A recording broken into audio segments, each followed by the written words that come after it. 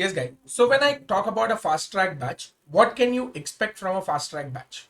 Number one, that this is not going to be fast. It will be very much in detail. Okay. Number two, I will be covering, if I talk about an ABC aspect, okay, like you have your ABC costing, I will try to cover both A and B segments. That is the very important segment and also the important segment. The least important segment is what I am not going to cover as part of this FTR batches concern. So if you look at probably your inventory valuation, probably your cash flow statement, these happen to be a lesser, more important chapters. So those lesser important chapters are not the ones which we are going to talk about here. So we are talking about certain chapters which are very much expected to appear as far as your exam is concerned.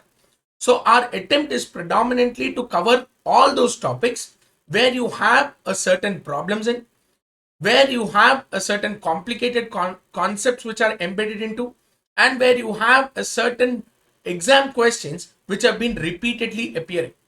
So that is fundamentally the aspect. Will we be covering illustrations here? Yes, we will be covering illustrations here, but those illustrations will be limited. We are not going to cover all the illustrations regarding each particular standard. Our illustrations to be covered here are certainly limited because of the limited time that we'll be having. If you want to cover further more problems, then you can definitely subscribe to the full videos or even take out your own study materials or practice manuals or any other reference book and start solving for a better clarity.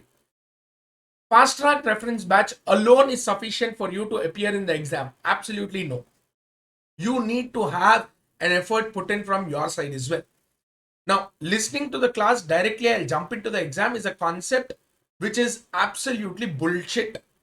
Here, very bullshit concept. You need to understand that the student is the primary. A faculty only provides sufficient explanation of a concept to the student, but it is the concept, it is a student who has to absorb the concept, understand it, read it once again, remember it, go into the exam, reproduce it. Now, there is so much of activity which a student is expected to do.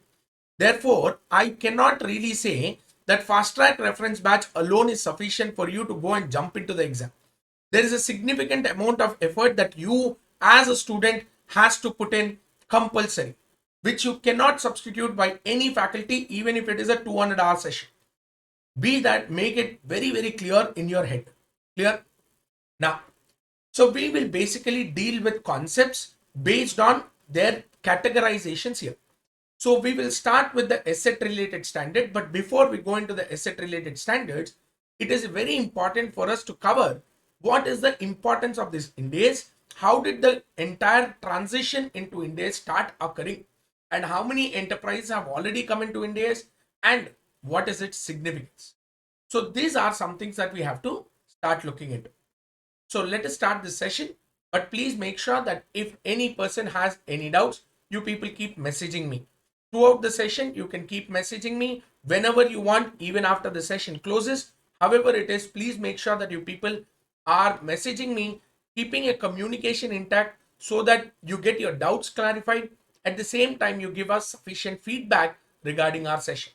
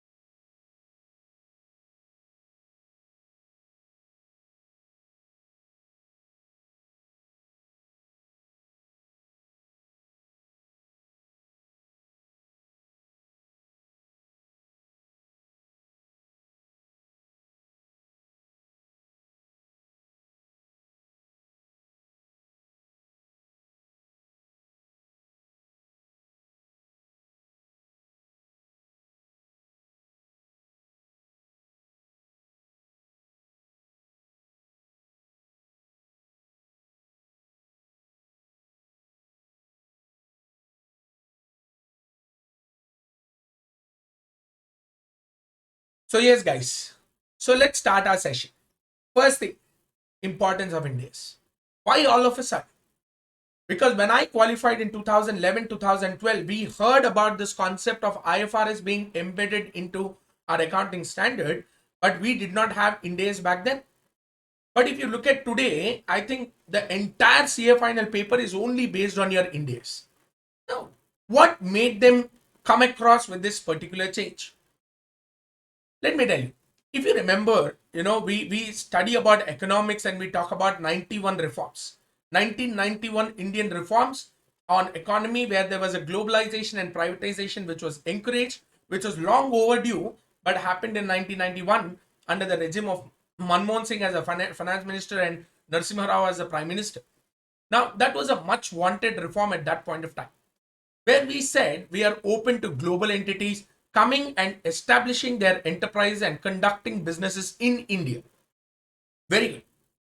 We have recently got Facebook, Google, so many companies which are multinational companies incorporated outside India coming and performing businesses or doing businesses in India. You talk about motors, other than Tata Motors, Ashok Leyland, and Mahindra, I think all the motor companies, vehicles that we use on today's date have been an international companies.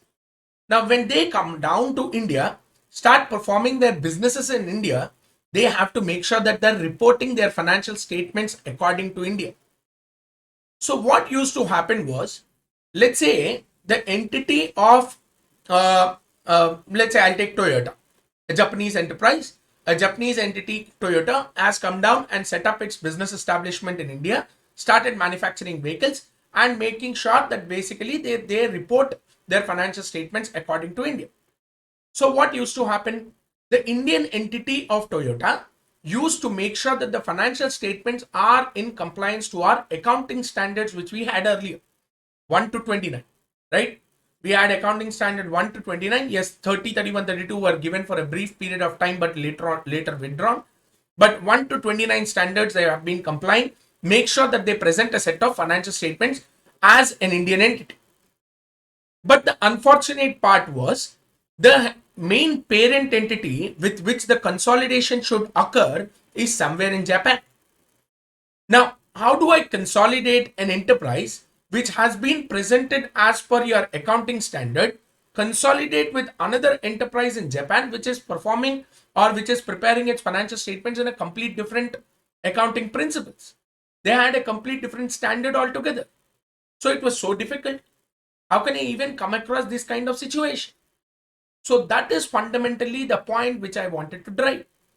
You need to understand that there should be a harmony. That means uniformity of accounting policies applied by the Indian enterprise and also by the Japanese enterprise so that the consolidation can occur. That is the first reason. Second reason, I happen to look at Reliance Industries. Okay. I have a fancy of reading your financial statements and I looked at Reliance Industries and I saw that their turnover, that is sales in number, was 4.5 lakh crores. Crore is about seven zeros, I guess, and lakh crores is about 12 or 12 zeros, I guess. Imagine the number. Imagine the number. I looked at that number and I said, no enterprise in this world can ever come across or come up to this particular kind of a number. I was astonished. I was surprised. And if you frankly ask me, I was not feeling great. I was definitely not feeling great because I felt that is too much for someone to achieve. That is frankly what really happened. But the very next day, I hope everyone has this particular app in their phone called as InShots. InShots keep sending you certain trivia or certain news which keeps on occurring. And there was one such InShot which was sent saying that Apple, the company Apple Inc. from the US, had sufficient cash reserve. Sufficient cash. I'm talking about pure cash. Cash reserve to purchase Reliance, Tata, and Wipro put together. Reliance, Tata, and Wipro put together, Apple could have acquired only with the help of their cash reserve. Imagine now. If I would have limited myself to understanding that Reliance is the biggest company which we come across, then this particular trivia which was sent saying that Apple has so much of cash reserve wouldn't have really make some sense. That means comparability is important. So until then, comparability is only between two Indian enterprise. But when the globalization era has occurred, now the comparability is between an Indian enterprise and an enterprise which is operating outside India as well. I'll have to increase the ambit of benchmarking. I'll have to increase the ambit of comparison, competitiveness, because it's a global world. There's no borders, there's no barriers in this global world. So that means for comparability, you need to make sure that they are on the same metric. If both are not on the same metric, I'll tell you what happens. I think most of us have at least a 80 to 90% in our 10th. Let's say a student or your parents walk in and say you were comfortably scoring the 80s and 90s in 10th class. Why not the same 80 or 90 can happen in your CA final? What will be your answer? My answer would be a wild smile. I'll wild smile and I'll say thank you for your amazing observation, but definitely it is not possible. So that means my comparability of my 10th marks and my comparability of CA final marks, they don't have the same metric. Please don't compare both of them. So that is fundamentally what I'm trying to talk. So therefore, I am here to say that basically for me to compare two enterprises which are in two different parts of the world, the first thing that they need to have is the same measurement, the same set of accounting policies, the same classification, the same reporting. Therefore, it was important for the entire globe to come on one page and adopt one single set of standards. And such single set of standards which they have accepted globally is your IFRS, International Financial Reporting Standards. Now, in that particular context or in making effort to adopt the IFRS, ICA has come up with basically setting up an accounting standards board and making sure that these IFRS are adopted into India by Indianizing it. What is Indianizing it? Like, let's say you have spicy paneer pizza. Spicy paneer pizza won't happen outside India. It is an Indian version of pizza. That's it. It's a pure Indian version of pizza. So there is nowhere else in the world. If I go to US and I ask them where is spicy paneer pizza, he'll look at me and he'll say, from where did you even come from? So you need to understand that they have Indianized the same dish, right? Pizza is the same dish. It's a bun, it's baked, and just the toppings change. The same way, it's the same IFRS which I bought into India, made it a little more Indian because I wanted it to suit to my Indian enterprises, and I have released it again in the form of your Ind AS. So that is the reason why your Ind AS is called as a convergence with IFRS. It's called as convergence with IFRS. So this is fundamentally the requirement, the most important part of why IFRS has to be brought into picture. IFRS happens to be the most important aspect to be brought into picture at this point of time because we need global competition. We need global comparison. We need global benchmarking. We need to make sure that enterprises which are having a parent organization outside India have an ease in reporting in India. They should not be new to the reporting in India. So that is fundamentally the idea, and we have bought in our Ind AS, which is a convergence of IFRS. Now, if you remember GST adoption, how it happened, 2017, they took one particular day, 1st July, and they said GST applicable, excise, service tax, VAT, CST, everything abolished. That is called as a blanket adoption. Blanket adoption means you identify one particular date and say that from this day, this particular act shall apply and the previous one shall not apply. But however, when it came to reporting, India was not in a position to do that.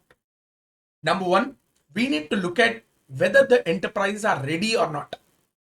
The readiness of the enterprise to adopt IFRS is the first thing. Second thing, do we have sufficient resources? That means sufficient people who have a knowledge on how IFRS should be adopted in India. This is the second most important thing that we need.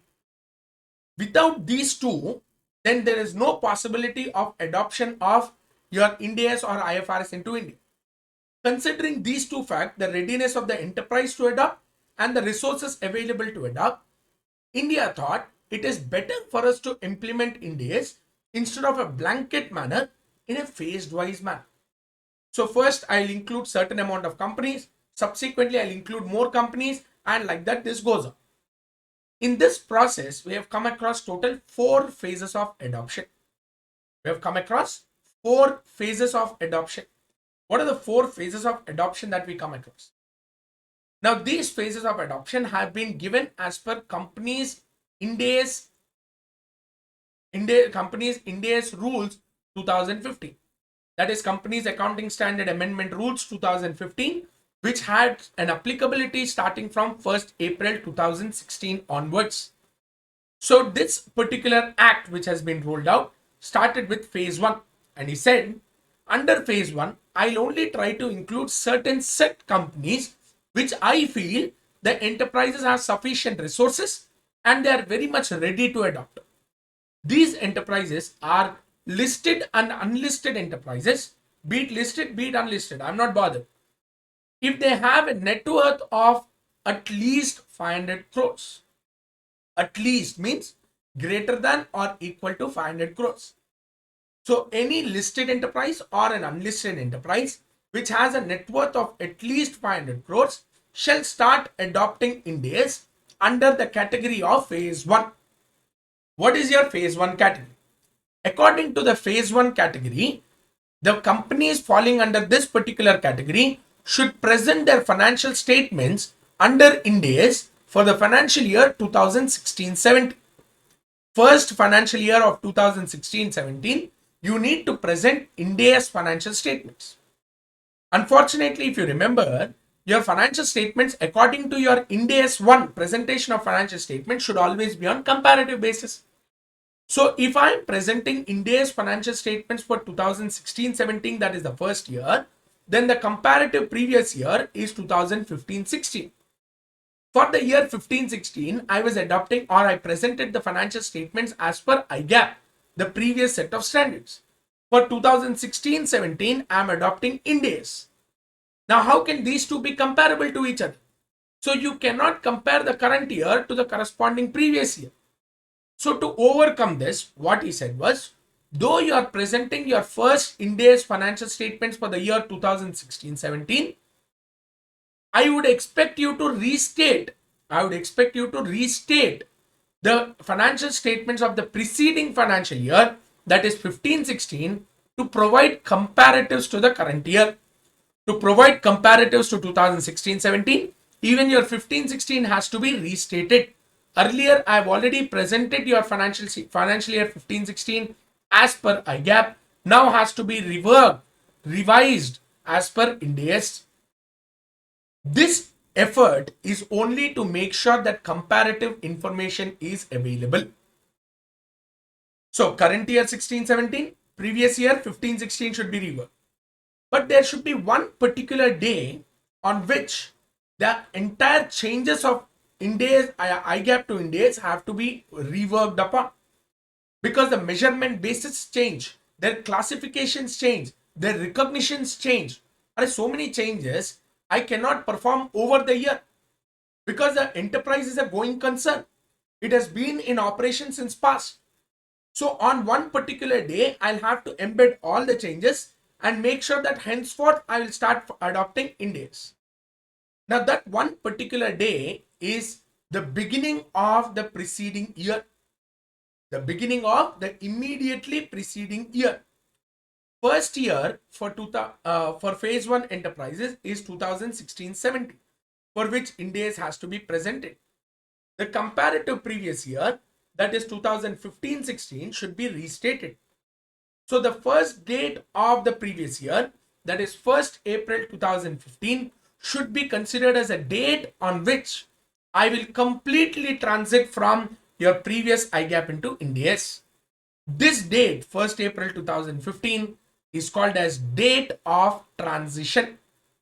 On this particular date of 1st April 2015, which is the date of transition, we apply a particular standard called as Ind AS 101. First time adoption of Ind AS. There are certain things which are peculiar in that standard, gives options to the enterprise, gives certain exemptions to the enterprise in transitioning into the Ind AS. Clear? So I'm saying, according to the phase 1, it covers enterprises whether listed or unlisted having a net worth of 500 crores. Net worth, not turnover. Turnover 500 crores, many companies will have. But net worth of 500 crores, that means I am indicating towards a very sizable company. A very, very sizable company. Such kind of companies have to adopt Ind AS and present their financial statements as per Ind AS for the first time for the financial year 16-17. Since they are presenting the financial statements for the first time for the financial year 16-17, and the financial statement should be presented on a comparative basis. So even the previous year 15-16, which was earlier reported as per IGAP, has to be reworked, has to be revised as per the Ind AS. To make sure that the transition happens, I will identify one date on which I will start adopting Ind AS 101, which is the first time adoption of Ind AS. And that date on which the transition occurs, that is the date of transition, is the beginning of the preceding year. That is, in the phase 1 case, 1st April 2015. This is fundamentally how the implementation started. Fundamentally how implementation started. Guys, net worth more than at least 500 crores. I am talking about large enterprises which generally have best chartered accountants as their auditors, or those auditors who have sufficient resources available to them. You talk about probably big fours, they might have already worked on IFRS assignments, or they have sufficient resources to IFRS. Therefore, it would be easier for them to basically adopt Ind AS for them. Clear? That is the reason why I started phase 1 from there. They gave 1 year gap and they came back to phase 2. Under phase 2, they said, I will increase the ambit now, because under phase 1, not even 0.01% of the companies, total companies, have come into the ambit of Ind AS. Because you're not just talking about listed or unlisted enterprises, you put a restriction of at least 500 crores of net worth, where not even 0.1% of companies. Then came in the second part. This is a significant step. The phase 2 included all listed enterprises. All listed enterprises, irrespective of their turnover, irrespective of their net worth, any listed enterprise shall be adopting Ind AS starting from the financial year 2017-18. Now that is a significant change. What about unlisted entities then? Any unlisted enterprise which has a net worth of at least 250 crores. Listed enterprises, no restriction on net worth. Some listed enterprises have negative net worth also, because they might have incurred losses in the past in such a way that the entire reserves and surplus became negative. So even the net worth also can become negative. So therefore, such kind of enterprises, even if they have a negative net worth, if they have their equity or debt securities listed under stock exchanges, then they should be covered under phase 2. If equity or debt securities are not listed, then such unlisted enterprise should have at least a net worth of 250 crores. They shall form part of my phase 2 category.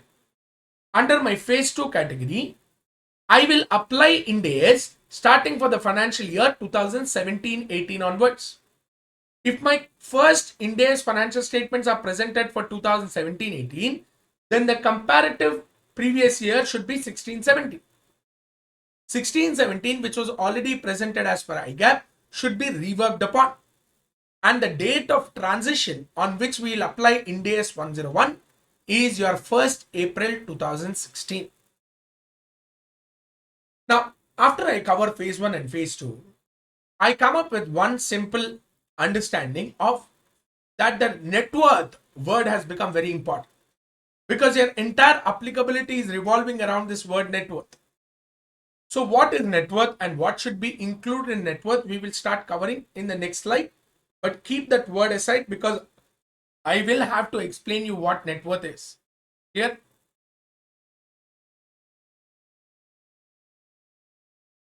Then I have phase 3 and phase 4. Phase 3 and phase 4 is only for banks, NBFCs and insurance companies. There is no other entity which will be included in this. It's only banks, NBFCs, it is NBFC guys, not NGFC. I'm sorry for the typo, and insurance companies. Guys, when I talk about banks, NBFCs, and insurance companies, they could either be, they could either be having a net worth of at least, they could either be listed or unlisted. I'm not talking about listing category here. My category of including them under phase 3 and phase 4 is particularly based on their net worth. Net worth at least 500 crores, I will cover them under phase 3. Net worth at least 250 crores, then I'll cover them under phase 4. Phase 3, my first Ind AS financial statement should be prepared for the year 18-19. Comparative previous year is 17-18. Date of transition is 1st April 2017, on which I will apply the provisions of Ind AS 101. Phase 4, banks, NBFCs and insurance companies having a net worth of at least 250 crores. Then the 1st April 2000, sorry, my first financial statements to be prepared under Ind AS is for the financial year 1920. Perfectly our COVID year starting, right? Exactly our towards the end of 1920 was your COVID, the entire havoc created by COVID. So 1920 was the first financial statements to be drafted as per Ind AS. Comparative previous year is 18-19, and my date of transition on which I will apply the provisions of Ind AS 101 is your 1st April 2018. Question comes up. What is net worth first of all? Should the net worth be calculated as per IGAP or net worth as per Ind AS? These are very important questions. Let's look at them. Net worth, net worth, net worth. What is net worth? Net worth is paid up share capital plus securities premium plus any reserve created out of profit. Paid up share capital plus securities premium plus any reserve created out of profit. What are reserves created out of profits? Generally, you can have general reserve, P&L. So all these are retained earnings. These are generally reserves created out of profits. I earn certain profit, I appropriate them into a particular reserve. Remember guys, when I say reserves created out of profits, revaluation reserve is never created out of profits. It is created by increasing or upward revaluing your land, clear, or any other asset. So therefore, it should particularly exclude revaluation reserve. It is not a reserve created out of profit. However, these additions, paid up share capital, securities premium and reserves created out of profits should be reduced by, that means deducted by, accumulated losses, which is a P&L shown in debit balance. Happens. A lot of companies which have a P&L with debit balance. Miscellaneous expenses not written off, underwriting commission, preliminary expenses, amalgamation adjustment account. All these are miscellaneous expenses which should be written off to P&L, but according to our principles, we will write them off over the years. Therefore, to the extent they are not written off, also should be reduced in computation of net worth. Paid up share capital plus securities premium plus reserves created out of profits reduced by accumulated losses, P&L shown in debit balance, and your miscellaneous expenses not written off.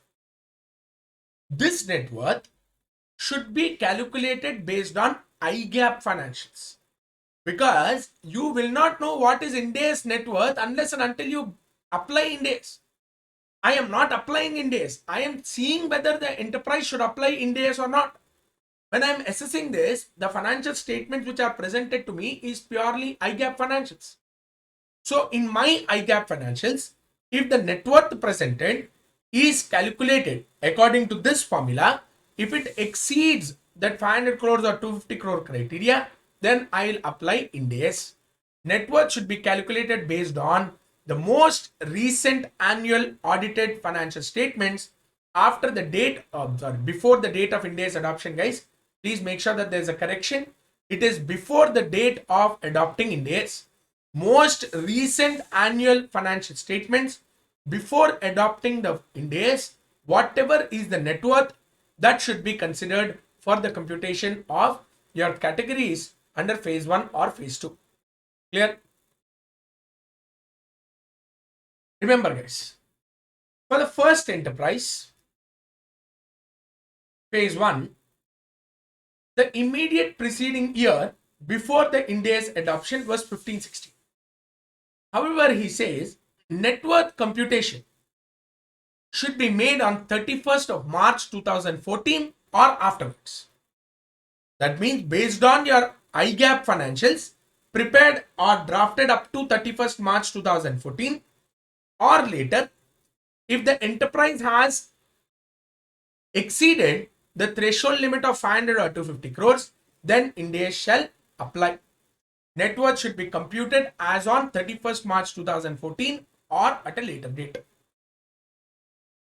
If you look at phase 2, all listed enterprises are covered. All listed enterprises means what? Where either the debt securities or equity securities are listed on stock exchange, which is recognized by SEBI. But here they say that certain entities which were particularly listed on small and medium exchange, SME index as they call it, they are excluded from application of Ind AS. Any enterprise which is listed on an SME index, small and medium enterprise index, should be excluded from adopting Ind AS if they fall under the phase 2 category. Clear? If an enterprise falls under the implementation of Ind AS or adoption of Ind AS in their financial statements, then the group companies to which this company is a part of should also adopt Ind AS. My subsidiary is adopting Ind AS. The holding company cannot present under IGAP because they have to present on a consolidated basis. If the subsidiary is adopting Ind AS, then the holding company has to adopt Ind AS.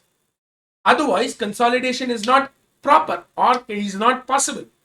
Same way, if the holding enterprise is preparing Ind AS or preparing financial statements as per Ind AS, then automatically my subsidiaries, my associates, my joint ventures, or even my holding company should adopt Ind AS.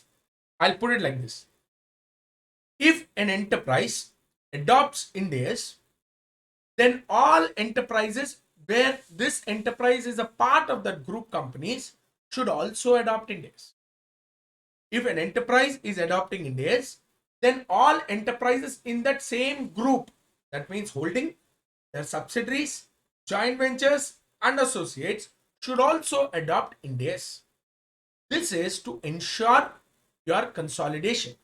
To ensure that the consolidation occurs, this is very, very important here.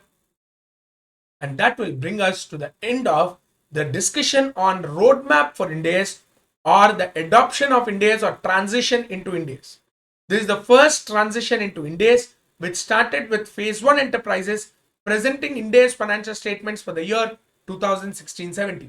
We are still going on and we have completed the phase 4 right now, where we had adoption of phase 4 banks, NBFCs and insurance companies which had a net worth of at least 250 crores. Now phase 5 should start, but COVID, it will get delayed, but definitely they will have a phase 5 and subsequent adoptions as well. Clear?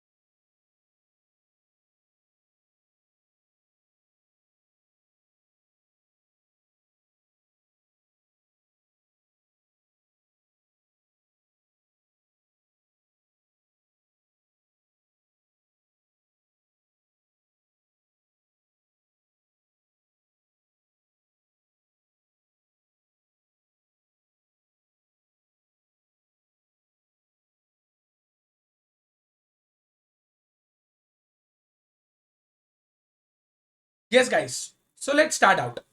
We will start with the concepts of asset related standards which deal with Ind AS 16, 38 and 40. These are three fixed asset related standards which earlier was covered under the standard of AS 10 and AS 26. So these were the two standards which we had earlier called as tangible assets and intangible asset. Now have got revised.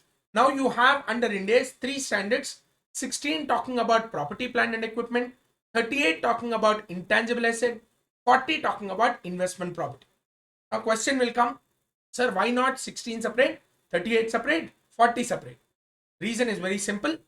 Your recognition and measurement as per these three standards are more or less similar. They are more or less similar. So wherever there is a difference, I'll give you the difference. But let me tell you that these standards are primarily very similar in nature as far as the recognition and measurement is concerned. I know they talk about complete different things. They have a significant difference as far as the definition is concerned. But the crux of the standard in recognition and measurement is significantly same. That is the reason why I combined these three standards. So let's see. Let us start first with the definitions part.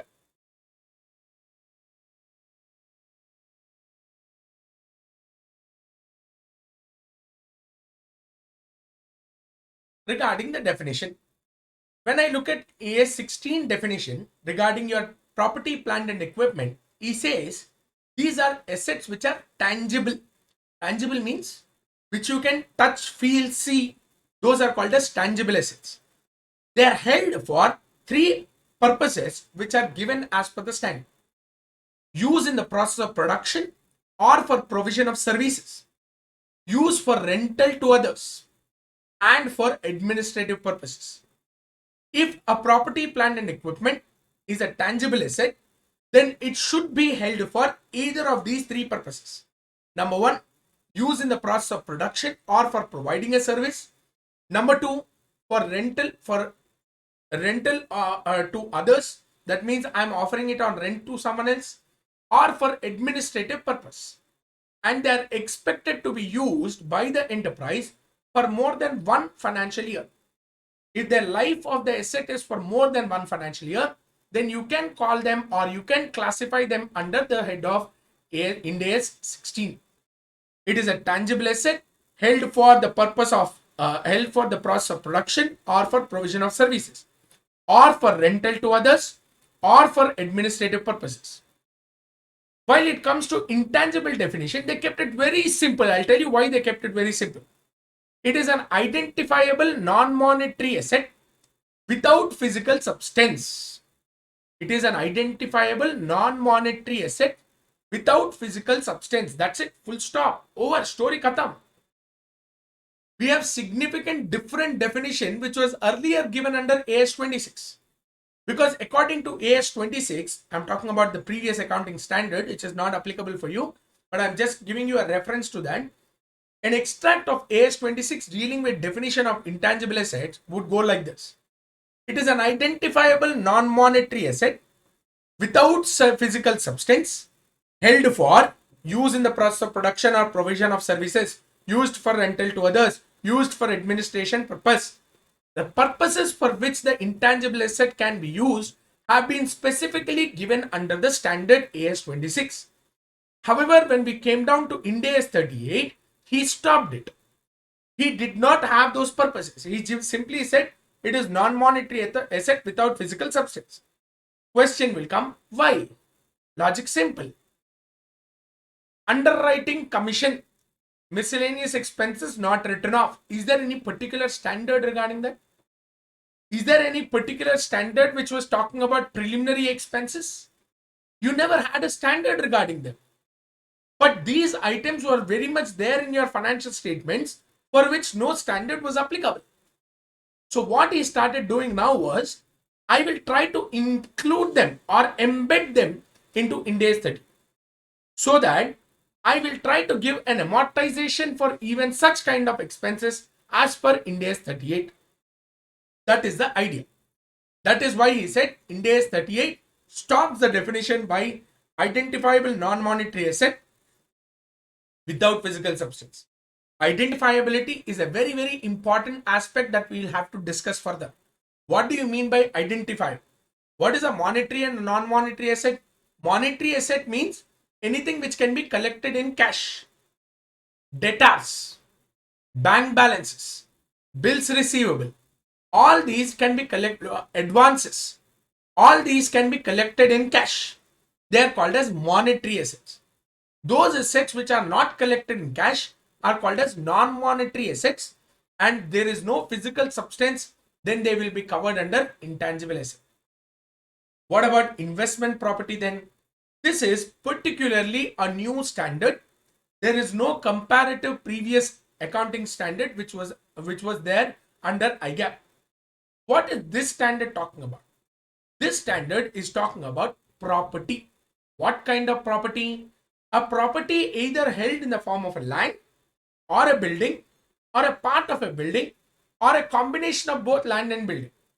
Guys, if I say building, then there is a land which is attached to it. Okay, there is no separate building as such. There is always some part of land which is attached to it.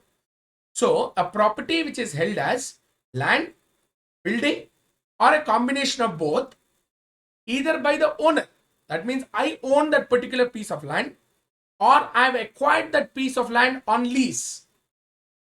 I have acquired that piece of land on lease. In such cases, if I hold them, and for what purpose do I hold them? Number one, I am expecting capital appreciation on the property. Today I buy it for 100. I am expecting that this prices of real estate will go up and I would be able to dispose it off at 1500 or 1600 in 3 years time. That is capital appreciation. Number two, or to derive lease rentals from operating lease. Or my intention is to derive lease rentals from operating lease. And lastly, both. That means I want to derive lease rentals initially, but subsequently whenever I get a capital profit or capital appreciation, I will dispose it. So what am I saying? An investment property is a property held as land, building, or a combination of both. By whom? Either I own it or I acquired it on finance lease. For what purpose am I holding those land and building? Either to have capital appreciation or to derive lease rentals from operating lease, or a combination of both to derive lease rentals and also for capital appreciation. These kind of assets shall be categorized separately as investment property. Question comes up, why sir? Why? Why? Earlier it was covered under property, plant and equipment. Now also you put it there only, no? Why separate standard? I'll tell you. There's a very important ratio if you remember. Return on fixed assets. Remember? Return on fixed assets, which is operating profit divided by operating asset. But when I talk about assets which are held for the purpose of capital appreciation or deriving rental income, they are not operating assets. They're definitely not operating assets. Therefore, when I take the ratio of operating profits to assets, then in such cases, I'll have to leave out these assets which are categorized as Ind AS 40 investment property.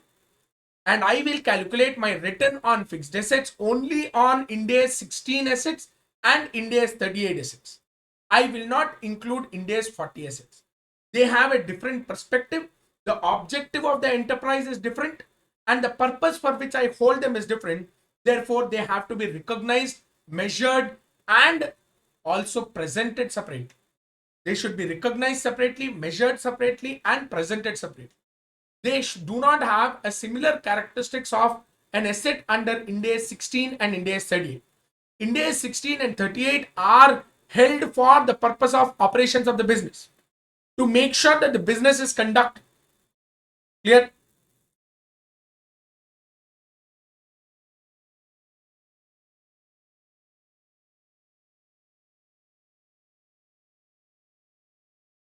I'll first touch the recognition criteria, guys.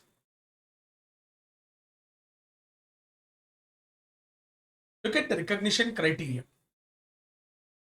According to Ind AS 16, I will recognize a property, plant and equipment if the future economic benefits from the use of the asset is probable to arise. I'm saying future economic benefits are probable to arise from the use of the asset. Now, if I look at the very important term here is future economic benefits. What do you mean by future economic benefit? Economic benefit could be increase in sales, decrease in cost, or ease and efficiency of use. Either my sale increased, cost reduced, or my use has become more effective or efficient, or has become very easy. Either of these things can be called as economic benefit. He never said economic benefit shall arise from use. That's a different statement. Here he said is probable to arise. The word probable is very important. I have given my exam. I am probable to pass. Whether I will pass or not, I will get to know only when the result is declared. On the day of the result, I can pass. I can also not pass. That's what. Let us pass. But still, that is called as probable. That means it is expected. I have written my exam very well, so I expect to pass. Certain? 100% sure? No, I'm not 100% sure. I'm saying it's probable to pass. That means what? When I say probability of future economic benefits, then I'm saying I expect economic benefits to arise. But I don't know when I will get the benefit, how much benefit I will derive, I may not be able to tell you. When, that is the timing. How much, that is the quantity of benefit is unknown. I cannot quantify. I cannot quantify that this much benefit I will get on this year. It is not possible for me to measure with certainty. That is why he uses the word future economic benefits are probable to arise. First part. Second recognition criteria. The asset is within the control of the enterprise. When do you say asset is within the control of enterprise? If an enterprise has a right to grant access and has a right to restrict access. If I want, I can give you the access. If I don't want, I can restrict the access. This particular video that you're watching, I have granted you access to watch this video. That means I control this content. I control this content, or the particular service provider controls the content if he can grant access or restrict access to a particular asset. My vehicle is my fixed asset. If I want to give it, then I will hand over the keys to someone. If I don't want to give it, I'll put the keys back into my pocket. I exercise control. My house is my property, plant and equipment. I will lock the house and I'll go away. That is restricting access to someone unauthorized. If I want someone to go into my house, I'll give him the keys or hand him over the keys. I have granted access. So for me to establish control, the enterprise should have the ability to grant access and restrict access to its asset. Clear? Third one. The cost of the asset can be measured reliably. If the cost cannot be measured reliably, you can never identify the asset or recognize an asset. I don't know what is the cost, then you cannot recognize a particular asset. Because for us, money measurement is a very, very important aspect of accounting. If you cannot recognize it, if you cannot measure it, you cannot recognize it. Clear? If you look at the recognition criteria of Ind AS 38, it is more or less similar except for one simple addition.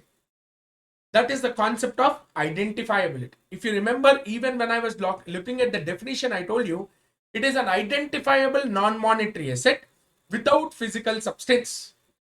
What do you mean by identifiability? That is the first thing. But if you look at Ind AS 40 recognition criteria, perfectly the same as Ind AS 16. There is no difference as far as the recognition criteria is concerned. It will still stick to those three. Future economic benefits are probable to arise. The asset is within the control of the enterprise, and the cost of the asset can be measured reliably. The only one addition which I have under Ind AS 38 is identifiability. Now, why is it so important that under Ind AS 38 regarding intangible asset, he included this part of identifiability? Logic very simple. Intangible asset does not have a physical substance. If I ask you to show where is your watch, I'll show it. If I'll ask you to show where is the intangible asset, that is a skill that you gain from this particular lecture. Show where is it? You chop off your head and then also I can't see. The skill which you have gained is your intangible asset. That intangible asset here should be identifiable. If you cannot identify, you cannot recognize. If you cannot identify, you cannot recognize. What do you mean by identification? I'll tell you. For us to identify it, identifiability is the only difference between Ind AS 16 and Ind AS 38. Look at what identifiability is. Identifiability is something related to separability.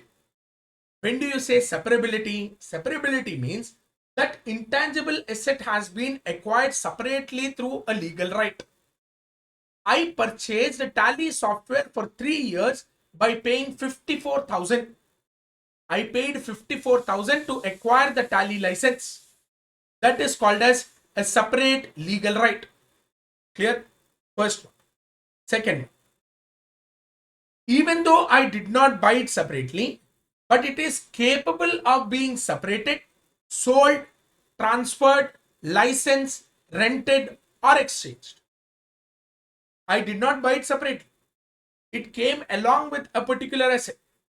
Let's say, for example, he said, you buy the laptop, I will give you Windows or Microsoft Office 365 license free of cost.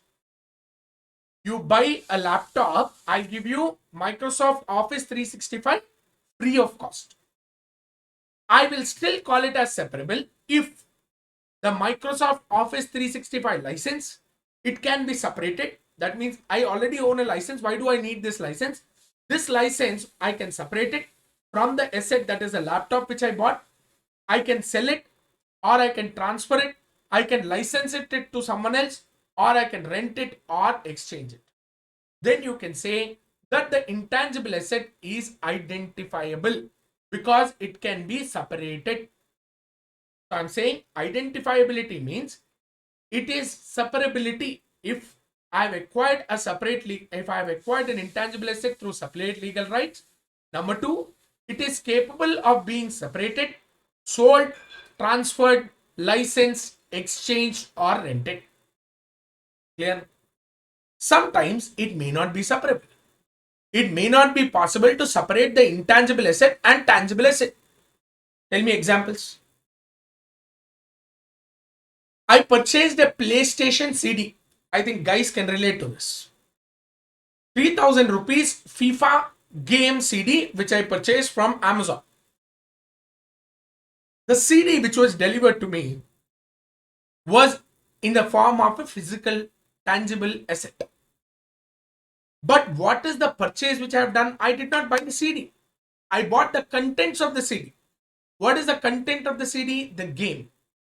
I purchased an A.R. Rahman CD otherwise. Let's take an easier case. A.R. Rahman classical hits, 999 rupees, I bought it. Now, the CD is of a physical substance, but the contents of the CD are intangible in nature. I purchased a mobile phone which was Android. An Android OS came along with it. Then in such cases, can I separate the mobile phone and the OS and still use it? Not possible. Can I separate them and license it, exchange it, rent it, transfer it? Is it possible? No, not possible yet. If you remove the Android software from that particular mobile phone, neither the mobile will work nor the software shall work. Therefore, it is inseparable. If it is inseparable, then in such case, classify based on predominant nature. The music CD of A.R. Rahman hits which I bought, empty CD 10 rupees. Why did I pay 999 rupees? Because of the contents of that CD. The content of the CD is the predominant nature of that purchase. Therefore, such song CD even has a tangible portion of the CD It is insignificant. Since it is insignificant, the more significant or predominant nature is the contents of the CD. Therefore, it should be classified under Ind AS 38 as an intangible asset. If the tangible component is predominant, then I will classify it as Ind AS 16. Guys, it should be yes and no. If tangible component is predominant, yes, classify under Ind AS 16. If your answer is no, then classify under Ind AS 38. Clear? Very clear there. So we have completed the recognition criteria where I am saying I will recognize an asset under Ind AS 16 only if it satisfies three criteria. First one, future economic benefits are probable to arise. The word probable is very important. Probable means I do not know what is the quantity of benefit and what is the timing of the benefit. The asset is within the control of the enterprise. Cost of the asset can be measured reliably.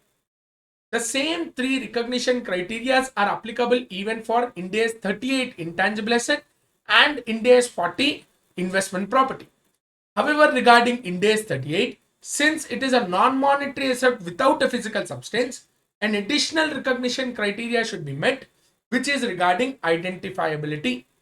According to identifiability, he says, it is an intangible asset is identifiable if it can be separable. What do you mean by separable? It is acquired through a separate legal right, or it is capable of being separated, sold, transferred, exchanged, licensed, and rented. If it is inseparable, that means you cannot separate the tangible and intangible parts, then in such case classify based on predominant nature. Tangible part is more predominant, Ind AS 16 property, plant and equipment. Intangible part is more predominant than Ind AS 38.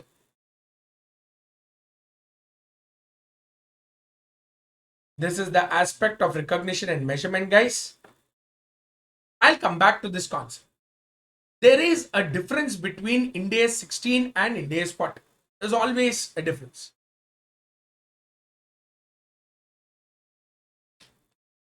Ind AS 16 talks about property, plant and equipment.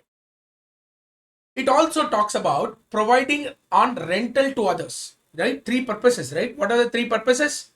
It is for the use in the process of production, provision of services, rental to others. Rental to others is also there.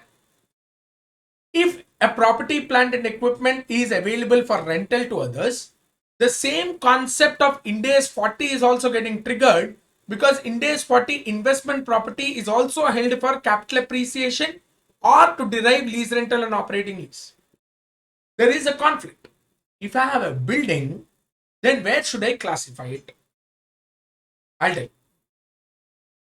A building, if it is occupied by the enterprise themselves, I have occupied it myself for the purpose of, let's say, my office premises.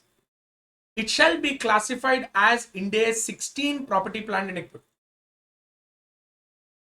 Due to increase in the size of my workforce, my building in which I own and where I operate is no longer sufficient. So I shifted from this business premises to another business premises. But this business premises which I own, which I left, what do I do with it? So I started leasing it out to someone else. I gave it on operating lease and started deriving lease rental every month. Then that asset, that building, which was until then used for my office purposes, was classified as Ind AS 16. Now, once I moved out of the premises and have given out the premise on rent, then I will have to now classify it under Ind AS 40 as investment property. Here, so you need to understand the concept of Ind AS 40 and the distinguishment with Ind AS 16. Any other asset other than land and building which is given on rent should always be considered as Ind AS 16, because Ind AS 40 is only limited to land or a building or a combination of both. That is why we come across this situation of Ind AS 16 versus Ind AS 40. If a property is held for more than one purpose, that means I have a building First floor I occupied. Second floor I gave it on lease. Then in such situation, that building is basically used for more than one purpose. Then you have to see whether I can separate it or not. How do I know whether it is separable or not? The property can be considered as separable if the property can be sold or let out under finance lease separately. That means I can lease out one floor while keep occupying one floor.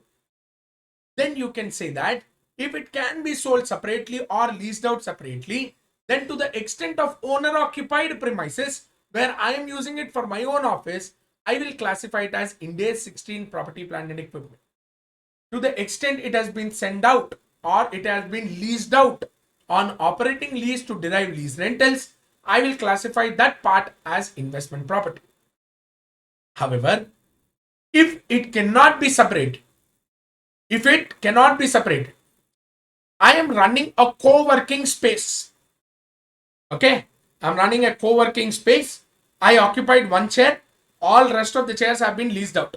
Can you separate? Not separable. In such case, which is more significant? If leased out space is more significant, classify it as Ind AS 40. If owner occupied space is more significant, then I will classify it as Ind AS 16. Here, this happens to be a situation where an asset has been used for more than one single purpose. Sometimes happens that I provide auxiliary services. What is auxiliary services? Co-working space. I provided you space, furniture, plug and play, direct. You can come down, put your laptop, all services are provided. Office boy is there, reception is there, conference room is there, cafeteria is there, everything provided along with that particular set.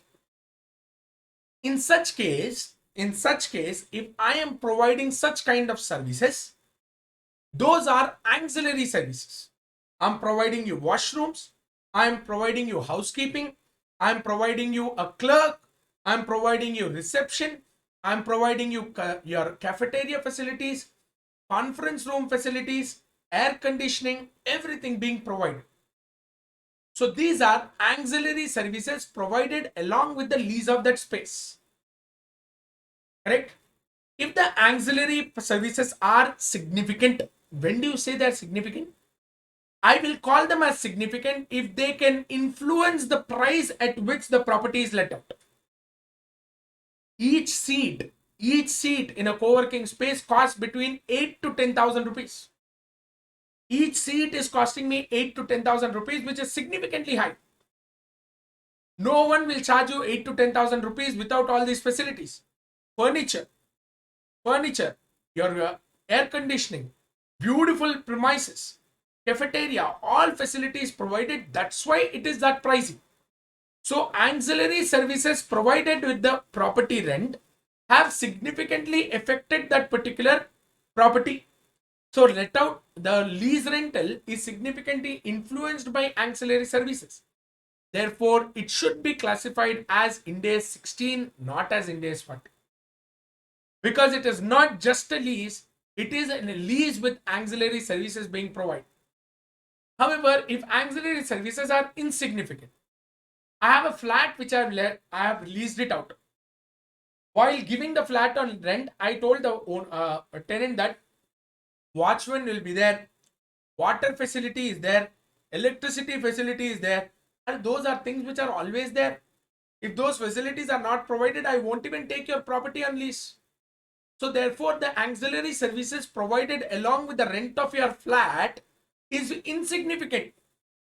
It does not influence the price at which the flat has been let out. Therefore, since its auxiliary service is insignificant, I'll classify it as investment property under Ind AS 40. These are the two situations where auxiliary services and properties held for more than one purpose are having a distinction or a diverse classification between Ind AS 16 and Ind AS 40.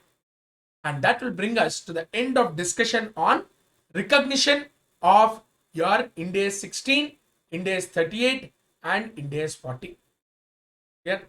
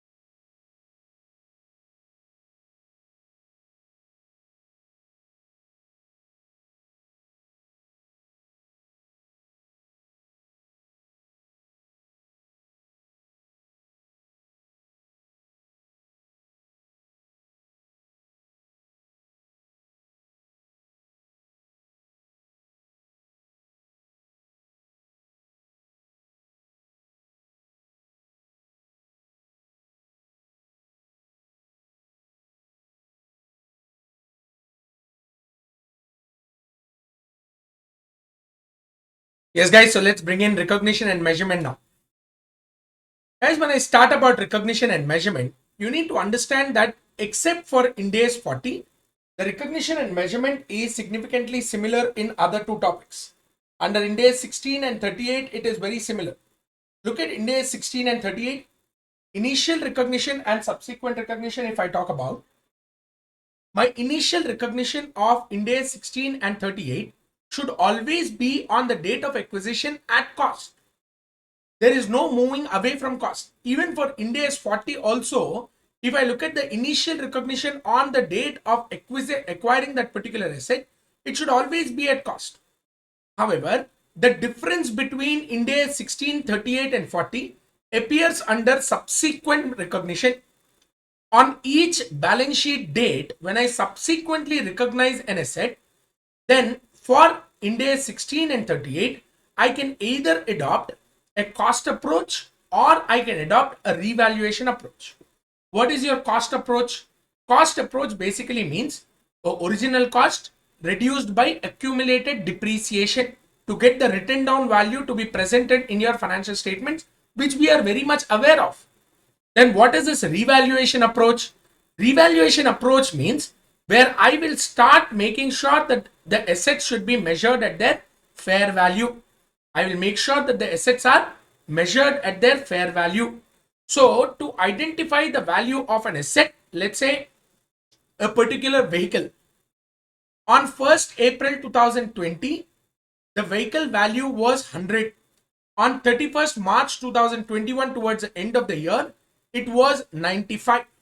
I will charge 5 rupees as depreciation and 95 rupees will become the written down value of the asset under revaluation model. Can't there be upward revaluation? There can always be upward revaluation also. I took the easier example of downward revaluation. We will see what will happen in the case of upward and downward revaluation at the later part. What about Ind AS 40? According to Ind AS 40, my subsequent recognition on balance sheet date should only be as per cost model. We cannot have another revaluation model as far as Ind AS 40 is concerned. Clear?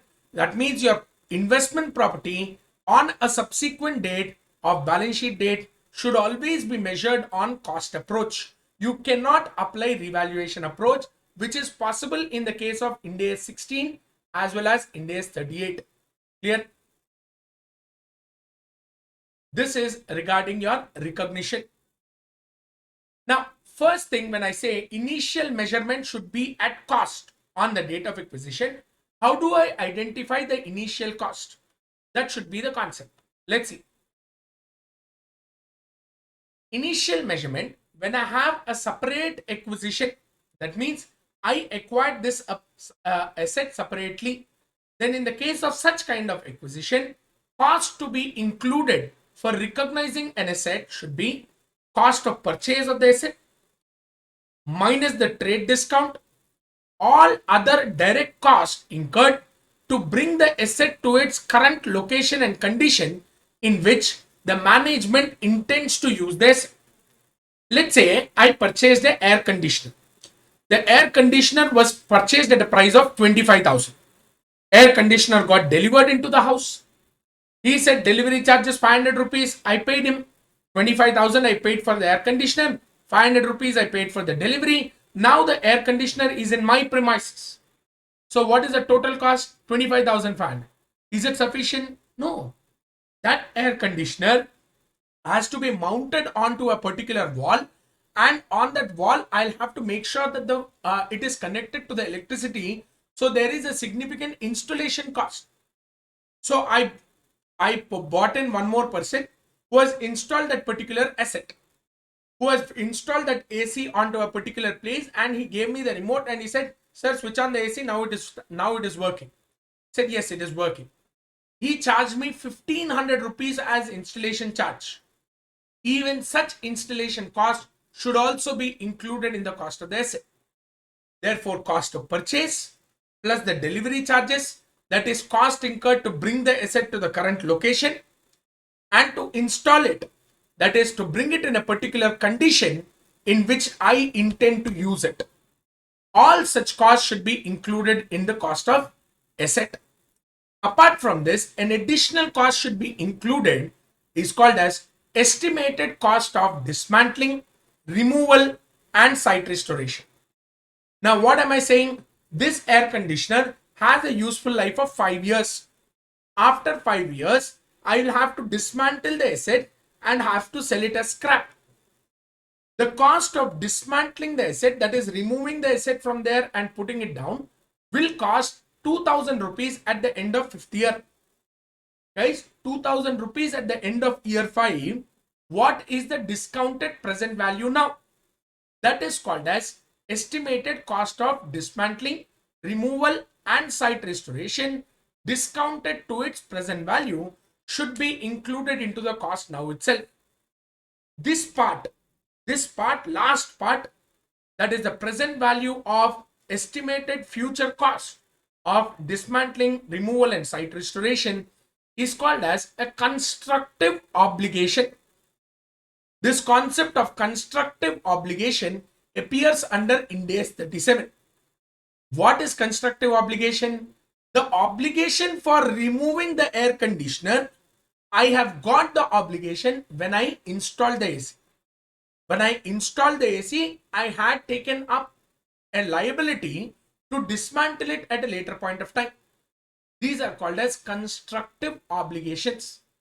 These constructive obligation for present value of estimated future dismantling cost should also be included, and they have to be depreciated over the useful life of the asset.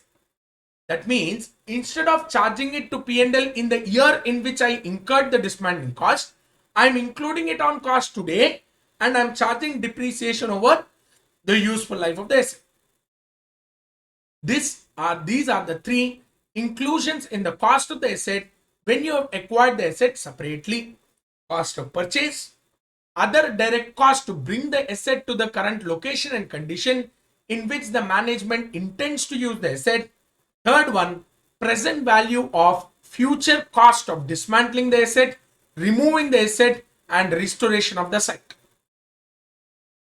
Second type, where multiple assets are acquired in a single transaction. I acquired the asset separately, but it was not one single asset.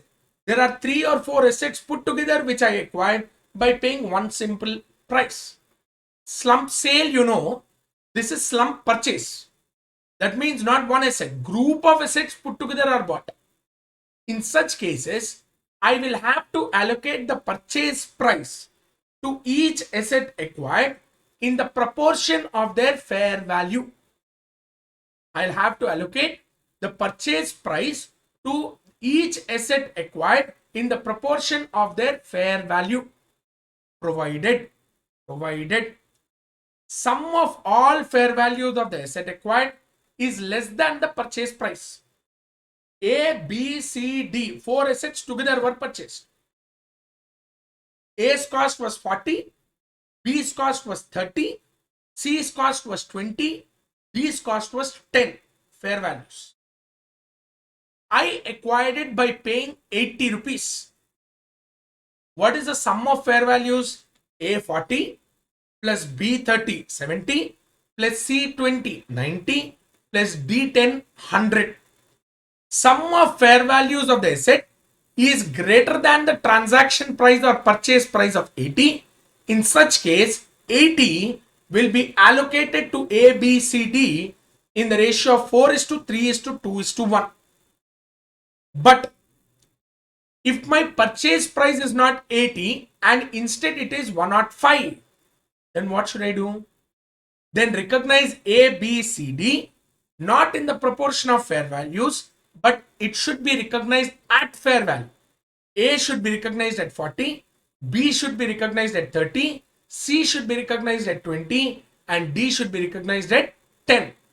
Sir, but I paid 105, 5 rupees extra I paid. That 5 rupees excess payment should be recognized as goodwill because your purchase price is more than the sum of fair value of the assets acquired. Clear? This is the concept of multiple assets being acquired in a single transaction. When I acquired multiple assets in single transaction, then the purchase price should be allocated to each asset in the ratio of their fair value, provided the sum of fair values is greater than the purchase price. If the transaction price or purchase price is more than sum of fair value, then the difference between the sum of fair value and the transaction price should be recognized as goodwill, and each asset acquired should be recognized at their fair value. Clear? What about self-constructed asset? I made my own asset. Let's say, for example, I was supposed to construct a building. So what I did, instead of buying a building as such, I purchased building material like cement, sand, concrete, steel separately. I engaged labor and I made sure the construction is complete. This is what normally everyone does. This is called as self-constructed asset. I did not buy the building as such, but I constructed the asset myself. In such cases, all costs incurred to bring the asset to the location and condition in which the management intends to use it should be included in the cost of the asset. So that means cost of material like sand, cement, steel, metal purchased, plus cost of labor, that is wages paid to those workers, everything included should be the cost incurred by the management to bring the asset to its location and condition in which the management intends to use that particular asset. However, whenever I have such kind of self-constructed asset, I should do a testing. The testing means commissioning. That means let's say machinery was made. I purchased metal, I assembled the metal in such a way that there is a machinery which is produced. I put in some raw material and I got the output. Output is my desired output, the way I want to see the output. Then I will say testing is successful. Then even the testing cost should be included in the cost of the asset. But if the testing is failed, I put in some raw material, I got an output but this output is not the desired output. That means my commissioning or testing failed. In such cases, the cost of the failed testing should not be included in the cost of the asset. Clear? Only successful testing cost should be included in the cost of the asset. Failed testing cost should be charged to P&L. Clear? What about exchange of assets? I purchased this asset with the help of exchanging already owned asset. I already own a particular asset. I gave up that asset and I acquired a new asset. In such cases, the asset acquired should always be measured at either the fair value of the asset acquired or the fair value of the asset given up, whichever is more clearly evident. I'll have to recognize the asset acquired at the fair value of the asset given up or the fair value of the asset acquired, whichever is more clearly evident. How do you know which is more clearly evident? Generally I'm talking about the asset acquired is more clearly evident. Let's say I purchased a new car by giving up my old car. New car price is 15 lakhs. I went to Maruti True Value or Cars 24 and I asked him to take off this car as an exchange. Said, sir, for this car, I can give you 2 lakh rupees. I purchased the new car by paying 10 lakhs, but out of which 2 lakhs was reduced. So there is an exchange of asset. Which fair value is more clear? The new car fair value is more clear. The old car fair value is not reliable only. Because if I exchange it, he'll give me 2.5 lakh. If I would have sold it, I would have only got 2 lakhs. If I would have given it to my friend or my brother, then I would have charged even less. So fair value becomes very subjective. That is the reason why he said whichever is more clearly evident. However, the asset acquired by exchange of another asset should not be measured at fair value in two situations. Number one, the transaction lacks commercial nature. My friend liked my phone. He gave me his phone and took my phone. He swapped the SIM. Exchange of asset. Does it have a commercial transaction? Absolutely no. Such kind of transactions which lack commercial nature should not be recognized at all. That is the first exception. Second one, I don't know the fair value of the asset acquired, neither I know the fair value of the asset given. Both I don't know. I gave up one asset, I acquired another asset. I don't know what is the fair value of the asset which I acquired, neither I know the fair value of the asset which I gave. In such cases, if the fair value of either the asset given up or the asset acquired cannot be identified reliably, then you cannot measure them at fair value. In such cases, I will measure them at the carrying value of asset given up. Asset given up is my own asset. It is already existing in my books of accounts. So the carrying value of the asset given up should be considered as the value at which I will recognize the asset acquired. This is only possible in cases where the fair value cannot be measured reliably. Next one, measurement through government grant. If there is a government grant which is received against which I acquired the asset, I purchased a recycling plant. Government has given me a grant of 2 lakhs against the asset of 10 lakhs. To set up an industrial unit, government has given me land at a price of just 50,000 rupees. These are acquisition through government grant. Whenever I acquire through government grant, then I can have two different types of treatment as given under Ind AS 20. According to Ind AS 20, two types of treatment. Number one, measure the asset at fair value, and the government grant received should be credited to an account called as deferred government grant account. I received a land worth 1 crore rupees just by paying 1 lakh as grant. So I'll record land account debit 1 crore, to bank 1 lakh, to deferred government grant 99 lakhs. This deferred government grant should be credited to P&L over the useful life of the asset, over the period for which the conditions attached to the grant are expected to be satisfied. Clear?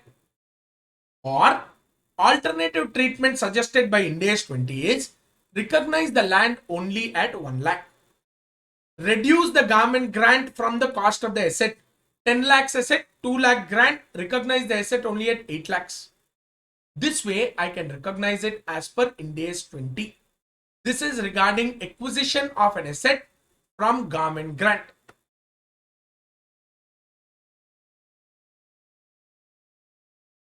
Two new aspects which will come under Ind AS 38 and one new aspect which comes under Ind AS 40. What are these aspects? Under Ind AS 38, there is an acquisition through business combination. What is this?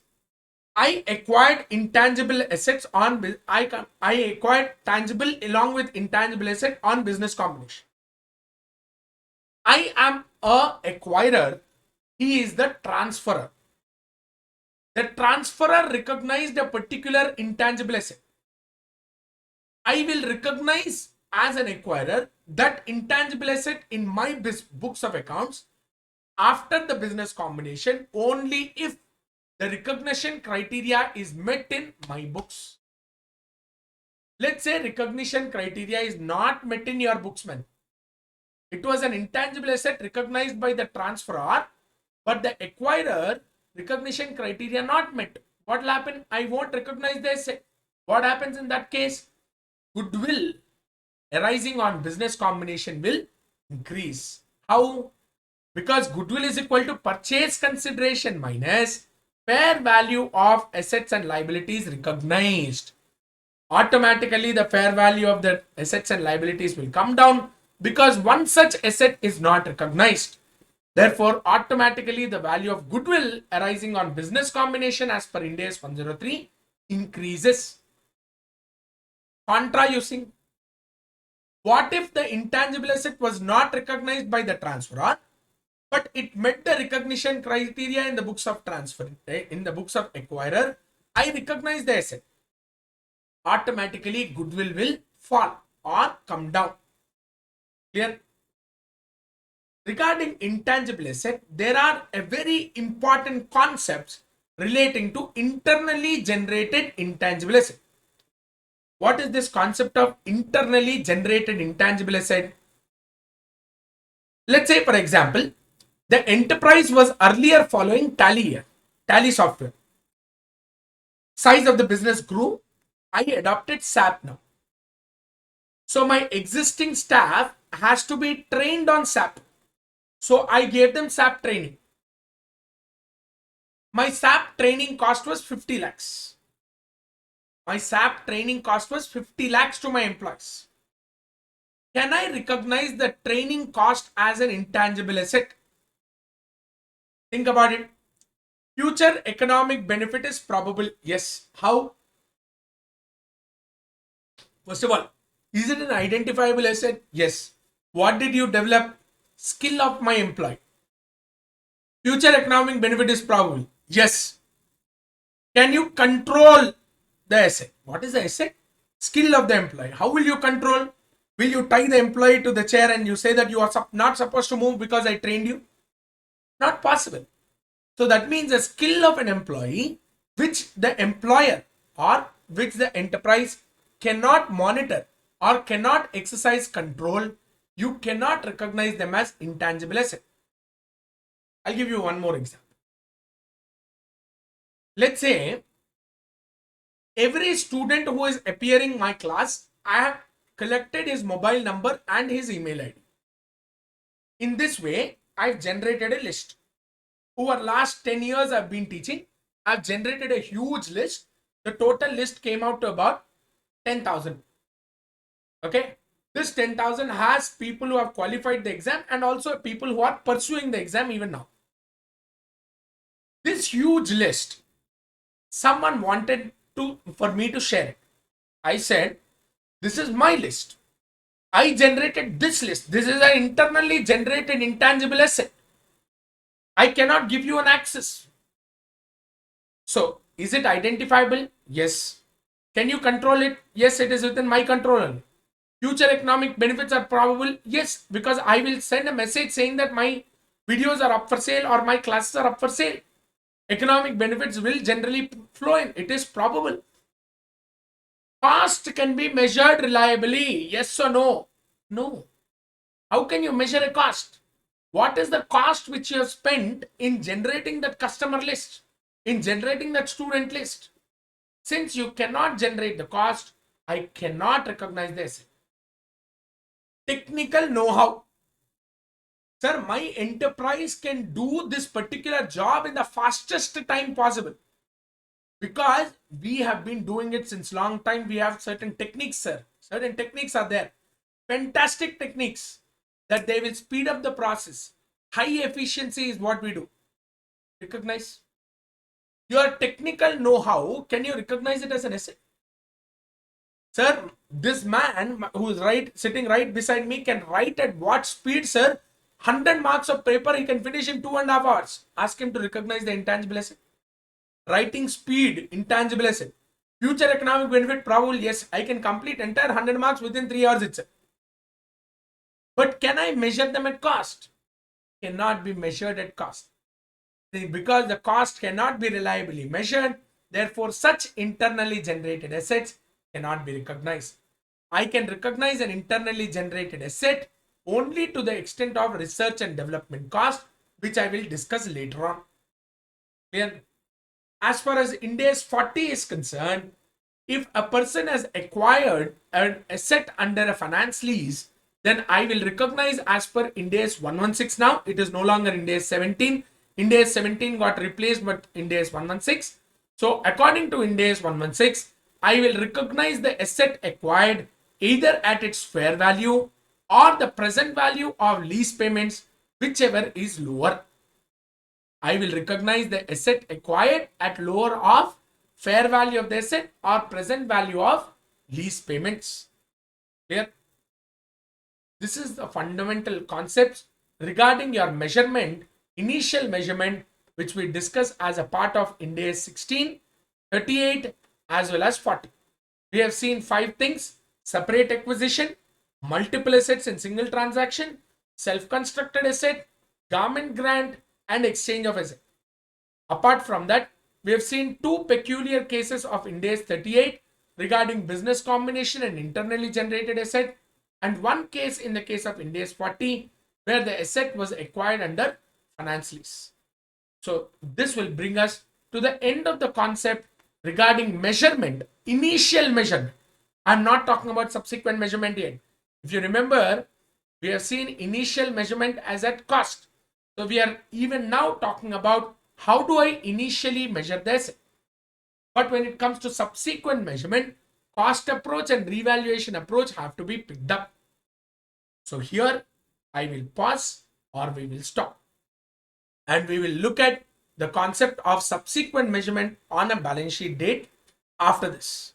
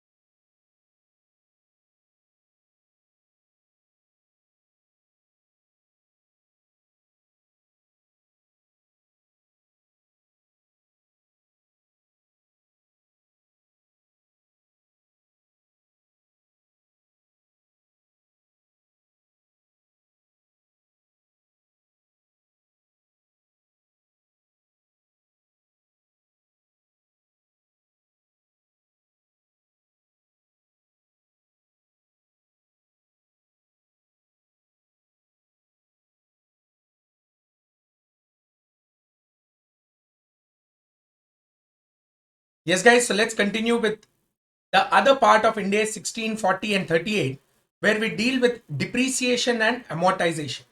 Guys, depreciation and amortization are integral part of the standards itself.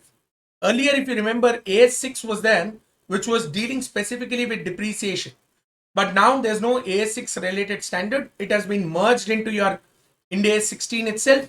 So 16 and 40 will deal with depreciation. 38 deals with amortization. Guys, when I talk about this concept of depreciation and amortization, I will have to include another topic as well into it. That is Schedule 2 of Companies Act 2013.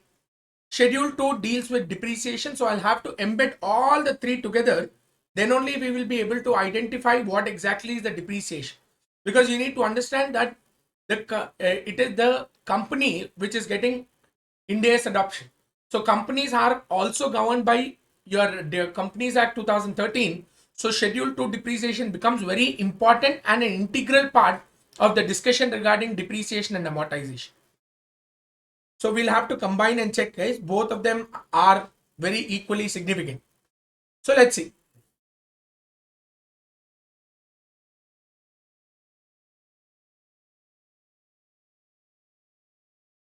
If you remember under recognition and measurement, I just said under Ind AS 16 and 38, there's a cost approach. Even under 40, I said there's no revaluation approach possible, but only cost approach is possible. However, where property, plant and equipment and your intangible assets are involved, you can either have a cost approach or a revaluation approach at the option of the enterprise. So your depreciation and amortization is parked into your cost approach. What is your cost approach saying? Your cost approach, that is on balance sheet date, every asset has to be measured at cost minus accumulated depreciation or accumulated amortization. That is your cost approach. Now, under this cost approach, how do we measure depreciation and amortization is the concept. But let's keep it aside and let's get into the concept of what is cost and what is revaluation. Cost approach says that cost less accumulated depreciation less accumulated impairment is the written down value of the asset to be presented on each balance sheet date. While under revaluation approach, it is the revalued amount of the asset reduced by the subsequent depreciation and subsequent impairment. It is not necessary for us to impair the asset every year. The frequency of revaluation will also be discussed, where you will understand that revaluation need not be done every year. You can do it once in 3 to 5 years as well. Therefore, if I'm doing only one revaluation every 3 years, the remaining 2 years after the revaluation, I'll have to calculate depreciation or impairment. Therefore, it should be given as revalued amount or the earliest revalued amount or the latest revalued amount reduced by the subsequent depreciation and subsequent impairment. That is your measurement on balance sheet date if I am applying revaluation approach for property, plant and equipment as well as your intangible asset. What is your revaluation approach? Like I told you, frequency of revaluation, look at it. If the fair value of the property, plant and equipment changes frequently, that means you experience that this particular equipment or this particular property, plant and equipment has a change in fair value very frequently. Best example, mobile phone. iPhone 10, iPhone 11, iPhone 12. Samsung, I don't know where the S series is. S11, S10, S9.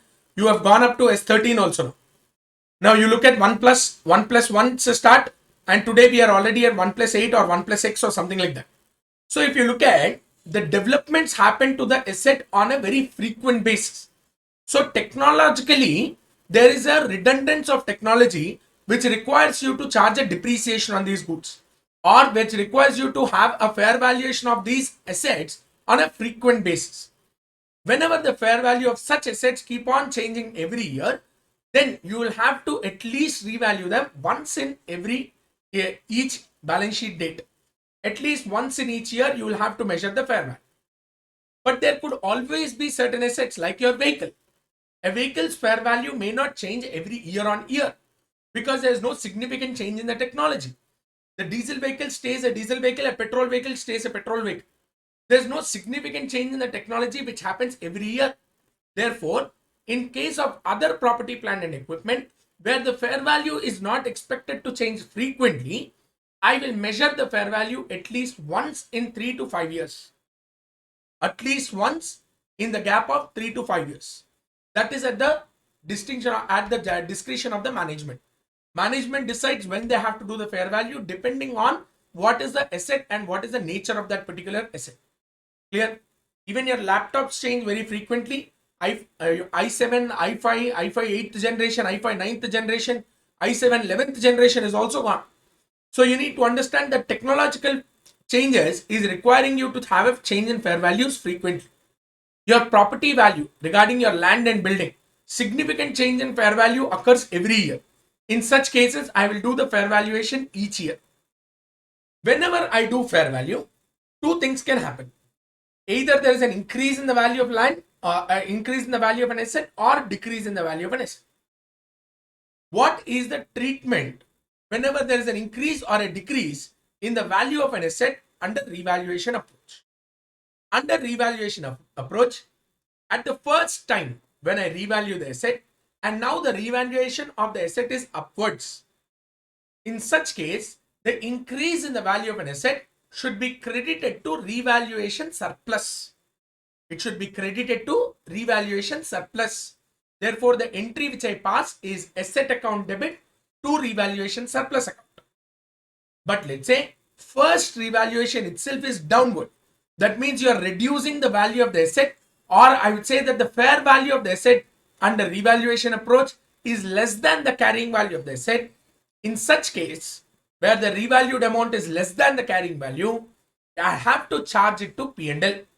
So in straight sense, I will write the entry as P&L account debit to asset. Clear? This is the end treatment when you are initially, first time, revaluing the asset. But asset has a useful life of a long period of time. So revaluation happens subsequently as well.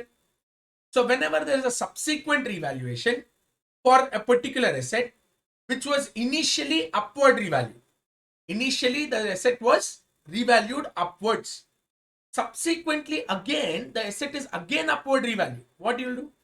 Furthermore, increase, again credited to revaluation surplus. Entry will stay the same. Asset account debit to revaluation surplus. But an asset which was earlier upward revalued, where I credited it to revaluation surplus, now is going for a downward revaluation. That means the fair value or under revaluation approach is less than the carrying value. In such case, to the extent of downward revaluation, I will cancel it out from the revaluation surplus available because the asset was earlier upward revalued and I parked the increase in the value of the asset to revaluation surplus. Now when I subsequently revalue the asset downwards, to the extent of downward revaluation, I will cancel it out from revaluation surplus. You will say, sir, let's say upward revaluation earlier was 5. Now downward revaluation is 20. Then what you will do? To the extent of 5, I will debit revaluation surplus. To the balance excess 15 downward revalued, I will debit the P&L. So what is the entry? Revaluation surplus account debit, P&L account debit to asset. This entry will come in if the asset is now downward revalued but was upward revalued initially. Second part of subsequent revaluation. Subsequent revaluation for an asset which was earlier downward revalued. Earlier, the asset was downward revalued. Now, I'm increasing the value of the asset or the fair valuation is more than the carrying value. Earlier, when I downward revalued the asset, what did you do? I've charged it to P&L. Now, you are increasing the value of an asset. Then what you will do? Credit the P&L to the extent it was debited earlier. Balance, I will transfer it to revaluation surplus. Let's say, for example, asset of 100 rupees was initially downward revalued to 95. Entry P&L to asset 5. Subsequently, the asset increased from 95 to 102. Then what you'll do? To the extent of 5, which was earlier debited to P&L, now I'll credit the P&L. So asset account debit 7 to P&L 5 to revaluation surplus 2. So to the extent it was debited earlier, now you credit the P&L. Balance if any or excess if any, I will credit it to revaluation surplus. Clear? If an asset was initially downward revalued, subsequently also downward revalued, then I will straightforward transfer the downward revaluation to P&L. 100 rupee asset earlier downward revalued to 95. Entry P&L to asset 5. Now it became 92. Entry P&L account debit to asset 3. So subsequently again I'll debit P&L to the extent of further downward revaluation. So this is particularly my table which I give for treatment of revaluation surplus. When it is upward revalued and subsequently downward revalued, or where it is downward revalued, subsequently upward revalued. So this is the table.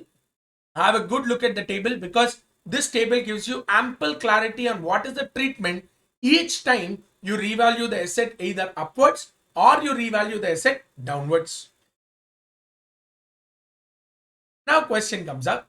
Every reserve has a purpose. Yes or no? Every reserve has a purpose. P&L or general reserve can be distributed as dividends or can be used to write off losses or can be distributed as bonus. Your capital redemption reserve can be utilized for issue of fully paid bonus share. Your capital reserve can be utilized for writing off of capital losses. So every reserve has a purpose. Even securities premium had a purpose. Securities premium can write off preliminary expenses, can write off underwriting commission, can write off premium on redemption of preference shares or debentures, can issue fully paid bonus shares. So many purposes you had. So that means every reserve has a purpose. That means revaluation surplus should also have a purpose. What is the purpose for which revaluation surplus can be used? There are 3 guidance notes which he gave.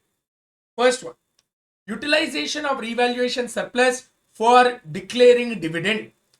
Dividend is declared out of distributable profits computed as per Companies Act. And according to the definition of distributable profits, your revaluation surplus cannot be included. Therefore, you cannot declare dividend out of revaluation surplus. First one. Number 2, utilization of revaluation surplus for issue of bonus shares. Bonus, according to Companies Act, can be only issued out of cash reserves. Reserves created out of profits. Reserves earned in cash. But revaluation surplus is not earned in cash.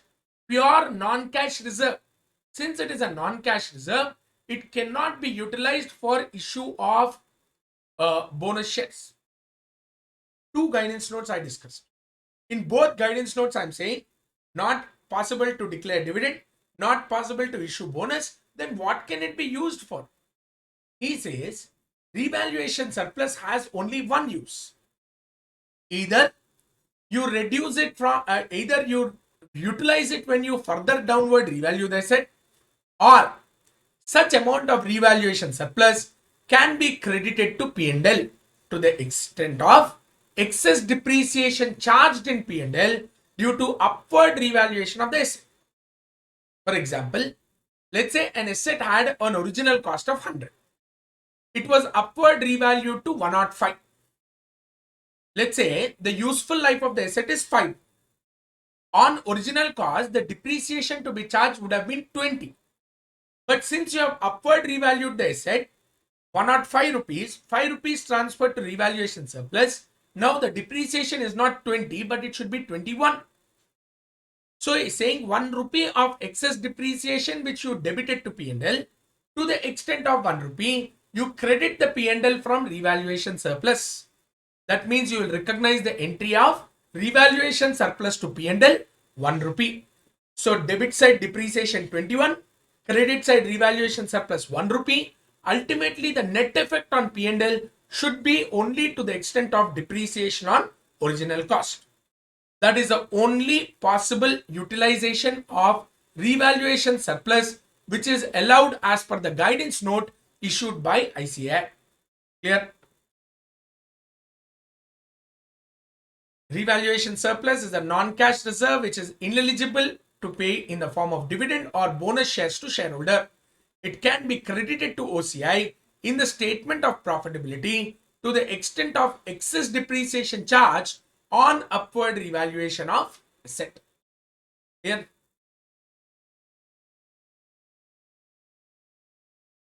Now, park the depreciation aside, revaluation aside. Let's get back to your depreciation and amortization, where we'll also look into schedule 2 as well. Depreciation. How do you charge depreciation or define depreciation? The cost of an asset, that is a property, plant and equipment or investment property or intangible asset, the cost of an asset should be charged to P&L, as depreciation. How long? Over the useful life of the asset. How much? In the proportion of economic benefits expected to be derived from the use of the asset. I'll repeat. The cost of the property, plant and equipment or intangible asset or investment property should be charged to the debit of P&L as depreciation. How long? Over the expected useful life of the asset. How much? In the proportion of the economic benefits expected to be derived from the use of the asset. Now, what is this economic benefits expected to be derived from the use of the asset? Let's say, for example, you purchased a new machinery, guys. What will happen? Initially, I'll start with 20% production. I will distribute samples to my customers. I will start accepting orders from customers. Slowly, my production capacity increased to 35. Second year, it became 50. Third year, it became 80. Fourth year, it became 100. So what happened? Your utilization of the asset is expected to go up every year. So that is the pattern in which the benefit is expected to be utilized from the use of the asset. Take an example of a new vehicle. You bought a new bike, man. What do? Bike is a fancy. Tell me, what do you do with your new bike? First time when I buy, I first go to every place, make sure that I show off my bike as much as possible, right? Every day I keep cleaning my bike. Or what? Every day. At each traffic signal, I'll get down, I'll clean my bike, I'll see whether it is shining or not. Again, I get back on the bike and I'll go. 1 year later, once in a day, I'll clean my bike. 2 years later, once a week, I'll clean my bike. 3 years later, Every time there is a rain, I will throw my bike outside, automatically it will get washed. Free wash. So after 4th year and 5th year, I don't want to use that bike anymore. I'm not fancy of my bike anymore. So what happened?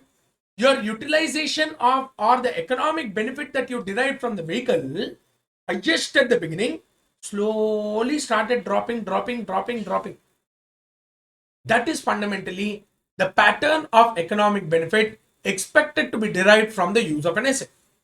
So, in the case of a vehicle, I will charge higher depreciation at the beginning and lower depreciation towards the end. But in the case of the machinery example which I gave you, I will charge lower depreciation at the beginning since my capacity utilization is less than 50%. As the capacity utilization keeps on going up, I'll keep on charging higher depreciation. That means the depreciation should represent the pattern in which economic benefits are expected to be derived from the use of the asset, for which you use Companies Act Schedule 2. What about amortization?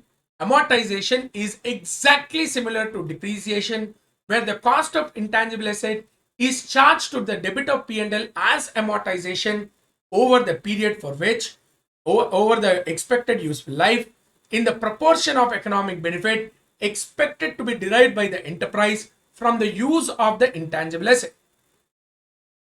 However, in case of amortization, he says one small paragraph, extra line. What is that extra line?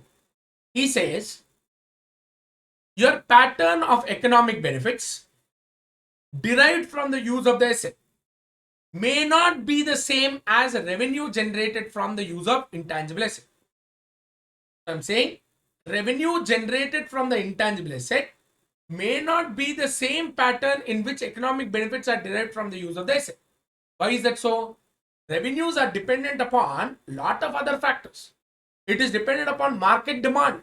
It is dependent upon customers, capacity to pay. May not only be dependent upon the utilization of that particular asset. That's why he says revenue-based amortization may not be deemed appropriate in most circumstances. He's not ruling out. He's saying most circumstances it is inappropriate. But I shouldn't use is a wrong statement. I'm saying it is inappropriate in most circumstances. That's it. I stopped there. I am not saying in all circumstances. I'm just saying in most circumstances, revenue-based amortization is not appropriate. Why is that so?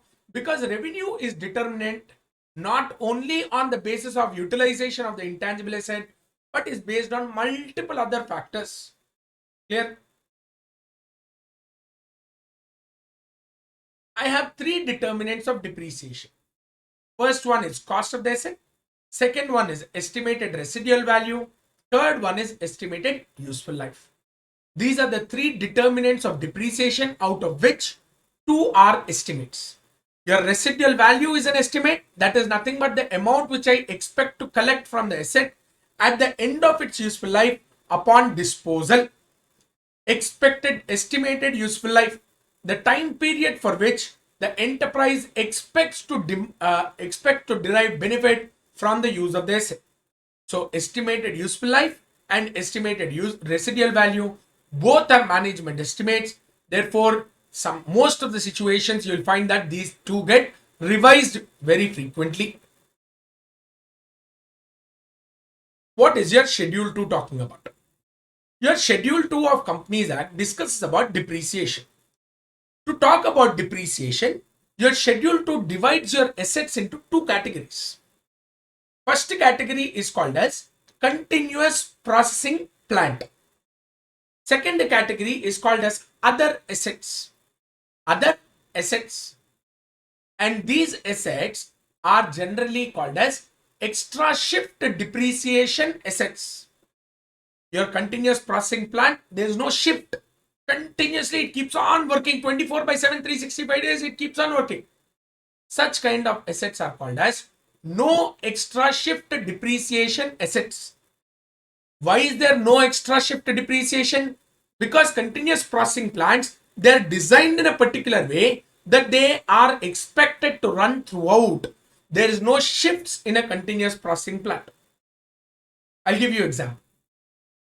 I don't know how many of you see, but most of us, we come across metal structures like your telecom towers, which are silver in color. They are particularly silver in color because of a factor called as galvanizing. What is galvanizing? Galvanizing is nothing but a zinc coating on the metal structure. Why do they do it fancier? Because silver looks better? No. Galvanizing is primarily used to avoid corrosion. Because it is outside and it is exposed to extreme temperatures, there is a very, very good reason or very good chance for corrosion to happen on the metal. To avoid this corrosion, they do a particular technique called as zinc galvanizing. What is a galvanizing? Huge swimming pool type of a tub will be there. Huge, massive, much, much bigger than swimming pools. Boiling zinc is actually added to it. Zinc is put at a boil. I'll have a crane which comes in. It'll dip the material into the zinc and get it out. Automatically, galvanizing process is complete. Now, this zinc, to bring it to a boiling temperature, takes 48 hours. To cool down, it takes at least 24 to 30 hours.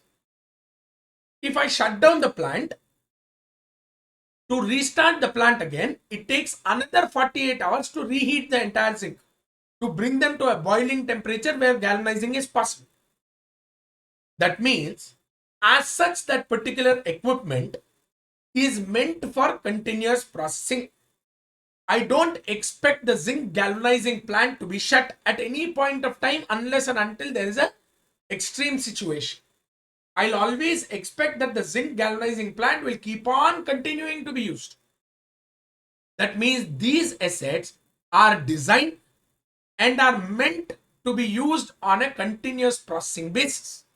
They're designed and are meant to be used on continuous processing basis.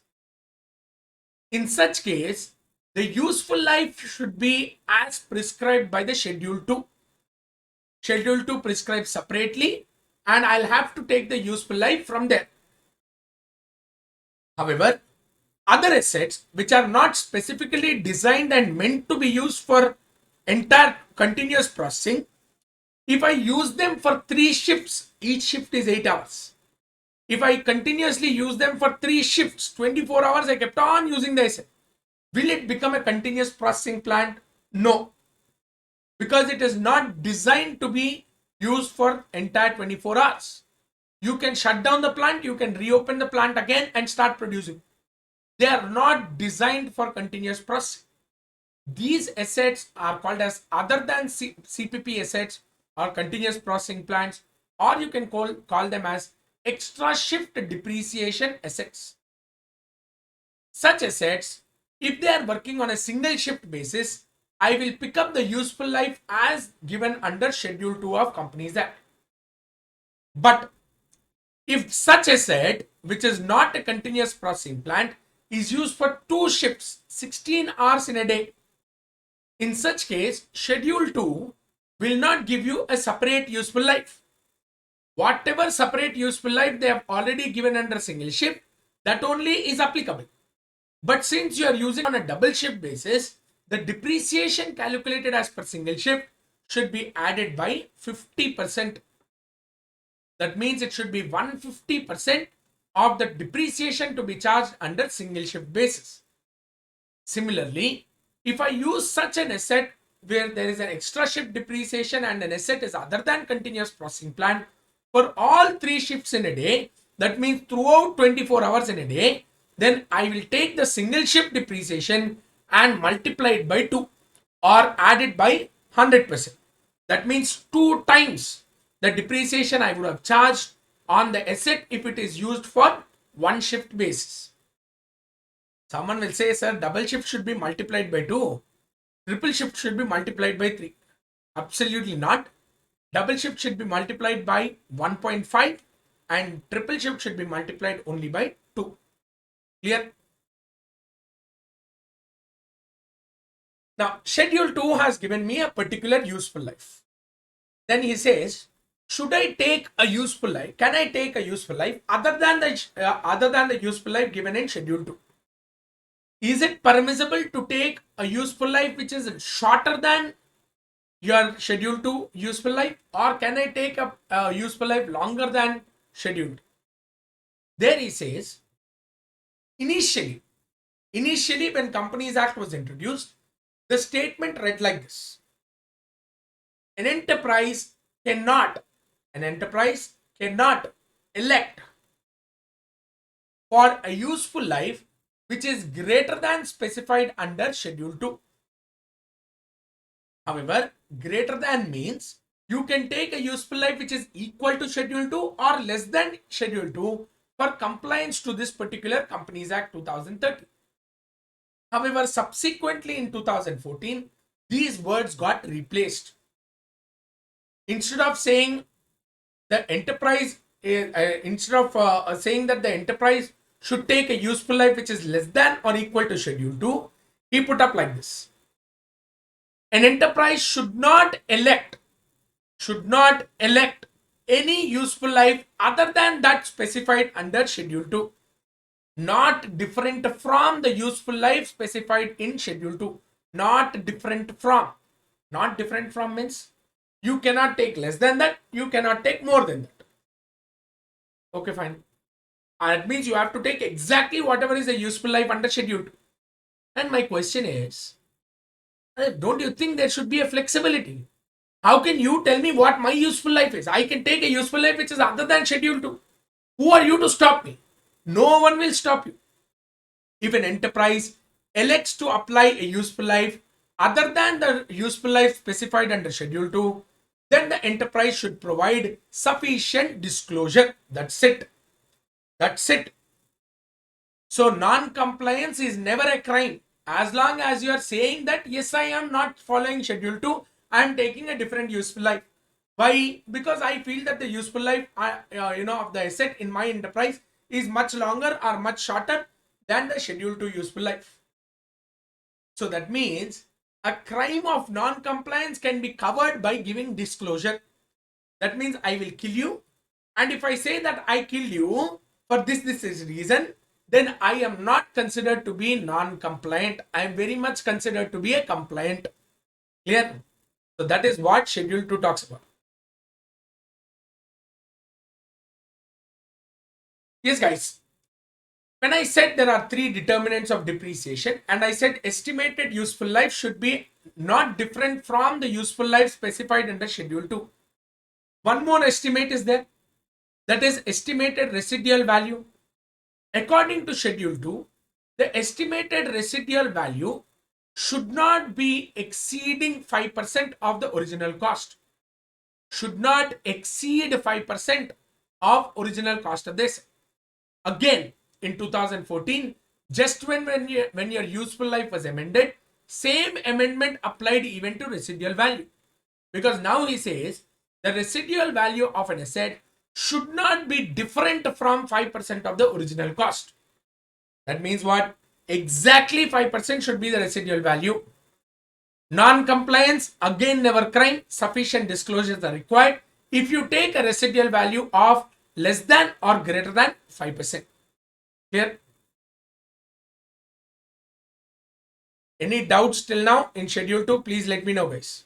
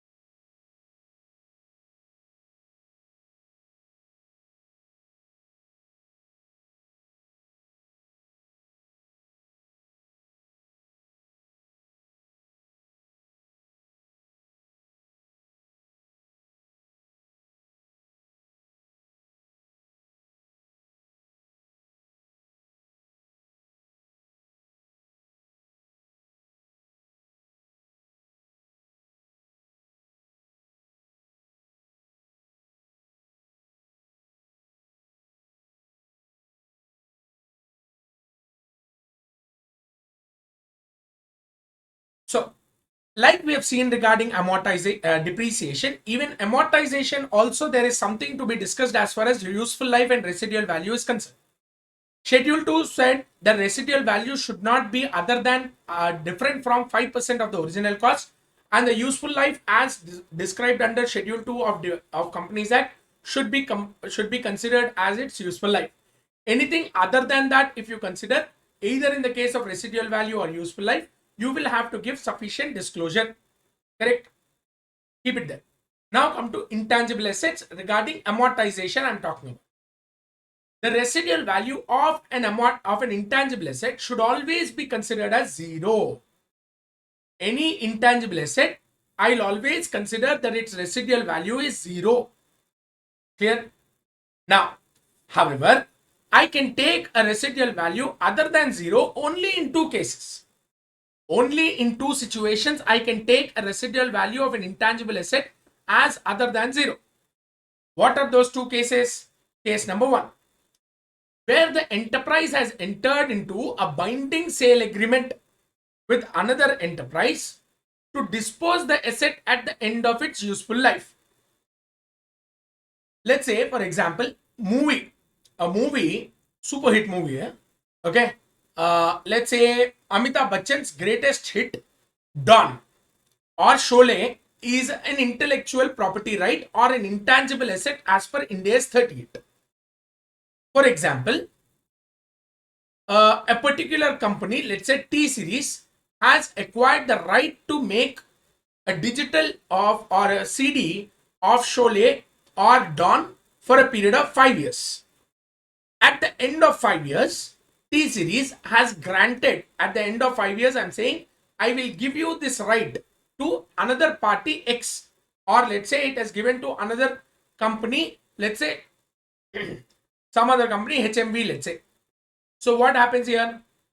At the beginning itself, I have entered into a binding sale agreement saying that at the end of 5 years of my lease or at the end of the useful life of the asset, I will dispose this asset or I will transfer this asset at a particular value.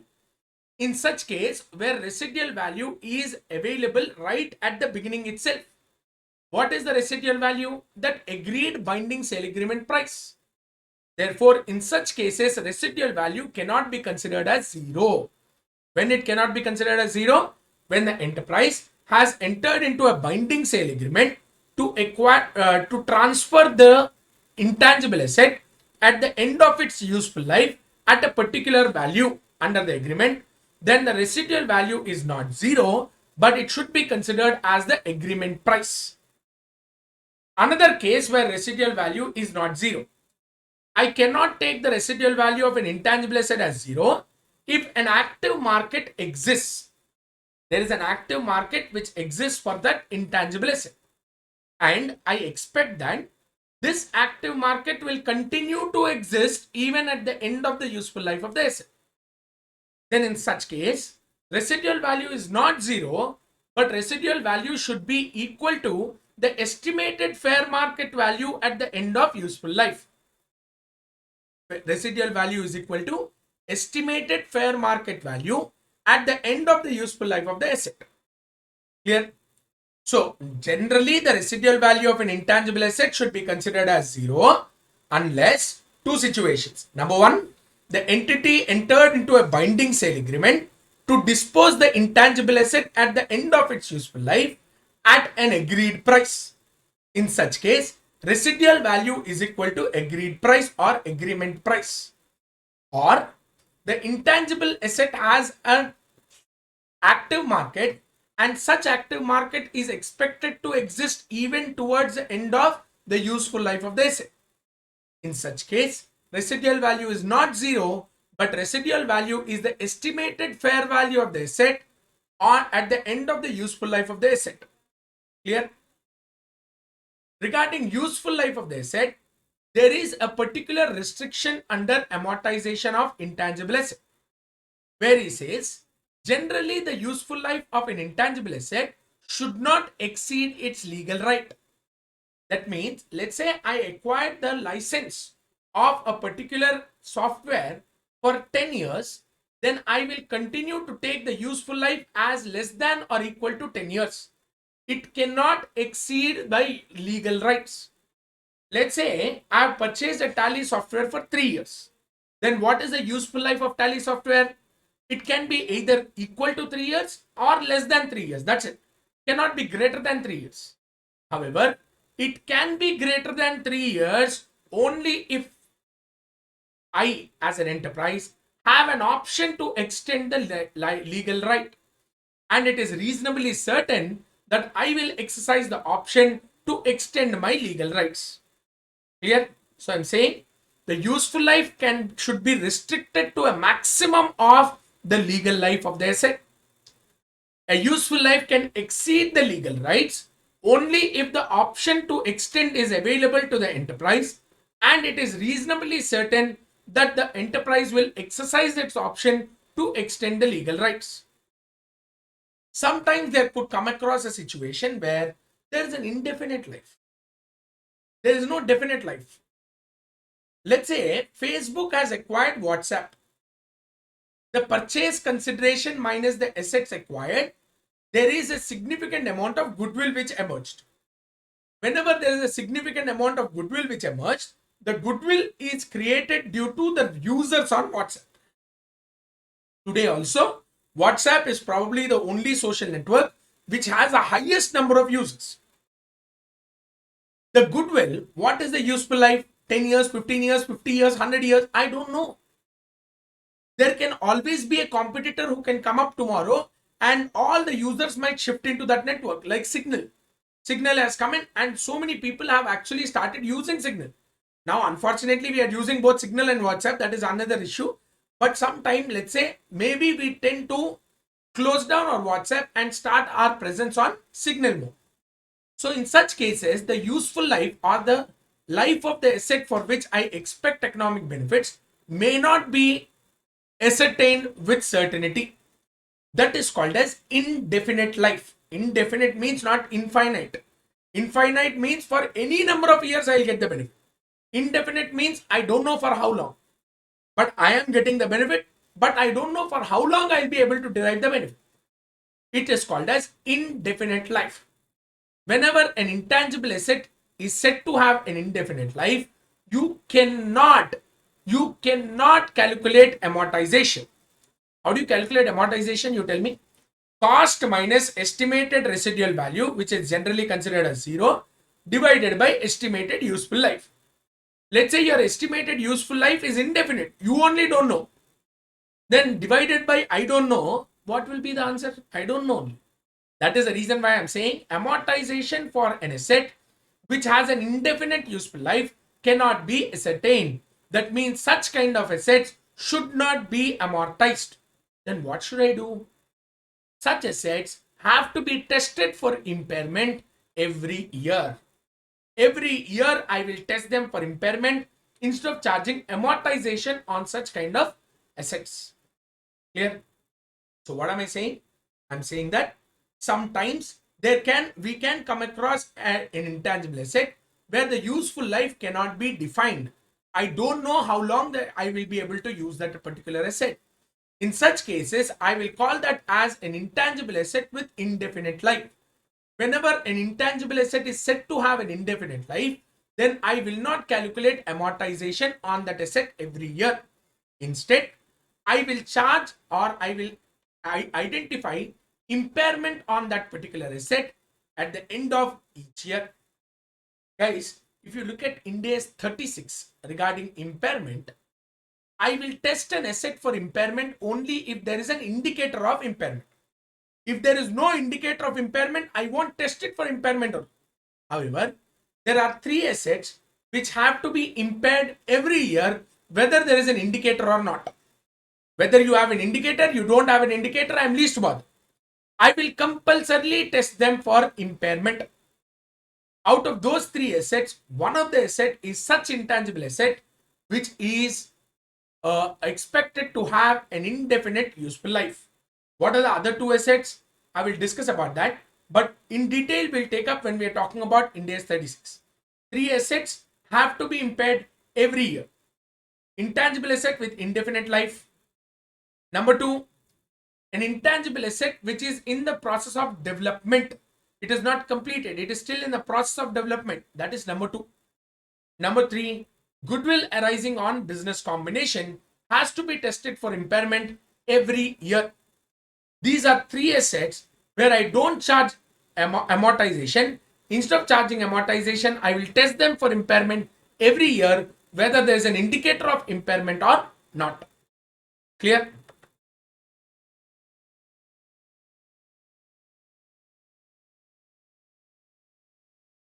Now we have seen three determinants of depreciation, right? What are the three determinants of depreciation that we have covered? First one was cost, estimated useful life, estimated residual value. Now, these three are subjected to change. Why does the cost of an asset change? Can change. Impairment can change the cost of an asset. Revaluation also can change the value of an asset. Estimated useful life can change. My intention, my estimate can change. When I go to the exam hall and when I basically start thinking of preparing for the exam, my estimation that this subject I will get 70. Wrote the exam, I came out of the exam, I said 50. Result came 45.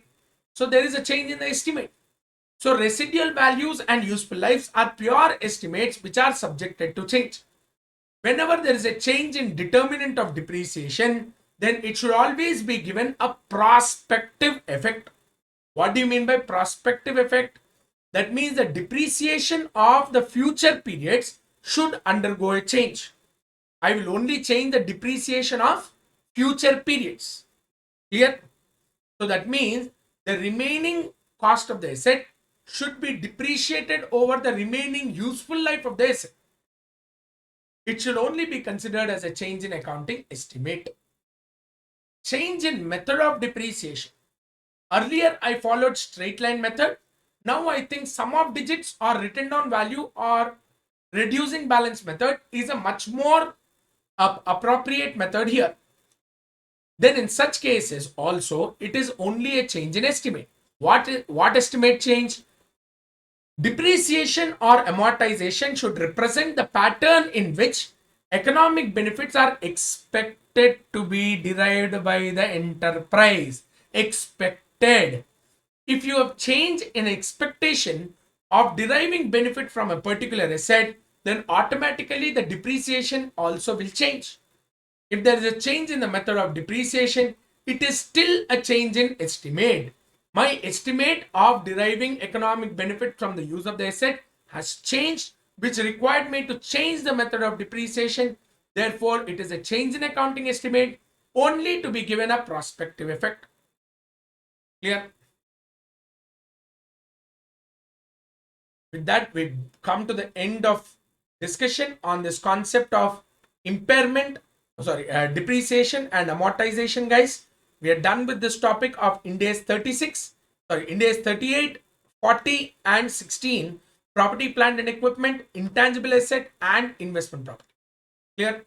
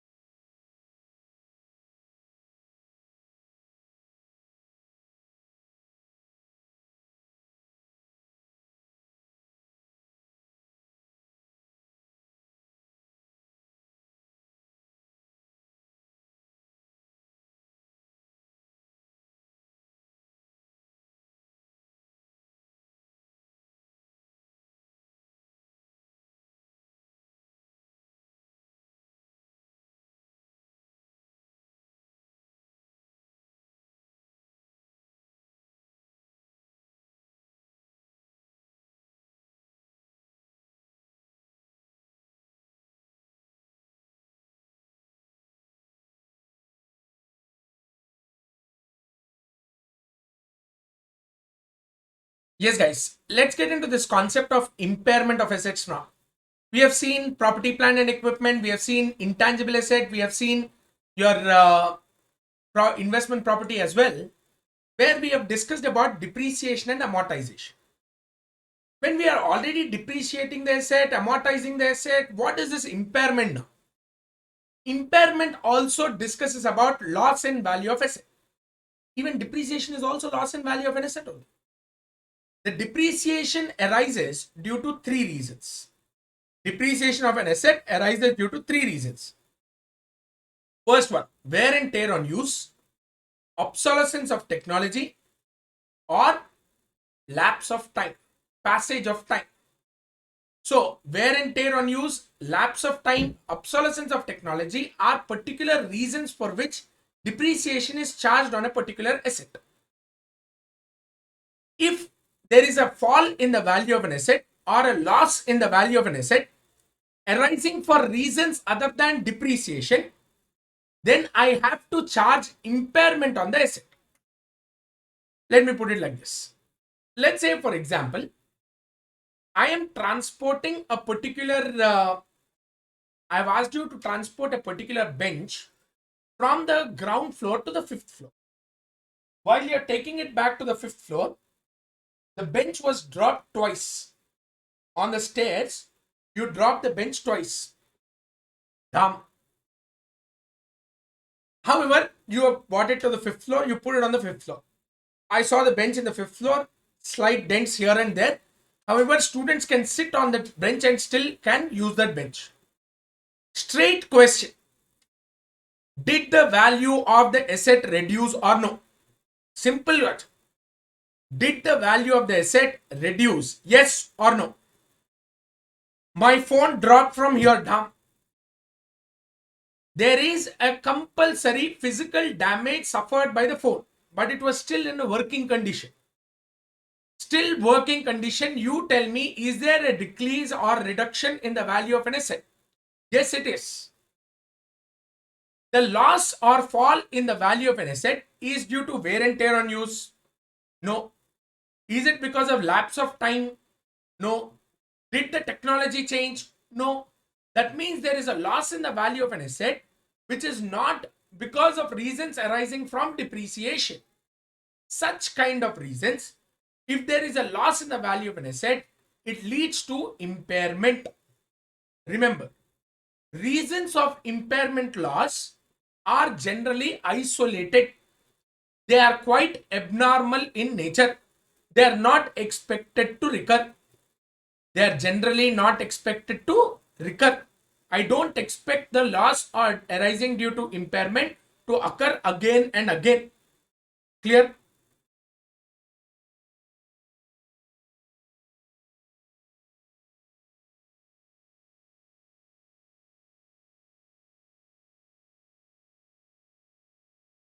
Yes, guys. So that is impairment. Impairment is a fall in value of an asset or a loss in value of an asset arising due to reasons other than depreciation.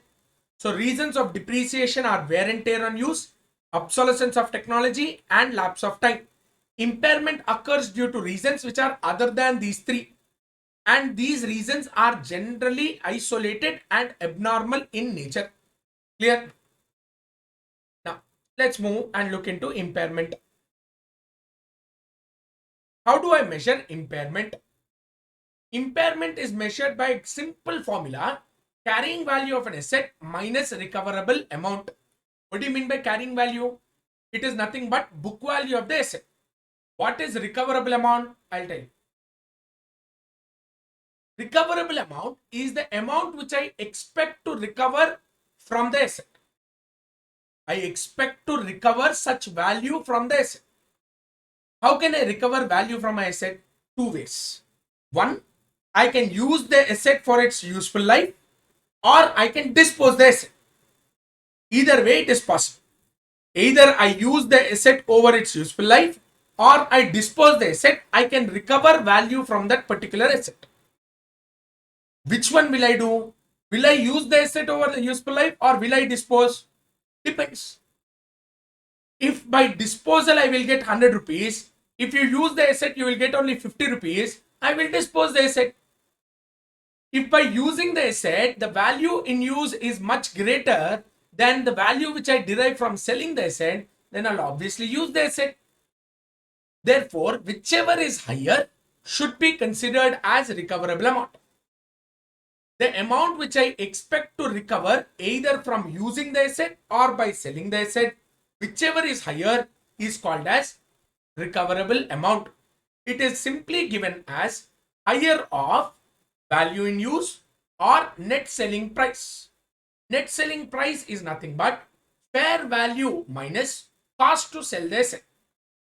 Fair value minus cost to sell the asset. Let's see a little bit of discussion on recoverable amount. What he says regarding recoverable amount is, he says if an enterprise has no reason to believe that economic benefits derived from the sale of an asset is greater than the benefits derived from the use of the asset. If I have no reason to believe that I will get a greater benefit from selling the asset rather than from using the asset, then I will say recoverable value is equal to value in use. I'll completely forget about that concept of net selling price. Here, first one. Why does this occur? You tell me, first situation. Why does this occur first of all? What is a situation where I don't believe that selling the asset will give me greater benefit from using the asset? Let's say I purchased the asset just now. I'm just started using the asset. Let's say you bought a bike. If I tell you, why did you buy a bike? You can happily go in a metro. You can sell the bike immediately. You can get so much of benefit. In such cases, I will not be inclined towards selling the bike because my intention is to basically use that bike. In such cases, I will never believe that selling the asset will give me a greater than benefit than using that asset. In such cases, recoverable amount is straightforward value in use. Never even calculate net selling price. Second one, if the fair value of an asset cannot be reliably measured, you cannot reasonably ascertain the fair value of the asset. In such cases, if you cannot measure fair value, you cannot identify net selling price. When you cannot identify net selling price, the only way recoverable value can be calculated is by value in use. So therefore, I'm saying if the fair value of an asset cannot be reasonably estimated, cannot be measured with reasonable certainty, in such case, recoverable amount should be considered as value in use. You cannot calculate your net selling price. Do not say it is zero. I never said net selling price is zero. I just said you cannot measure with reasonable certainty. That's it. If the entity intends to recover the carrying value of the asset from sale rather than from use, that means this asset I've already used it enough. My intention is now to dispose the asset and get some economic benefit. I have no intention to use the asset. In such case, recoverable amount will be considered as value, will be considered as net selling price, guys. Can you change the last third one? After you get your material, please change the last one. It is net selling price, that is fair value minus cost to sell. If an entity is intending to recover the carrying value of an asset from sale of the asset rather than from use of the asset, in such case, recoverable value is equal to net selling price. Clear? How do I calculate this fair value minus cost to sell, which is nothing but net selling price? My net selling price to calculate, I should identify what is the fair value of the asset, and I should also identify what is the cost to sell. How do I measure fair value? I will measure fair value of the asset by applying the paragraphs of the standard Ind AS 113, where there are three approaches to calculate fair value: market approach, income approach, cost approach. These are the three approaches which are stipulated under Ind AS 113 for measurement of fair value. Then what about your cost to sell? How do I identify cost to sell? What are the inclusions in cost to sell? Cost incurred to make the asset marketable. I have an AC which is already fit into my house for 5 years. Now I find that it is not cooling sufficiently enough. I intend to sell the asset. I intend to sell and I'm looking at like this. That is not possible. What should you do? Dismantle the asset, take a few photographs, put it up on OLX. So dismantling cost to basically put it up on OLX. All these costs should be included as cost to sell. Transaction cost. OLX reduced 1% of the sale proceeds for transaction done through OLX. That is called as cost of the transaction. Fee for transfer of ownership.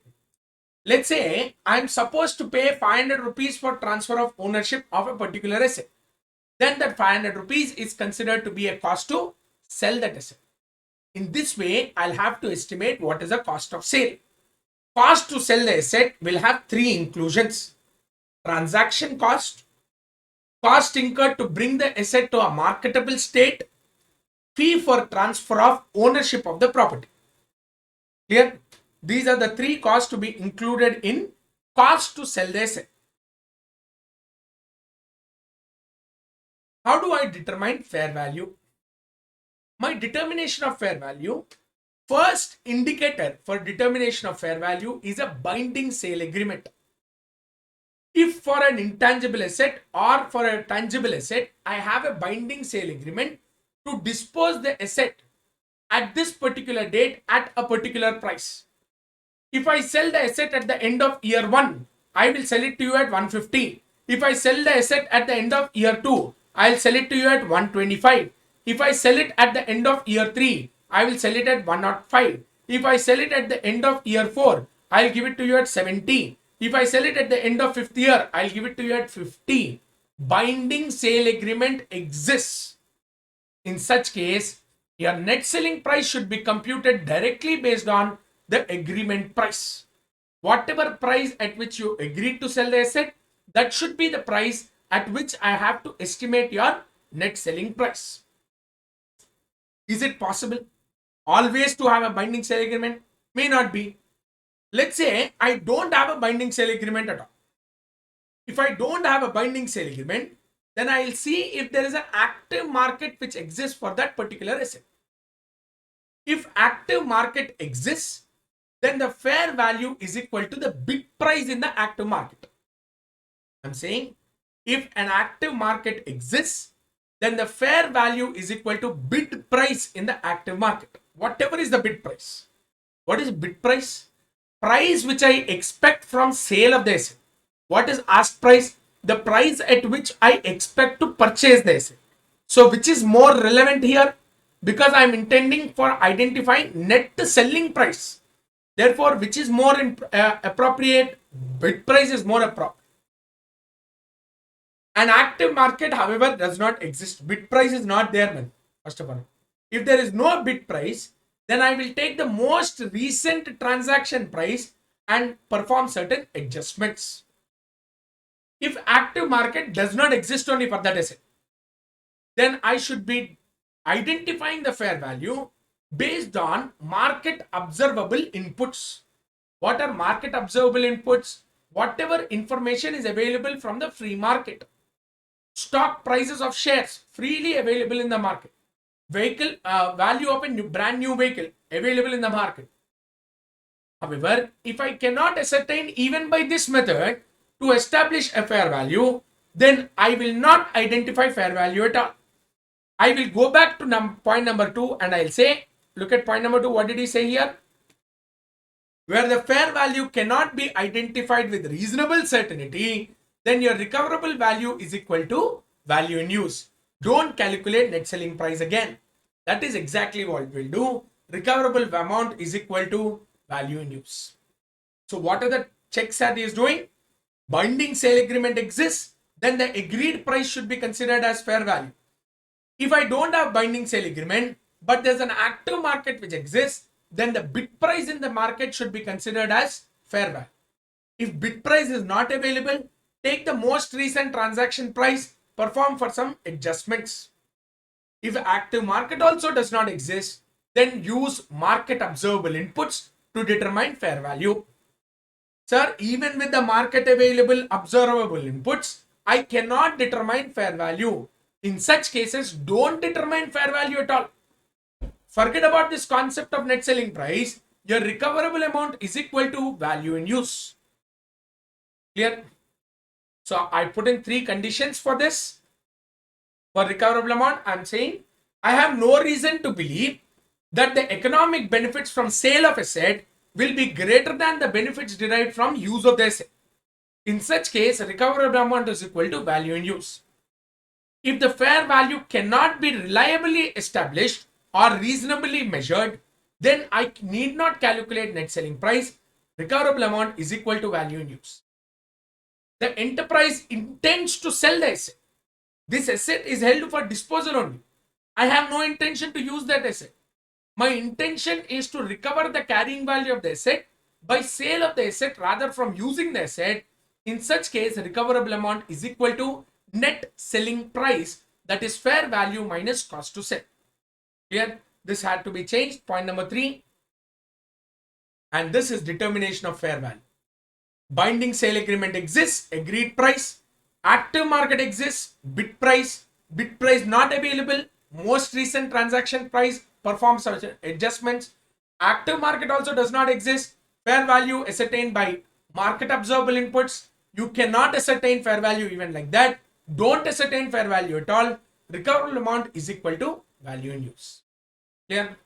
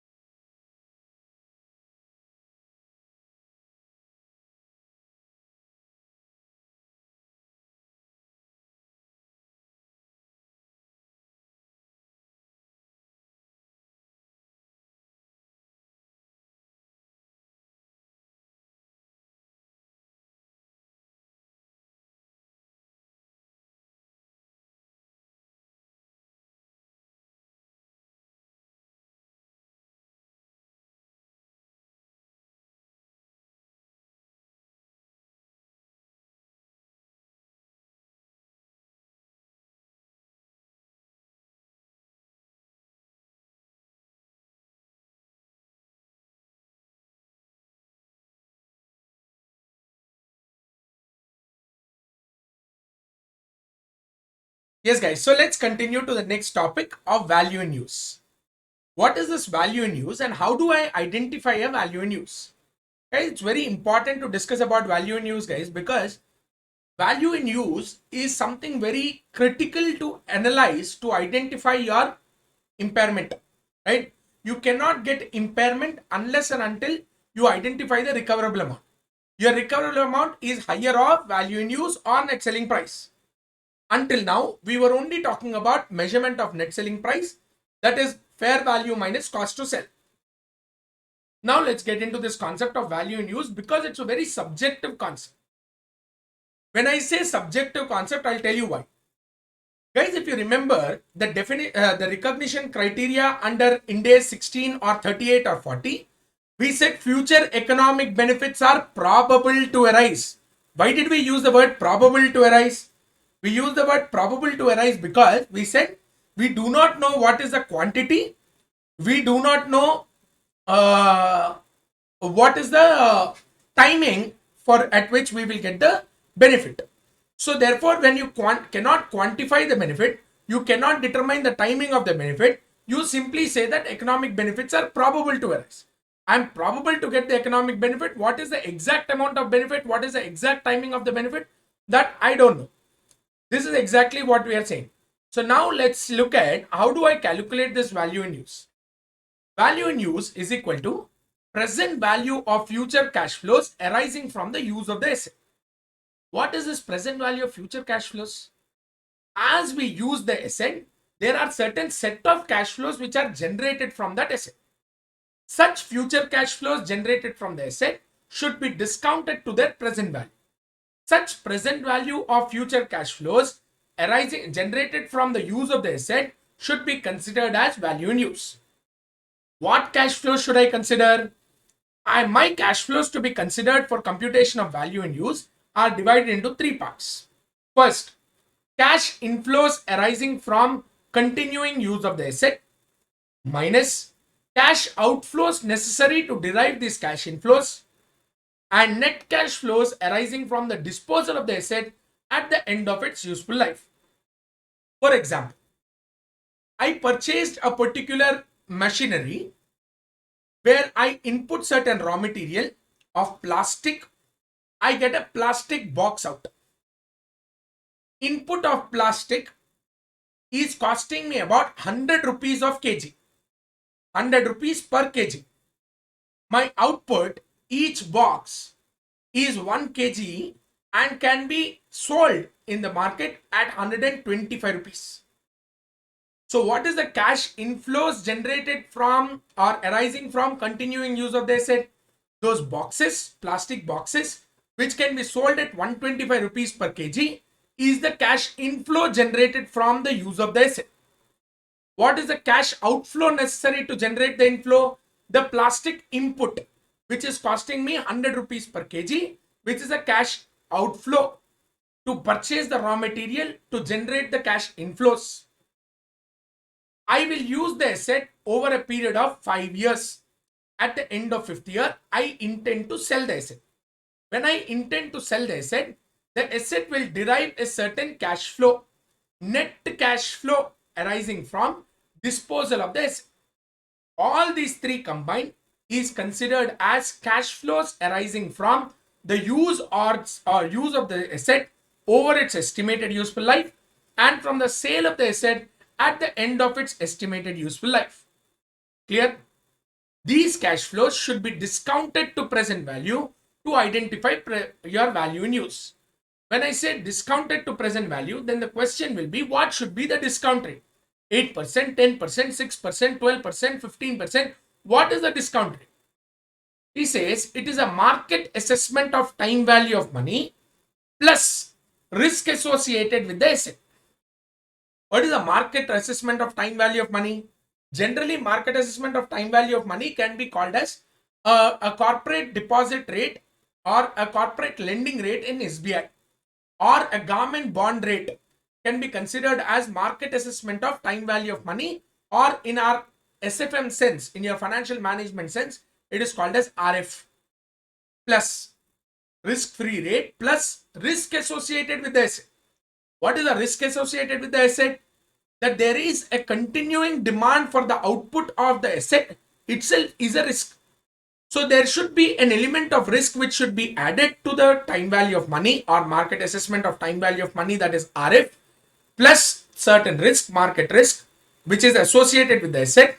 That will give me what is a discount rate. Using that discount rate on these set of cash flows which are arising over the useful life of the asset will be discounted to identify something called as value in use. Clear? Question first number one.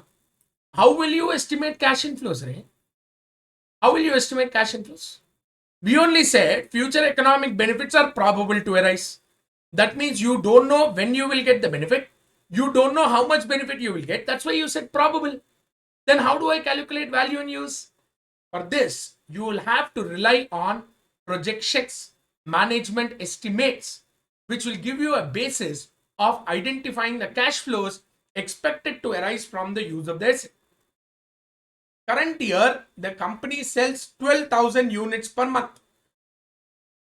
Next year, the management projects to sell 13,500 units per month. That next year, they expect to sell 14,000 units a month. And finally, in the third year, they expect to sell 15,000 units a month. These are management projections. These are management estimates. These management projections and management estimates should form the basis for identifying your value in use. Clear?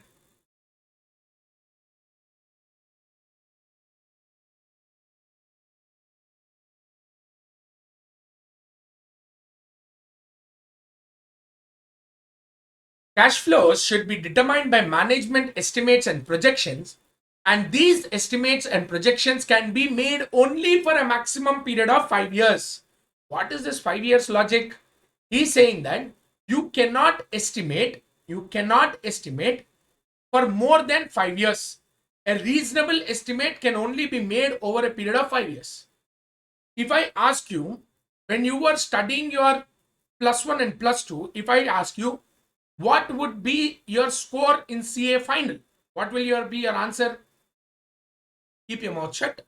Because I did not pass, first of all, +1, +2. Forget about foundation, whether I'll pass or not itself, I don't know. Then you have CA inter, which I'll pass or not, I don't know. Final, you're asking me directly what will be your score in CA final. That is not even reasonable also. If you would have at least asked me, how much do you expect to get in CA foundation, I'll be able to tell you. So beyond that, it is unreasonable to make an estimate. Same way, accounting also has limitations. According to your limitations, he says, you cannot estimate for a period beyond 5 years. A reasonable estimate of management judgment of cash flows can be made for a period of 5 years only. Sir, useful life of asset is 8 years, sir. Useful life is 8 years. You are saying you can make only cash flow estimate for 5 years. What about the remaining 3 years? For the remaining 3 years, I will not take a management estimate. What I will do is, I will take the 5th year estimate and I'll add it with a growth rate. What is this growth rate? This growth rate to be considered beyond 5 years is always a steady growth rate or a declining growth. I expect to grow at the rate of 10% every year steady. I expect to grow at 5% in year 6, 4% in year 7, 3% in year 8, and so on. That is declining growth rate. I expect to grow at the rate of 10% in year 6, 11% in year 7, 12% in year 8 is not possible, because you cannot take an increasing growth rate in performing cash flow estimates in computation of value in use. That's why he says, if the useful life of an asset is beyond 5 years, then the further cash flows beyond 5 years should be estimated using either a steady growth rate or a declining growth rate. Clear? So what did I say? Value in use is nothing but present value of future cash flows arising from the continuing use of the asset, and such cash flows which should be considered in computation of value in use are cash inflows generated from continuing use of the asset minus cash outflows generated from cash outflows which are required to generate the necessary inflows. Third one, net cash flows arising from the disposal of the asset at the end of its useful life. And I said discount rate is RF, that is time value of money, market assessment, plus any risk associated with that particular asset. And I'm saying cash flows cannot be determined. Your cash flow estimate should be based on management estimates and management judgments. However, those management estimates and judgments should not be made beyond 5 years. It is reasonable only for management estimates to be considered for a period of 5 years. Any period which is more than 5 years, if the estimated useful life of the asset is more than 5 years, I will not be basing on management judgments. From year 6 onwards, I'll identify the cash flows applying a steady or a declining growth rate. One really important concept which has been significantly tested in the exam multiple times is your foreign currency cash flows. What is this foreign currency cash flow? Foreign currency cash flow means if an asset generates cash flows in dollars or any other foreign currency, then how do you estimate what should be the value in use of that particular asset? Okay, let me see. For example, let's say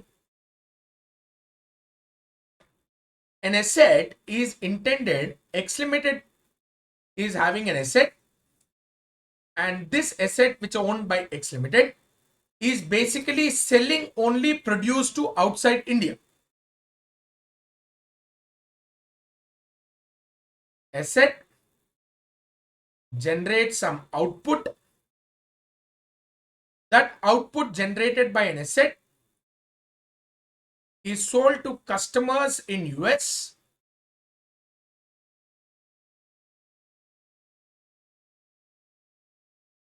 Therefore, I will get back to the enterprise only amounts in dollars. In such case, when he asked me to identify value in use, I went on like this.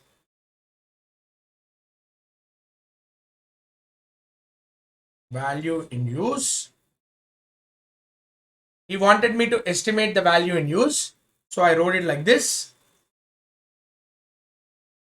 Here, cash flows, discount factors, and discounted cash flow. Let's say this estimated useful life of the asset is only 3 years. Easy purpose, I'm taking it. My cash flows given to me are all in million. Even my discounted cash flows are also in millions.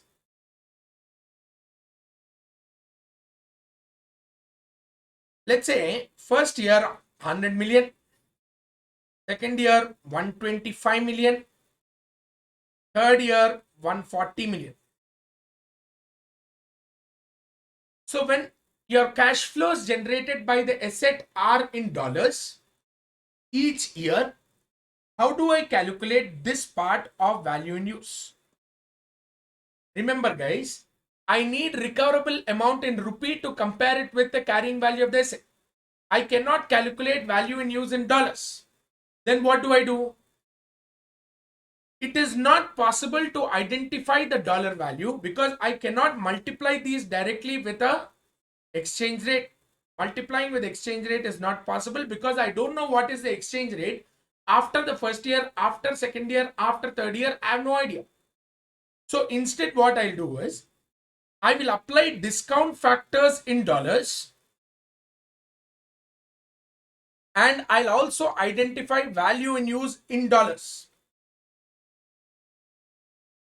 So if I get value in use in dollars, I will convert it into value in use in rupee.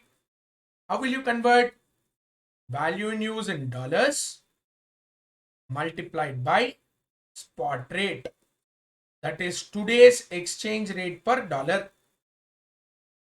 This is only applicable when an asset is generating cash flows in foreign currency. If an asset is expected to generate cash flows in foreign currency, then apply only such foreign currency discount rate to calculate value in use. Such value in use in foreign currency can be converted into value in use in rupee by multiplying it with the spot rate.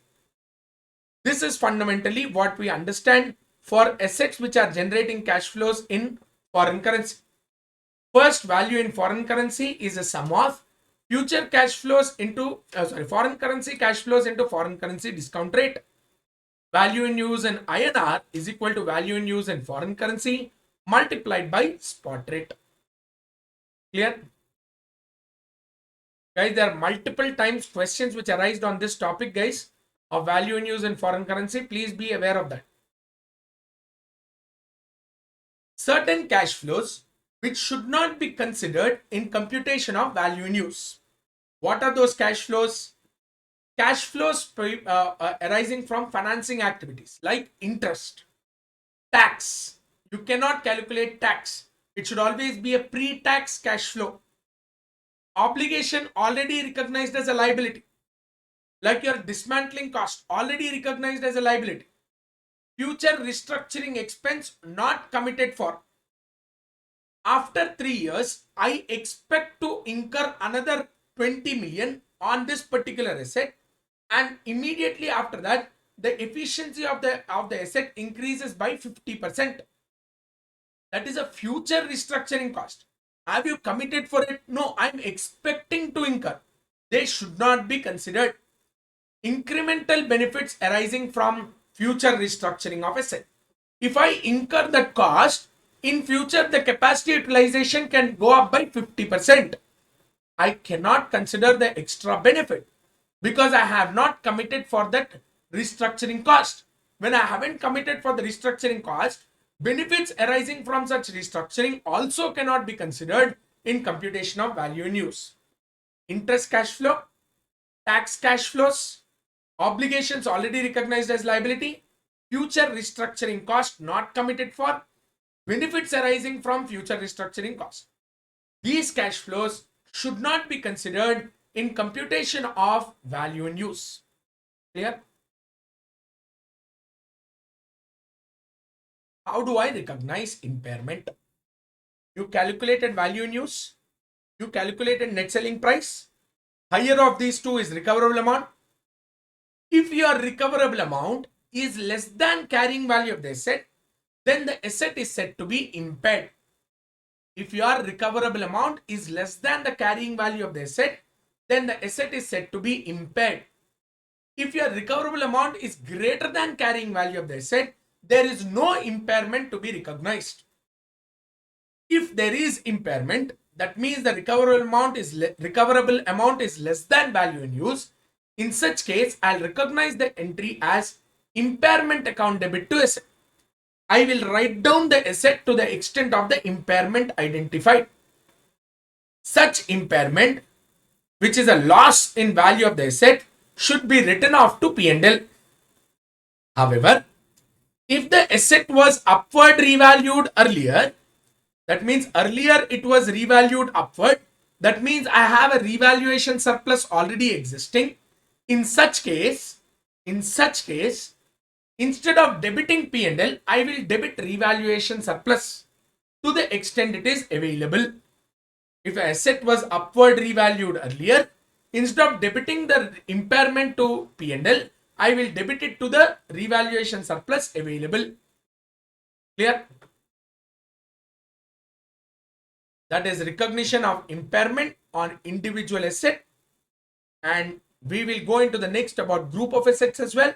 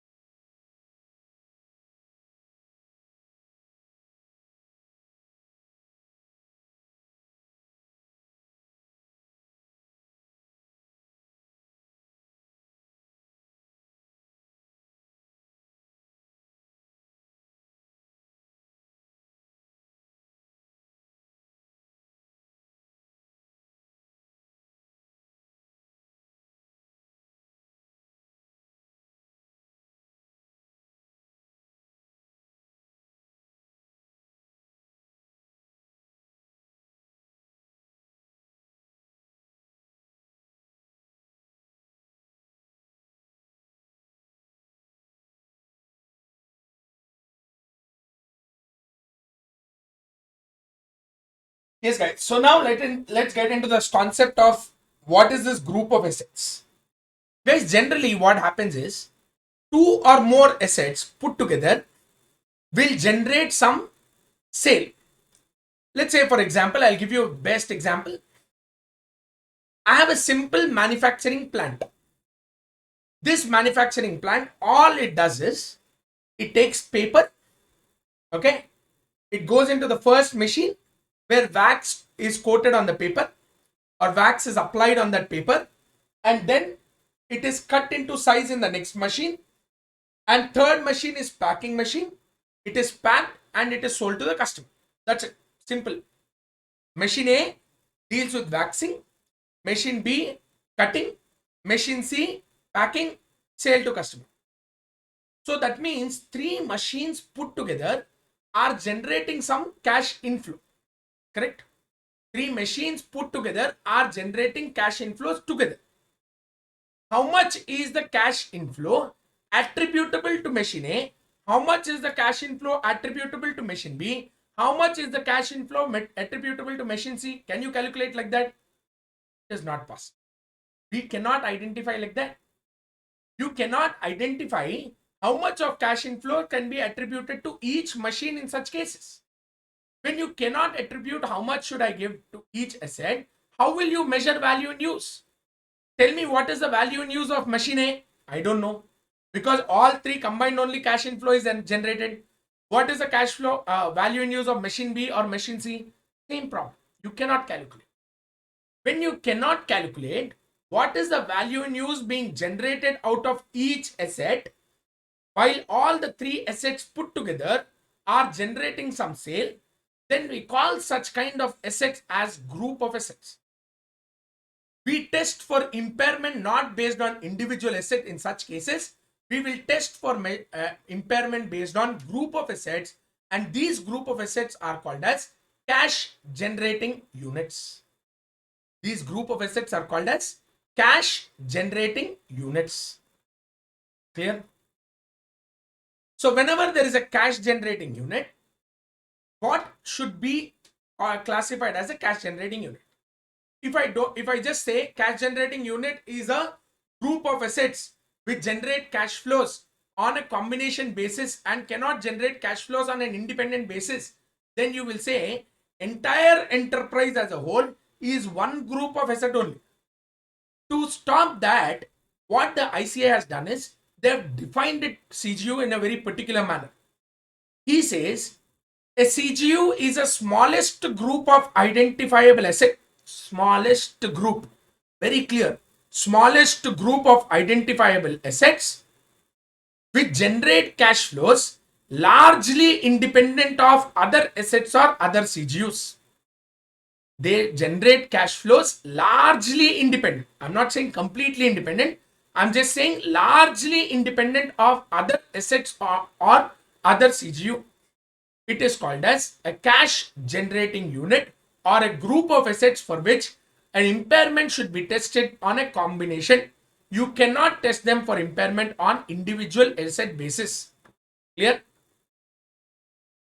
So if assets are generating cash flows on a combination of assets reasonably allocated to them, then cash generating, if cash flows arising from the above processes cannot be allocated to assets individually, all the assets within the process should be assessed for impairment together, and such a group of assets is called as a CGU. Whenever I have a recognition of an impairment loss of a CGU, how do you recognize impairment loss of a CGU? Same thing. Carrying value minus recoverable amount. What is carrying value? Carrying value of all assets within a CGU. What is the recoverable amount? Net selling price of all the assets and the value in use of all the assets put together. Whichever is higher is called as recoverable amount of the CGU. This way, I'll identify an impairment. This impairment is not for individual asset. It is for all the asset within the CGU. Whenever you have this situation where there is an impairment to a CGU, I will have to allocate the impairment loss of the CGU to each asset. On which basis? I will allocate the impairment loss to each individual asset in the CGU in the proportion of their carrying value. A is to B is to C. I will allocate the impairment loss of the entire CGU.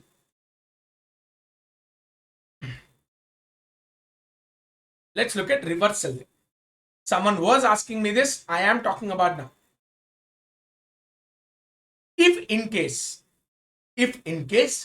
there is a subsequent increase in recoverable amount, it is not impairment gain, it is reversal of impairment loss. That means for an asset which was already impaired earlier, if now you find that the recoverable amount has increased, in such cases, I'll have to recognize a reversal of impairment loss. How do I recognize this reversal of impairment loss? Let's see.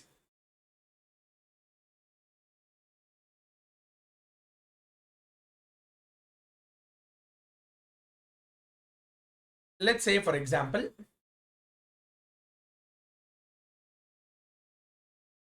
there is an asset A.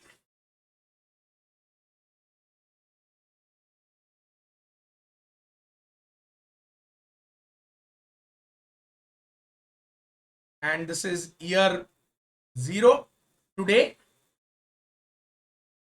The carrying value of the asset was, let's say, about 100 rupees.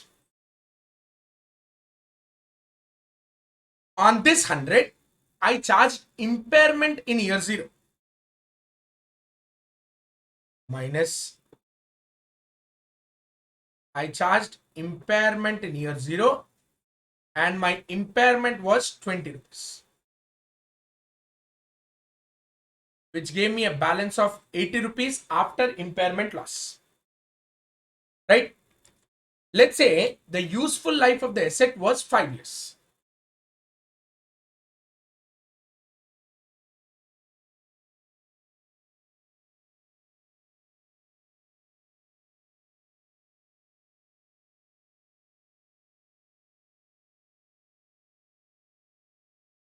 Then what should be the depreciation per annum?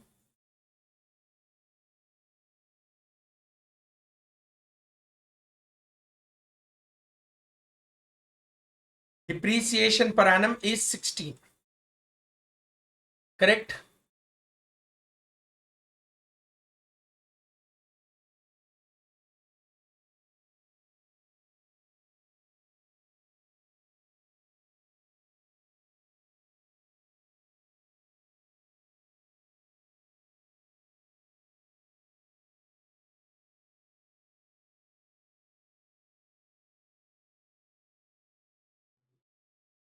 Sorry for that.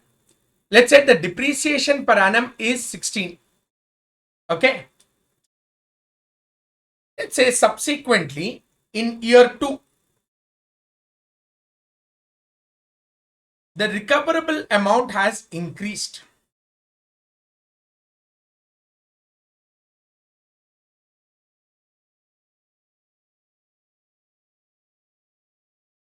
And its increase was by 20.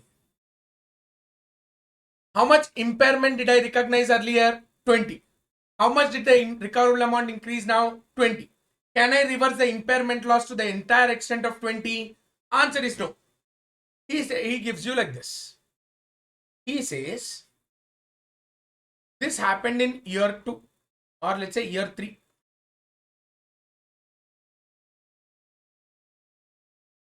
Your 100 rupee of an asset, which when reduced by 20 rupees of impairment became 80. My depreciation in year 1 and year 2 have been 16 and 16 after impairment. Had that impairment not been charged, it would have been 20 and 20 each year. 5 years, right? So therefore, what is the written down value? WDV in year 3. Had this impairment loss not been recognized earlier, it would have been 60. Since impairment loss was recognized earlier, it is only 48. He is saying the reversal of impairment loss cannot be 20. Because if I reverse it by 20, then this will be added by 20 and the total will become 68, which is much more than the written down value had that impairment loss been not recognized earlier. So he says the reversal of impairment loss can be only a difference between these two, that is to the extent of 12. So I'm saying reversal of impairment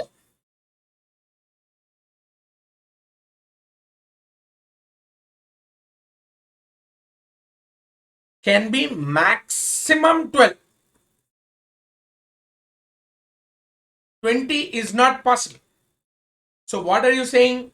Reverse impairment loss in such a way that the carrying value of the asset after the reversal of impairment loss should not exceed the carrying value of the asset had impairment loss not been recognized earlier. You can reverse the impairment loss in this asset at the end of year 3. But even if you increase in such a way that it does not exceed 60. So therefore, reversal of impairment loss cannot be 20, but should be restricted only to 12. This is what he is explaining it to you in the form of a written form, where he says reversal is lower of the recoverable amount minus carrying value, which is 20, or carrying value of the asset if impairment loss was not recognized earlier, 60, minus carrying value of the asset now, that is 48. So reversal of impairment loss is assessed only if the asset is impaired earlier, and the reversal of impairment should be maximum up to the carrying value of the asset had the impairment loss not been recognized earlier. This is a fantastic concept regarding reversal of impairment.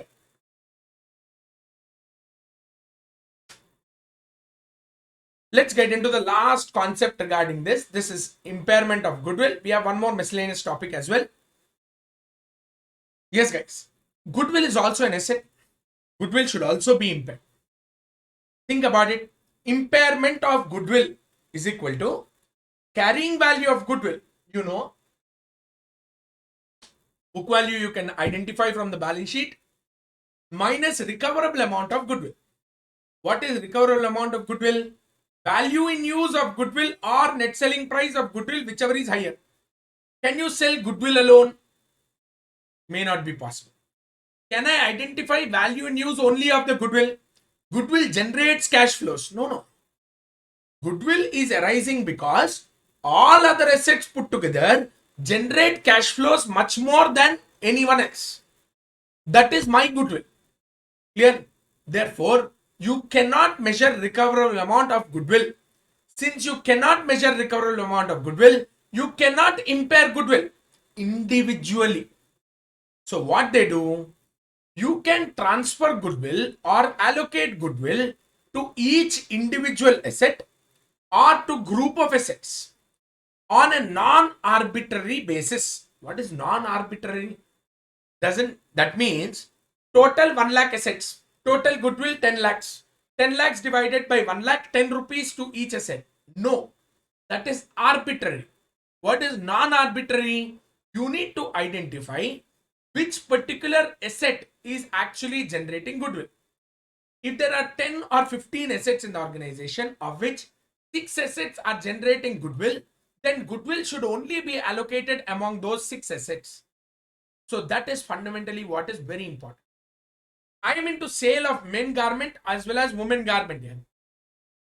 Designated machines are there into men garment, designated machine into women garment. Men garment, there is no significant sale. Women garment, every time sale. Winter sale, summer sale, autumn sale, spring sale, everything sale. Men garment, same t-shirt, same pant, irrespective of climate. So sales were not great. Women garment sales were great.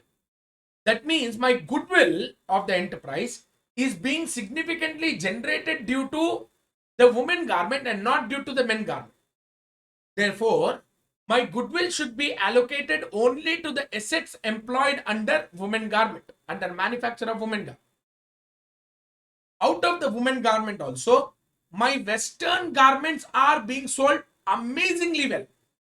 So that means my goodwill should be allocated only towards such assets which are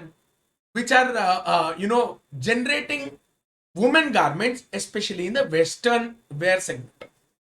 That is called as non-arbitrary allocation of goodwill to assets. Clear? Therefore, goodwill cannot be impaired individually, but goodwill should be allocated to assets or CGUs or group of CGUs on a non-arbitrary basis. If an asset or a CGU to which goodwill is allocated got impaired, if an asset or a CGU to which goodwill got allocated is impaired, then the impairment should be adjusted first against the value of goodwill and subsequent to the value of the asset. So how much ever impairment is there, first you knock off the goodwill. If more impairment is there, then only you reduce it from the value of the asset. Clear? Reversal of impairment loss on goodwill is not possible. It is completely restricted as per Ind AS 36. You are not supposed to reverse impairment loss on goodwill. Clear?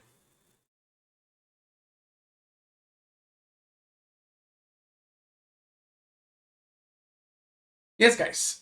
Now I'll come to the last topic of the standard. Can the impairment loss exceed the carrying value of the asset? You tell me. Can impairment loss be greater than carrying value of the asset? Possible. Impairment is equal to carrying value minus recoverable amount. Correct? So that means it is not possible for me to see that the impairment is greater than the carrying value of this. However, I'll give you one situation. What if recoverable amount itself is negative? What if recoverable amount itself is a negative amount? Then what will happen? If recoverable amount is negative, then minus of minus plus. So recoverable amount is equal to carrying value plus impairment is equal to carrying value plus recoverable amount. Now question comes up, sir, why will that recoverable amount be negative? Why will it be negative? Higher of value in use or net selling price, higher of these two should be 0 or more than 0. Why is it negative? Abnormal situation this can arise. ICA loves abnormal, man. That's why this question has appeared so many times in the exam. Such an abnormal situation, guys. I'll tell you what abnormality it has. Logic simple. Let's say, I think very recent story I'm talking about. 2019 marked the end of 2020 actually marked the end of BS4 four-wheeler vehicles. No more BS4 cars will be sold after 1st April 2020. That is the concept. So what happened? I have a machine which makes engine components. It fits only engine components which are of BS4 variant and not of BS6 variant. Then what will happen? Automatically, I cannot use the asset anymore. The government has particularly issued a notification saying that all those machines which are into making or manufacturing BS4 components should be shut down. They have to be dismantled. He clearly said this. Then what will happen? Value in use. No value in use. Net selling price. Yes. Value in use I don't have, but I have net selling price. What is the net selling price? Fair value from sale of asset 0 minus cost to sell. No cost to sell, but there's a cost to dismantle the asset. So what will happen? That means sometimes it happens to be a situation where a particular asset no longer can be used, no longer can be sold, but the enterprise has an obligation to dismantle the asset. The enterprise obligation to dismantle the asset is a negative recoverable amount. Therefore, the impairment can exceed the carrying value of the asset. Recognize entry. Impairment loss to asset, not possible. Because your impairment is more than carrying value. That's why he writes, impairment account debit, 2 carrying value of the asset, 2 liability for dismantling the asset. So whenever we come across this kind of abnormality where the asset cannot be used, cannot be sold, but the enterprise has an obligation to dismantle the asset or basically crack down the asset, in such cases we come across this phenomena. Clear? Read that paragraph. When an asset has a restriction on further use or sale and the enterprise has an obligation to dismantle and remove the asset by incurring certain cost, then the carrying value of the asset plus cost of dismantling is equal to impairment. In such case, the asset should be derecognized, and in addition, a provision is required to be created for the estimated future dismantling cost. Clear? And that will bring us to the end of this topic or discussion under Ind AS 36. There is one more small part regarding corporate assets. Kindly make sure that you go through that concept. But corporate asset concept is very similar to goodwill concept. Clear?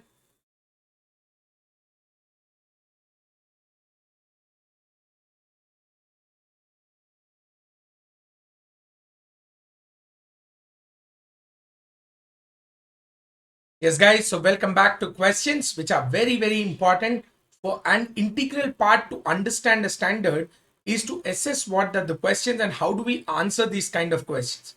So it's very important for you to pay attention to the questions as well, guys. So welcome back. So let's start solving the questions from now. I'll take up the first one. H Limited purchased an item of property, plant and equipment costing 100 million, which has a useful life of 10 years. The entity has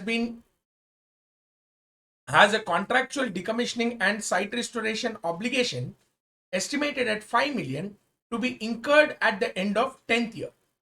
The current market-based discount rate is 8%.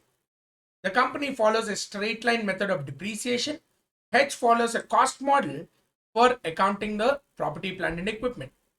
Determine the carrying value of the item of property, plant and equipment and decommissioning liability at the end of each year when there is no change in expected decommissioning liability and expected timings that they incur and the decommissioning expenses and discount rate. At the end of year 4, an entity expects that the estimated cash outflow on account of decommissioning and site restoration to be incurred at the end of useful life is 8 million instead of 5 million.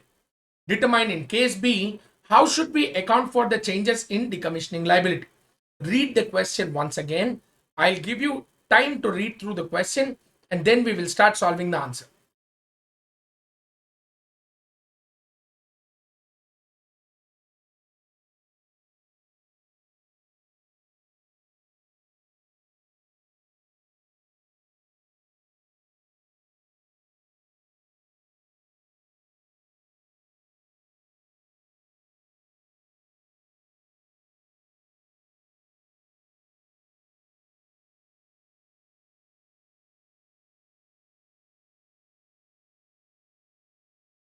Yes, guys, read through the question and tell me how are we supposed to approach this question. Now, if I say that the cost of the asset is 100 million, let's say everything is in millions itself.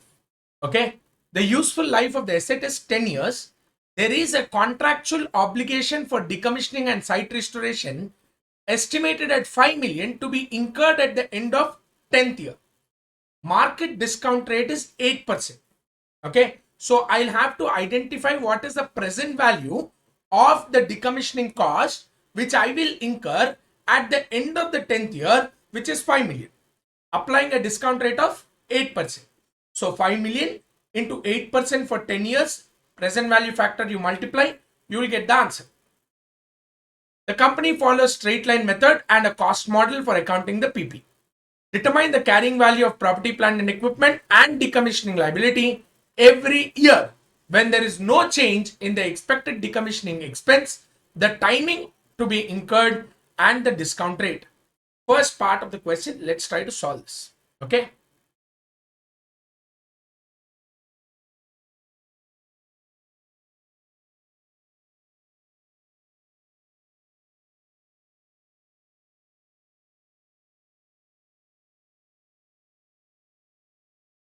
First, the purchase price. What is the purchase price of the asset?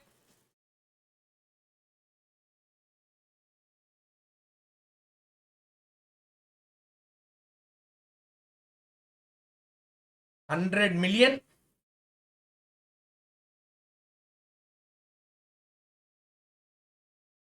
Estimated dismantling cost, dismantling and site restoration cost actually. Estimated cost of dismantling the asset is 5 million.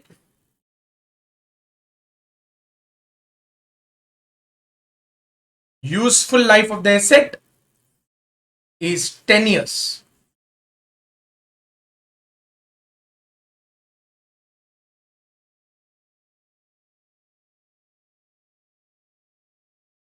Correct? Discount rate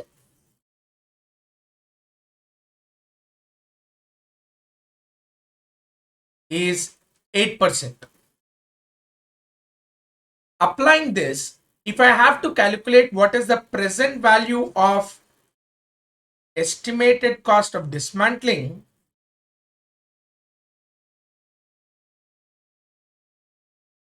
at the end of useful life of the asset, then I'll calculate like this: 5 into present value factor, 8% for 10 years. Calculate. Use your calculator. Get the present value factor.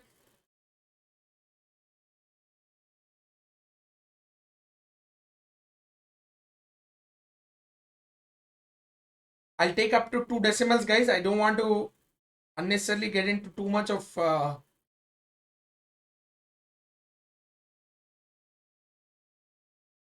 percent. 10 years. 0.46 is your answer. 5 into 0.46. 4631 actually it is. 4632. 0.46 into 5 is 2.3. Is the estimated cost of dismantle. This should get added to the cost of the asset. Therefore, cost of asset to be capitalized is equal to 100 million plus 2.3 million, which is 102.3 million. I have to depreciate it for a period of 10 years. So what is the depreciation per annum? On a straight line basis, if I depreciate, depreciation per annum is equal to 10.23. I'll calculate the carrying value of the asset and the decommissioning liability each year.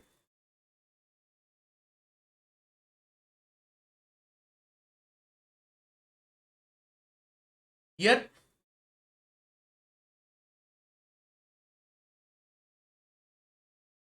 depreciation per annum, WDV, cost model or cost approach, opening decommissioning liability,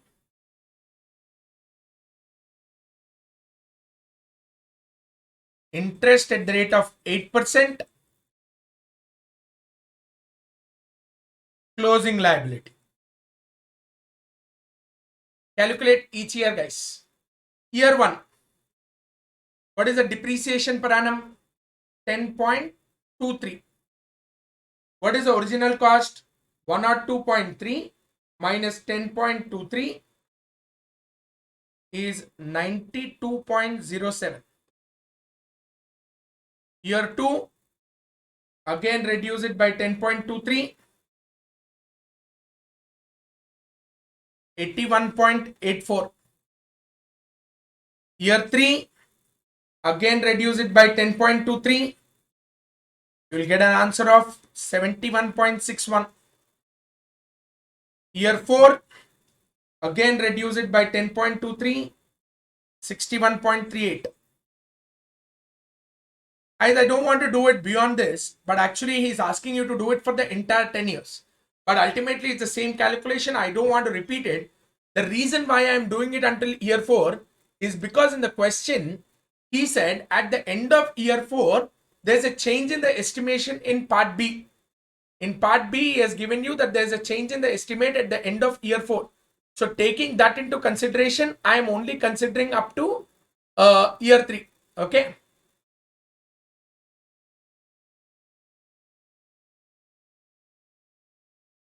Let's come back to decommissioning liability then. What is the decommissioning opening liability, guys?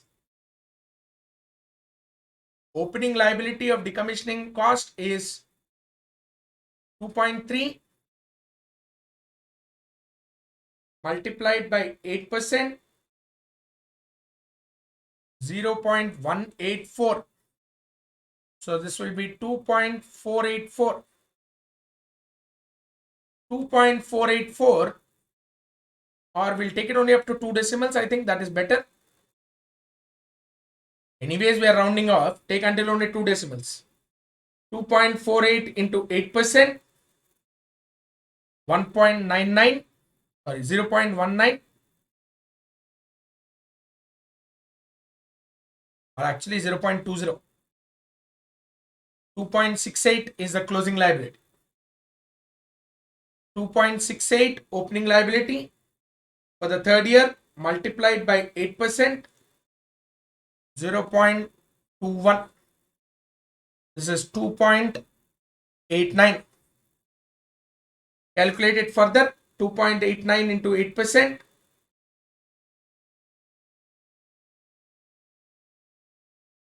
2.89 and 0.23, which is nothing but 3.12. So guys, I'm trying to calculate like this, and I'll keep on identifying this cost. So what are the 2 entries which I have to pass here? Every year, if you ask me to write the entry, I'll record it like this. Depreciation account debit in year 1, if I'm talking about. Depreciation account debit to asset. I'll also record one more entry. Interest cost, which is notional,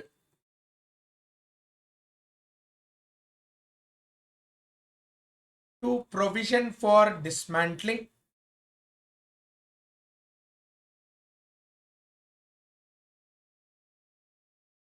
Which is the liability which I created. Write the entry. Depreciation each year should be 10.23. First year, interest cost to be recorded by increasing the provision by 0.18. 0.18. Everything is in millions. This is how I record the 2 entries at the end of each year. Entry will remain the same, but interest portion will keep on changing. Second year 0.2, third year 0.21, fourth year 0.23. Like this, I'll keep on calculating up to year 10 and passing each year both these entries. Depreciation entry will remain constant, but your interest entry will keep on changing. Now let's go back to what the question says in part B. In part B, is asking us to do something. Let's see what part B says. In part B is saying at the end of year 4, the entity expects that the estimated cash outflow on account of decommissioning and site restoration to be incurred at the end of the useful life of the asset is 8 million. He's saying the decommissioning liability is right now 8 million. Then how do I calculate? When is it at the end of year 4? So let's try.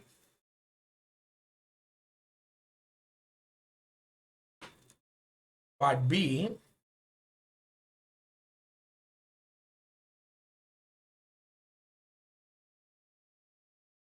Estimated decommissioning cost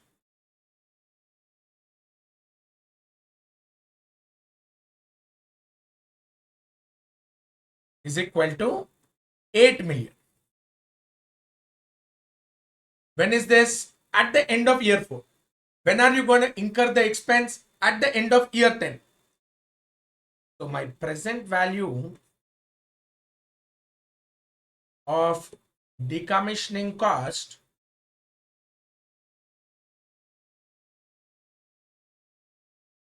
is equal to 8 million into present value factors 8% for 6 years. Calculate. Why 6 years? Because 4 years are already done. So I'll have to calculate it for 6 years. So it should be 8 into 0.63.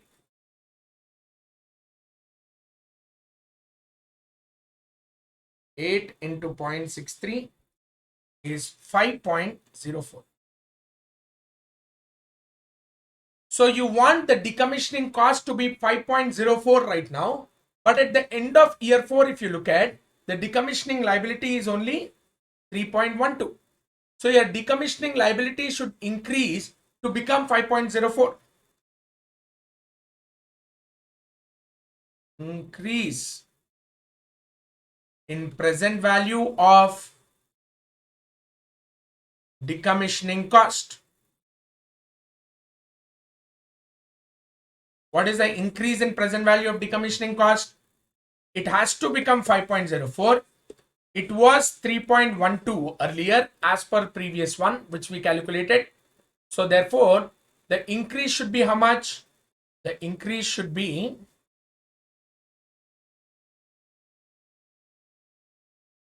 1.92. How do you recognize this? Entry to be recognized here is I have to increase the value of the asset. Along with that, I'll also have to increase the provision for present value of decommissioning cost or provision for decommissioning cost to provision for decommissioning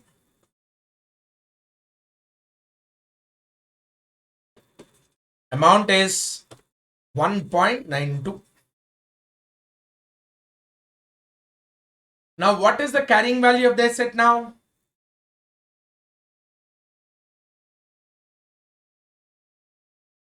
Carrying value of asset is equal to, at the end of year 4, the carrying value of the asset was 61.38. This 61.38 should be increased by 1.92. 61.38 plus 1.92. Therefore, the carrying value of the asset will be 63.3. So what is your depreciation per annum now? The revised depreciation per annum over the remaining 6 years will be 63.3 divided by 6, which is nothing but 10.55. Earlier, I charged only a depreciation of 10.23, right? Now I'll start charging a depreciation of 10.55 for the remaining 6 years of the useful life of the asset. Clear? Let me know if you have any doubts, guys. Any doubts in solution till here, please make sure that you ask. Look at the solution. I'm giving you the solution here. 2.32 is his cost. 10.23 is the depreciation. He is calculated for all the 10 years. We have done it only up to 4 years, but it is the same calculation ultimately. At the end of 5th year, he got a cost of 5.04. Approximation, it is we got it 3.12. He's getting it 3.15. The change is 1.92 according to us. For him, it was only 1.89. So, according to 1.89, the revised depreciation is 10.55, which even we got. We got the same thing. The depreciation should be calculated at the rate of 10.55 from there on. Any doubts, please let me know.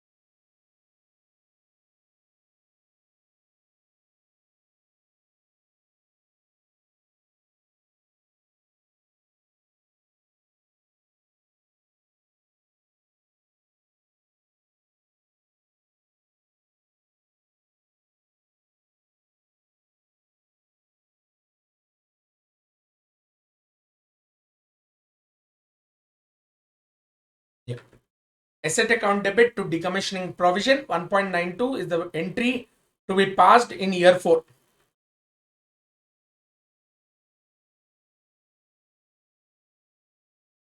Clear? I hope everyone get it.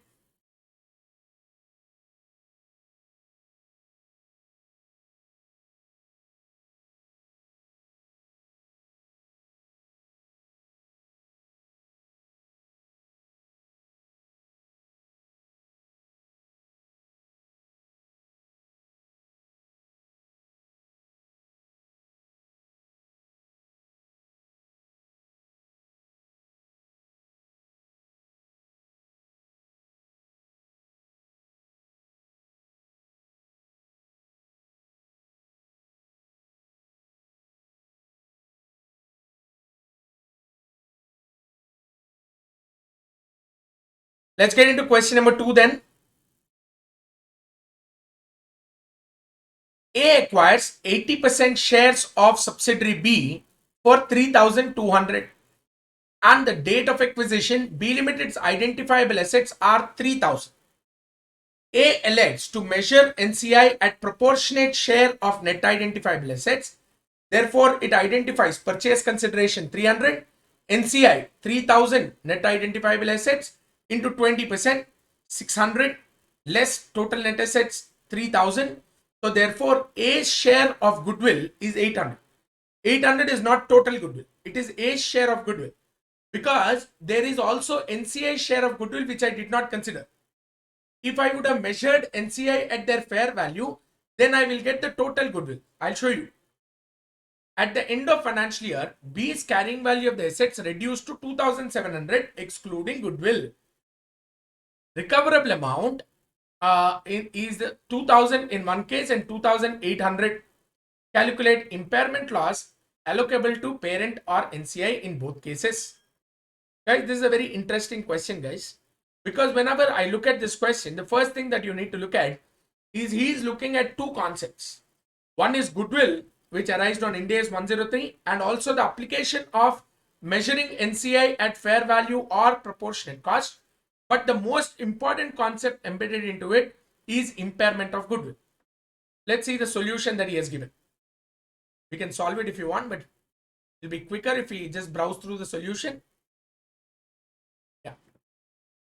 Now, had this NCI been measured at its fair value, then NCI's proportion of goodwill will be 200. How did I get that NCI's proportion of goodwill being 200? Because 800 is the goodwill of 80%, that is the holding company share. If 800 and 80%, then NCI share is 200. That means the total goodwill is 1000. The total goodwill is 1000. And the total other assets are 2,700 according to the question. That is what he said. Because at the end of the year, the carrying value has come down to 2,700 only. Clear? That means the total value of the asset is 2,700. If the 3,700, if the recoverable value is only 2,000, that means there is a total impairment loss of 1,700 rupees. How will this impairment loss be calculated? Out of this total impairment loss of 1,700, 1,000 goodwill should be adjusted. The balance 700 will be adjusted against other assets. Out of the 1,000 which you adjusted against goodwill, 200 belongs to NCI which you did not recognize. But to the extent of 800 goodwill which was recognized, I will reduce it from goodwill and the balance 700 will be reduced from your other assets. And out of this 700 also, you need to understand that the 700 other assets belong to both NCI as well as the parent enterprise. What is the proportionate holding? 80%, 20%. So 80% parent company will recognize, 20% NCI should recognize. So 80-20 is 560 and 140. Exactly written like that. Parent will recognize 800 rupees loss in goodwill, 560 loss regarding other assets. NCI should have actually recognized goodwill of 200. But since you are not recognizing goodwill in the balance sheet, I'm not showing it. But other assets to the extent of 20% on 700 is 140. What if your impairment, your recoverable amount is 2,800? Then in such case, your impairment loss is only 900. Out of impairment loss of 900, which is less than the value of goodwill, because goodwill itself is 1000. So 900 should be only cancelled against goodwill. But you need to understand 80-20, 80% belongs to holding company and 20% belongs to parent. So what is 80% of 900? Only 720 will be recognized as impairment in goodwill for the parent enterprise. Balance 80 rupees of goodwill will keep on continuing. Here the carrying value of the assets 2700 will still be there. So this is how we have to solve this. So if you want me to just give you a better clarity on how to solve this particular question, I can give it to you. Just a second, guys. Okay.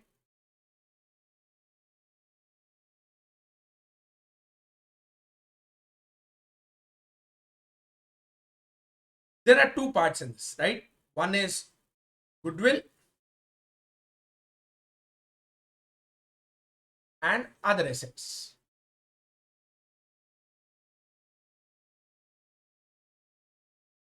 How much goodwill did you recognize?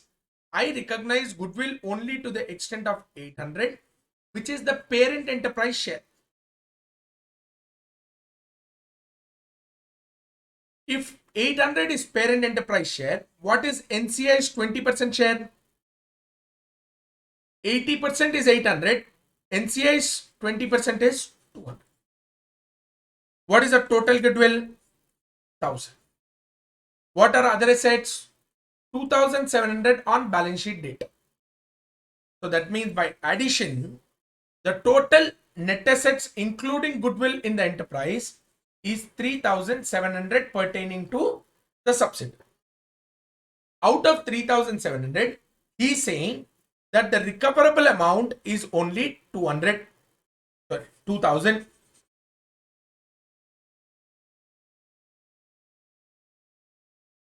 Recoverable amount is 2000.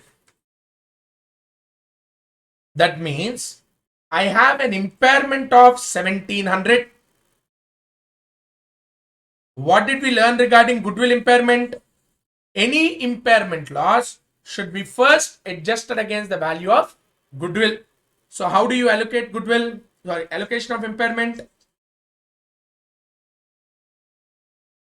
Allocation of impairment. 1000 should be reduced from the goodwill and the balance 700 should be reduced from the value of asset. Here, the entire goodwill of holding company is written off, entire 800. 800 and 200. 560 and 140. 80-20 ratio. Correct? So this is parent enterprise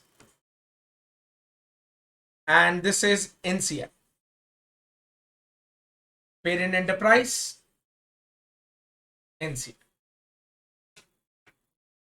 This is how we will adjust. If the answer would have been different, that means if the recoverable amount is not 2000, in the other part of the question he said consider the recoverable amount to be, how much did he say? In part B, 2800. Then if your answer is 2800, then how will your answer change? Instead of taking recoverable amount as 2000, take it as 2800. Then what will happen? My impairment instead of 1700 will become only 900. How will you allocate 900? If I have to allocate 900, then I'll allocate only directly to my goodwill 900. Out of 900 allocated to goodwill, parent will take 80%, 720. NCI will take 80. There is no further reduction in other value of asset because entire 900 got adjusted only against the value of goodwill. So this is regarding impairment of goodwill in the subsidiary whenever you are trying to solve the questions. Clear, guys? I hope I was clear with this calculation.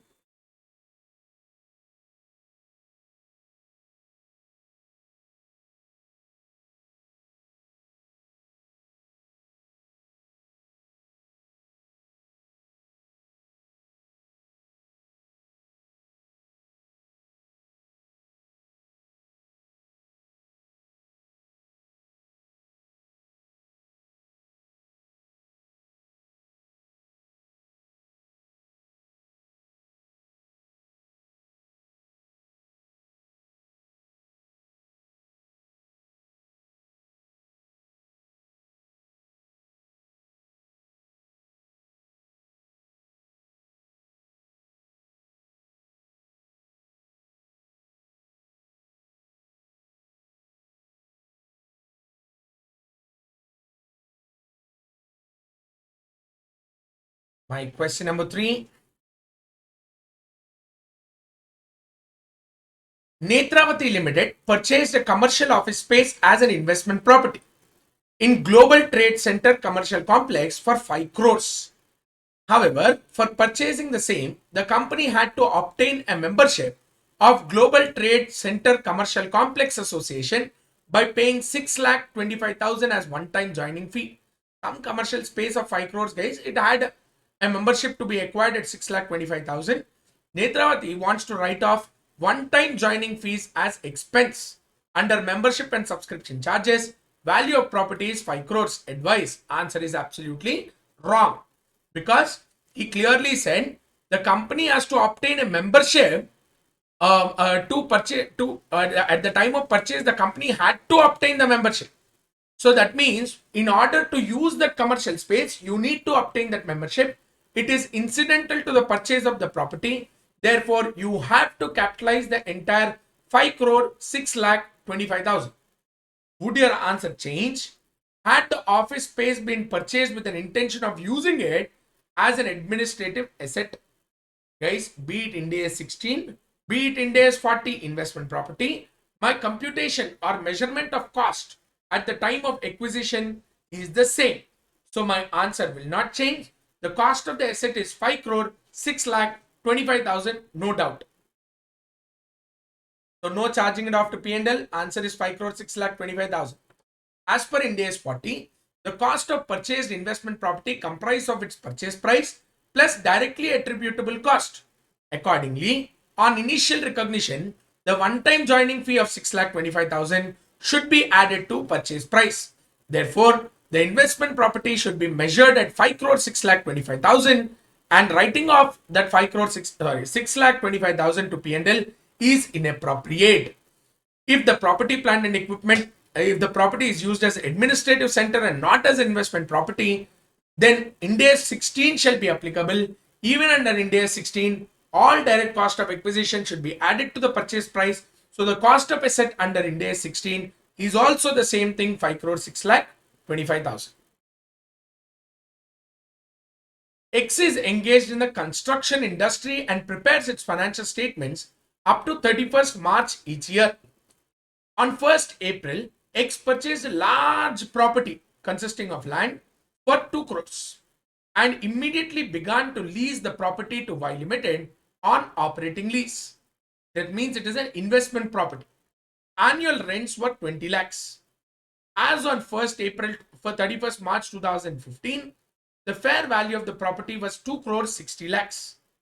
Under the terms of lease, Y Limited was able to cancel the lease by giving a 6 months notice in writing to X Limited. Y gave this notice on 31st March and vacated the premises on 30th September. On 30th September, the fair value of the property was 2 crore 90 lakhs. On 1st October, X Limited immediately began to convert the property into 10 separate flats of equal sizes, which X intends to sell in ordinary course of business.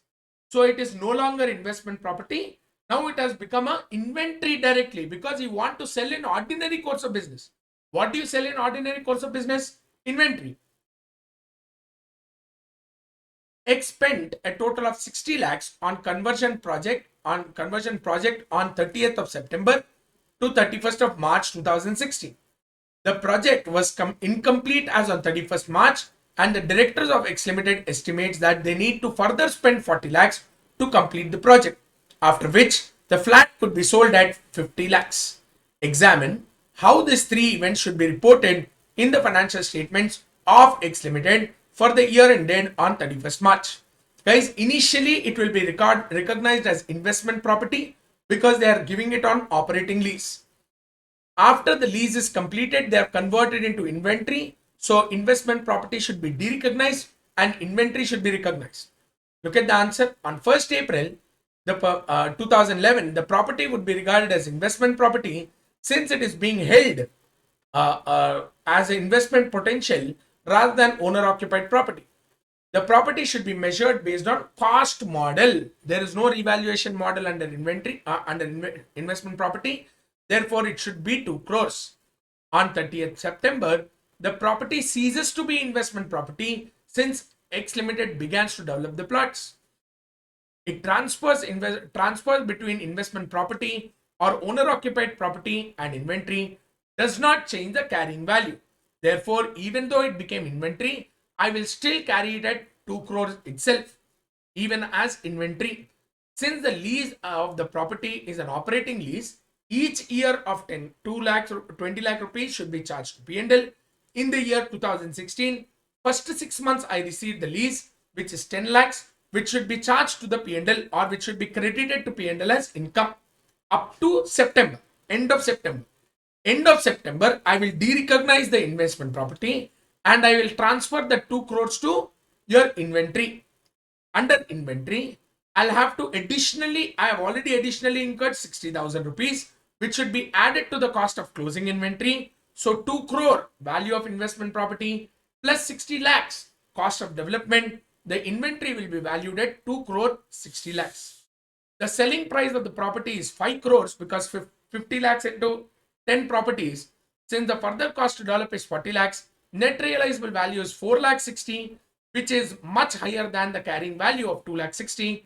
Therefore, the flats will be shown as a current asset as inventory at 2 crore 60 lakhs only. And that will bring us to the end of today's session and the problems which are meant to be covered as far as these topics are concerned.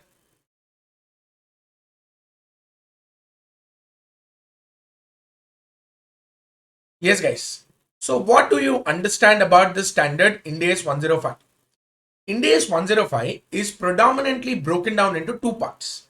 The first part of the standard, which deals with non-current assets held for sale, and the second part of the standard, which deals with discontinued operation. Now, I have to deal with both parts in a distinguished manner because both of them have a very little things in common. Since discontinued operation is a very small standard, they had to be clubbed into some relevant standard, so which happens to be your Ind AS 105. Now, if you look at the comparable standard in your accounting standard, it was AS 24, which was talking about discontinuing operations. Guys, though it's a significant change, there it was discontinuing operation. That means over the period of discontinuance, the standard had a relevance. It had a relevance over the period of discontinuance, because you need to understand, just because I want to discontinue my operations, next day I just shut down my office and the operations are discontinued, does not happen. Let's understand a manufacturing operation today had to be discontinued. There are significant things which happen because before you shut down, there are some materials which have to be disposed of. There are some creditors which have to be paid off. There are some debtors which have to be collected. There's a factory shed which has to be dismantled. There's a lease which has to be cancelled. So many things happen as far as your discontinued operation is concerned. Therefore, it cannot be considered as a one-day activity. So AS 24 was talking about discontinuing operation where it had a relevance of basically reporting or presenting or disclosing events throughout the period of discontinuance. But if you look at Ind AS 105, they have cut short the standard or basically reduced the importance of the standard by calling it as discontinued operation. That means he's only talking about after the discontinuance, what are the necessary things that should be done. While the first part of the standard is a complete new thing. Non-current assets held for sale has never been discussed as a part of your accounting standards or your IGAP. it is your Ind AS which is bringing on this new concept of Ind AS 105, talking about non-current assets held for sale. Understandably, why did this standard even come up? Now, the standard comes out because you need to understand that a few assets in the organization might be held for sale. For example, a reason for a new asset has been replacing the old asset. The old asset is no longer being used, has to be discontinued or has to be disposed of. Or a particular manufacturing equipment used for a particular product, that particular product is discontinued.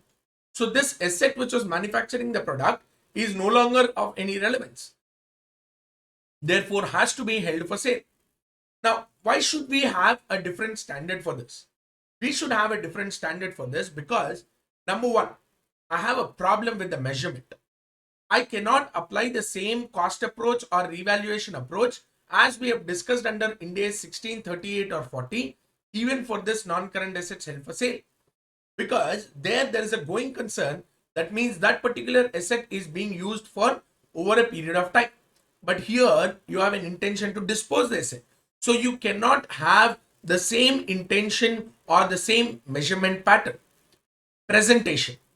If I talk about my fixed assets or my assets which are under operations, I should have a clear distinguishment between the assets which I am using today and the assets which I want to dispose today.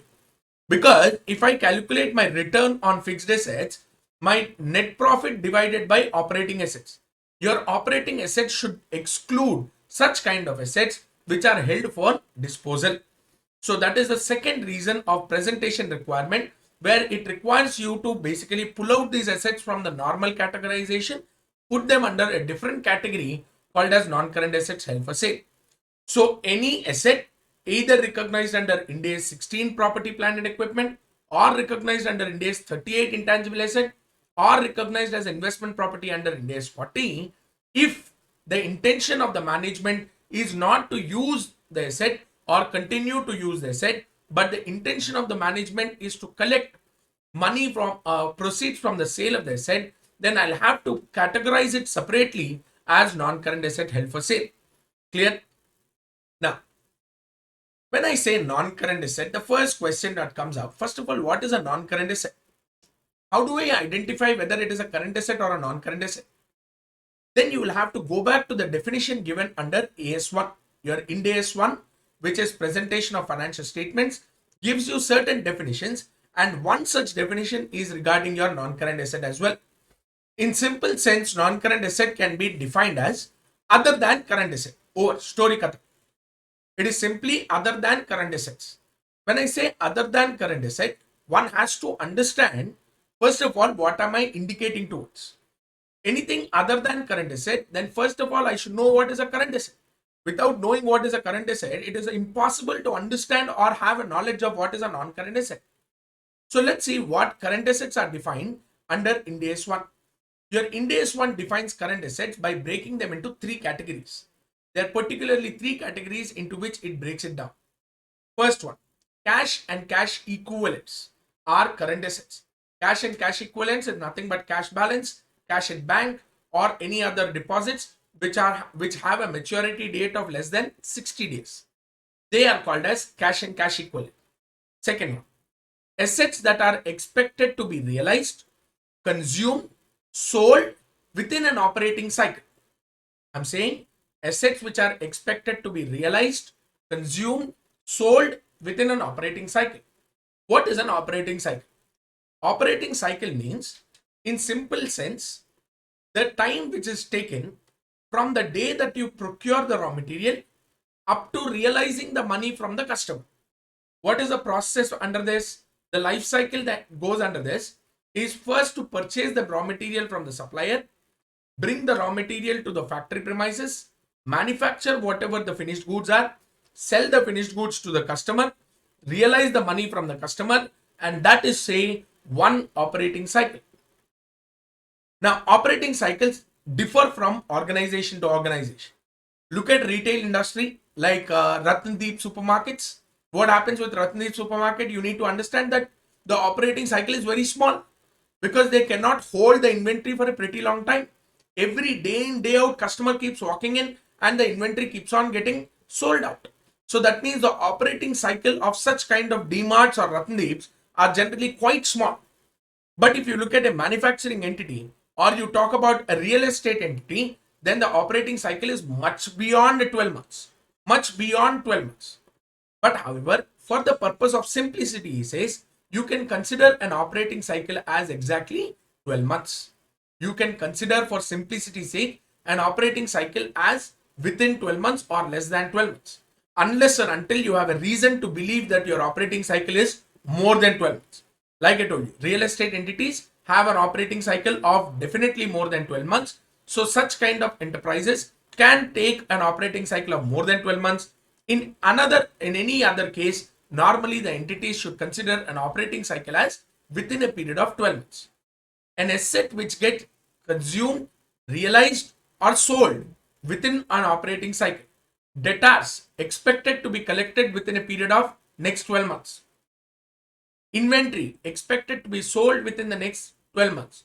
Raw material expected to be consumed in the process of production within the next 12 months.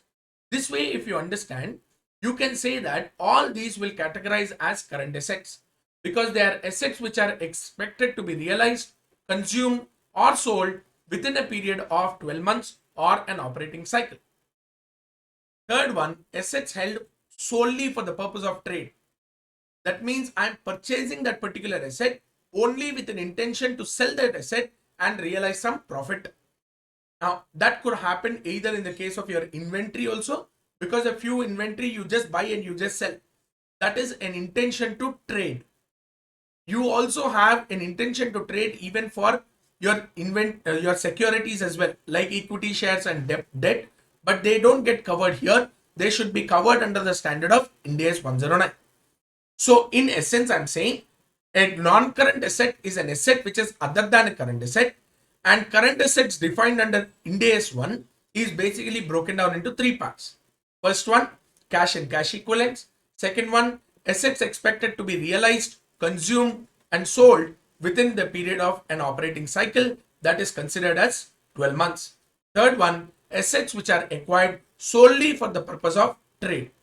So these are the three parts which you can categorize as current assets. So anything other than these assets should be considered as a non-current asset. When do you call a non-current asset is held for sale? Held for sale is a management intention. It is the intention of the management to either use an asset in the process of production or to hold it for disposal. It's a pure management intention. So there he says an asset is held for sale if an entity expects to recover the carrying value of the asset from the sale of the asset rather than from continuing use of the asset. So I'm saying if an entity intends to recover the carrying value of the asset from the sale of the asset rather than from continuing use of the asset, in such cases we call that non-current asset as held for sale. Similar sounding we got when we were discussing about Ind AS 36 impairment.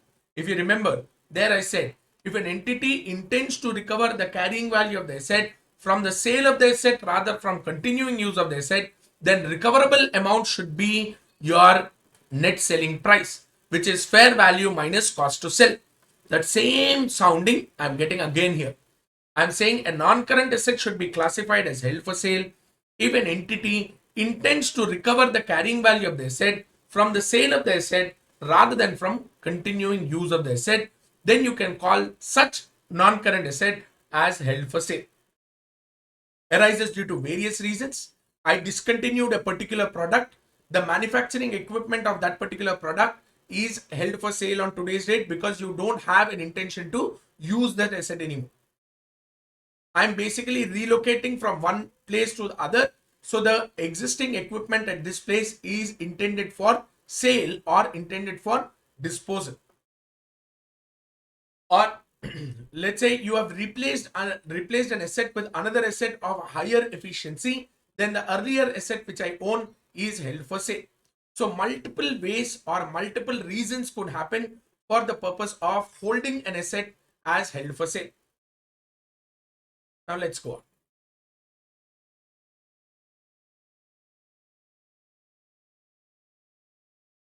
For me to classify an asset as held for sale, it should meet two criteria.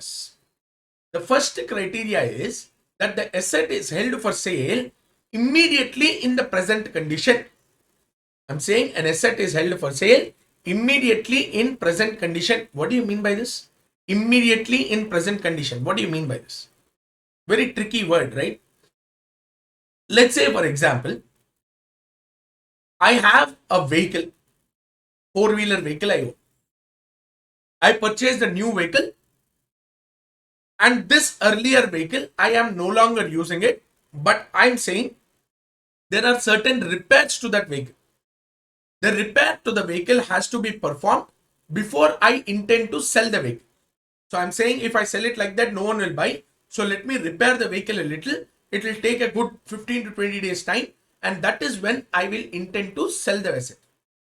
So in such cases, this condition is not satisfied because the car is not held for sale immediately in present condition. You are expecting to perform certain action on that particular vehicle or repairs on that particular vehicle before the vehicle is actually disposed of or before the vehicle is intended to be disposed of. Therefore, this condition is not expected to be met. If you look at, he is very clearly using the word immediately in present condition. If the sale is expected to occur in near future, I am no longer using this asset and I am intending to sell it in the coming 12 months. Not possible to be classified as held for sale because you are saying it is in near future. You never said immediately in present condition. So immediately in present condition has to be taken in literal sense. In literal sense. That means this asset, as on today's date, you walk in, you take this asset and you leave. That is held for sale in present condition. So that's why the first point to explain this part, he says if an asset is held for sale in near future, it cannot be classified as non-current asset held for sale. Now, let's say there is an ongoing manufacturing process. Okay, there's an ongoing manufacturing process. I've given a huge advertisement on the newspaper saying that one particular machine with me is actually held for sale. Buyer walks into the premises and he asked me, where is the machine which you want to sell? I showed him the machine is already running. He said, the machine is already running. How can you say you want to sell this? I said, if you want it, I'll pack it right now and I'll sell it to you. Can I call it as held for sale? He says the answer is no. Because if the asset is vitally used in an ongoing production process, if an asset is vitally used in an ongoing production process, then it cannot be considered as held for sale in present condition unless the management intends to sell along with the ongoing order. That means I am packing a particular finished good and this packing machine is the one which I am holding for sale. Buyer walks into the premises and he questions, why are you using this asset? I said, there's a packing contract which I got. Now, if you buy that particular machinery, then I will not just sell the machinery, but also the contract is yours. So that means when it is vitally used in an ongoing process, it cannot be classified as held for sale. But if in case I intend to sell the machine along with the ongoing order for which it is vitally used on today's date, then you can classify that particular asset as held for sale immediately in present condition. Clear? Now, sometimes there is a delay, right? Immediate sale, immediate sale, immediate sale. What immediate sale? You think if I have a piece of land, you think there can be an immediate sale? It is not possible. I first advertise. Plenty of buyers will walk in. Plenty of agents will walk in. Those agents will introduce certain customers to me. Certain customers will directly reach to me. There is a set of negotiation which go on. There's a particular price which we ascertain. Finally, he says, I'll give you a certain advance, but the sale will be completed only after 3 months or 6 months. There's so much of process is involved. That's why he's saying sometimes there could be a delay in sale. Sometimes there could be a delay in sale. But in this case of a land which I gave you, the delay in sale is customary to the nature of the asset. The asset is of such nature that you cannot sell it immediately. Let's say I have this mobile phone. Immediately I go to the showroom and I'll say, I don't want this mobile phone. Take it off. He gave me 10,000 rupees and he asked me to go. So here the sale happened immediately. But in every asset, the sale may not happen immediately. Sometimes the delay is customary to the nature of the product and the nature of the process of sale. Look at how the land gets sold. First, there is an advance, there is an agreement to sale which happens. Then, looking at this agreement to sale, the buyer goes to the bank, applies for a loan gets disbursed into the seller's account. Then you go to the registrar's office, submit all the documents. Then the transfer of title happens into his name. So much of process is involved. So that means immediate sale may not be possible by the nature of the asset. Sometimes the nature of the asset and the nature of sale are in such a way that there could be a delay. Such a delay can be ignored in classifying an asset as held for sale if it is customary to the process of sale. It is customary. Normally sale happens like this only. So there is an evident delay as far as the sale is concerned because of the nature of the asset and because of the nature in which I want to sell the asset. Therefore, such kind of delays can be ignored in classifying an asset as held for sale. So this is the first criteria to be satisfied for me to classify a non-current asset as held for sale. What is the criteria? An asset should be held for sale immediately in present condition. Second one is a very, very important criteria. The sale is highly probable. When do you say that a sale is highly probable? Let's say one of the accountants in my organization, accountant, okay, CFO, there's a manager of finance, and then there is an accountant, very down in the hierarchy. The accountant believed that a particular asset is held for sale. He intends to sell that particular asset. Buyer came in, he said, sir, this asset is held for sale. Then the buyer first asked, do you have the authorization to sell this asset? You are just an accountant. So do you have the authorization of the board of directors to dispose this particular asset? Do you have the authorization of the CEO to sell this particular asset? So therefore, you need to understand, for me to categorize an asset as held for sale, I cannot rely on the bottom tier or mid tier management. I have to rely upon the intention of the top tier management of their intention to sell. So that means the top tier of the management of the company is of an intention to dispose the asset. Fine. The board of directors have made a resolution in their board meeting every quarter saying that these particular assets are held for sale. They did nothing after that. They just said that they are held for sale. First of all, how do you want a customer to know that that particular asset is held for sale? You have to advertise first. Without even posting an advertisement, if you simply say that it is held for sale, how can it be even possible? Let's say I hold that my car is held for sale. I should communicate, right? I should either go to Cars24 or OLX Cars, or I have to post an ad on OLX saying that, sir, my car is held for sale.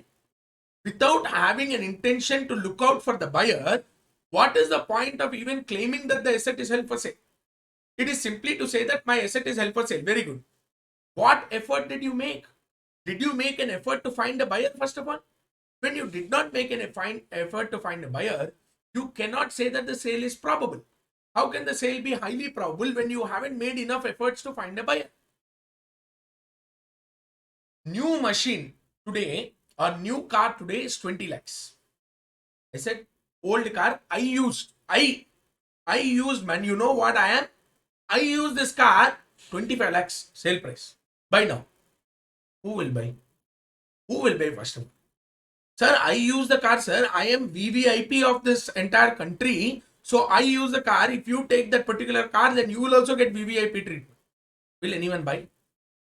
So that means the price at which the asset is marketed should be reasonable approximation of its fair value. Today in the market, the fair value of that car is 8 lakhs, not 20 lakhs anymore. So you will have to market the car at an approximation of the fair value at which the car can be sold on today's date. Then only you can say that the sale is highly probable. Sir, the sale will be completed, sir. For sure, it will be completed. When it will be completed? Whenever the buyer comes, sir. Very good. Whenever I agree to the buyer's price, sir. When will that happen? You tell me one particular date. Whenever it is bound to happen, it will happen, sir. Not possible. You tell me one particular date, and such date which you tell me should be within 12 months. Then only I'll say that the sale is highly probable.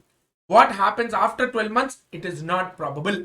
I don't even know whether I'll be alive or not after 12 months. So right now, either the sale is highly probable or not. If I have to classify, then that means that the sale should be completed within a period of 12 months. Management intends to sell this asset, sir, if they get 15 lakhs. If they don't get 15 lakhs, then they'll pull out from their intention to sell. They'll continue to use it. Sir, my car on today's date, if I get 10 lakhs, I will sell. If I don't get 10 lakhs, I'll continue to use the asset until I actually receive 10 lakhs. That means there is a high probability that the management can change its intention to sell the asset and shall continue to use that particular asset if it does not meet certain thresholds. In such cases, where the intention change of the management is likely to happen, it cannot be called that the sale is highly probable. So for me to call that the sale is highly probable, the conditions to be met are: first one, the appropriate level of management is committed to the plan to sell the asset. I am committed to sell this particular asset. An active program has been initiated to identify a buyer for the product. Number three, the asset is marketed at a price at which it is highly reasonable with reference to its fair value. It is highly reasonable with reference to its fair value today. Number four, the sale is expected to be completed within a period of 12 months itself. And lastly, significant changes or withdrawal of the plan to dispose the asset is unlikely. Is highly unlikely. That means very, very impossible or very next to impossible is what we can use in colloquial sense. 5 conditions I told. First one, appropriate level of management has committed to the plan to sell the asset. Active program has been initiated to find a buyer to purchase that asset. Number 3, I quoted a price which is very reasonable with reference to the fair value of the asset. The sale is expected to be completed within a period of 12 months, and significant changes or withdrawal from the disposal plan is highly unlikely to occur. If these 5 conditions are satisfied, then you can say that the sale is highly probable. So 2 conditions which we put up for identifying an asset as held for sale. What are the 2 criteria? First one, that this asset is held for sale immediately in present condition. That means no more modifications to the asset. Near future cannot be considered. If it is vitally used in an ongoing process, then along with the order you are intending to sell the asset, then in such cases you can say that the sale is highly probable, or the asset is held for sale immediately in present condition. I'll say that the sale is highly probable if those 5 conditions are met. However, there is one particular case. You are saying that the sale should be completed within a period of 12 months. What if I am expecting that the sale should be completed within a period of 12 months? But what if 12 months are completed, but I still did not dispose the asset? Should I still continue to classify the asset under Ind AS 105? I said this particular car is held for sale. Classified it, recognized it, measured it as per Ind AS 105. Next year, again the board met, and now I see that the car is still there. The board asked me what happened. I said I could not sell the car. I expected that the sale will be completed within 12 months, but unfortunately today the car is still there. I could not sell the car, but I am still intending to sell the car within the next 12 months. Then in such cases, he says, you can continue to classify the asset as held for sale, even if the 12 months has already elapsed, if 2 conditions are satisfied. 12 months are over and the asset is still not disposed, but I'm still classifying it as held for sale if, first of all, The delay which occurred is due to reasons which are beyond enterprise control. Sir, you said you hold it for sale in March. April lockdown. 12 months are over. Still, the corona crisis is still existing. That is the reason why the sale has actually been stopped. The reason is not within my control. So, therefore, in such cases, you can still continue to hold the asset as held for sale. Number two, there is sufficient evidence that the entity is still committed to sell. Just because it is more than 12 months, I don't withdraw from the plan to sell. I still have a strong intention to dispose the asset. So there is sufficient evidence that the entity still plans to sell the asset and is committed to the plan of selling the asset. So I'm saying if an asset could not be sold within a span of 12 months, you can continue to classify it as held for sale under Ind AS 105 if number one, the delay is due to reasons which are beyond the control of the enterprise, and number two, there is sufficient evidence that the enterprise is still committed to its plan of selling the asset. Clear? These are the two conditions: held for sale immediately in present condition and sale is highly probable. If these two conditions are met, then a non-current asset can be classified as held for sale. Now, sometimes he uses a word disposal group. Look at here. First point, they are committed to a plan of selling the sale of an asset or a disposal group. What is a disposal group? Disposal group means something like a CGU. Something like a CGU, which we have seen under Ind AS 36. Two or more assets put together have some productivity. Individually, if I sell, they don't have any use. So therefore, the management today intends to sell the asset as a group together itself. There are group of assets, two or more assets, which are expected or intended to be disposed or sold together in one transaction itself. They are in such a way that even the buyer will get benefited only if they are sold in that particular group. Individually, the assets no one will buy. So therefore, the enterprise intended to dispose the group or sell the dispose the assets or sell the assets as one single transaction in a group of assets. Sometimes a liability can also be attributed to a disposal group. Liability can be a part of a disposal. Yes. If such liability is directly attributed to an asset within the disposal group, that means I bought a car and the car has a loan on it, and such loan is directly associated with that particular asset, and my intention is to sell the car along with the loan. I'm saying 20 lakh car, 12 lakh loan, you pay me 8 lakh sufficient. So I will transfer you the car, I'll also transfer you the loan. In such cases, a liability can also be a part of a disposal group. A liability can be attributed to a disposal group if it is directly related to the asset within the group and the entity intends to transfer the liability along with the asset. Clear? An asset held for exchange. My intention is I don't want to use this car, I want to buy a new car. Management has taken a decision, top tier management taken a decision. I go to the showroom, I'll give off this car and I will take a new car. Exchange of assets, no disposal. Here it is exchange. Exchange, can I still classify it as non-current asset held for sale? Answer is yes. This car, I am no longer using it, put it aside, buy a new car. Sir, what about this car? Leave it, man. Leave it in that lot, in that parking lot. No one wants to use the asset anymore. We'll sell it at a later point of time. This is called as abandonment of asset. Abandoning the asset cannot be classified as held for sale because your intention is not to dispose the asset, but your intention is to leave the asset from active use. So in such case of abandonment, the asset cannot be classified as held for sale. Clear? Now we'll go into the measurement of assets when they are classified as held for sale under Ind AS 105.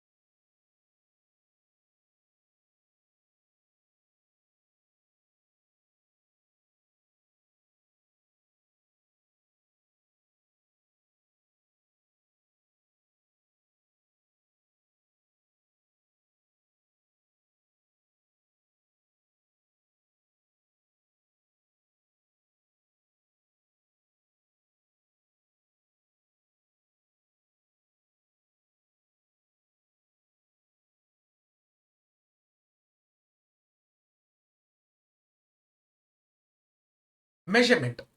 Measurement of an asset once it gets classified into Ind AS 105 as held for sale.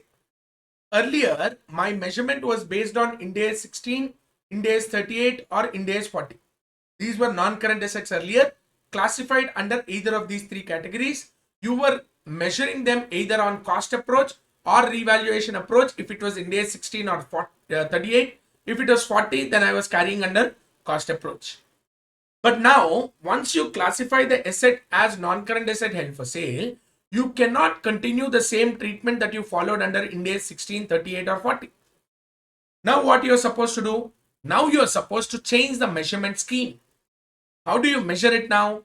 I will measure an asset which is classified as held for sale on the day when it is classified as Ind AS 105 at lower of its carrying value or the fair value less cost to sell. Guys, fair value less cost to sell, again the same logic of Ind AS 36 when we call it as net selling price.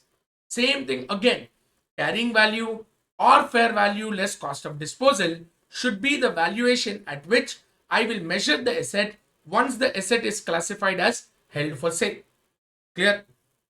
Now, what if your carrying value is less than the fair value of fair value less cost of disposal? What will happen? No change in the value. The asset will be continued at the same book value.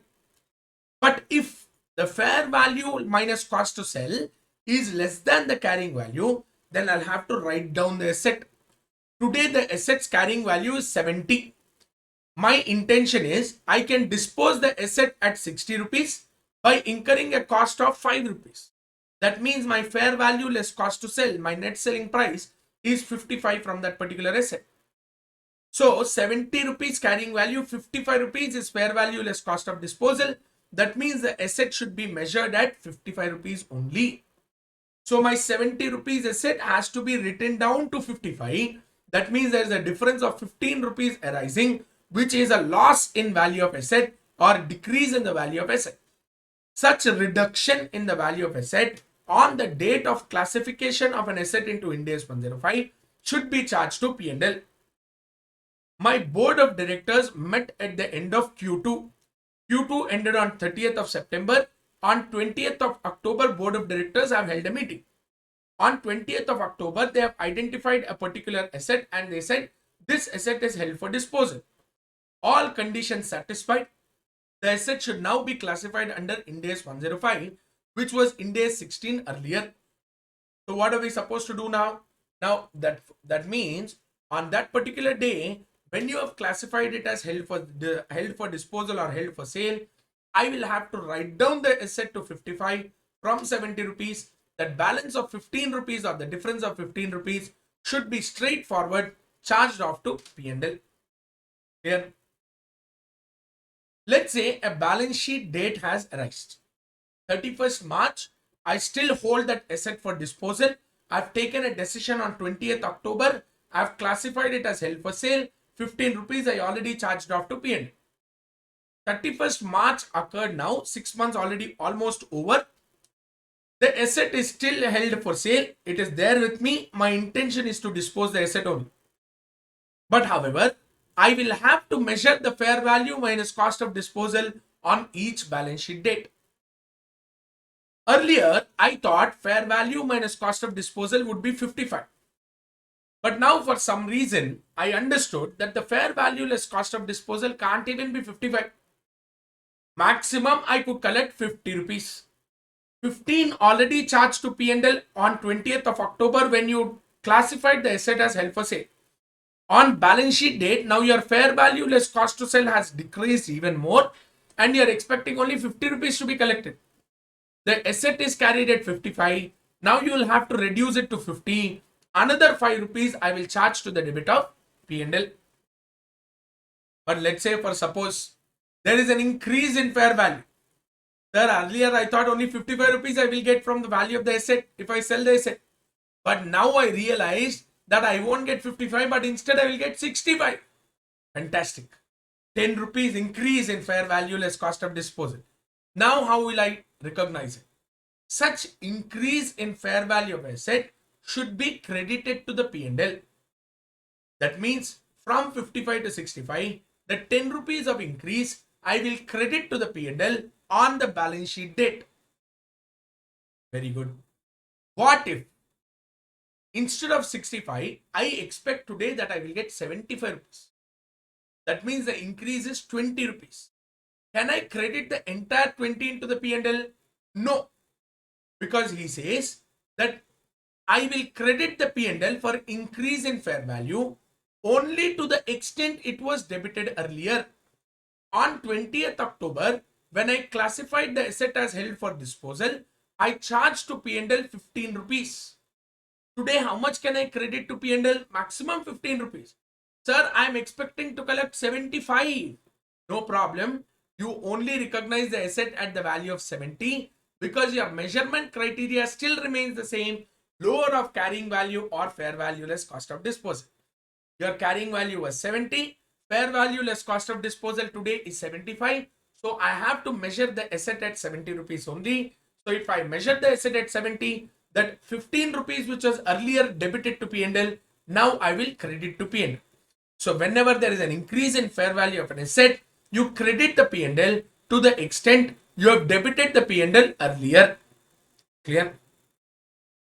When the asset was earlier classified under Ind AS 16 or 38 or 40, you kept on charging depreciation on these assets. But once the asset, which was earlier classified as 16, 38 or 40, property, plant and equipment, intangible asset or investment property, now classified as held for sale under Ind AS 105, you need not charge depreciation. The depreciation expected to be charged each year on the asset will cease once the asset gets classified as held for sale.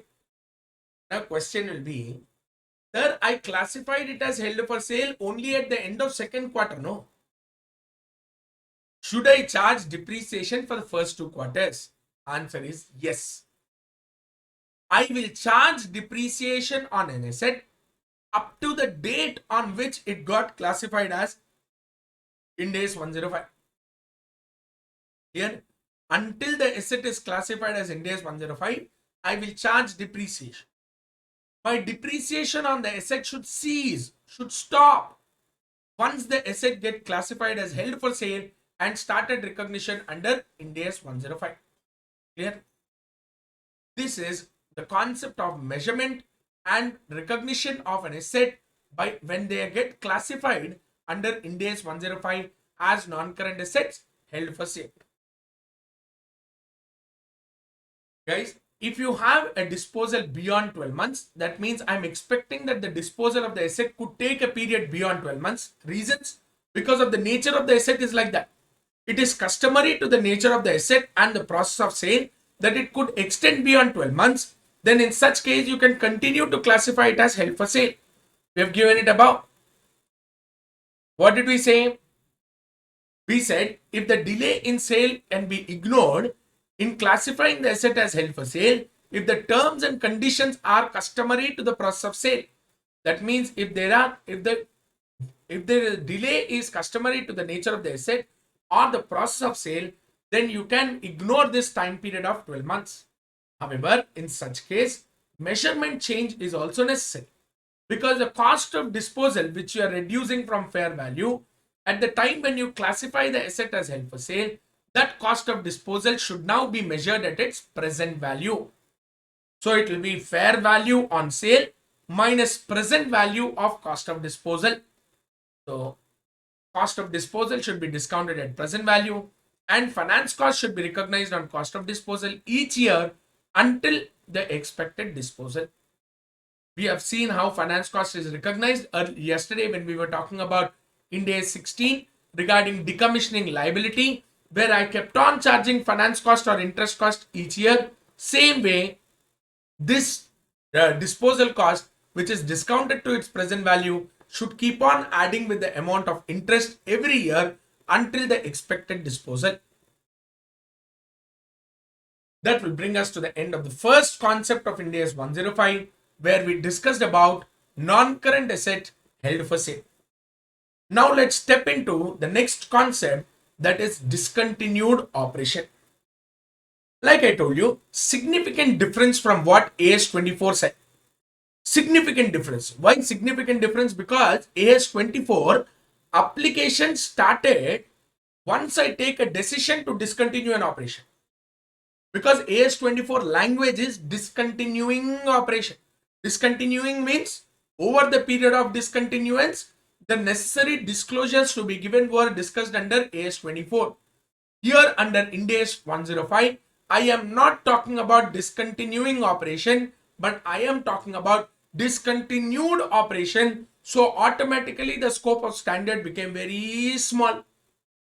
Over the period of discontinuance, there is no disclosures necessary. So the standard has cut to size because of the change in scope. So when do you classify an asset as discontinued operation? When a component of an asset is either disposed of or it is classified as held for sale. Now, what is this component first of all? What do you mean by component of an enterprise? Mobile phone. What is the components of a mobile phone? Screen, battery, operating software. All these are basically different components. So when I say component of an enterprise, it is a part of the enterprise. It is a part of the enterprise. What part should be considered as component under Ind AS 105? A component of an enterprise is a part of an enterprise which represents a separate major line of business or a geographical operation. I am Ramraj Cottons here. Okay. Ramraj Cottons is my enterprise. We are into selling lungis, and I established my network or chain of retail stores across the country. When I started expanding, I expanded, and I went into Kashmir also, where I put up in Srinagar my plant of my retail store of Ramraj Cotton. Now immediately one learned man came down and he said, "Sir, the temperature in Srinagar does not suit your lungi by any chance. Therefore, please shut down your geographical area of operation from North India." So what happened there?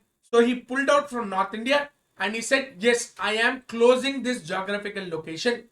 It represents a separate major geographical location, separate major line of business." Men clothing, women clothing are very famous example. Men clothing, same t-shirt I wore in winter, same t-shirt I'll wear in summer, same t-shirt I'll wear in rainy season also. Zero shame for men. We will wear same clothing here.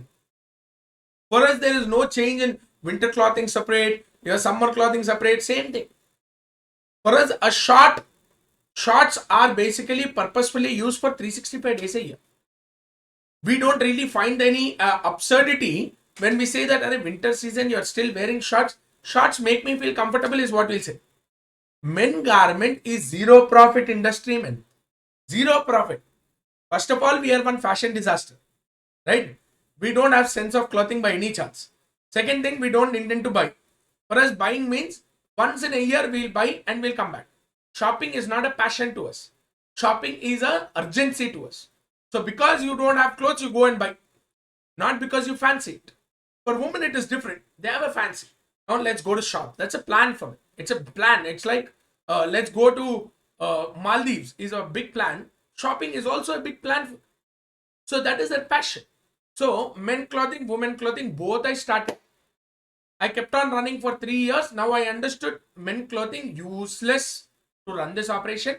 So I said shut down men clothing, continue only women clothing, enough. So what happened now? I shut down a major line of business itself. A major line of business itself I shut down. I'm into making special structures of steel. I had my own galvanizing plant. But the galvanizing plant was not even used at 30% capacity. What is the point? I disposed of the galvanizing plant, and my galvanization today, I will do it outside. So what is happening? A line of business has been disposed. Clear? So a component of a business is a one which represents a separate line of business or separate major line of business or geographical location.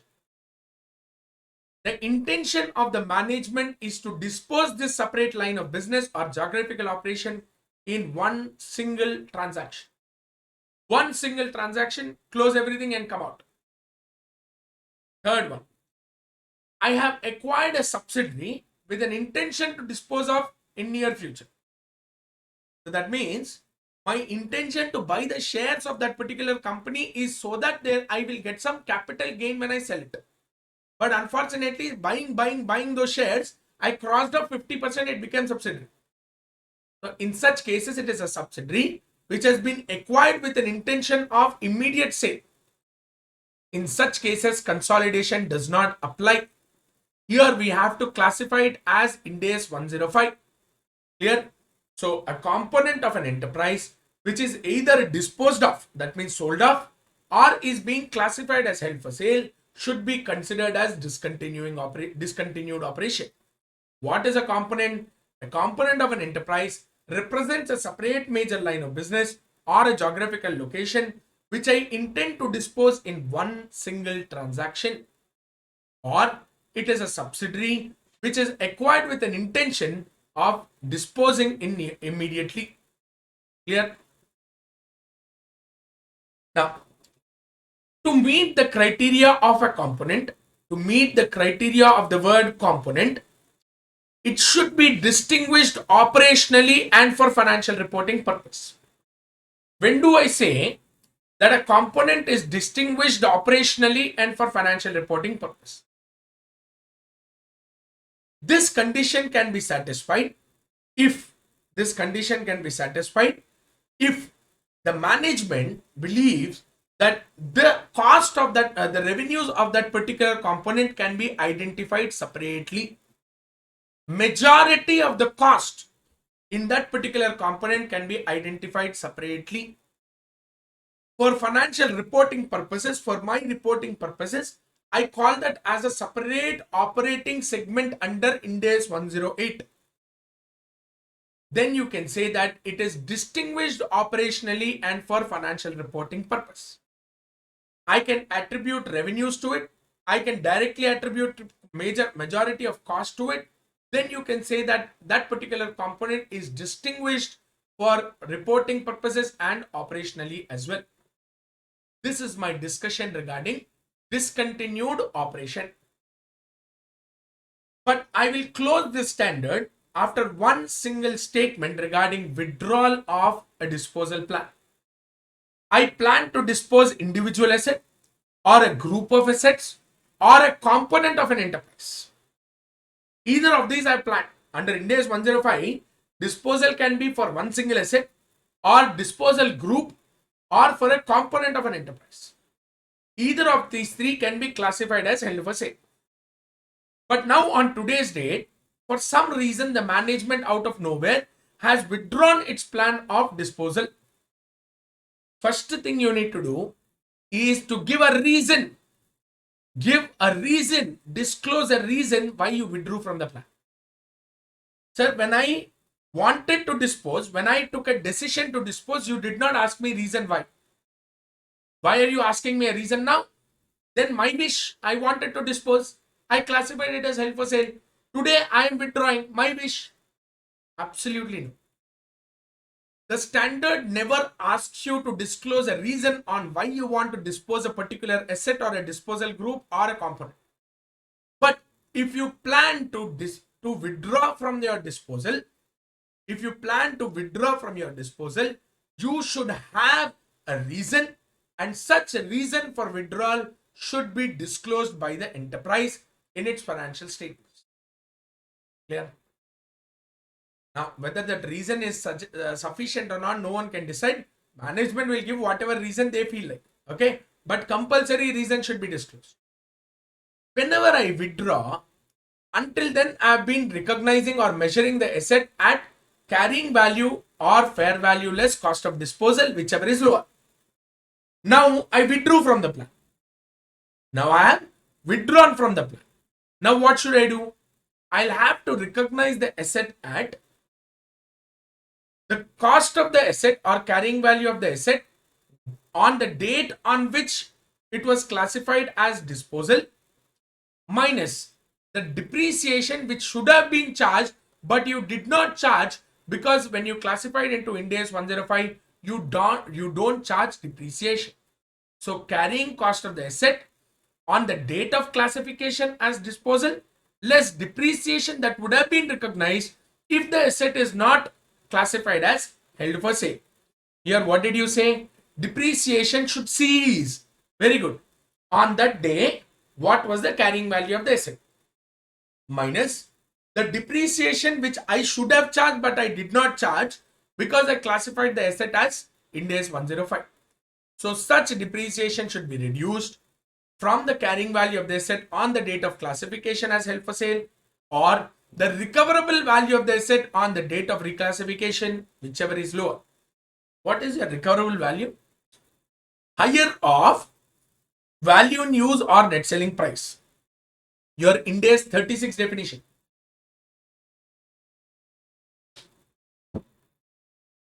This concept of recoverable value we have discussed under Ind AS 36. It is higher of value in use or net selling price, whichever is higher. So either the cost of the asset on the date of classification into disposal minus the depreciation that should have been charged but was not charged up to the date of reclassification, or the recoverable value on the date of reclassification, whichever is lower, should be the value of the asset at which it is recognized. Clear? However, I told you the enterprise should disclose the reason why you withdrew from the plan of disposal. Clear? That will bring us to the end of discussions on the standard Ind AS 105.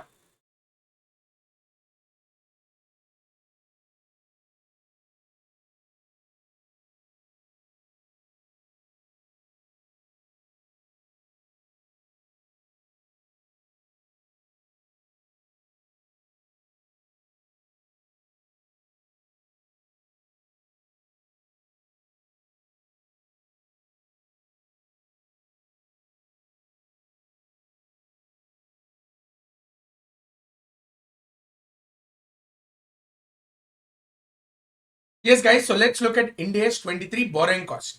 Guys, this happens to be a integral part of your asset related standard because the objective of borrowing cost standard is very simple. It says in general sense, you would have transferred the borrowing cost or the finance cost to the P&L. But in certain situations, this borrowing cost which you have incurred is eligible to be capitalized to the cost of the asset. That is the fundamental objective of this standard borrowing cost. If you go with the definition, first of all, to understand what is a borrowing cost, it says a borrowing cost is an effective interest rate or the finance charges under finance lease or exchange differences to the extent they can be regarded as borrowing cost. If you have a comparable standard to AS, your accounting standard, it was AS 16, which was talking about borrowing cost. Where under borrowing cost, you have a particular definition of borrowing cost, which says interest and other commitment charges, amortization of cost incidental to arrangement of borrowing, amortization of discount on issue or premium on redemption of debt, finance charges under finance lease, exchange differences to the extent they can be regarded as borrowing cost. So this is particularly how it was defined as per AS 16 borrowing cost. But when it came to Ind AS 23, he has confined only to 3 steps: effective interest rate, finance charge under finance lease, exchange difference to the extent they can be regarded as borrowing cost. That means the first 3 parts, that is interest and other commitment charges, amortization of cost incidental to arrangement of borrowing, amortization of discount on issue or premium on redemption of debt, these 3 have been combined together on a combination. They have called it with a word called as effective interest rate. Guys, this concept of effective interest rate you will also get in Ind AS 109. That is your financial instruments, where he uses the word amortized cost using effective interest rate. What is this effective interest rate? How do I calculate an effective interest rate? First of all, let's see.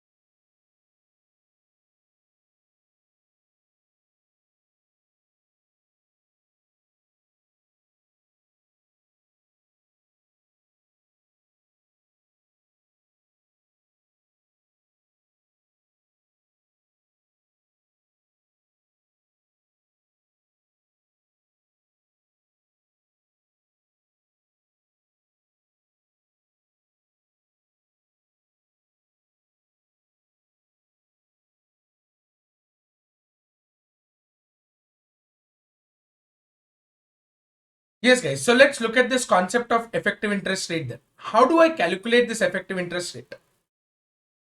Let's say, for example, my loan amount is 1 lakh. Let's say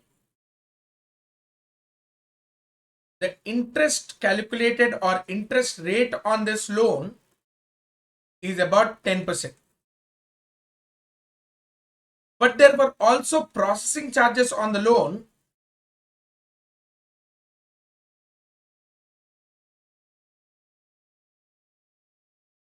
The processing charges were about 2%. The tenure of the loan is, let's say, 5 years. That means each year my principal should get repaid by 20,000 and my EMI should be including my installment should be including the interest. So 20,000 plus interest will be paid each year. So if I look at cash flows, year cash flows, then look at it.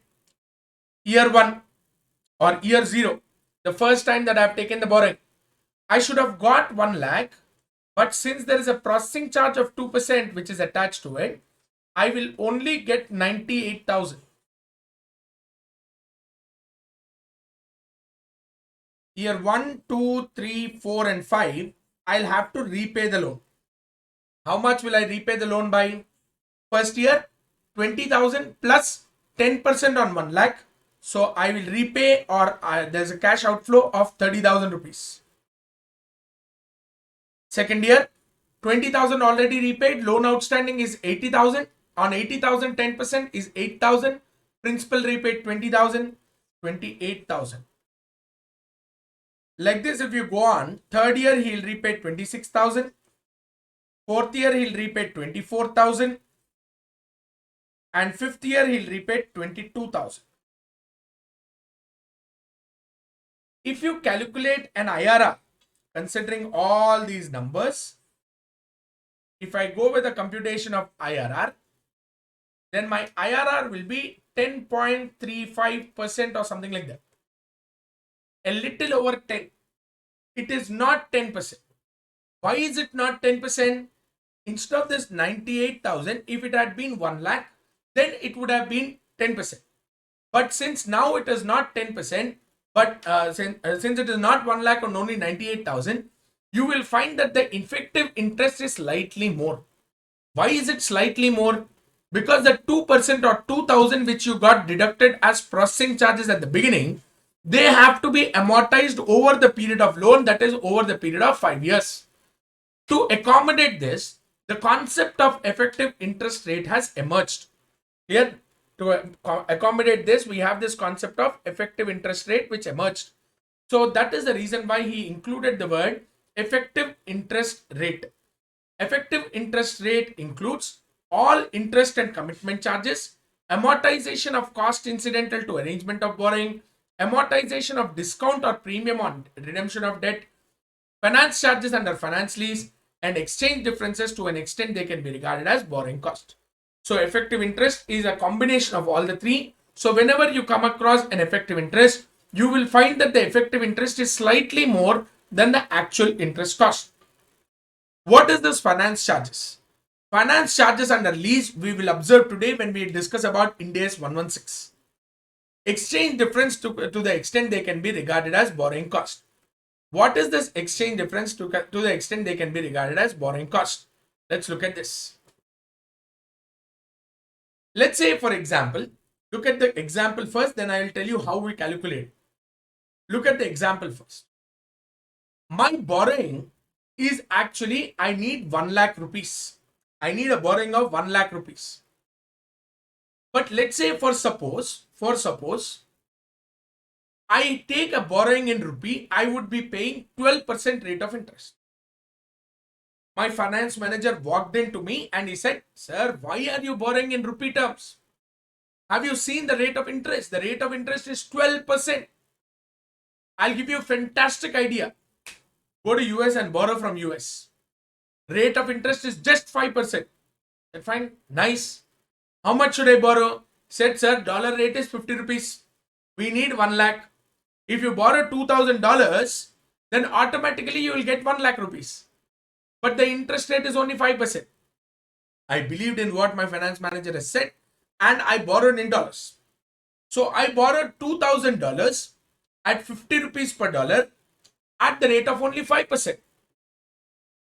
So at the end of the year, when the interest was supposed to be paid, 5% on $2,000, I paid just $100 interest.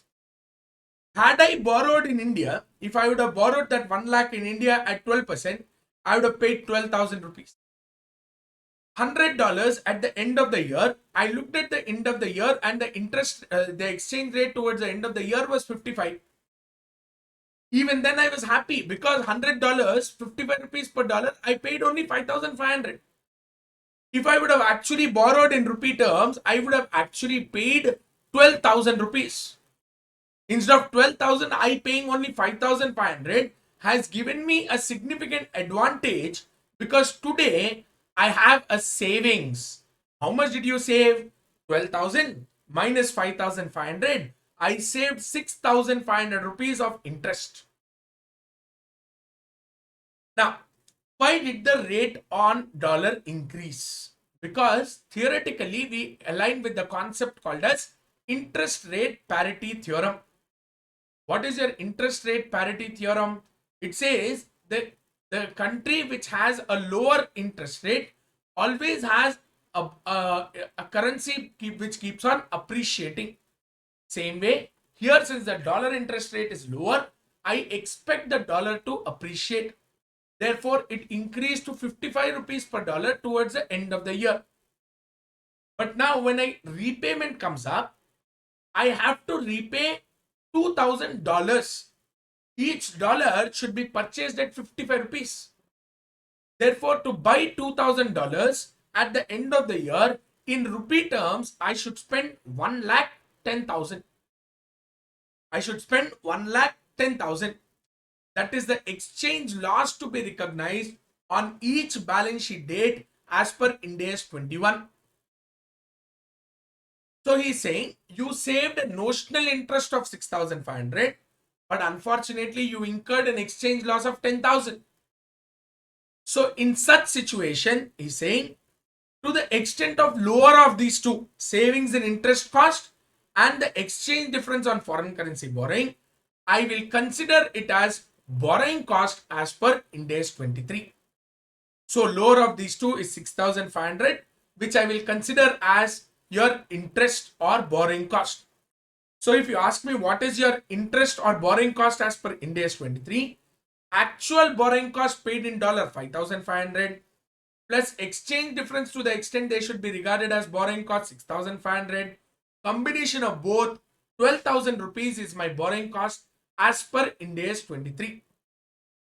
How much was your exchange difference on foreign currency borrowing? 10,000. Out of 10,000, 6,500 is treated as borrowing cost as per Ind AS 23. The difference or the balance 3,500, I will treat it as per Ind AS 21, where I will straightforward charge it off to P&L. Clear? What if? What if subsequently there is an exchange gain? Then what you will do? If there's an exchange loss, you treated it as borrowing cost. If there's an exchange gain subsequently, initially there was a borrowing cost, but subsequently I found that the exchange rate has decreased. Therefore, there is an exchange gain which arises. Then in such cases, I will reduce the borrowing cost only to the extent it was increasing the borrowing cost in previous years. Current year, how much did I increase my borrowing cost by? 6,500. 6,500 rupees of exchange loss was treated as borrowing cost as per your definition of borrowing cost. So subsequent year, if there is an exchange gain to the extent of 6,500, I will treat it as reduction from borrowing cost. But more than 6,500, if I get a gain, then that gain should be transferred to P&L as per Ind AS 21. I've given two examples. Check. Subsequent year, if your dollar rate has come down to 53 rupees per dollar, then the exchange gain is 4,000. It is less than 6,500. Therefore, it should be reduced from borrowing cost. But if your exchange rate goes down to 51 rupees per dollar, then the exchange gain is 8,000. Out of 8,000, 6,500 should be considered as reduction from borrowing cost, but the balance 1,500 should be treated as exchange gain as per Ind AS 21. Clear?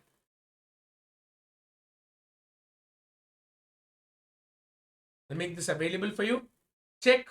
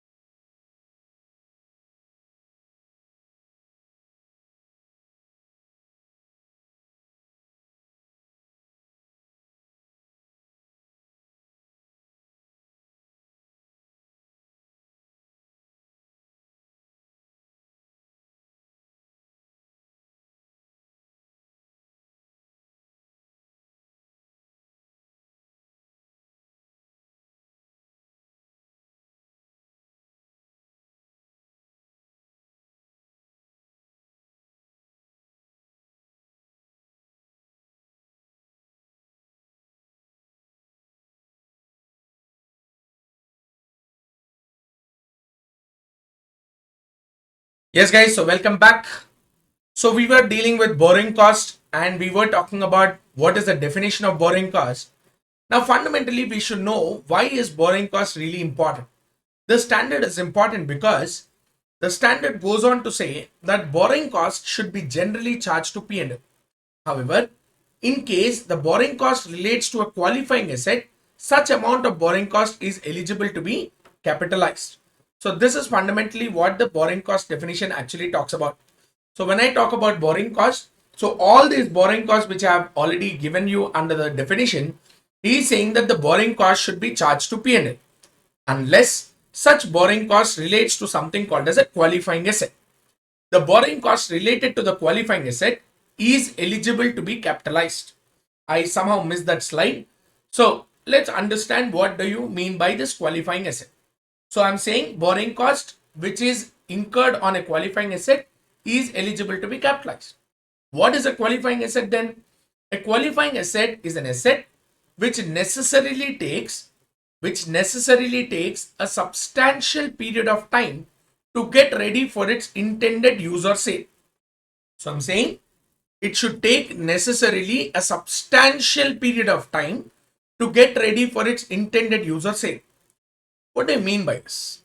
What did I mean by saying that it should take substantial amount of time? What do you mean by substantial? As fundamentally look at a CA student. For a CA student, 6 months is substantial. Hugely, very, very substantial, because for us, our life changes every 6 months. 6 months before, our friends are different. 6 months later, our friends are different. You fail, I fail, we are the thickest of friends. You fail, I pass, we both are not friends. We are enemies now. So you need to understand 6 months is substantial time for us. Look at an engineering student, a BTech grad. So what happens to him? 4 years. During the entire 4 years, at any point of time, he can complete his course. So that same liberty is not there to a CA student. So two people of the same age have a different substantial periods. Similarly, two enterprises may not have a similar substantial period of time. If I look at an enterprise which is into a retail segment, like I've given you the example of DMart or Ratnadeep, an item which is introduced as an inventory has to move within a span of less than 1 week. If my period is increasing beyond that, then that is a substantial period. If let's say an item is still stagnant for more than 6 months, it is very much substantial because I expect my inventory to move very fast. I expect users to come in or customers to come in, pick the good and leave from there. But unfortunately, if a particular product of a particular company is not moving even for 6 months, then it is significantly substantial for me. Let's say I am into construction of apartments. Okay, residential housing is my deal and I am constructing some residential houses. It's been 6 months and no customer has come in to purchase my product. I wouldn't call it as substantial, because to complete the construction itself, let's say it takes about 18 months period of time, 6 months cannot be considered as substantial here. So therefore, substantial period of time is a very subjective term. It is a very subjective term. Therefore, substantial period of time can significantly vary from enterprise to enterprise. That is the reason why he says substantial period of time is not defined by Ind AS 23. There is no particular definition of substantial period of time according to Ind AS 23. Ind AS 23 leaves it there. He says an asset which takes substantial period of time to get ready for its intended user sale is a qualifying asset. What is substantial period? Let the enterprise decide what is substantial to them.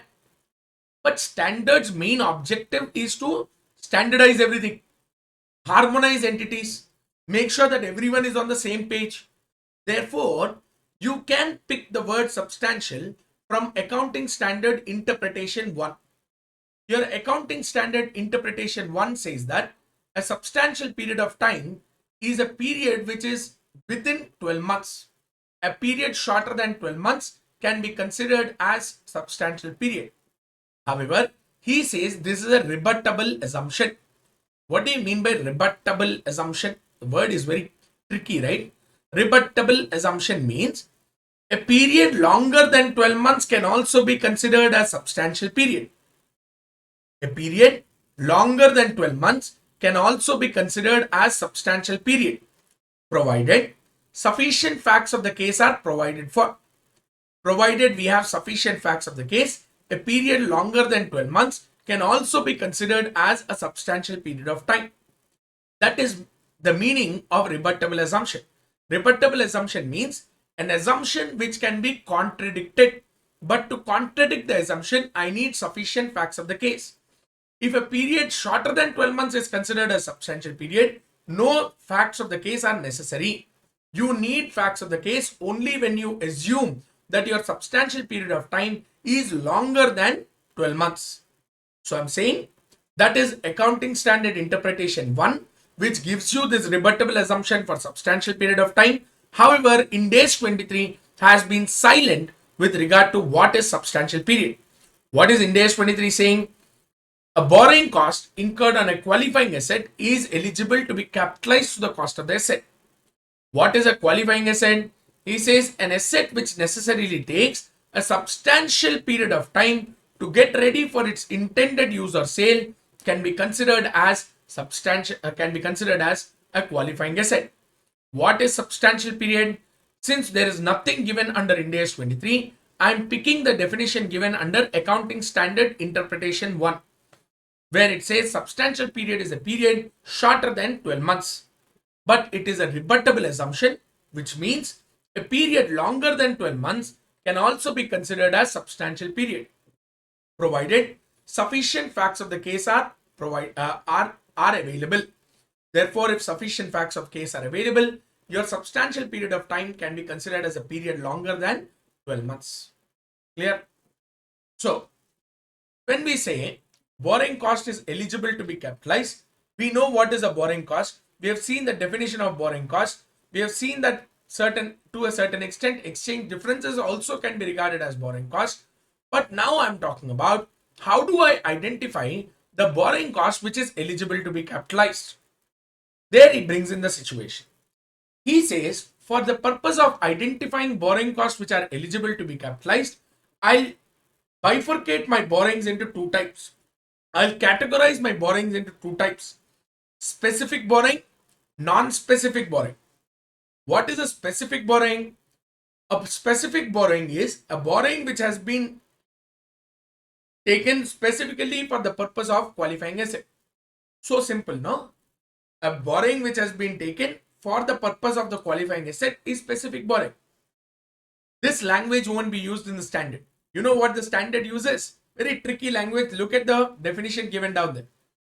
Borrowing that would have been avoided if the construction of qualifying asset has not been taken up. So I wouldn't have taken this borrowing had I not been constructing that qualifying asset.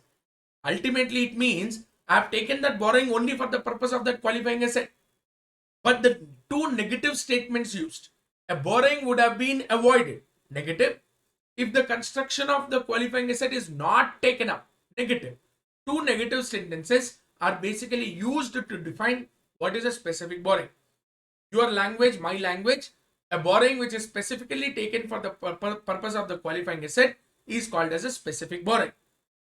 Clear? Whatever is not a specific borrowing but still utilized for the purpose of qualifying asset is called as a non-specific borrowing. I have taken a borrowing for a term. For a term of 10 years, I've taken a term loan.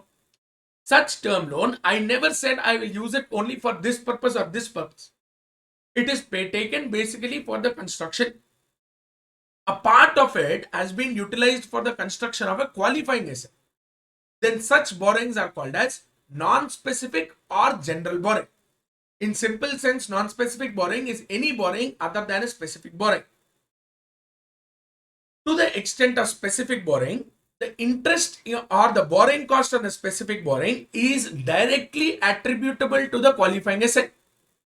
Therefore, borrowing cost eligible to be capitalized is equal to the actual borrowing cost incurred on the borrowing reduced by return on idle funds. Reduced by return on idle funds. What is this idle fund and why do you get a return? Let's say, for example, my qualifying asset had a cost of about 15 lakhs to be incurred over 12 months, or let's say over 18 months. About 15 lakhs to be incurred over 18 months. First 6 months I'll use 5 lakhs. Next 6 months I'll use 5 lakhs. Last 6 months I'll use 5 lakhs. This is my expected utilization of the borrowing. Let's say first when I got the borrowing of the entire 15 lakhs, I thought anyways I'm not using 10 lakhs for the next 6 months. So what I did, I kept 5 lakhs aside. The balance 10 lakhs, I parked it into an investment. A short-term investment was made. This investment has yielded some return. This is called as return on idle fund. It is a funds which are kept idle. They are parked into an investment. Such investment are yielding return. Such a return on the investment should be reduced from the actual borrowing cost.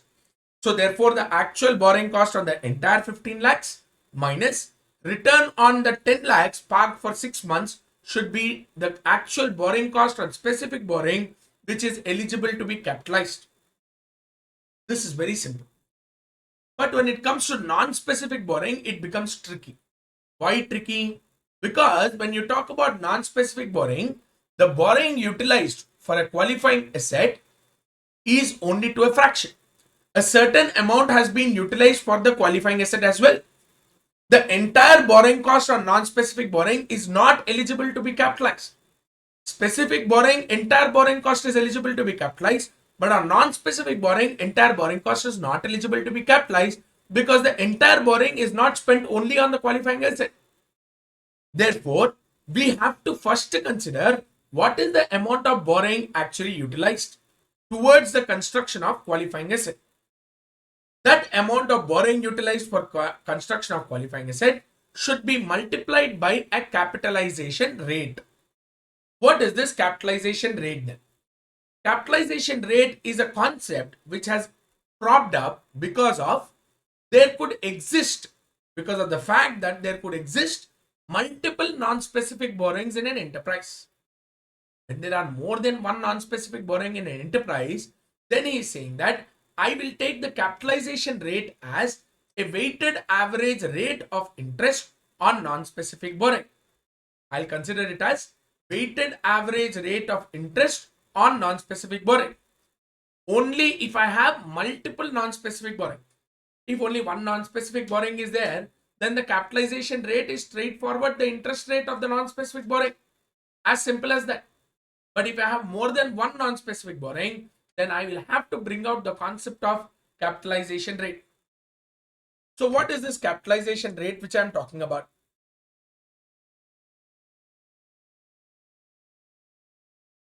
Let's say, for example, I have non-specific borrowings like this.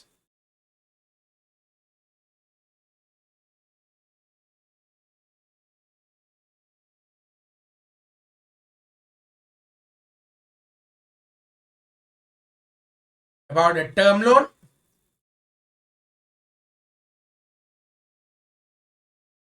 and a bank OD.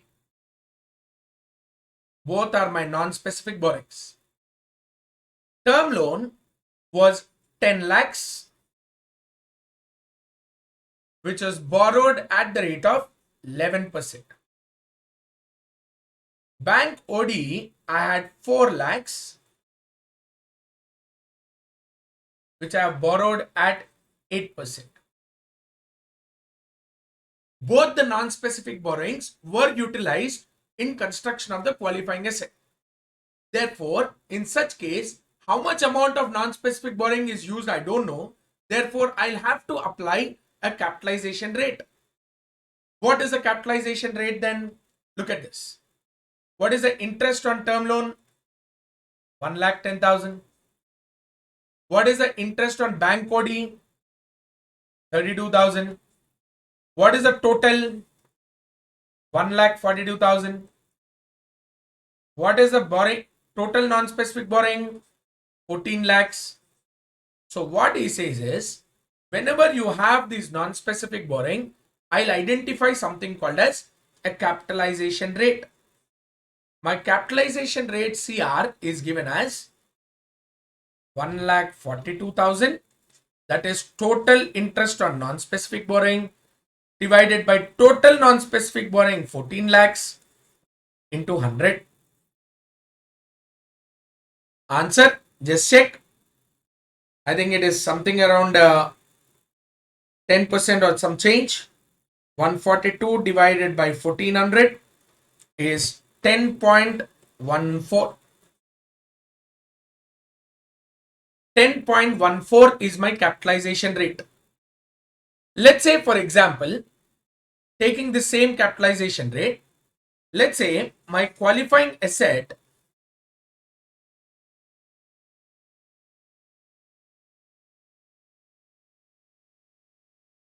had a value of 8 crore or 8 lakhs.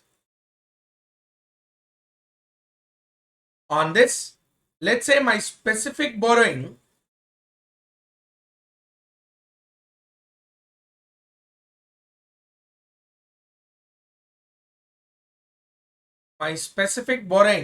is, let's say, 5 lakhs, which I have borrowed at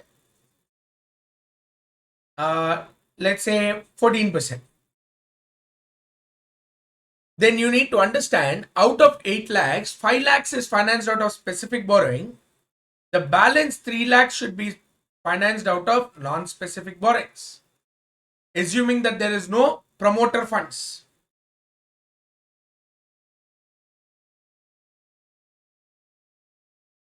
If I have to identify the borrowing cost eligible to be capitalized, borrowing cost eligible to be capitalized is equal to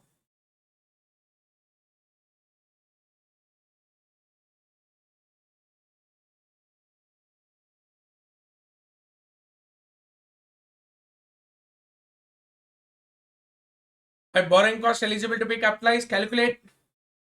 First part, specific borrowings. How much of specific borrowing was utilized for construction of qualifying asset? 5 lakhs, which I borrowed at 14%. I'm taking 12 months completely. Therefore, the amount is 70,000. To the extent of non-specific borrowing,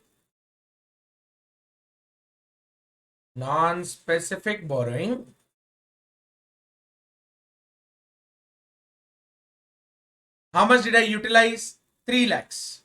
What is the capitalization rate? I've already calculated capitalization rate. The capitalization rate is 10.14. Calculate.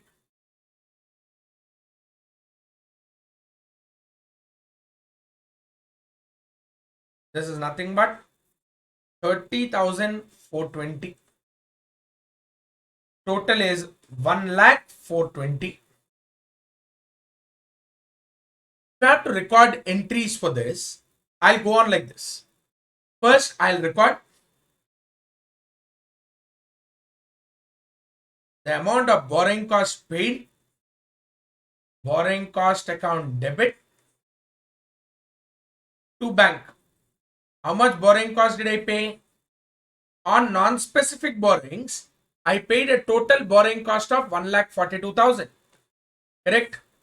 On specific borrowings, I paid a borrowing cost of 70,000. So 1,42,000 on non-specific borrowings plus 70,000 on non-specific on specific borrowing. The total borrowing cost which I incurred is 2,12,000. Out of this 2,12,000, I am capitalizing 1,04,20. Therefore, I'll record the entry like this. P&L account debit. How much should be debited to P&L? I don't know. But I know that the qualifying asset should be capitalized with the borrowing cost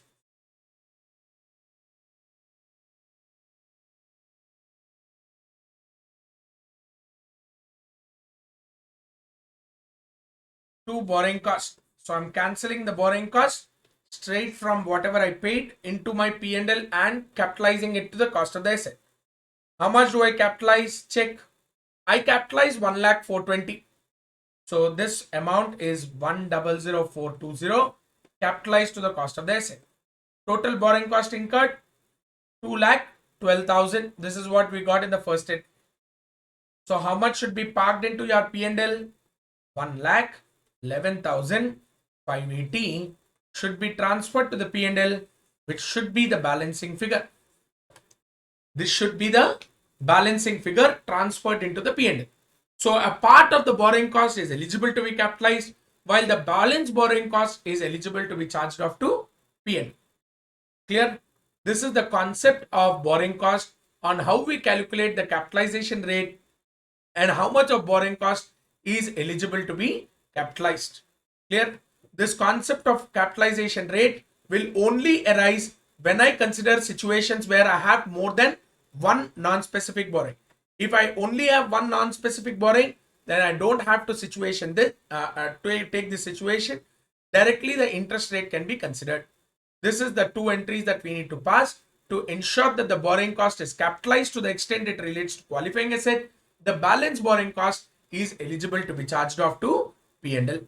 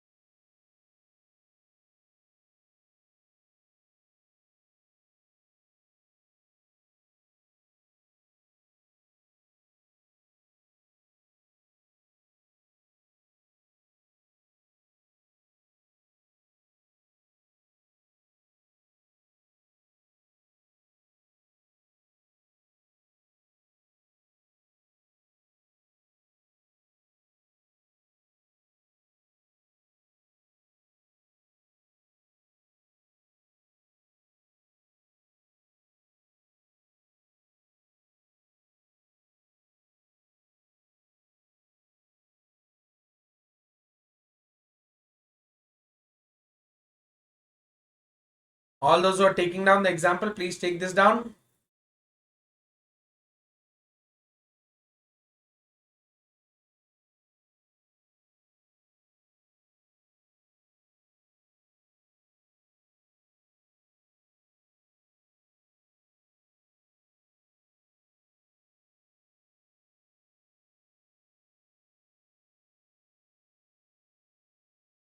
These are the two entries that we pass.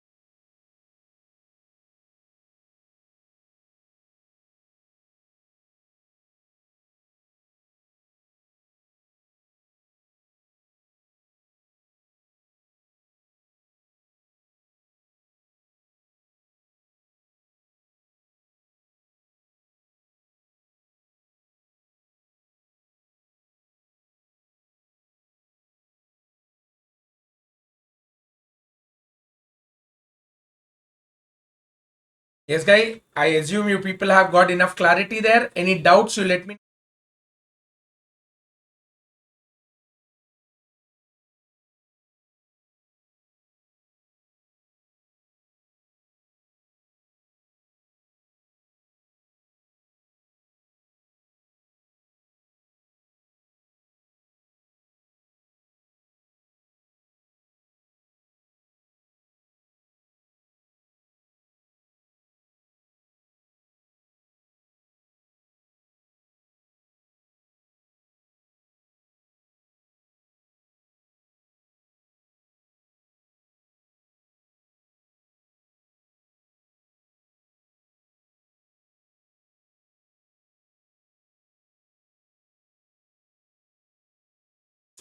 What I was saying was basically whenever we have this kind of situation, then you need to understand that uh, a qualifying asset can be an inventory or can also be a situation where it is a where it can be also it can be an inventory or it can be a qualifying asset where like a property plant and equipment or could be an intangible asset or could be an investment property. Remember, there are two particular instances where I cannot capitalize borrowing cost to the qualifying asset. What are the two particular instances? Number one, if the asset itself is measured at fair value, if the asset itself is measured at fair value, you cannot capitalize the borrowing cost to the inventory, to the qualifying asset. Why is that so? Asset itself is measured at fair value.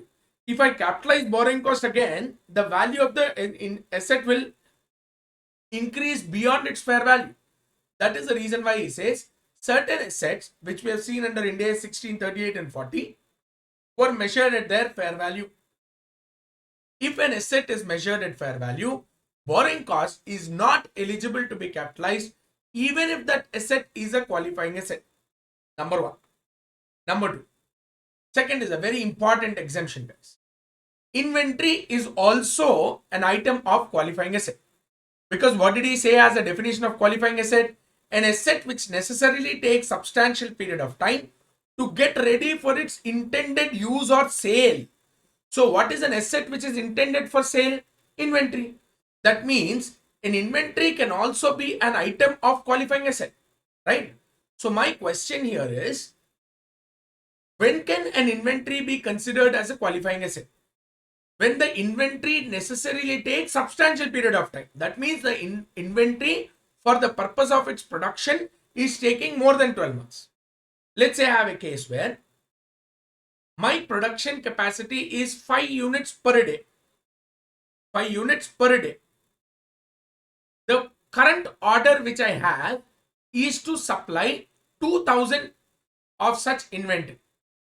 2000 inventory I have to supply, or let's say 10,000 inventory I have to supply. 10,000 inventory if I have to supply, and my supply is only up to 5 units per day, my production capacity, then 10,000 divided by 5, it takes me 2000 days to complete the production. 2000 days to complete production is substantial period of time. Can I consider it as a qualifying asset? Answer is no, because he says inventory produced on a repeated basis through a same production cycle on a repetitive manner. If I'm producing inventory through the same production process on a repetitive manner, you cannot consider it as a substantial period. So to comply with the order, you cannot consider it as substantial period. Inventory produced in huge volumes put through a repeated production cycle cannot be considered as qualifying asset even if it takes substantial period of time. Here, two exemptions where I told you.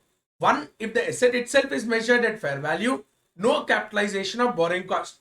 Two, inventory produced in large quantities through a same production cycle on a repetitive basis cannot be considered as a qualifying asset even if it takes substantial period of time. These are two particular exemptions which have to be understood along with the standard of Ind AS 23.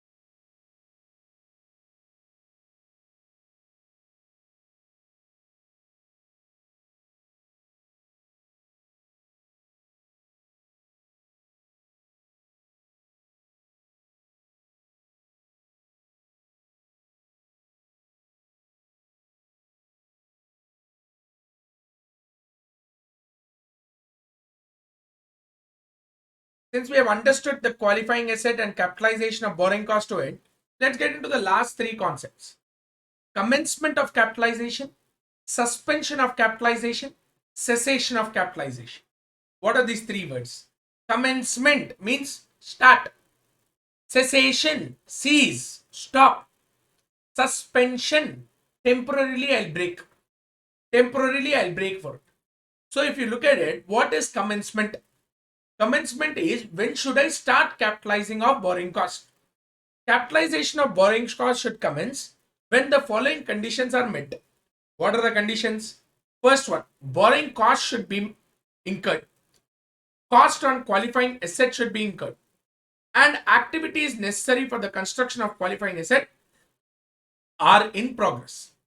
If all these three conditions are met, then you can say that there is a commencement of capitalization, or the capitalization of borrowing cost should start. Let's see. Borrowing cost is incurred. Let's say, for example, I have started a qualifying asset construction on 1st of April 2020. I have taken a borrowing only on 30th of June 2020. From 1st April to 30th June, the enterprise is using its own resources to commence for the construction of qualifying asset. You cannot capitalize the borrowing cost from 1st April to 30th June because there was no borrowing. There was no borrowing cost incurred.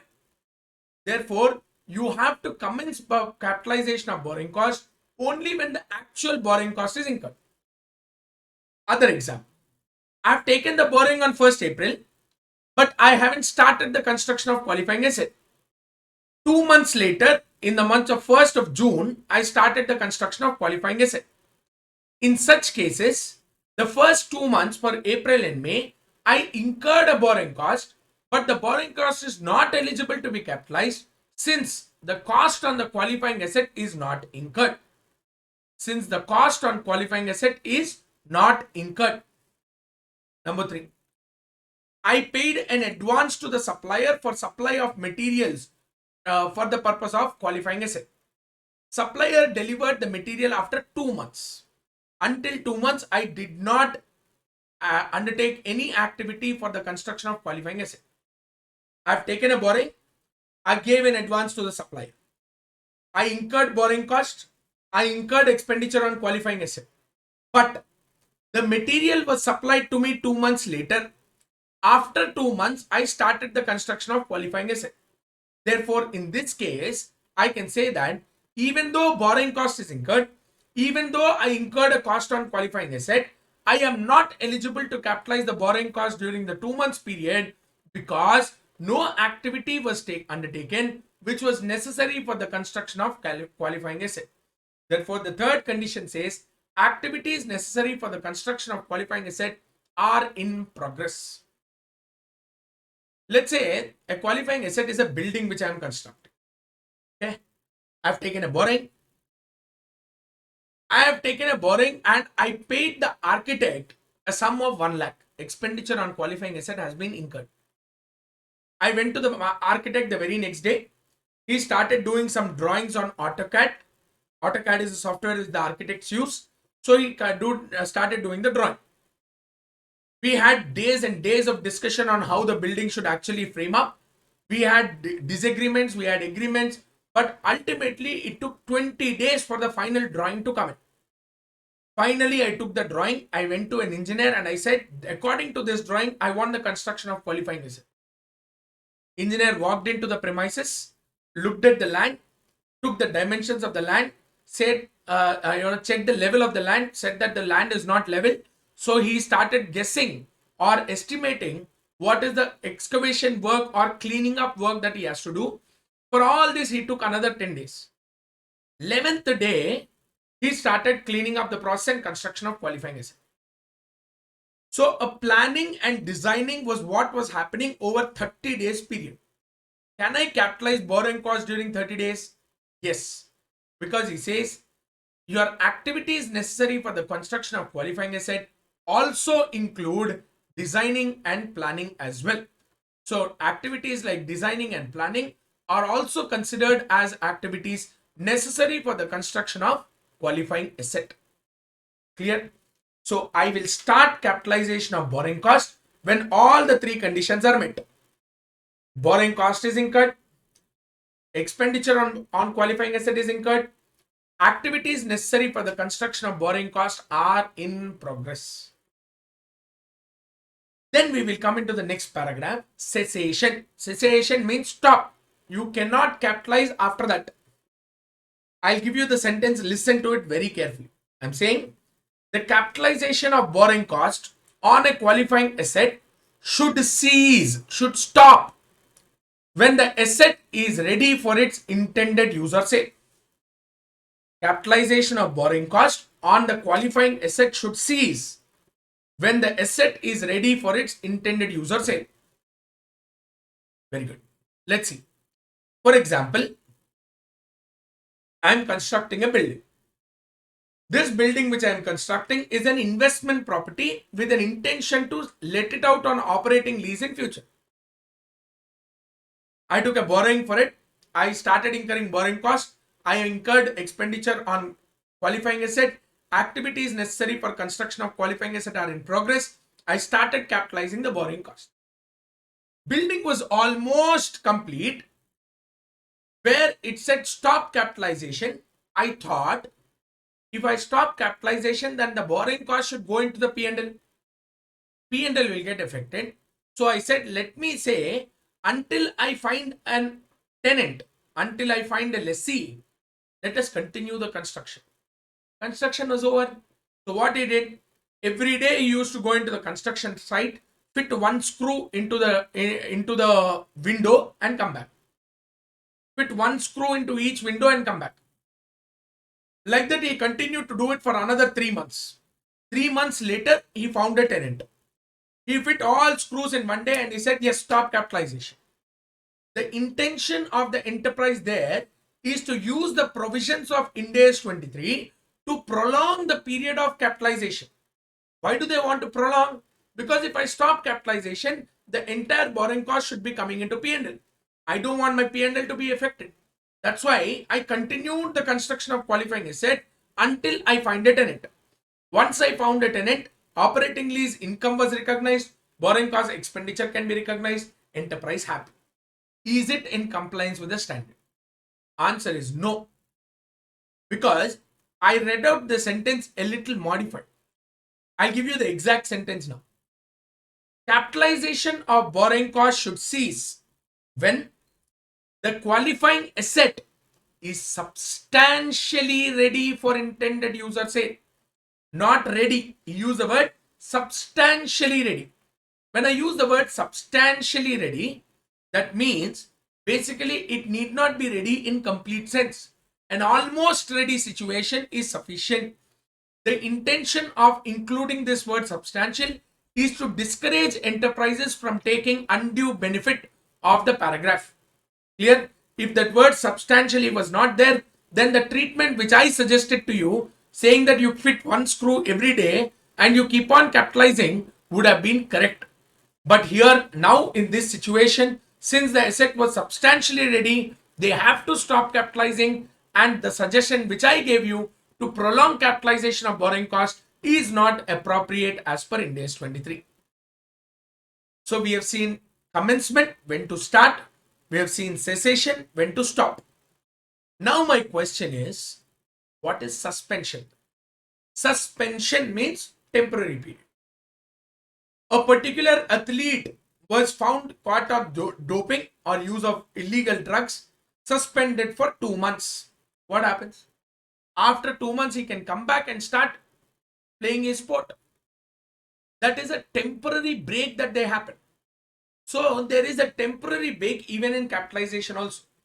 He's saying for a temporary period, I will suspend the capitalization of borrowing cost. Question will be why? Why? Capitalization of borrowing cost can be suspended. Can be suspended if the active development of qualifying asset is interrupted. Saying the capitalization of borrowing cost on a qualifying asset should be suspended when the active development of the asset is interrupted. active development is interrupted. Means what? That means I am not performing any activities necessary for the construction of qualifying asset. Let's say, for example, my qualifying asset is being worked upon only 5 days a month, 5 days a week. 2 days, Saturday and Sunday, are off. We are CA students, we don't have off, but in general sense, weekends are normally off. Saturday, Sunday, they stopped working. Gandhi Jayanti, that B.R. Ambedkar birthday, Guru Nanak Jayanti, all Jayantis are there in India. Festivals, don't even ask. Muslim, Christian, Hindu, Parsi, we enjoy every festival. There is no particular religious debate as far as festivals is concerned. We will celebrate Ramzan, we will celebrate Christmas. Ramzan, we will eat halim, we will eat kheer. Christmas, we'll have our cake. Hindu, whenever you have Diwali, we have sweets. Everything we do. So those holidays also you consider. So 2 days every week, 52 weeks, 104 days off. Apart from that, August 15th, January 26th, Gandhi Jayanti, all these offs included another 10 days. Festivals take another 20 days. So about 130 days or 140 days, I don't really work. Total 365 days or 360 days in a year. If 130 days I don't work, that means 1/3 of the days I am not actually working. If I am not working for 1/3 days, that means for 1/3 days, there is no active development on the construction of qualifying asset. When there is no active development in the construction of qualifying asset, then your capitalization should suspend. So therefore, out of total borrowing cost, 1/3 should be transferred to P&L, 2/3 is eligible to be capitalized, is absolutely wrong. Why? Because he said capitalization should be suspended when active development is interrupted, no full stop, over an extended period of time. What do you mean by extended period? Dasara holidays 4 days, not extended period. Christmas holidays 8 days, not extended period. Extended period is beyond normal length of interruption, beyond normal period. Let's say, for example, COVID situation has occurred. Suddenly for 2 months there was a lockdown, no active development happened, 60 days we did not perform any activity. This is called as a beyond normal length or extended period of interruption in active development of the asset. Therefore, the capitalization should be suspended. Capitalization of borrowing cost should continue if the suspension is necessary to get the asset ready for its intended use or sale. What do you mean by this? Capitalization of borrowing cost should continue if the suspension is necessary to make the asset ready for its intended use or sale. Someone gave the example of cheese or wine. Cheese and wine, you actually make the mix and leave it for a set number of years.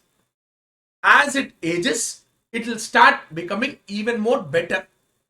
So in such kind of situations, there is no active development which you do, but leaving it out or not doing any active development itself is necessary for making the asset ready for its intended use or sale. Therefore, in such situation, you are not supposed to suspend capitalization. I will not suspend capitalization of borrowing cost if the interruption in active development of the asset is necessary to make the asset ready for its intended use or sale. Clear? Now you tell me, any doubts?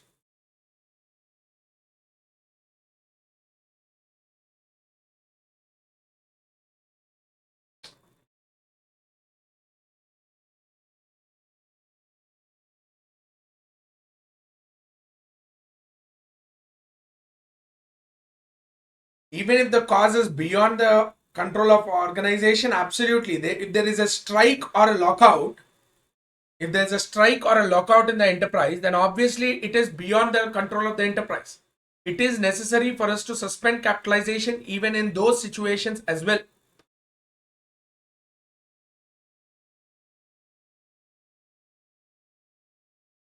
So let's start with Ind AS 116 leases, guys. Guys, this is a very interesting standard because has a significant change from what we learned as far as IGAP AS19 was concerned. AS19 and Ind AS 17 leases were actually more or less in line with each other. But after 2019-20 financial year, or with effective from 1st April 2019, when leases became effective, there's a significant difference in the way lease gets accounted, especially in the books of lessee. It has taken a significant different view or different approach in recognizing a lease in the books of lessee. So this standard Ind AS 116 replaces Ind AS 17 starting from 1st April 2019 onwards. So any enterprise adopting Ind AS starting from 1st April 2019 should adopt Ind AS 116 for determination of leases. Now, what is this Ind AS 116 talking about, and how do we recognize leases, especially in the books of lessee? Lessor, there is no significant difference. Whatever we have learned as per AS 19, I'll repeat once again. But lessee is the one where significant differences have actually occurred. Let's see what we have here. Here we say that according to your Ind AS 116, it applies to all types of leases. It applies to lease of machinery, lease of land, lease of any building. So lease of any kind, either written or oral, whether there is a written lease agreement or an oral lease agreement, shall be applying this particular standard. However, there are certain exclusions from the purview of the standard or from the scope of the standard. What are the exclusions from the scope of the standard? First one, biological assets. Because you have a particular standard called as Ind AS 41, guys, not 40, Ind AS 41, which particularly deals with agriculture, where biological assets are specifically dealt with, they are excluded from the purview of the standard Ind AS 116. Exploration of mineral oils, natural gas, etc., they are governed as per Ind AS 106, which is not related as far as your portion is concerned, but there is a particular Ind AS regarding that. 104 and 106, both the standards have been eliminated for you. Both are really important standards as well.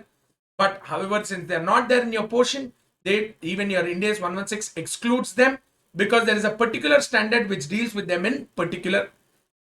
Licensing arrangements of motion picture rights, manuscripts, videos, scripts, etc. These should be excluded because Ind AS 38 intangible assets deals with those kind of items. License of intellectual property rights is also excluded because it is covered as per Ind AS 38. Your service concession agreements is a part of Ind AS 115. Your revenue from contracts with customers is also excluded because it is particularly dealt with under Ind AS 115. So these are excluded because they are dealt with under another specific standard. Clear? Now, apart from these exclusions, any other lease shall be accounted only as per Ind AS 116. Now, though we talk about exclusions from the scope, there are certain exemptions from application itself. There are two types of leases which are exempted from application of Ind AS 116 leases. What are those specific exemptions provided by the standard where the principles of Ind AS 116 of recognition and measurement need not apply? These are short-term leases and lease of low-value items. Short-term leases are leases where the lease term is less than or equal to 12 months. That means not exceeding 12 months. Such kind of leases are called as short-term leases. And also, even if there is a renewal option for a short-term lease, such renewal option is not reasonably certain to occur, then you can call it as a short-term lease. Let's say a lease term is for 11 months, but can be extended for furthermore 11 months at the option of the lessee. And the lessee is certain to renew the lease at the end of 11 months, then you cannot call it as a short-term lease. So a lease should be less than 12 months, and at the same time, it should not have a renewal option. If there is a renewal option, then the renewal is not certain. In such cases, you can claim an exemption from recognition of a lease under the standard Ind AS 116. The second exemption is regarding a lease of low value items. The value of an asset is immaterial. If the value of the asset is immaterial, then you can call it as a lease of low value item. So a lease of an asset which is immaterial in its value is called as lease of low value item. Very small item, even if it is given for 8 years or 10 years of lease, will not be considered under Ind AS 116. You can claim exemption regarding that because these are immaterial leases, and giving a treatment, cumbersome treatment of Ind AS 116 will unnecessarily make the entire process much longer. That is the reason why they've excluded this completely. However, this lease of low value item should be independent. That means that asset should not be dependent upon the lease of another item, and it cannot be given on sublease to someone. If these conditions are met, that means the value of the lease asset is immaterial, it is independent, and it is not given on sublease, or it cannot be given on sublease. If these three conditions are met, then you can claim exemption from recognizing a lease under Ind AS 116 as a low value item. Clear? So short-term leases, lease of low value items are exempted from recognition under Ind AS 116. So what is the recognition for these items then? These items should be recognized as these items of lease rentals should be recognized as expense in the books of lessee and income in the books of lessor as and when the payment is falling due. Clear? So no 116 will apply. Doesn't mean that you don't recognize. I recognize. How I recognize? Whatever lease payments are supposed to be paid by the lessee should be treated as expense by the lessee. Whatever lease rentals should be received by the lessor should be recognized as income by the lessor in the period in which they fall due. They fall due quarterly. Make sure that you recognize on quarterly basis, but I will exempt them from application of standard Ind AS 116. Clear? Now, what does Ind AS 116 look into? There are certain definitions, certain parts which we have to talk about, and then we will go into the concept of recognition in the books of lessee, recognition in the books of lessor, sale and leaseback, sublease. These are the different parts of the standard. So let's look at the definitions part first. A lease transfers a right to control the asset to the lessee. A lease should transfer right to control the use of asset to a lessee. What do you mean by right to control the use of asset? If a lessee claims to have a right to control the use of the asset, that means he has a right to obtain substantially all the benefits which arise from the use of the asset. That is exclusive right to use the asset over the lease term. And additional to that, and lessee should have a right to direct the use of the asset. What do you mean by right to direct the use? Right to direct the use means how the asset can be used and for what purpose can the asset be used. Both should be decided by the lessee. Then only you say that the lessee has a right to control the use of the asset. This right to control the use of asset is necessary for me to classify any contract as a lease. For me to classify any contract as a lease, a lessee should have a right to obtain maximum economic benefit from the use of the asset or substantially all the benefits from the use of the asset, and he has a right to direct the use of the asset, how and for what purpose the asset can be used. Looks simple. Looks very simple. Let me try to complicate it. Let's say, for example, a diesel generator set. A diesel generated set, I am not considering it as a low value item. I am considering it as a material item. So you cannot claim exemption under 116, has been taken on lease. That diesel generator set was installed in the premises of the lessee, was attached to the lessee's premises so that whenever there is a power failure, the diesel generator set will be applied. In such situation, The lessee will pay to the lessor a fixed monthly payment, and also based on the number of units it's consumed from the diesel generated set. The diesel should be applied, or diesel cost should be borne by the lessor himself. Lessee will only utilize it. So there are two types of payments he is making. One, monthly payment for the diesel generator set. Two, for even on the basis of number of units of power consumed from the diesel generator set. Now, can I say that this is a power supply contract rather than a lease? Answer is no. Why? Because number one, the diesel generator set is established or installed only in the premises of the customer. So other than the customer, no one else can take the benefit of it. Exactly correct. Absolutely right.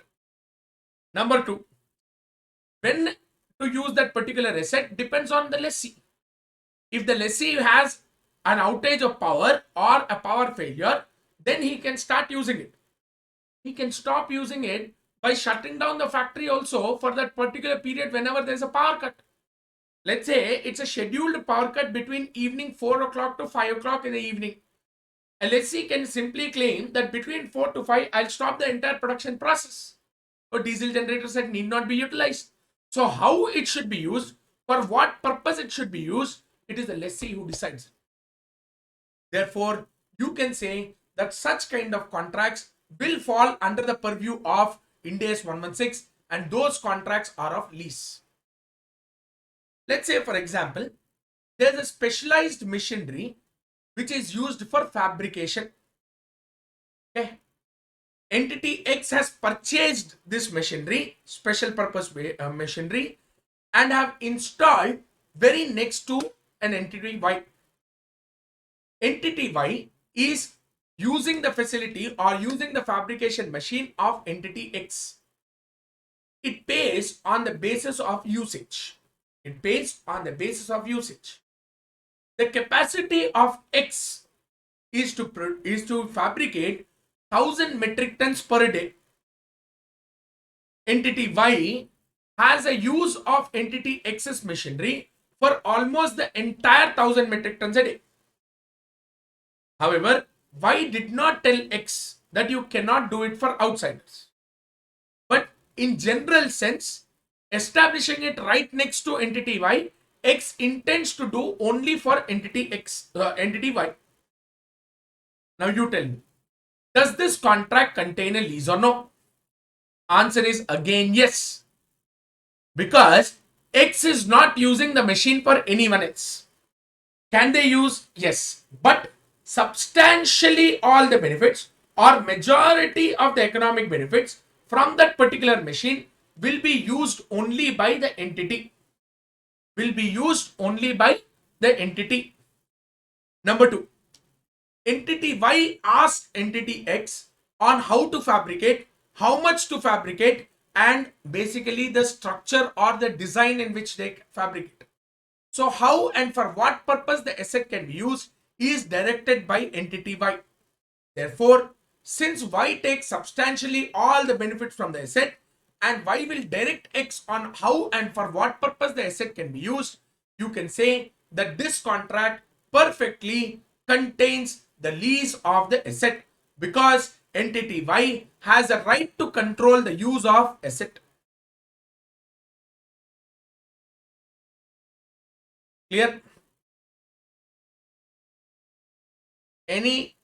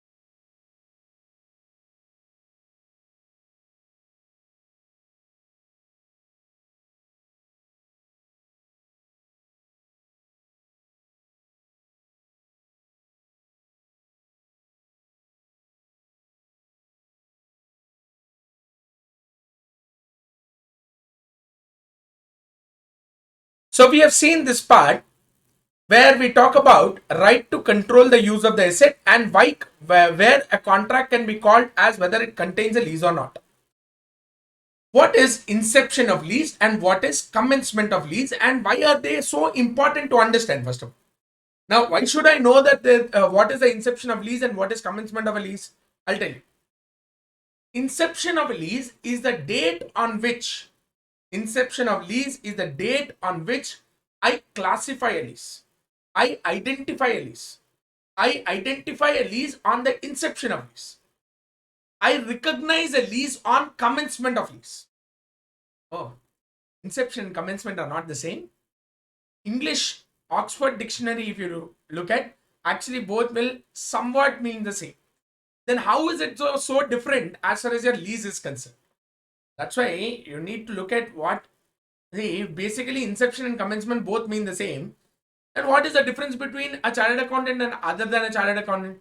Everyone will say commencement of lease is start of lease. Inception of lease is start of lease. That is where chartered accountant will come in and say, no. Inception and commencement are not the same. So why my knowledge is important to you, I will exhibit. I will tell you. Inception of lease is the date on which you have entered into the lease agreement, or the date on which principal provisions of lease are agreed upon. Inception of lease is the date on which I entered into the lease agreement, or the date on which the lease agreement, or the date on which principal provisions of lease are agreed upon. What do you mean by principal provisions? Let's say, for example, I gave you a lease contract of 150 pages. 150 page lease contract I gave you. I threw it on your face. I said, in 15 minutes, give me a brief of what it contains. What do? I'll quickly look at the pages. First thing, what is the asset? For what purpose it can be used? How long is the lease tenure? What is the lease payments? What is the periodicity? Should I pay it monthly, quarterly, annually? What is the increase in lease rentals each year? These are generally the principal provisions which I concentrate upon whenever a lease document is given to. So the date of lease agreement, or the date on which principal provisions of the lease are agreed upon, whichever is earlier of these two, should be considered as inception of lease. On the date of inception, I will classify or identify whether the transaction contains a lease or not. Clear? Number 2. What is commencement of lease? The date on which the leased asset is made available to the lessee. The date on which the leased asset is made available to the lessee. So the lessee can start using the asset from that particular date is called as commencement of lease. The date on which lessee has a right to control the use of asset is called as commencement of lease. The distinguishment between both is very simple. Let's say, for example, I entered into a contract with Mr. X. Mr. X is into manufacturing of commercial vehicles. I entered into a contract with Mr. X to lease a commercial vehicle for 5 years. However, I have asked him to customize the vehicle in a particular manner. Mr. X said he needs 3 months time to customize the vehicle. I've already sent him the lease contract. He signed the lease contract with a particular date, let's say 1st April 2021. And he said, this asset, according to your modifications, will be made available to you starting from 1st July 2021. So 1st April 2021, the date on which the lease was entered into, is called as inception of lease. On 1st July, the asset will be made available to the lessee, where the lessee can have a right to control the use of the asset. So from 1st July onwards, you can say that it is a commencement of lease. I recognize the lease. I'll account for lease on 1st July, not on 1st April.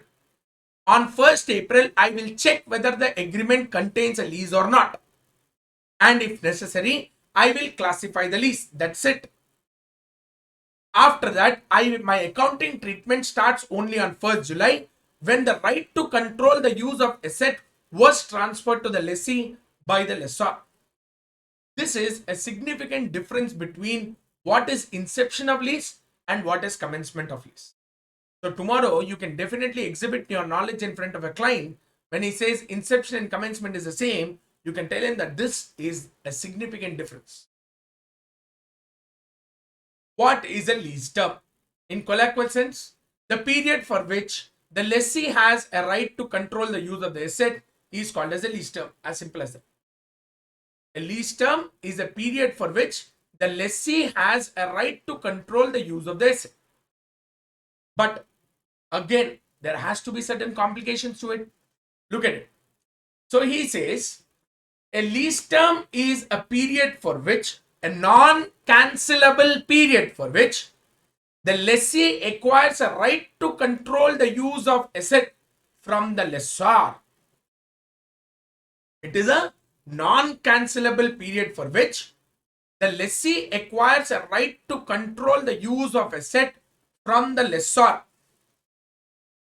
Plus, in addition with a period for which it can be renewed. A period for which it can be renewed if it is reasonably certain that the lessee will exercise his renewal option. Okay?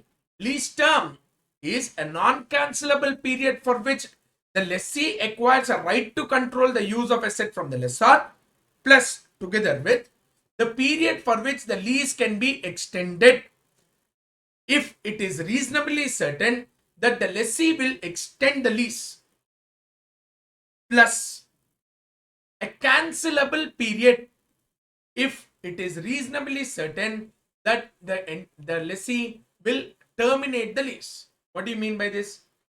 You should give at least 6 months notice for me to terminate the lease. So what happens here? If it is reasonably certain that the lessee will terminate the lease, but still he has to use the asset for 6 months period, that is called as cancelable period. The period for which the lessee will continue to use the asset until their lease is cancelled, if it is not certain that they will terminate the lease. Clear? So I'm saying it is a period for which the lessee acquires a right to control the use of the asset, plus a period for which the lease can be extended if it is reasonably certain that the lessee will extend the lease, plus a period for a cancelable period, that is a period for which the lessee has to use the asset until the lease is terminated. I'll give you one more. If a lease can be terminated by either parties unilaterally, either party means lessee or the lessor. If either the lessee or the lessor can unilaterally cancel a lease contract without paying a compensation to the other party. Unilaterally, I can cancel the lease without paying any damages to the other party. Then the lease period cannot be determined. It cannot be accounted as per Ind AS 116. It should go into the account as short-term leases only, because you cannot determine the lease period. Either of the party, either lessor or lessee, depending on their mood, they can cancel off the lease.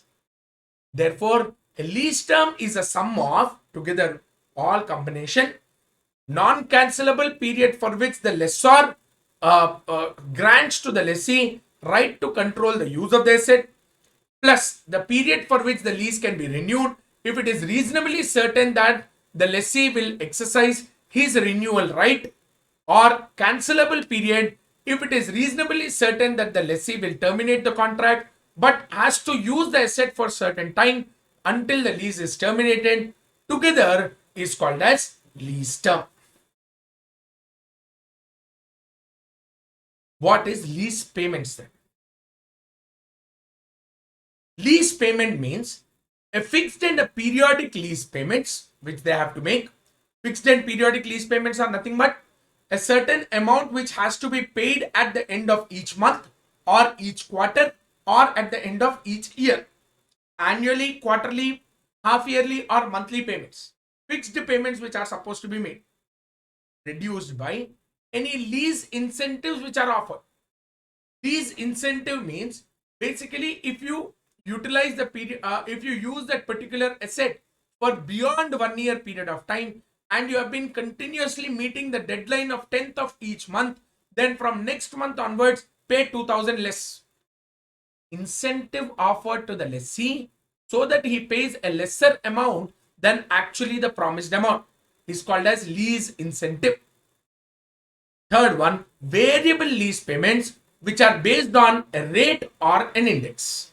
What is this rate or an index? It means, let's say I said the machinery which I have given to you supplies power. The power will be determined based on the rate of the electricity board. So electricity board sets out a particular index based on which the lessor charges the lessee a particular fees every month.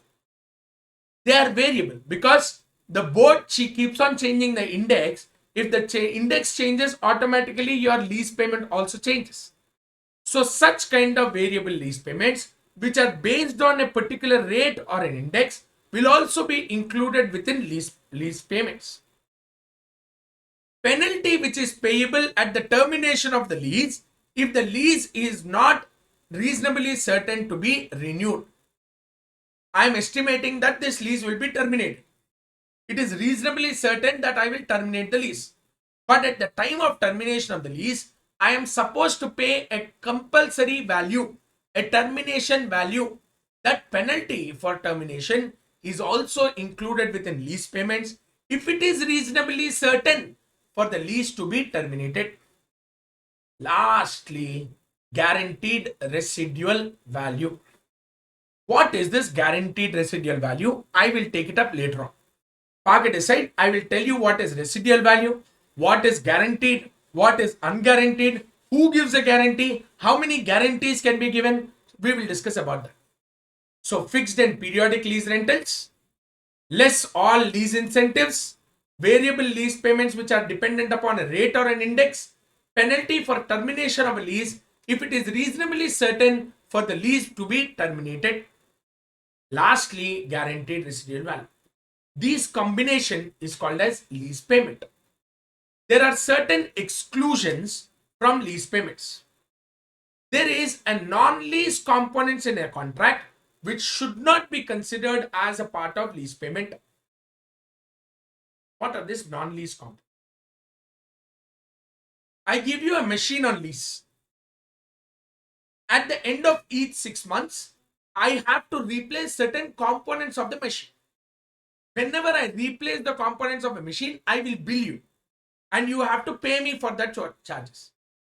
These repairs, these renewals, any scheduled maintenance which has to be performed and the lessor does the scheduled maintenance, lessee pays to the lessor the particular charge. These are non-lease components. It is a repair charge. It is a maintenance charge. It is not lease charges. Here, they should be excluded from lease contract. Or variable lease payments which are not based on any rate or index. It is variable lease payments based on utilization. I utilized 100 units this month. I'll charge 100 units into particular. Next month, there are huge power cuts. I use 250. Then automatically it is variable based on the usage of the lessee. It is not variable based on a rate or an index. Clear? So I'm saying fixed and periodic lease rentals, reduced by lease incentives, variable lease payments which are based on a particular rate or an index, penalty for termination of the contract if it is reasonably certain that the lease will be terminated, guaranteed residual value. It excludes all payments for non-lease elements which are non-lease components which are not covered under the contract paid by the lessee to the lessor, or any variable lease payments which are not dependent upon any rate or index. This is my discussion regarding lease payments, which I'm not done with because I still have to cover the concept of your guaranteed residual value.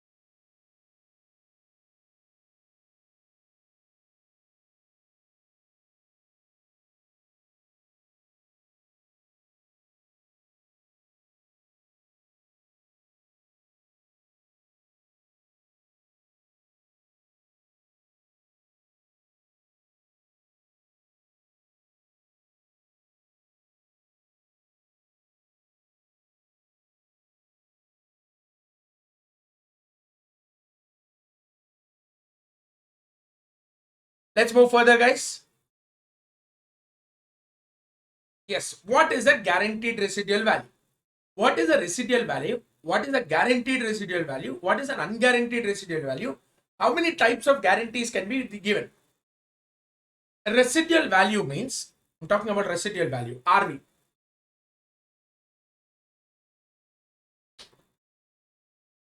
It is the fair value of the leased asset. It is the fair value of a leased asset at the end of the lease term.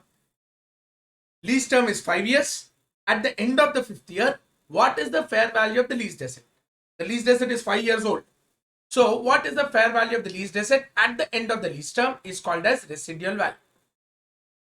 But since the lessee himself is using the asset for 5 years period, lessor offers to the lessee, why don't you buy the asset at the end of the lease term? After 5 years, you buy up the asset. Fair value is 100 rupees. I'll give it to you at 60 rupees. Take it. Buy. Will he buy? That is dependent.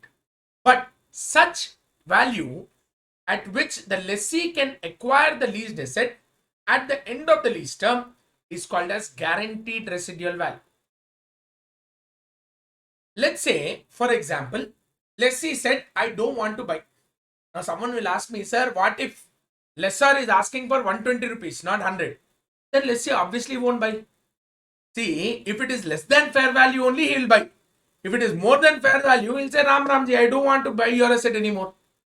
So you need to understand a guaranteed residual value is always less than residual value. I'll tell you. Let's say you have written an exam. ICA has circulated a questionnaire for you, asking you what are your expected marks in each exam. And he said, take a total of 800 marks of the 8 subjects that you have written and give me a number on how much you are expecting. You thought you did fairly well. 450 is something which I am expecting. But ICA put up a clause. If you fill up the questionnaires and if you don't get exactly the same marks, or if you get less than that marks, you will not write CA final again. So, you tell me how much are you going to write in that question? Will you write 450? Will you write 400 at least? Or will you write 100? Or will you write 200? How much will you write? If I was there, I would have written 100 only. Or if possibility is there, I'll write 10 only. Because I don't know with certainty what I will get. Fairly, I should get 400 plus. But I don't know. But since you are asking me to give a guarantee, saying that below this I won't get, then I have to give you a guarantee of much lower amount. I can never give you a guarantee for more than that. So therefore, you need to understand that guaranteed residual value, if someone is guaranteeing you, then obviously he'll give it at less than residual value. Less than fair value only he'll give. The difference between the fair value of the asset and the guaranteed residual value of the asset, the difference is called as unguaranteed residual value. Let's say fairly, I think I will get 450 on 800, but I wrote as a guarantee 200. Then the difference of 250 is called as unguaranteed residual value. Now, should the guarantee be received by the lessor only from the lessee is the question. Answer is no. Let's say, for example, I've taken a bus on, I purchased a bus and I've given it to a travels on hire, on lease. The travels person has taken it for 3-year lease. At the end of the 3rd year, the travels fellow is saying, I don't want to buy your bus, you take your bus. I said, what will I do with the bus? I can't go to my place of work every day on a bus. I need a car for that, not a bus. So I have to find potentially who is ready to take over a second-hand bus. I identified a school. I went to the school and I told him, new bus is there, which is right now out on lease for 3 years. At the end of 3 years, once the lessee leaves the asset, I will deliver it to you. You purchase the asset at the end of 3 years. School fellow said, why should I buy? New bus, sir. New bus is 1 crore. 3 years later, old bus also, if you take, easily 50 lakhs. But this is said, if you give me a guarantee today, I'll give it to you at 35 lakhs. Take it. 30% discount I'm giving. Then, in such cases, the guarantee to the lessor was not given by the lessee. The guarantee was given by a third party. So, a lessor can receive a guarantee for a leased asset. To purchase the leased asset at the end of the lease term, either the lessee can give a guarantee or a third party can give a guarantee. Guaranteed residual value is always less than residual value. The difference between the residual value and guaranteed residual value is called as unguaranteed residual value. There.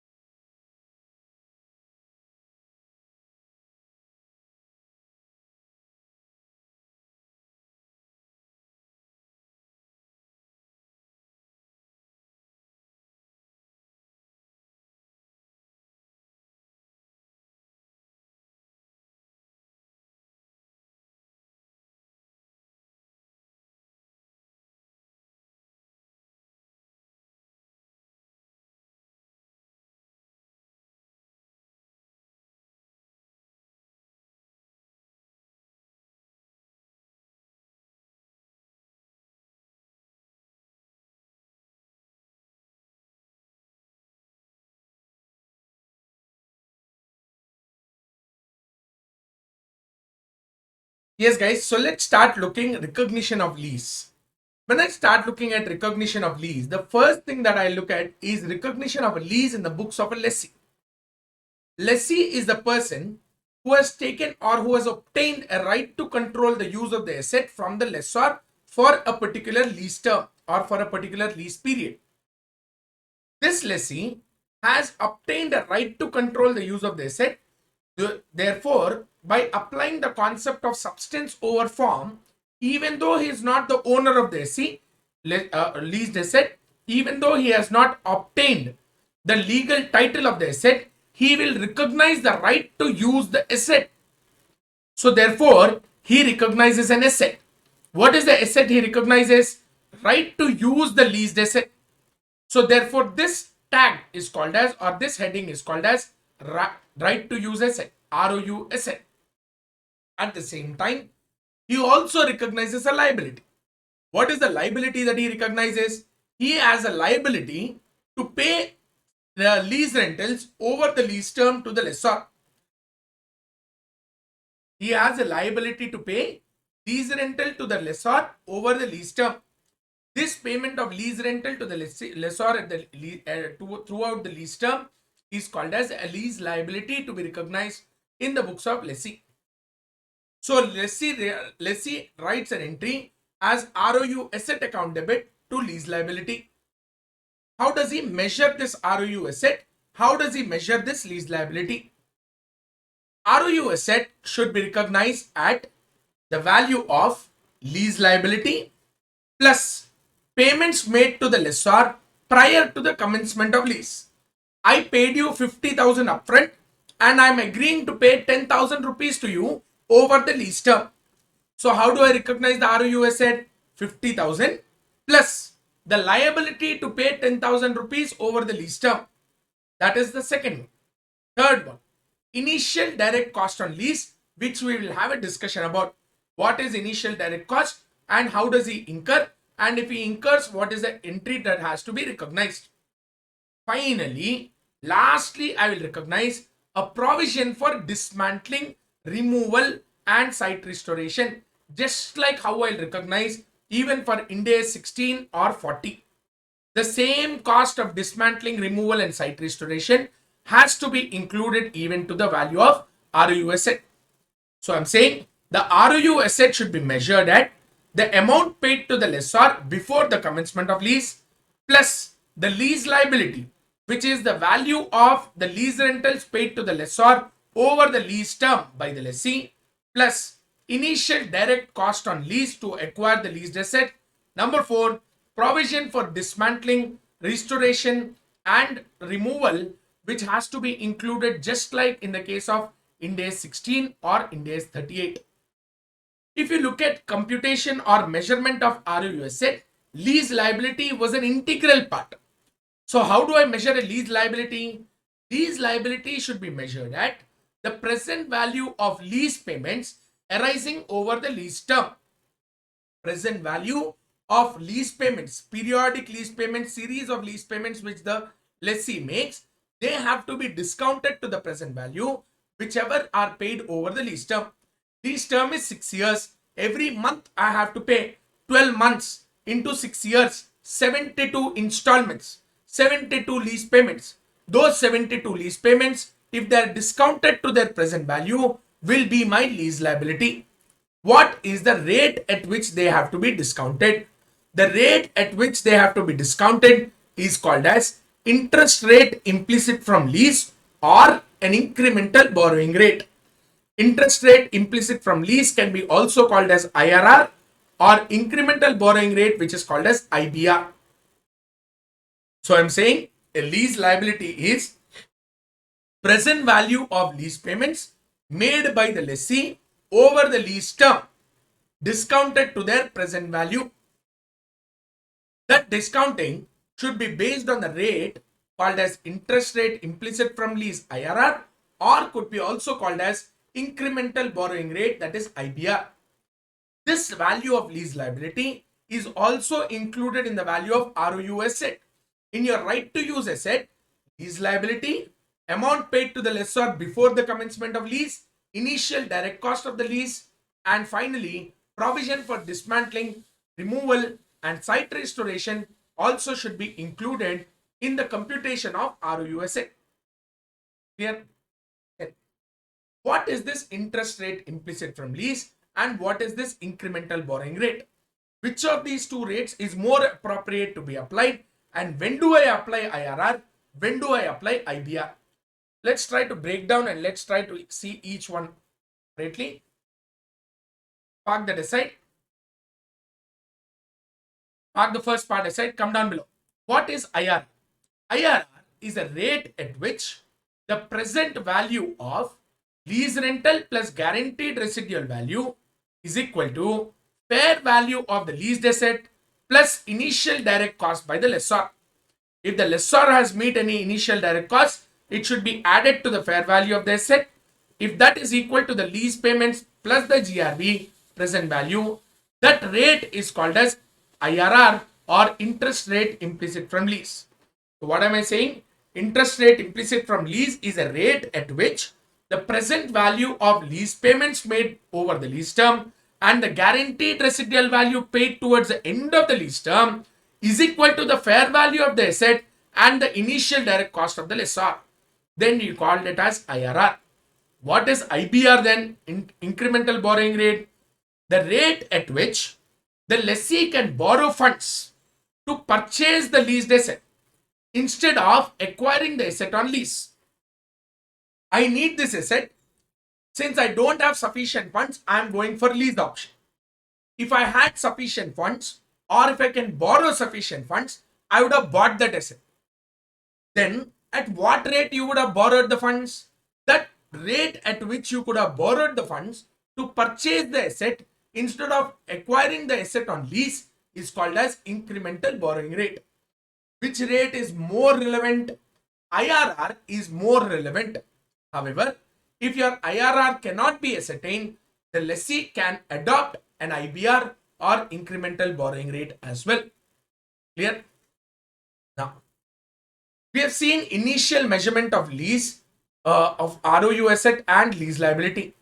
Subsequent measurement of ROU asset and lease liability should happen in this way. As far as your ROU asset is concerned, apply cost approach or revaluation approach as we have already discussed under Ind AS 16, 38 and 40. We have discussed these approaches. Cost approach where I take ROU asset at cost minus the accumulated depreciation, or revaluation approach where I take revalued amount minus subsequent depreciation.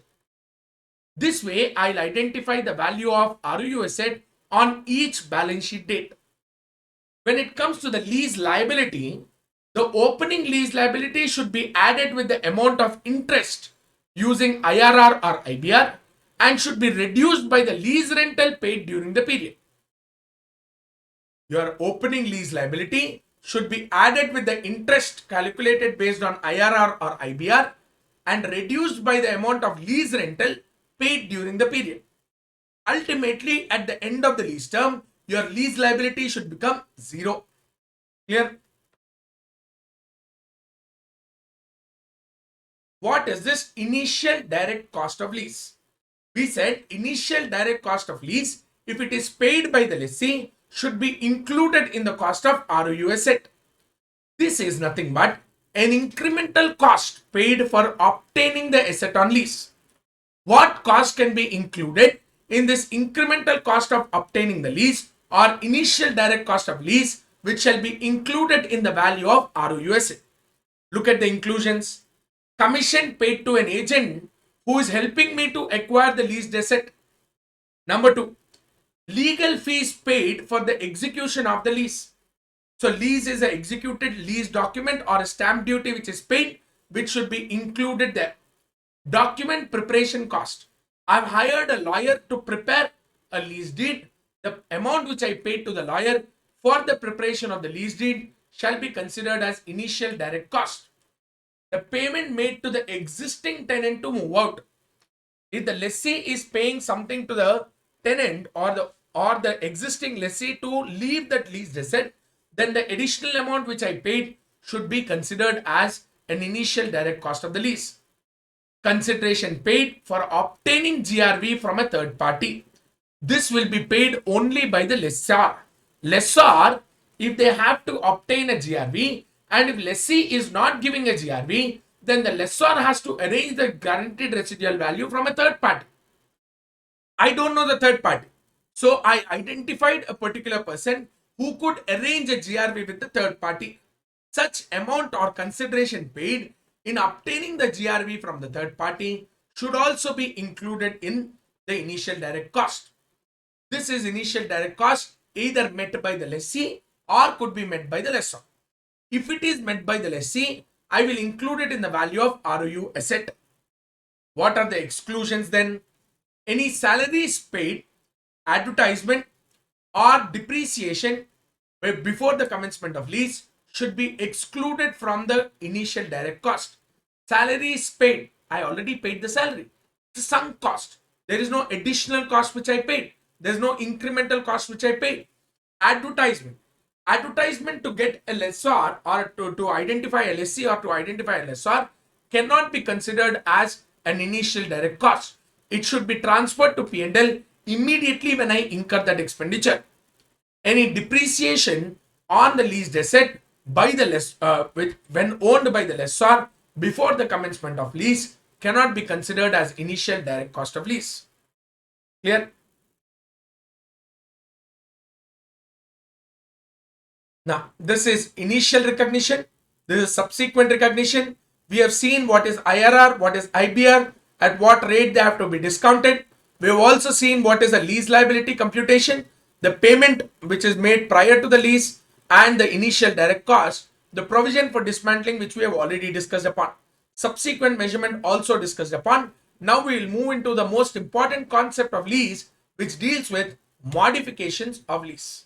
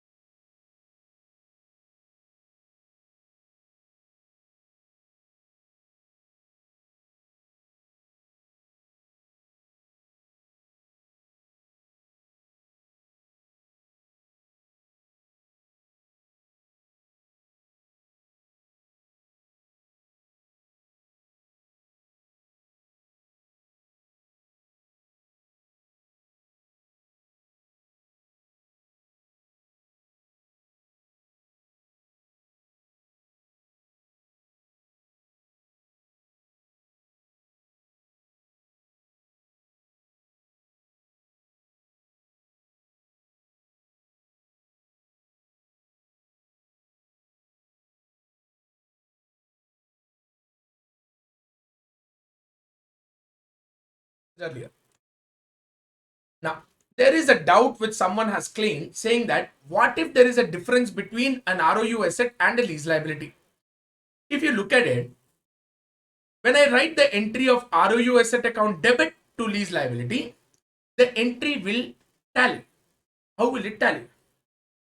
ROU asset should be increased by the payment. Sorry, ROU asset inclusion is what? Lease liability. But apart from lease liability, there are three more points which I have added in ROU asset. So that means the value of ROU asset is much more than the value of lease liability. So ROU asset account debit to lease liability will not tally because of the three inclusions which I did. What are the inclusions? First one, payment made to the lessor prior to the commencement of lease. So to start the lease itself, I made some initial down payment. So in that case, I will write the entry as ROU asset account debit to lease liability to bank. Entry tally. What if there is an initial direct cost of lease which should be included into the ROU asset if they are incurred by the lessee? Initial direct cost incurred by the lessee included in the value of ROU asset. Entry ROU asset account debit to lease liability to bank, cost paid by the lessee. Regarding provision for dismantling and removal and site restoration, ROU asset account debit to lease liability to provision for dismantling, removal and site restoration. In all cases, whatever you include, ultimately the entry will tally. Clear? The entry will tally, guys. There is no doubt about it.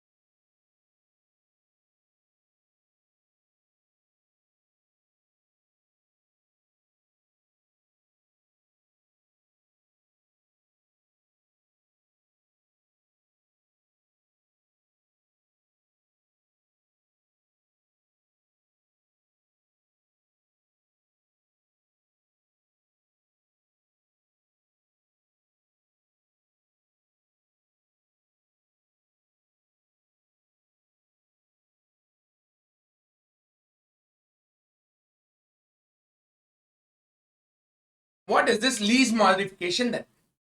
Lease modification arises due to 5 reasons. First one, extension of lease. Initially, I measured the lease term as 5 years only. Extension of lease was not certain initially, but at the end of 5 years, the lease was extended for a furthermore 3 years lease term. First modification. Early termination of lease. Termination was not reasonably certain, so I assumed that the lease term will be for a complete period of 5 years only. However, due to whatever reasons, after the end of second year, the lessee has given a notice for termination of lease. After 6 months, he has terminated the lease. So lease term instead of 5 years has now become 2.5 years. Change in timing of lease payments happened due to COVID also sometimes, because in some situations, certain payments of April, May, June, which were hugely disrupted due to corona crisis, have been deferred, and the timing has been scheduled at next year also. So these change in lease payments also can be considered as lease modification. Amount did not change, timing changed. Additional asset on lease. Initially, I have taken a lease of 2000 SFT premises. Now I am falling short of it after 2 years. I asked him to add another 500 SFT which was lying vacant out there. So now the leased asset is not 2000 SFT, it is 2500 SFT, additional lease asset. Surrender of a part of underlying asset. Now due to work from home logics, I don't have so much of workspace. So about 2000 SFT was there, out of which I went to the lessor and I said 1000 is sufficient. So remaining 1000 I am vacating it, you use it or you can lease it to someone else. That is surrender of a part of underlying asset. Extending the lease, early termination of lease, change in the timing of lease payments, additional asset being bought in, surrender of a part of underlying asset. These are the reasons for a modification to a lease. What happens whenever there is a modification to a lease? This modification to a lease can either be treated as an adjustment to the existing lease or can be treated as a separate new lease altogether.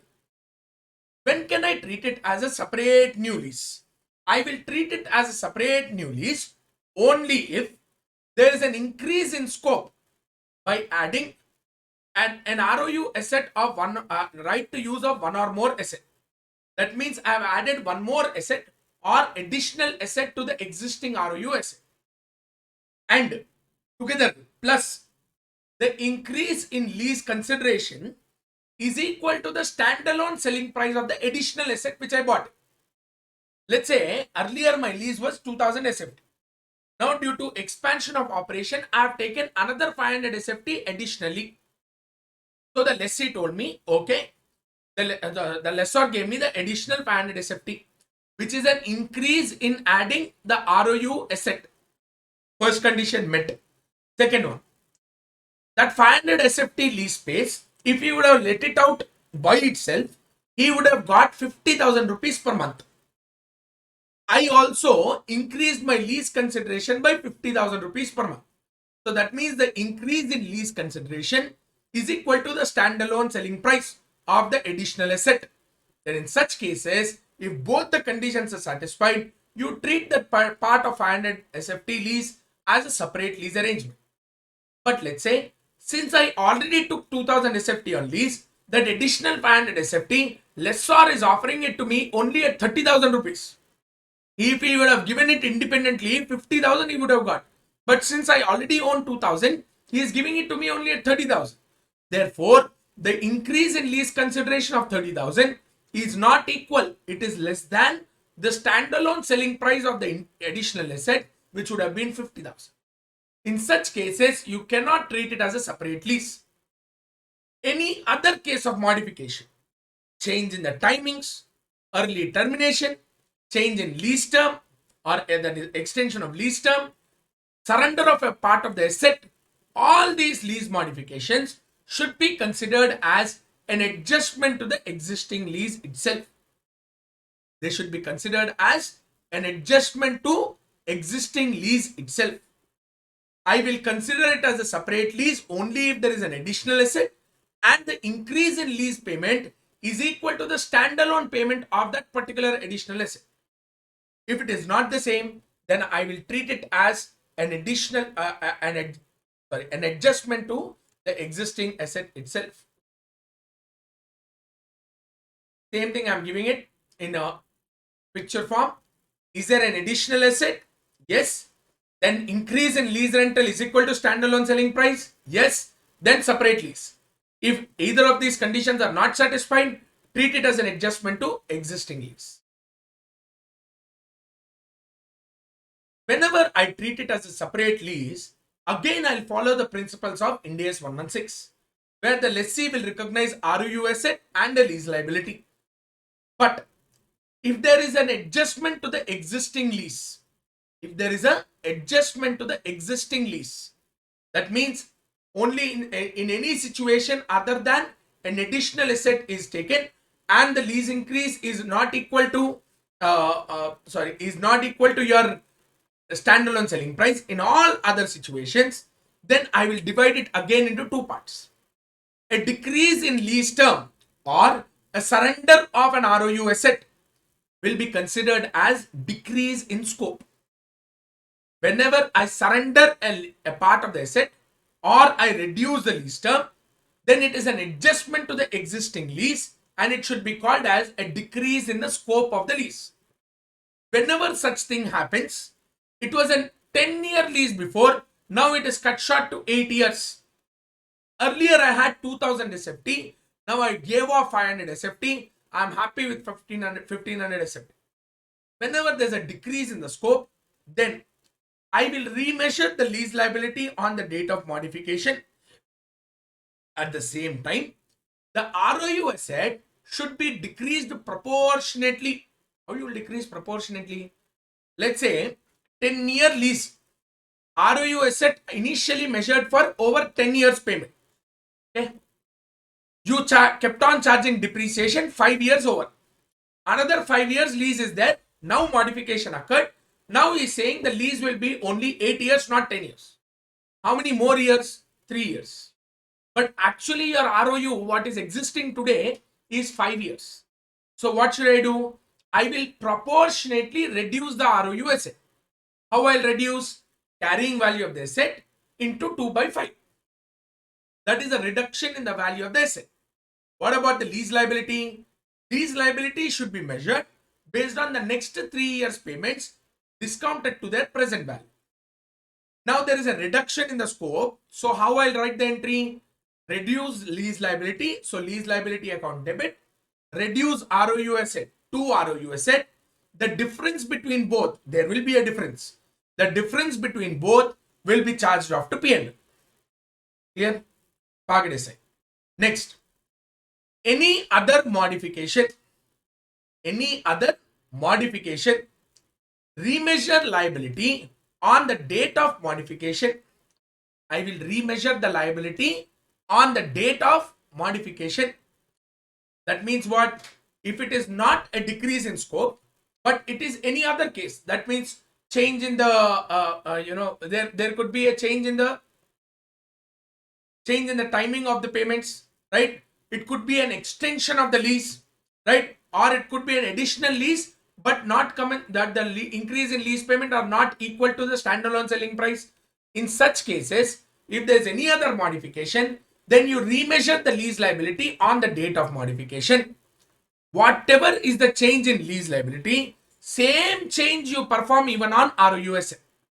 Therefore, I will write the entry of ROU asset to lease liability, or if it is decrease, then lease liability account debit to ROU asset. Whatever it is, ultimately the change in lease liability should be equal to the change in ROU asset. This modification of lease, 2 questions have been added by ICAI. The first 2 questions in your study material which has been added right now are only revolving around these situations. Fantastic illustrations. We will solve one of them. We will solve one of them right towards the end of the session. And that will bring us to the end of lease modifications and the end of discussion in the books of lessor.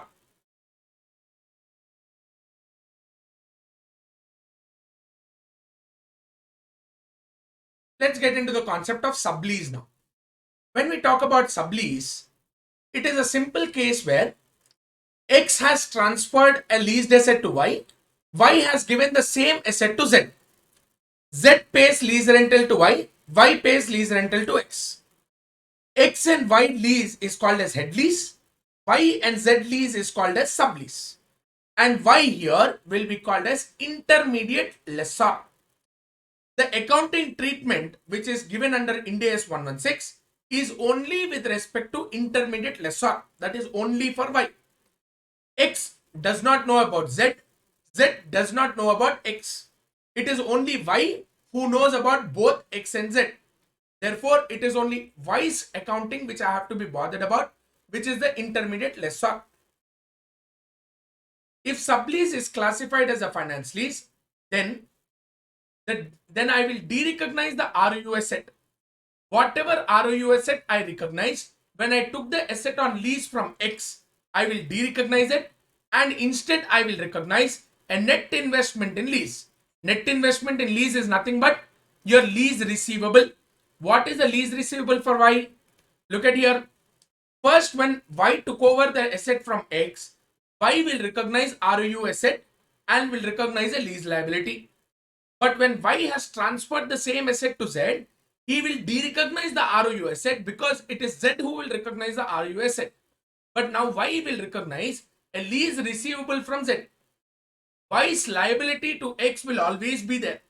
So if I combine both the transaction, it will look like this. Lease receivable from Z account debit to lease liability to X. Clear? If the sublease is an operating lease, then it is not a finance lease, but it was an operating lease, then Y will still have the concept of ROU asset. ROU asset will still be there with Y.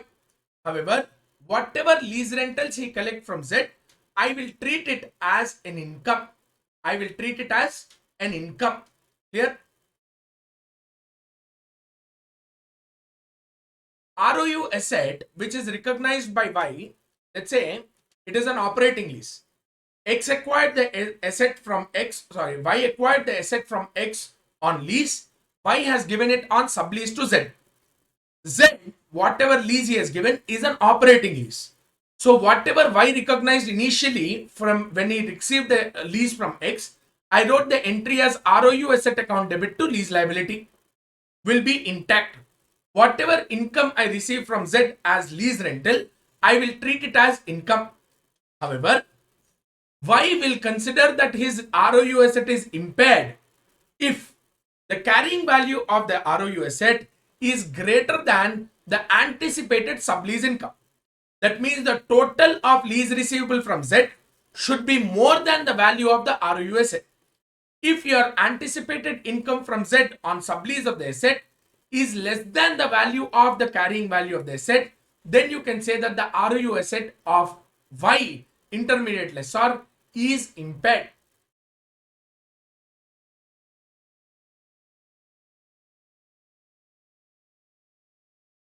This is the concept of sublease and the accounting in the books of intermediate lessor.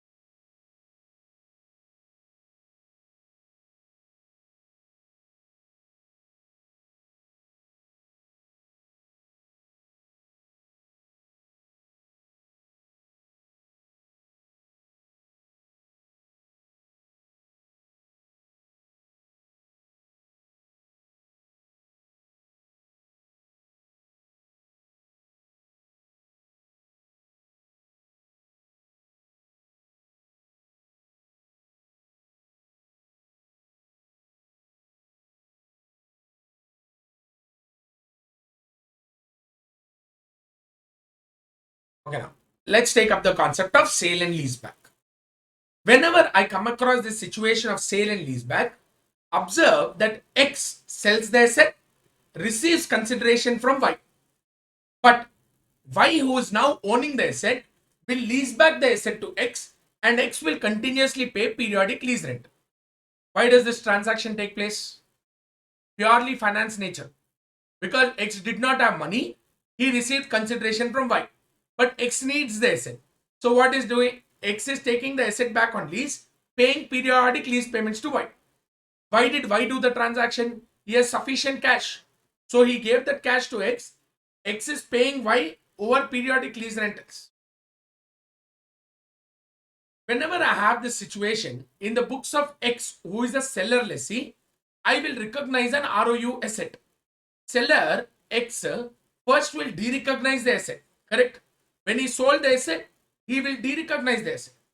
But when he again took it back on lease, I will recognize the ROU asset now. When I recognize ROU asset, I'll apply this formula. Carrying value of the asset before the sale into present value of lease payments which I do divided by fair value of the asset. This is the recognition of ROU asset in the books of X, who is the seller lessee. The asset which is already owned by the X is sold to Y, so I'll de-recognize the asset at its carrying value. But at the same time, I'll also recognize a lease liability at present value. So what is the entry? Bank account debit because I collected consideration from Y. ROU asset account debit because I'm taking the asset on lease to the asset at its carrying value because I'm selling it. I'll de-recognize it, but I recognize a lease liability which has to be paid has to be paid to Y over the lease rent or over the lease term. The balance or the difference of the entry, if any, I will directly charge it off to P&L. If I'm thinking from Y's perspective, he will recognize the purchase of asset and classify and recognize the asset based on operating lease or finance lease because he's a buyer lessor. Lessor accounting requires operating lease and finance lease. So he'll apply the principles of operating lease and finance lease and he will account for the transaction. Clear? This is the concept of sale and leaseback, and that will bring us to the end of the session regarding your Ind AS 116.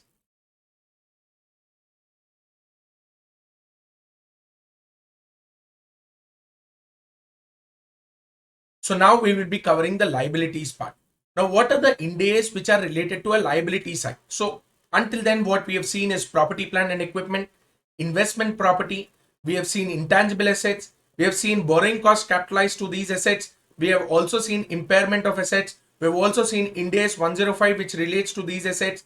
So all these which we have covered is relating to the assets. But there are also standards which relate to the liabilities. Now you need to understand when I say liabilities, it includes both equity and liabilities. To the extent of equities, I'll put it aside because equities are dealt as per a different standard called as Ind AS 32109. So I'll park them aside. But I will talk about predominantly the other liabilities. Your non-current and current liabilities are the two liabilities which are covered out there. Under your current and non-current liabilities, we have the distinction of financial and non-financial liabilities as well.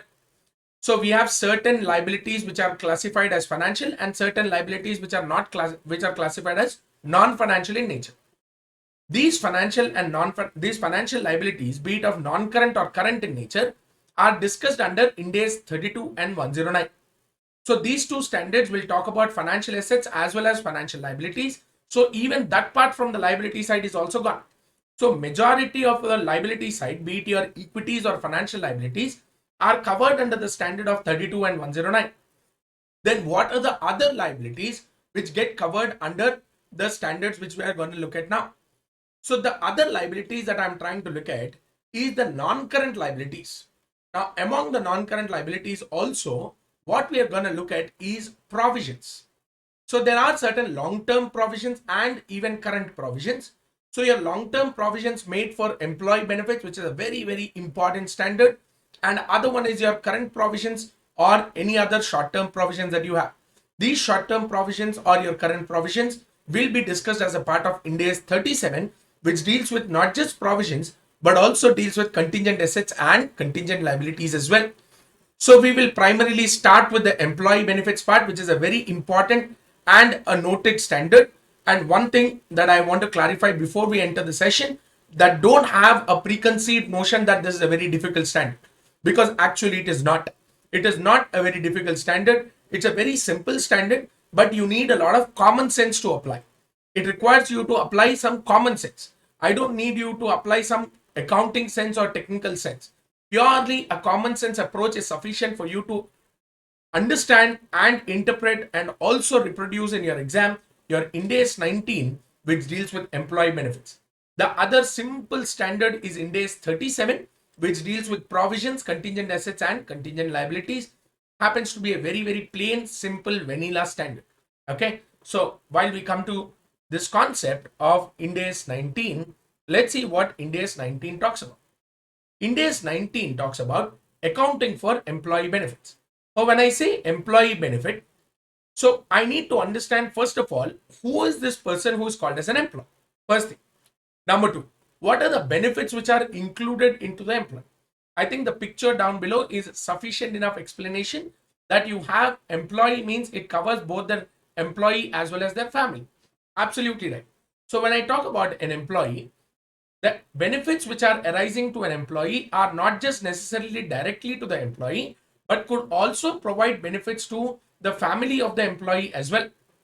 So it could apply to the spouse of the employee or to the children of the employee or any other dependent of the employee. So benefits which are arising or benefits which are applicable to an employee or his spouse or his children or any other dependent will get covered as far as the standard is concerned. There are multiple multinational companies which provide employee with healthcare support. Now, healthcare support is basically whenever there's an emergency, whatever healthcare requirement is there, the company will reimburse the employee to that extent. Now, some employees or some employers basically cover employees' health as well as the children's health along with the spouse's health. There are certain companies which also cover the parents of the employee health as well. So that's why I said such benefits can either be provided directly to the employee or to the spouse of the employee or to the children of the employee or even any other dependents of the employee. So these are the employee benefits covered as per Ind AS 19. Not just health requirement, I'm talking about any other benefit as well. Let's say for suppose I have a particular school in which the employer has a particular school in which free admission is provided to the employees. Sufficient enough. You need to understand that Jamshedpur, which is basically where the Tata Steel is actually set up, the entire institutions are maintained by Tata. Be it the healthcare support, be it their education support, all public infrastructure is provided by Tata Steel itself. So all those benefits will also get covered under the standard Ind AS 19 employee benefits. Then who is an employee? An employee can either be a past employee or the present employee.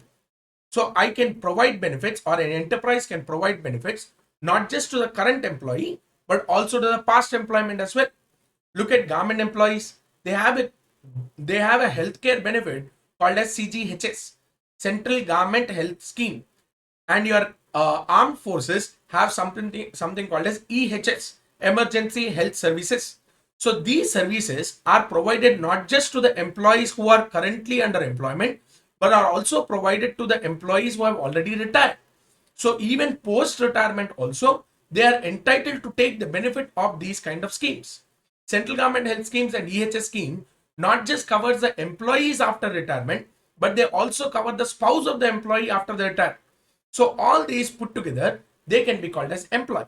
So, and then whenever I use the word employee to define under Ind AS 19, such employee could either be a past employee or could be a present employee. Future employees you can't know. So there is no point of even covering the future employees into the ambit of the definition. So a past employee who has already served the organization and certain benefits are still applicable to him, or a present employee to whom benefits are being provided by the enterprise, all these benefits will come covered under the concept of Ind AS 19. So when I talk about Ind AS 19, what is your Ind AS 19 fundament? What do you mean by Ind AS 19 employee benefits and who is an employee by definition? An employee is a person where there is an employer-employee relationship which exists. If there exists an employer-employee relationship, then such a person can be called as an employee of an enterprise. Now, when can I say that then there is an employer-employee relationship?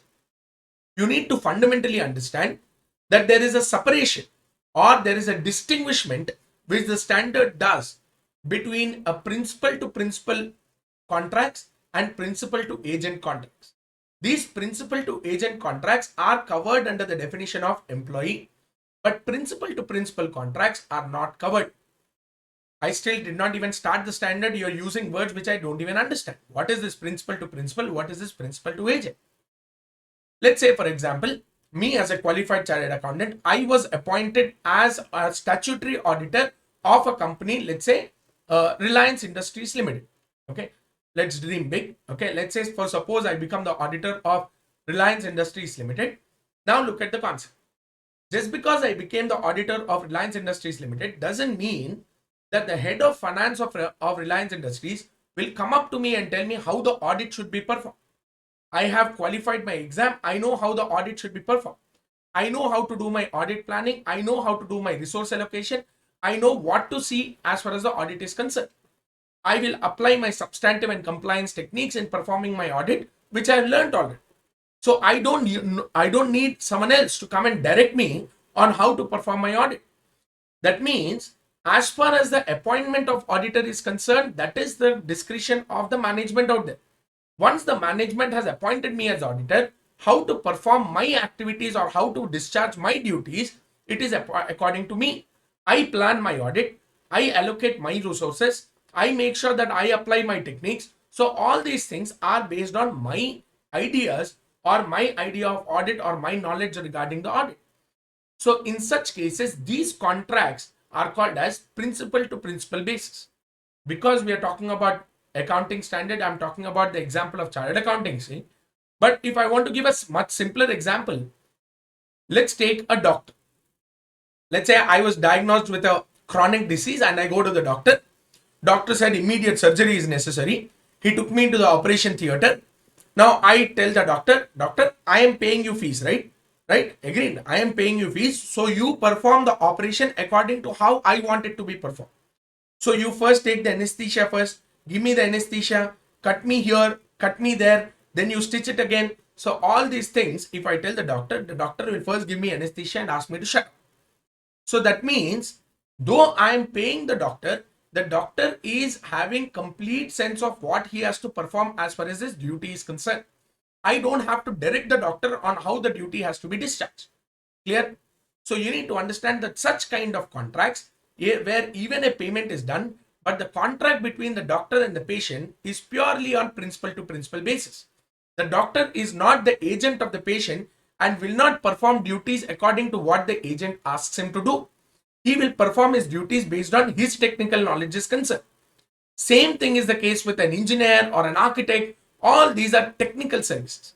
They are professional services where they perform the duty according to what their knowledge regarding that particular ambit is concerned, but they will not perform the duty according to what the enterprise wants or the employer wants. These contracts are called as principal to principal basis. Let's say, for example, I have hired a driver on a contract. I asked him to slow down, he will have to slow down. If I ask him to stop at a particular place, he will stop at that particular place. So that means, though there is a contract, ultimately you need to understand the driver is performing his duties according to the requirements of the employer. So there, the relationship is not principal to principal. It is called as principal to agent relationship. To distinguish these two, the standard comes out with a very important aspect called as contract of service and contract for service. Contract of service and contract for service. What is a contract for service? Any professional services which are rendered on principal to principal basis. There is no employer-employee relationship and they are excluded from the scope of the standard. But contract of services, they are services which are performed at the direction of the employer on a principal to agent basis, where the employer-employee relationship exists and therefore they should be included within the scope of the standard. So who is an employee? Either the past employee or the present employment. Either he is in a full-time employment or a part-time employment, or a casual employment or a contract employment, or any kind of an employee gets covered within the definition of Ind AS 19.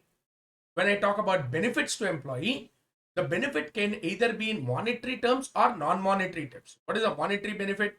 Purely in cash. Dearness allowance, house rent allowance, educational allowance, traveling allowance, leave travel allowance. So all these are basically cash allowances which are provided to the employee, and they are called as monetary benefits.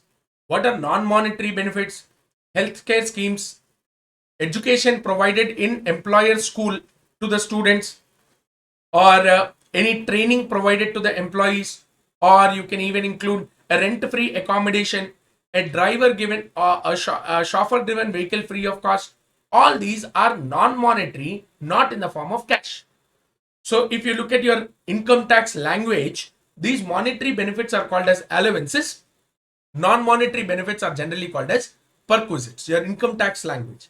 Here in our accounting language, we only use the word monetary and non-monetary. We don't use the word allowances and perquisites. I just wrote the word so that you people are clear about what you're basically referring to. And you also can link between Income Tax Act as well as your standard Ind AS 19.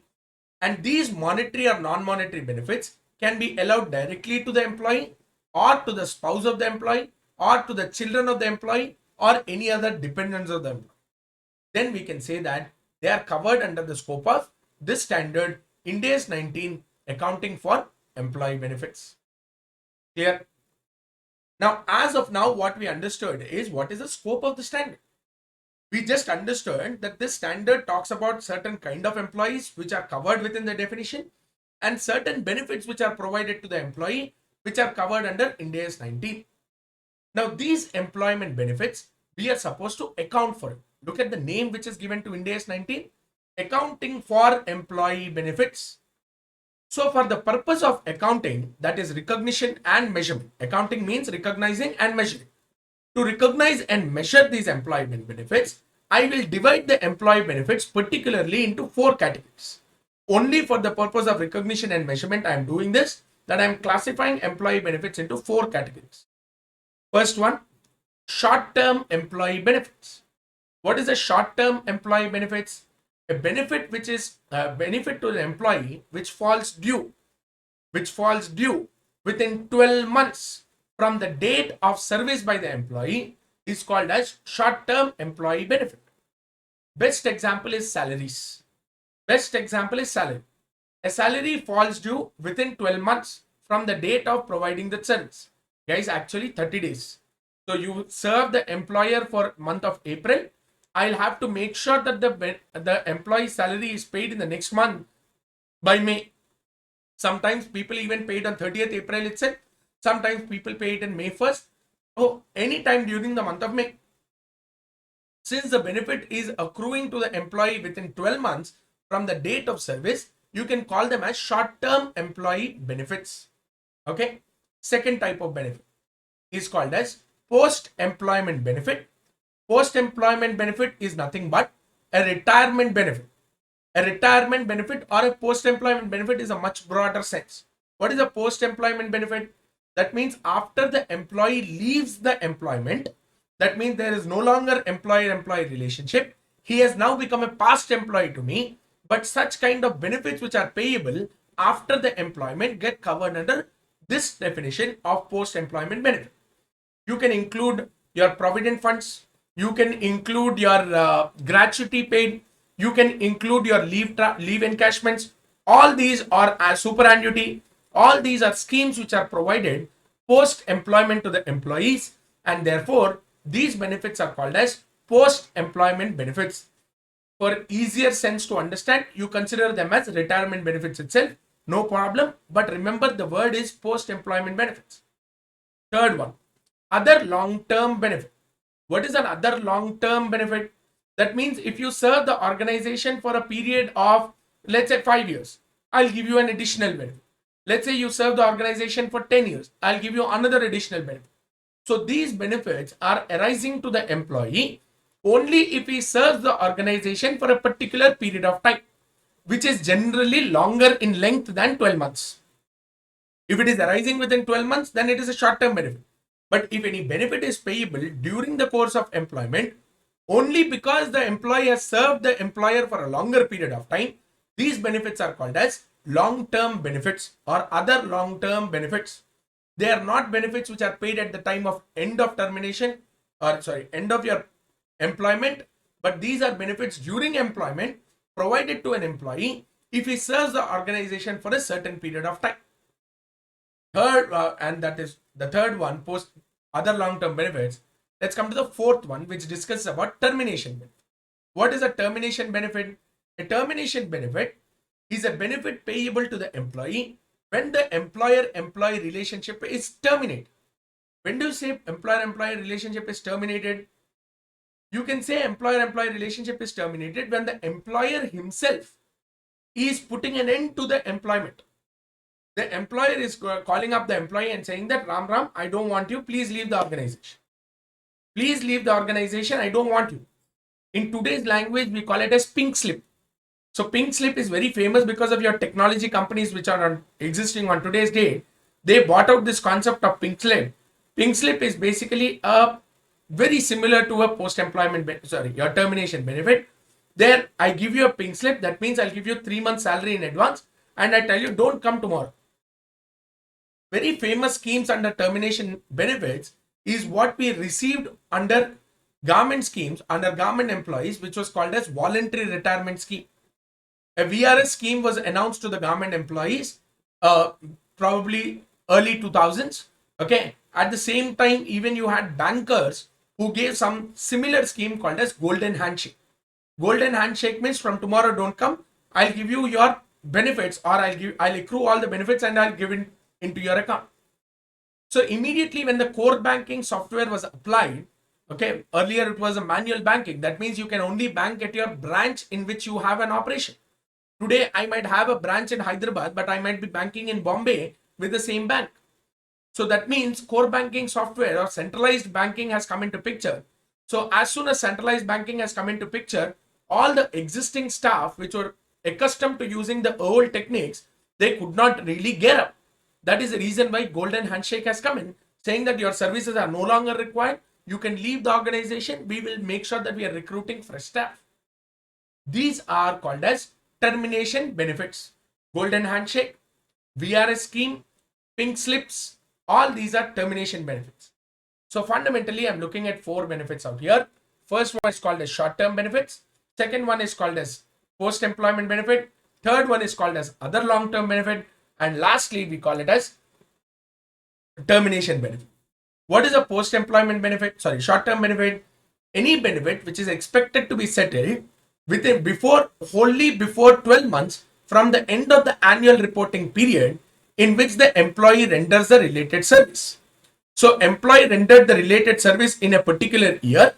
In that year, whatever benefits accrue to him, if they are falling due within 12 months from the end of the year, it is called as short-term benefit. Salaries, allowances, bonus, profit sharing plans, compensated absences, these are casual leaves. All those come under short-term employment benefits. Next one. What is a post-employment benefits? Benefits which are basically expected to be settled upon retirement of an employee. So after the retirement or after the employer-employee relationship is gone, what are the benefits which are still continuing to be paid? Post-employment health scheme, CGHS, what I gave you, superannuation, pensions, gratuity, all these come under post-employment benefits, which in our language we can call them as retirement benefits. Other long-term benefits which are payable during the period of employment, but only if the employer served for a particular period of time. Disability benefit, sabbatical leaves, these are generally some other long-term benefits, but it depends upon enterprise to enterprise whether they give such other long-term benefits or not. What is a termination benefit? Immediately on termination of employer-employee relationship, whatever benefit is paid to the employee is called as termination benefit. Clear? So you can have retrenchment compensations, you can have voluntary retirement schemes, you can have golden handshakes. All these will be included under termination benefits. These are the 4 categorizations under which I classify my employee benefits. So as far as the accounting is concerned, as far as your accounting for employment benefits is concerned, to perform this, I've divided them into 4 categories. Among these 4 categories, we have only 3 accounting treatments, because he says your short-term employee benefits, number 1 accounting treatment. Number 2 accounting benefit, number 2 accounting treatment is a combination of both post-employment benefits as well as other long-term benefits, which is the most crucial part as far as the standard is concerned. Lastly, termination benefits, which have a separate recognition and measure. So that means there are 3 types of accounting treatments given for 4 types of employment benefits. Clear?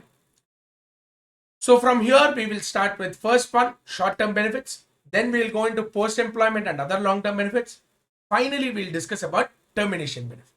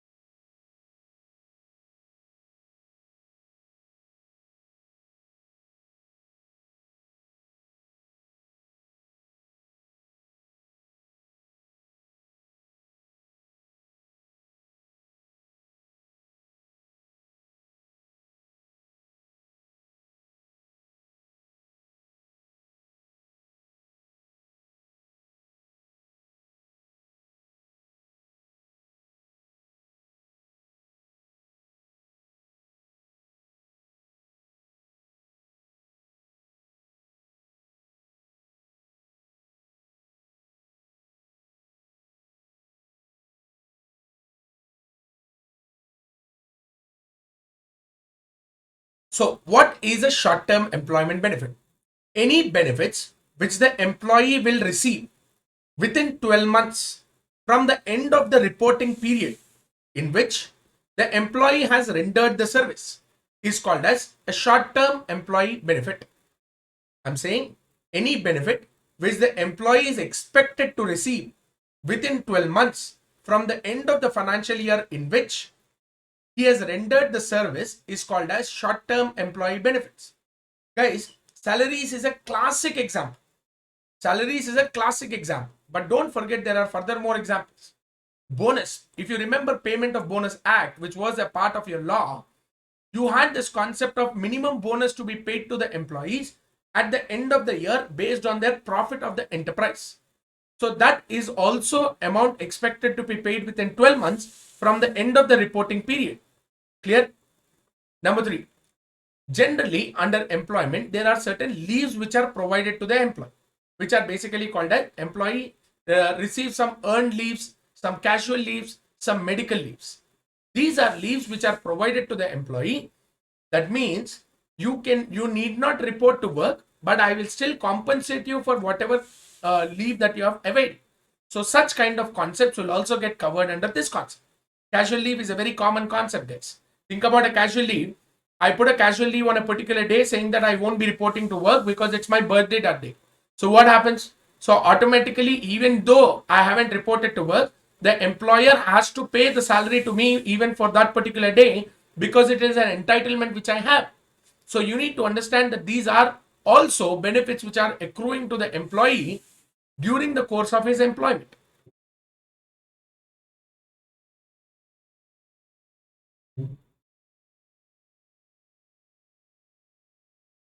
So short-term employment benefits are salaries, wages, and other short-term benefits. Employee profit sharing plans, which are nothing but your bonus. Short-term compensated absences, which are your earned leaves, medical leaves, and your casual leaves. How do I recognize these short-term employment benefits? Short-term employee benefits should be recognized as expense in the period in which the employee has rendered the service. Even though you said that the benefit is payable within 12 months from the end of the reporting period in which the employee has rendered the service, what is the definition which we have seen? Benefits expected to be settled within 12 months after the end of the annual reporting period in which the employee renders the service. So you are payable within 12 months, but it is arising due to the employment during the current reporting period. Therefore, all such benefits payable to the employee should be recognized as an expense. So it should be recognized as an expense in the period in which the employee has rendered the service on an accrual basis. I pay the salary or not, I will recognize it as expense because it is expected to be paid within 12 months. Bonus, I will create a provision in the current year for payment of bonus, even though I settle it after the end of the financial year. All these are to be provided as expense in the year in which the employee has rendered the service. However, if the benefit paid to the employee during the current reporting period is less than the benefits which are payable, 12 months salary is payable during the current year. I paid 11 months, one more month I will pay in the subsequent year. So what is happening? My benefit paid is only for 11 months, but the liability of benefit is for 12 months. In such case, the enterprise reports a liability. A liability is called as outstanding salary. Whenever there is a payment of bonus, I identify the bonus only payable only towards the end of the year. But I create a liability for the payment of bonus based on the calculations which I make. Clear? In the same year in which the employee has rendered the service, even though the amount is paid in the subsequent year. These are called as liabilities. So I'll recognize a liability when the benefits paid to the employee are less than the amount of benefits which accrue to the employee during the current reporting period. His service in the current reporting period is entitling him to a benefit of 100 rupees. If I pay only 90 and I am expecting the balance 10 rupees to be paid within 12 months from the end of the reporting period, I will report the 10 rupees as a liability. What if I paid excess? That means I gave a festival advance. A festival advance was already paid. So what is happening? I will reduce the advance from the salary of the subsequent months. So in such cases, the benefit paid could exceed the benefit payable to the employee. The entitlement of the benefits to the employee during the current reporting period is 100, but I paid 105. That extra 5 rupees, I will reduce it from the salary of the future period. In such case, that extra 5 rupees will be reported as an asset. So I'll recognize an expense to the extent of benefits arising to the employee during the current year for the employee service in the current reporting period. If the benefit paid during the current year is more than the benefits payable, I'll recognize an asset. If the benefits paid are less than the benefits payable to the employee, I'll recognize a liability. Asset is nothing but advances and prepaids, and liability is nothing but outstandings and provisions. Clear? Remember, when I measure the short-term employment benefits, it should always be done on an undiscounted basis. Why? It should be done on an undiscounted basis because they are falling due at the end of the reporting period itself. What is the discount factor? 1.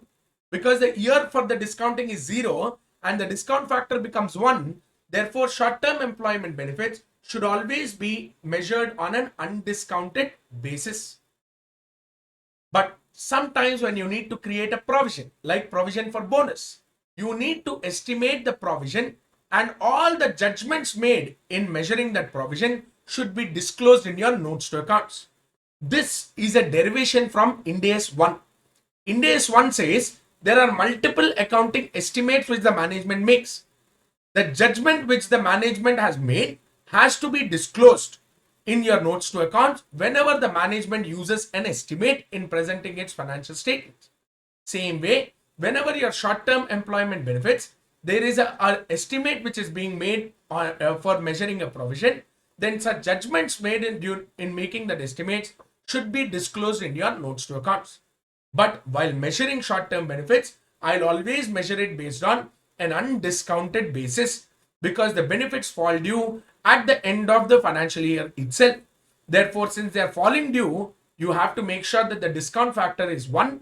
No discounting is necessary. Undiscounted basis measurement is necessary for short-term employment benefits. Clear? I'll progress to the most important part of the standard regarding short-term employment benefits. In short-term employment benefit, there's something really important to be discussed upon. So let's see what these are. These are called as short-term compensated absences. What do you mean by a short-term compensated absence? Your short-term compensated absences are simple nothing but casual leaves or medical leaves. These absences are two types of nature. I can classify them broadly into two types. Accumulated absences, non-accumulating absence. What is accumulating absences?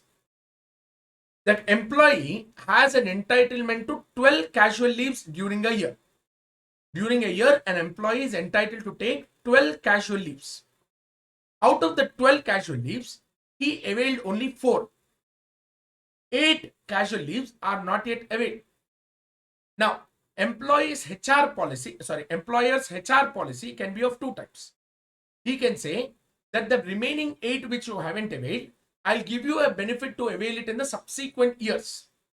So in the next year, instead of availing 12 casual leaves, you can avail 12 plus 8 carried forward from the previous year. 20 casual leaves you can avail in the next year. These are called as accumulating short-term compensated absences.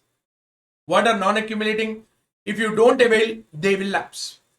Generally, casual leaves are accumulating in nature. Medical leaves are non-accumulating in nature. Generally, I'm talking about. I am not standardized because it depends upon the HR policy of the employer. The employer's HR policy generally says that the short-term absences, if they are of nature of casual leaves, they can accumulate. If they are of medical leave, then they cannot accumulate. I am only talking about general sense. I am not specifically mentioning any particular company. I'm saying generally this is what happens. So if the absence, if not availed during the current year, lapses, they will lapse if you don't use it in the current year. They are called as non-accumulating short-term compensated absences. Those non-accumulating absences need not be recognized as a liability. So no further accounting treatment is necessary if those short-term compensated absences are lapsing at the end of the reporting period. Clear? They are non-accumulating short-term compensated absences. But what about accumulating short-term compensated absences? This is very interesting. These accumulating short-term compensated absences should be recognized as a liability. They should be recognized as a provision in your financial statements. Now, these accumulating compensated absences are also of two types: vesting, non-vesting. If they are vesting, that means they are encashable. All those accumulated leaves you can encash towards the end of your retirement date or after 10 years or after 5 years, whatever it is. But the employer is giving you a right to encash those leaves instead of using those leaves. Central government employees can encash 300 casual leaves, almost equal to 12 months salary at the end of their retirement date. That is encashable leaves. They are encashable or vesting, accumulating compensated absences. What is non-vesting then? You can't encash, but you can use. You cannot encash those leaves, but you are entitled to use those leaves. Clear?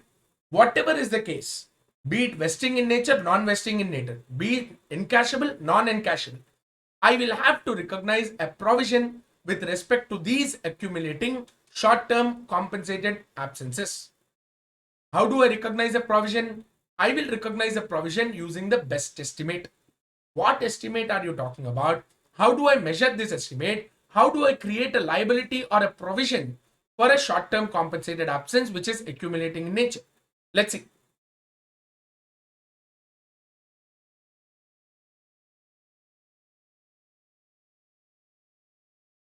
We will have even questions also on this, guys, because your new ICA material has included certain questions on these short-term compensated absences. So I will have my heading as short-term compensated absences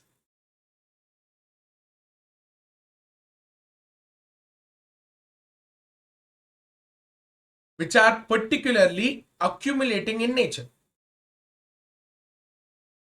If they are non-accumulating, then I don't need accounting treatment at all. Now, what are these short-term compensated absences which are accumulating in nature? And how do we recognize these amounts? Let's say, for example,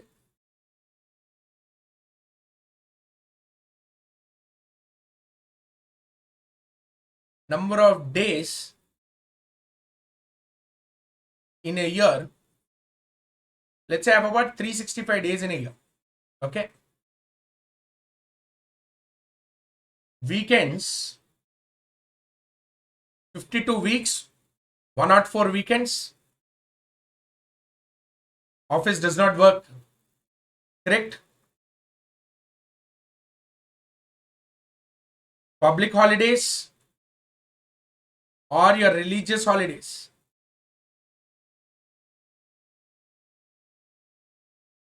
Festivals. We enjoy everything. Let's say I take it as 16 days. Okay.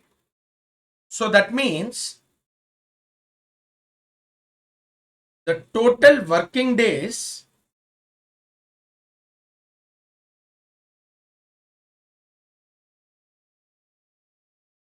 in the organization is about 245. Out of those 245 working days, I am allowing casual leaves to my employee. And my casual leaves available to the employee are, let's say, 15. So therefore, expected man days for each employee, I expect him to work for about 230 days. So each year, I expect an employee to work for 230 days. So that means for 230 days, working days, I am compensating him with 12 months of salary. Each month I pay him salary. So my 12-month salary is 230 working days equal. If this is the benefit to the employer, the employee's work is the benefit to the employer, then this is the cost of such benefit. 12-month salary is the cost of such benefit. So I'm saying an employee can work in the organization for 230 days and he is entitled to receive 12-month salary. Therefore, I am saying to derive a benefit of 230 days of work from an employee, the employer is required to pay 12 months of salary. Clear? Concept very simple so far. Now let's try to understand.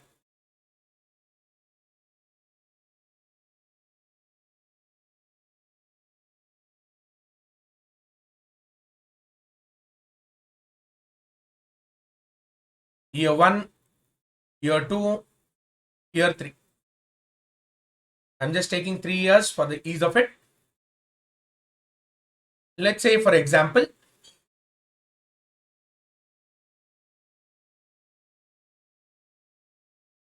each year my working days are estimated to be 245.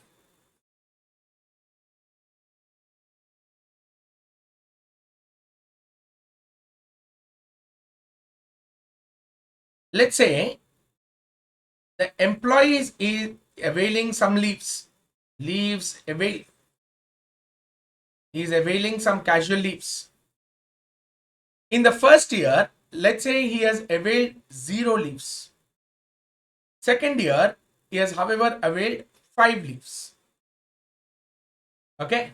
So each year he is entitled to receive 15 casual leaves. First year, nothing he availed. Second year, he availed 5.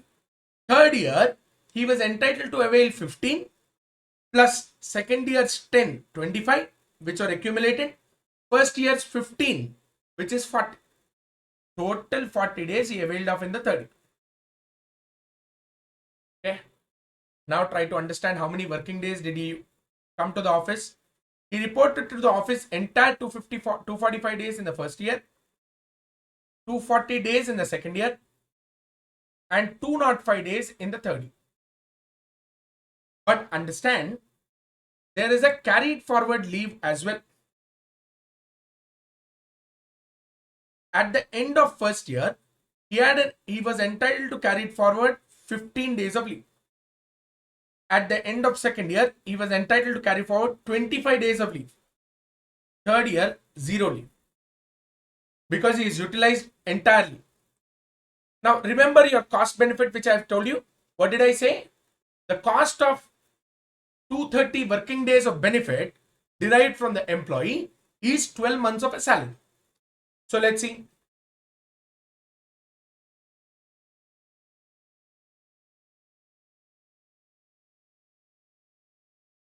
Year 1, if I write this as cost and this is the benefit.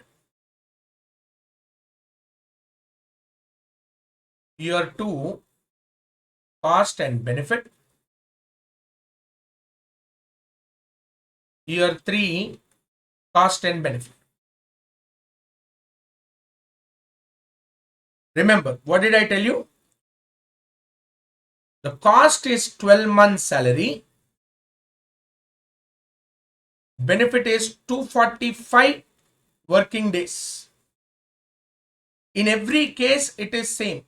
12 months salary of the cost is equal to 245 days of working days from that particular employee.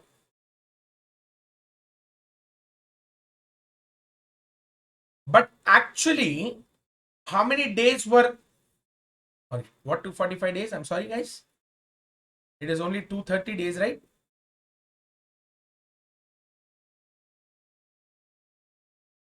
After casual leave, he is only entitled to take 230 days of benefit. Sorry, what did I say? Yep, 230 working days is 12 months salary. So 230 working days is 12 months salary. But in the first year, the employee served the enterprise for 245 days. That means my benefit is increased by 15 working days. Similarly, next year, he has reported to the office for 240 days. That means additional 10 working days he has reported to work. But there should be a matching cost as well. Because in the third year, in the last year, he did not report to the office for 230 days. He has reported to the office only for a period of 205 days. That is fundamentally what I'm talking about. So here what I do is, whenever you have this kind of concept, to the extent of this 15 working days which he served extra, I'll recognize a cost. What cost I will recognize? I'll recognize a provision of carried forward leave. Similarly, here 10 days of working days, I'll recognize a provision for 10 days of leave. So the total provision at the end of second year became 25 working days. So when I write a cost, automatically I will debit or I'll credit the provision because I'm using the provision for about 25 days. Because I use the benefit only for 205 days. So that means each year, whenever there is a carried forward leave, I have to keep on continuing to create a provision. So what is the benefit that I'll receive? So I'll have to recognize the entry as in the first year. P&L account debit to provision for carried forward leave.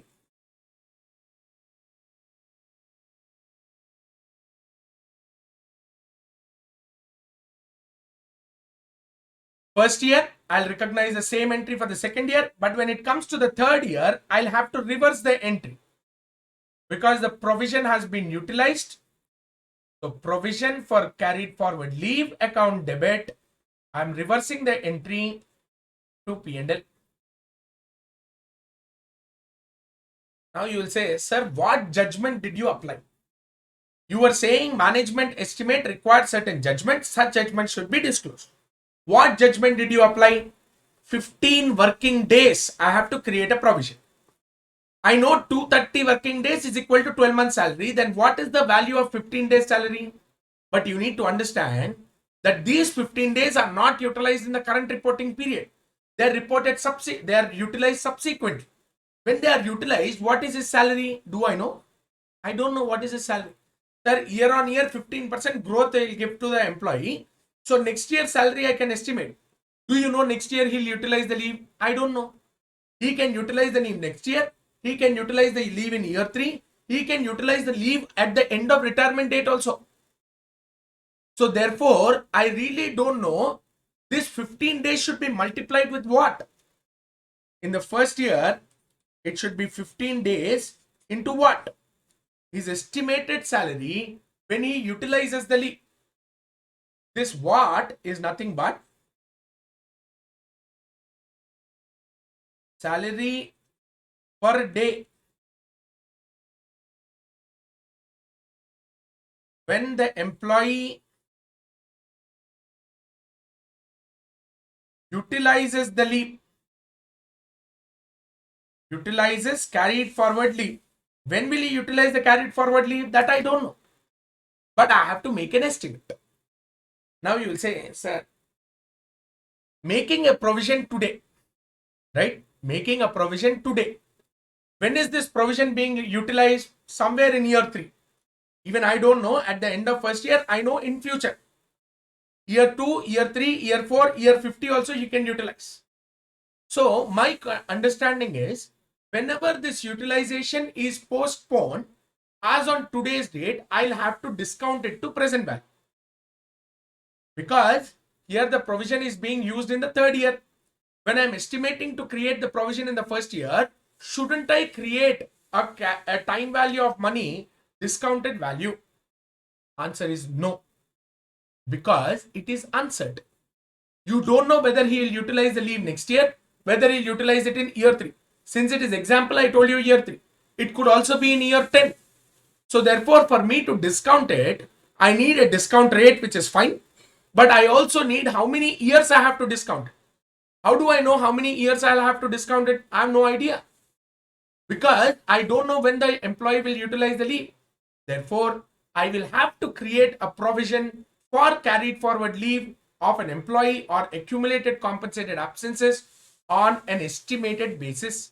Management makes an estimate to find out what will be his salary when he utilizes the leave and might try to make sure that the provision is calculated. I'll go back to what I have just seen under your carried forward leaves. So provision has to be made on an undiscounted basis since the estimate cannot since the enterprise cannot reliably estimate the year in which such accumulated absences are availed. Therefore, whenever the employer makes an estimate, he has to report those judgments as a part of your notes to accounts. Recognize liability based on the management's best estimate. Guys, vesting benefit and non-vesting benefit, they are not measured in the same manner. Why? Encashable benefit. Encashment can only be to the extent of probably basic and DA only. But non-vesting benefit, when I utilize the leave, then in such cases, then I am entitled to much more amount of benefits. Just because I'm utilizing a leave, the driver or the vehicle which is given to me cannot be withdrawn for those days. The accommodation which is provided to me free of cost cannot be withdrawn just because I have availed the leave. Therefore, while estimating non-vesting leaves, my value of employee's salary is much more than in the case of vesting. Because in case of encashment, I am only entitled to get monetary benefit. Monetary benefit means either your allowances and your salary. That's it. But non-vesting benefit, he is entitled to receive the salary along with monetary as well as non-monetary benefits as well. That is why your estimated value of provision, both in case of vesting and non-vesting, are significantly different. This is a very critical concept. That's why I said more application of common sense than anything else is required. And this is this is a paragraph on which certain questions has been added by ICA as far as your additional material is concerned. The new amended material applicable from 2021 onwards will have certain additional questions with respect to these short-term compensated absences for which a provision has to be created.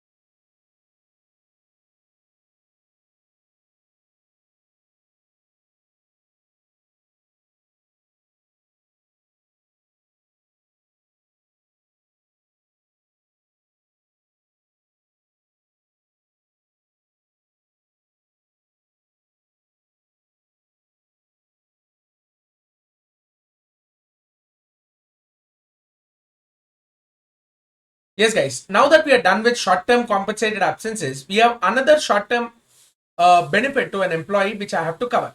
What is the other short-term benefit which I have to cover? That is regarding your employee profit sharing plan. Very simple discussion that we'll do under profit sharing plan. What is a profit sharing plan? Bonus plan. As simple as that. So towards the end of every year, the employer or the enterprise has to create a particular provision regarding the payment of certain commission or bonus to the employees. Some people have a commission because based on the sale they might get a commission. Some people are entitled to receive some profit sharing plans in the form of a bonus. So whenever I create this kind of provision, it is a charge against profit. Though you calculate it based on the profit, I will not call it as an appropriation, but it should be a charge. It is a present obligation arising from a past event. His past service during the preceding financial year is entitling him to receive a certain portion as a present obligation or a present benefit. Therefore, the entity or the enterprise has a present obligation arising from a past event, and a reliable estimate should be made by the enterprise. On this basis, I will create a provision. A provision for bonus, a minimum bonus of 8.33% on the total profit of the enterprise. So that is an estimate of the provision which I'll have to make sure that I'm recognizing it in my P&L.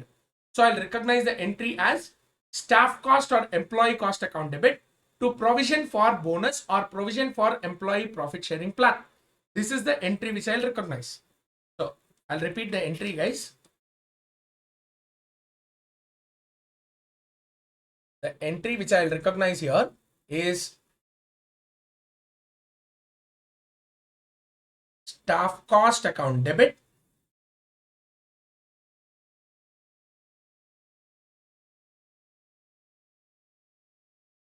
to provision for bonus. Simple sense. Go with the language of the standard. Employee profit sharing plan.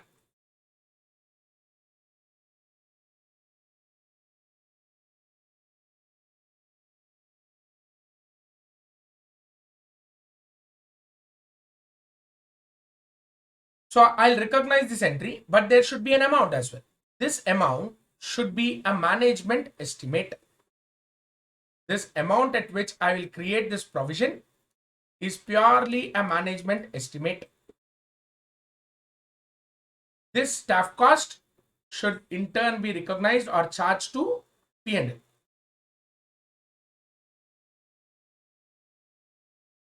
Here, this is the provision which I recognize, or this is the entry which I'll recognize for profit sharing plans. That's why I said recognize as a charge against profit for the entity's present obligation resulting from past event and where a reliable estimate can be made by the enterprise.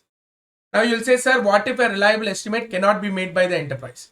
If a reliable estimate cannot be made for a provision, then it has to be reported as a contingent liability, which we will cover as a part of Ind AS 37. When we talk about Ind AS 37, I will tell you when a provision cannot be reliably estimated, they generally recognize a contingent liability. But when I stick to this employee profit sharing plan, sometimes, let's say, the HR policy of the company is designed in such a way that the employee profit sharing plans are only entitled to employees after 5 years from the date of their employment. They are entitled to the employee only after 5 years. That means they are not falling due within 12 months from the end of the reporting year in which the employee has rendered the service. They are not payable within 12 months. They are payable after 5 years. In such cases, these benefits will not be categorized as short-term benefits, but they should be considered as other long-term benefits. Clear? So in such cases, discounted approach is necessary. So we will see that as a part of other long-term benefits. Clear? So if the benefits are expected to be settled beyond 12 months, then it is considered as another long-term benefit where I will give a treatment on a discounted basis. And that is the last item or last concept to be covered under your short-term employment benefits.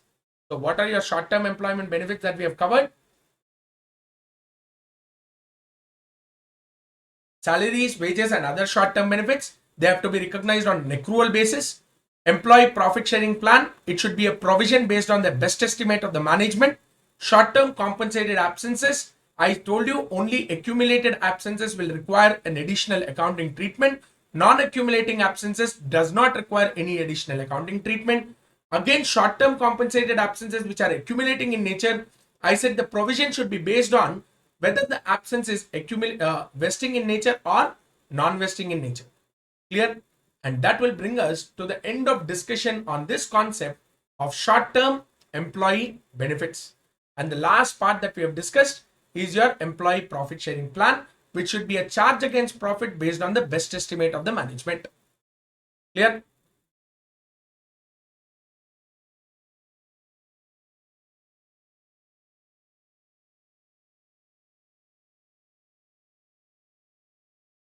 Now let's get into the concept of a very interesting or the most interesting part under Ind AS 19, which deals with post-employment or retirement benefits and other long-term benefits.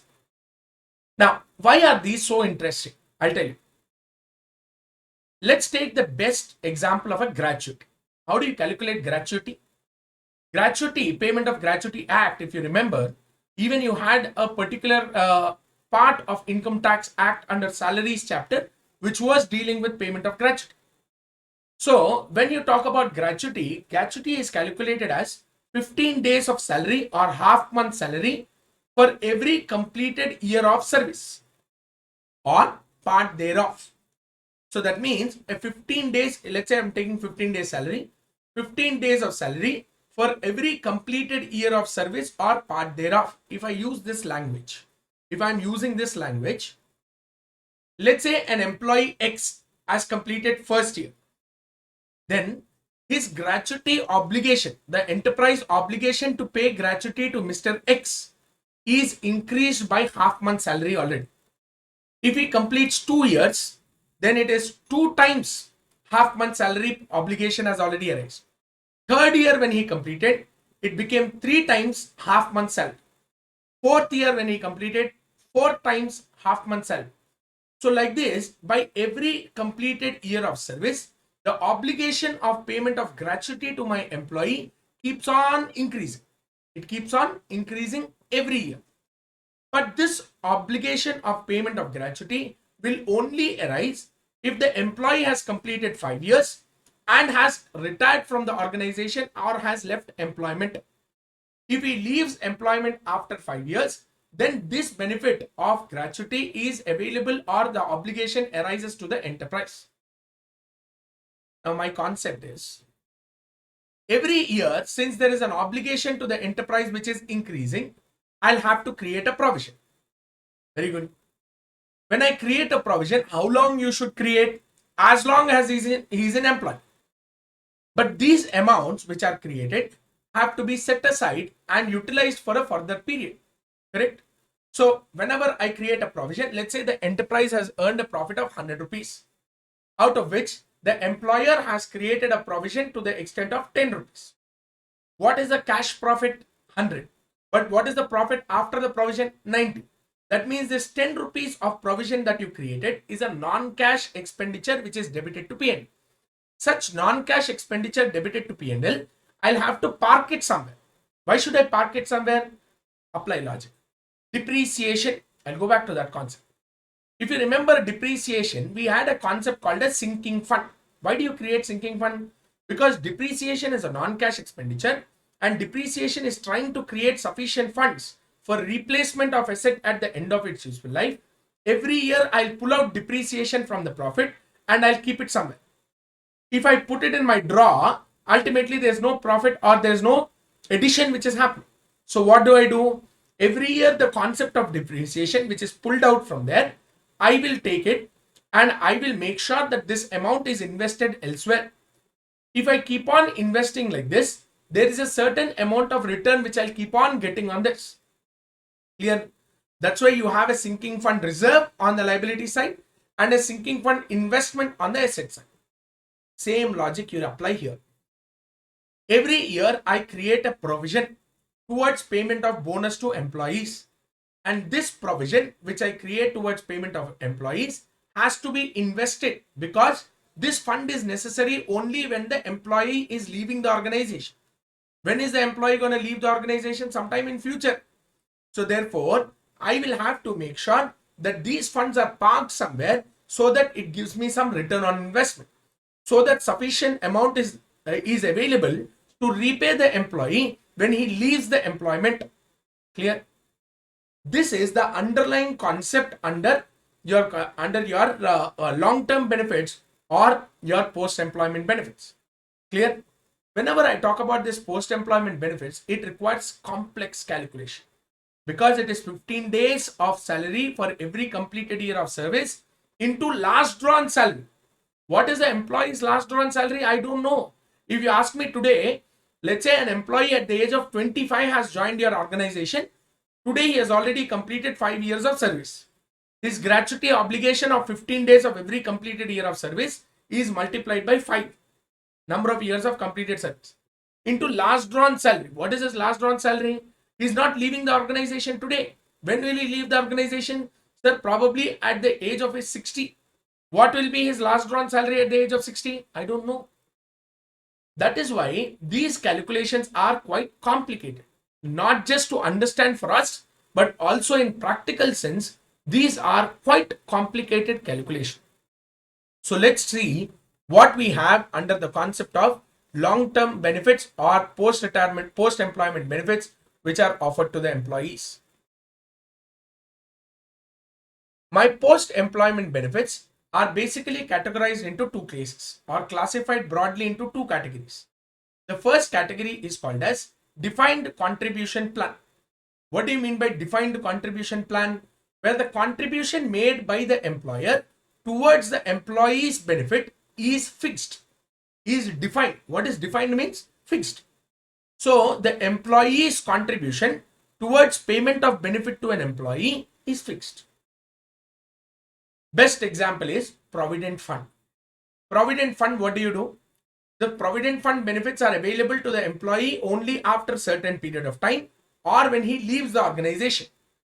So what will happen? The employer will contribute a certain portion of the salary of the employee as Provident Fund contribution from himself. He will deduct a portion from the employee, he will contribute his part and he will deposit it into the employee's PF account. Clear? So here in this case, the employer's obligation is limited to the contribution made by the employee or to the maximum extent of 12% of his salary. As simple as that. So we are saying in a defined contribution plan, which is also a part of post-employment benefits, the employer's contribution towards payment of benefit to the employee is limited, is fixed, is determined, is defined. Clear? In this case, it becomes very simple accounting treatment because whatever is the employee's contribution payable should be recognized as an expense. So therefore, in the P&L, I will debit employer's contribution to Provident Fund directly in the face of P&L as a staff cost. Clear? But the most interesting concept arises when you talk about defined benefit plan. What are your defined benefit plan? Gratuity. The benefit received by the employee is defined. Employee knows I will get 15 days salary for every completed year of service based on my last drawn salary. The employee knows this benefit, how much he will get. But in the case of Provident Fund, the employee does not know because the employee only knows that certain amount got contributed, on that there is a certain amount of interest. How much will I get based on the accumulation? But defined benefit plan, the employee very well knows how much he will get. He will say 15 days of salary I will get for number of years I have spent in the organization based on my last drawn salary. So what is the last drawn salary? That I don't know. So in such cases, your defined benefit plan requires a lot of complex calculations. To manage these kind of complexities, not just for accounting purposes, but even for management to make an estimate, it requires certain complex calculations. That's why they have to plan this obligation. How do they plan? Employer plans this obligation in a particular manner. There are three ways in which the employer can plan his obligation. Number one, multi-employer plan. Why does this concept of multi-employer plan come into picture?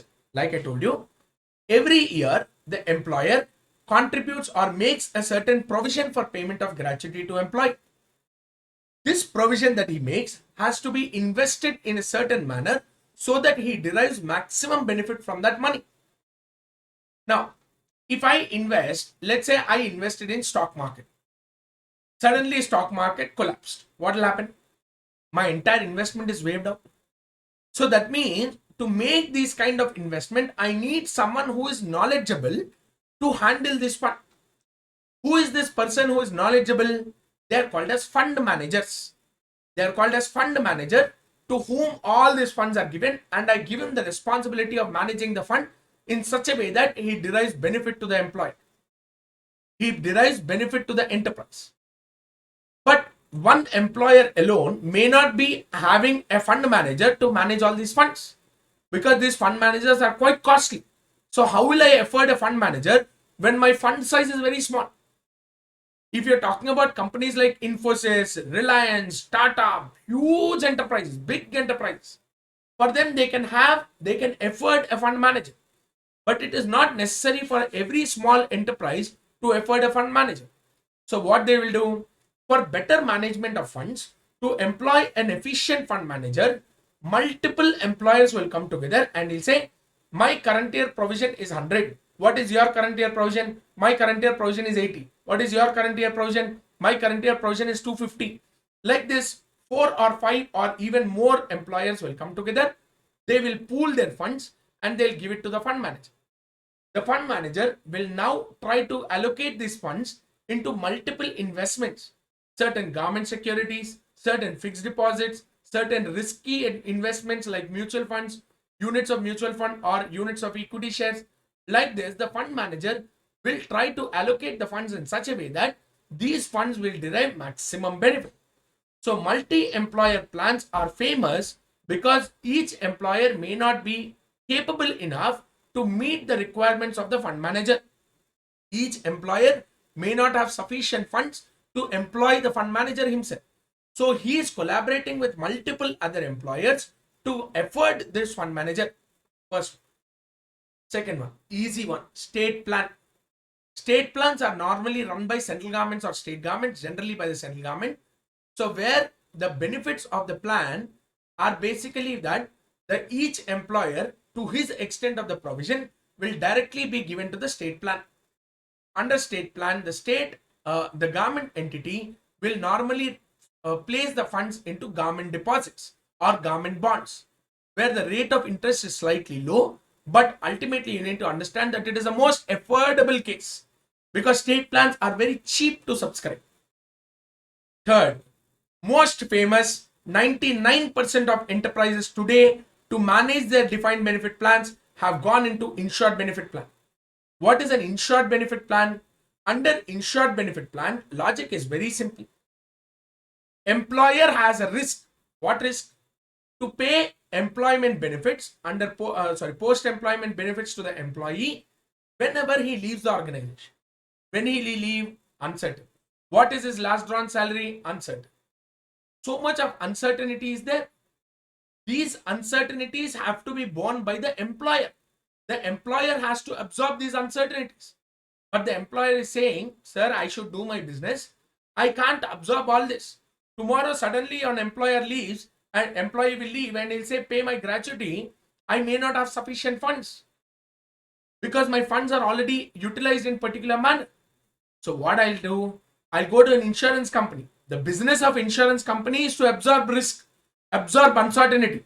Since there's an uncertainty, I'll go to the insurance company and I'll say, see, I have these employees. They might leave the organization at any point of time. There are certain benefits which are payable to these employees. And the benefits payable to these employees, I've given them in an order. The insurance company will calculate and he'll say, you subscribe to this particular plan. If you subscribe to this insured benefits plan, by paying an insurance premium, tomorrow you don't have to bear the burden.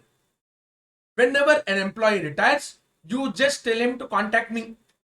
I will pay that employee benefit to the employee. Your risk of paying employment benefit is completely over. You don't have to pay those benefits any longer. It is the insurance company which will absorb the risk of making the payment. Clear? In such case, the employer need not recognize any employee benefit at all, because today the employee benefit is an obligation of the insurance company, for which I pay as an employer an insurance premium. That premium amount which I paid to the insurance company, I will directly recognize it as expense. So that means by subscribing to an insured benefit plan, a defined benefit obligation of the employer has now become defined contribution plan, because the employer contributes only the insurance premium over. After I contribute insurance premium, whatever employee benefit is payable, it will be the insurance company which will pay it. So the risk and the obligation is the insurance company's risk and insurance company's obligation. It is no longer the company's obligation or the enterprise obligation. Therefore, I don't recognize it as defined benefit plan anymore. I will now recognize it as defined contribution plan. Clear? So to manage the defined benefit plan, to manage the benefits payable to the employees under defined benefit plans, the employer can choose either of these three methods. Either he can go for multi-employer plan, where with multiple employers he will get into a collaboration to pool their funds and to appoint a fund manager to manage this fund. Number two, easy one. Go to the central government, tell them that I have an obligation, I am depositing this money, you use this money and give me a return. State plan. Insured benefit plan. I'll go to the insurance company and tell him that this is the obligation which I have, this is the uncertainty which I have, this is the risk which I have. You take off the risk, you tell me how much I have to pay you today. The insurance company will calculate a premium and the employer will pay the premium. Once the employer paid the premium, the employer no longer has an obligation to pay these benefits. It will be the obligation of the insurance company to pay these benefits. Therefore, your defined benefit plan has become a defined contribution plan now. Clear? These are management of post-employment benefits.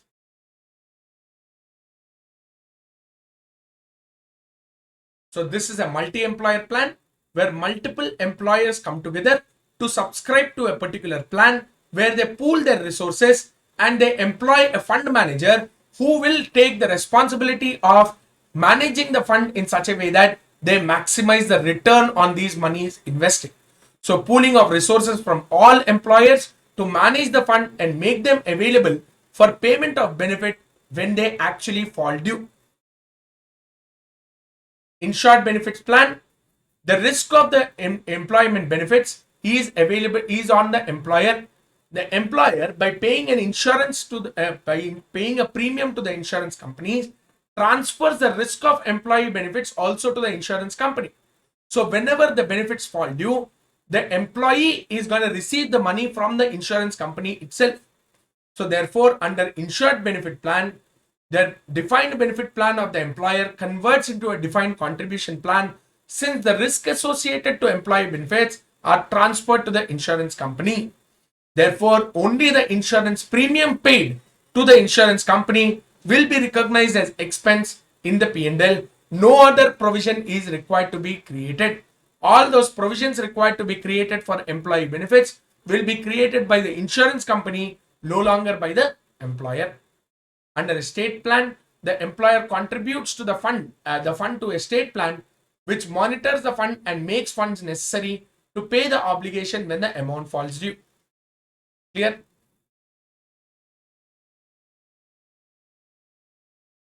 So until now, we are only talking about how do we manage these how do we manage these defined benefit plans which are payable to the employee at a future date whenever there's a post-employment or other long-term benefits. So we said we will manage the fund either by multi-employer plan, state plan, or insured benefit plan. So forget about insured benefit plan from here on, because insured benefit plan, I told you, there is no risk of the employer. There's no obligation on the employer. There's no uncertainty to the employer, because the employer transferred the risk uncertainty to the insurance company by subscribing to a policy. He will only pay the premium on the policy. Such premium will be charged to the P&L as an expense. But now we'll have to discuss about what if the employer himself is managing these employee benefits or these funds made available to the employee benefits. Let's see what happens in this case.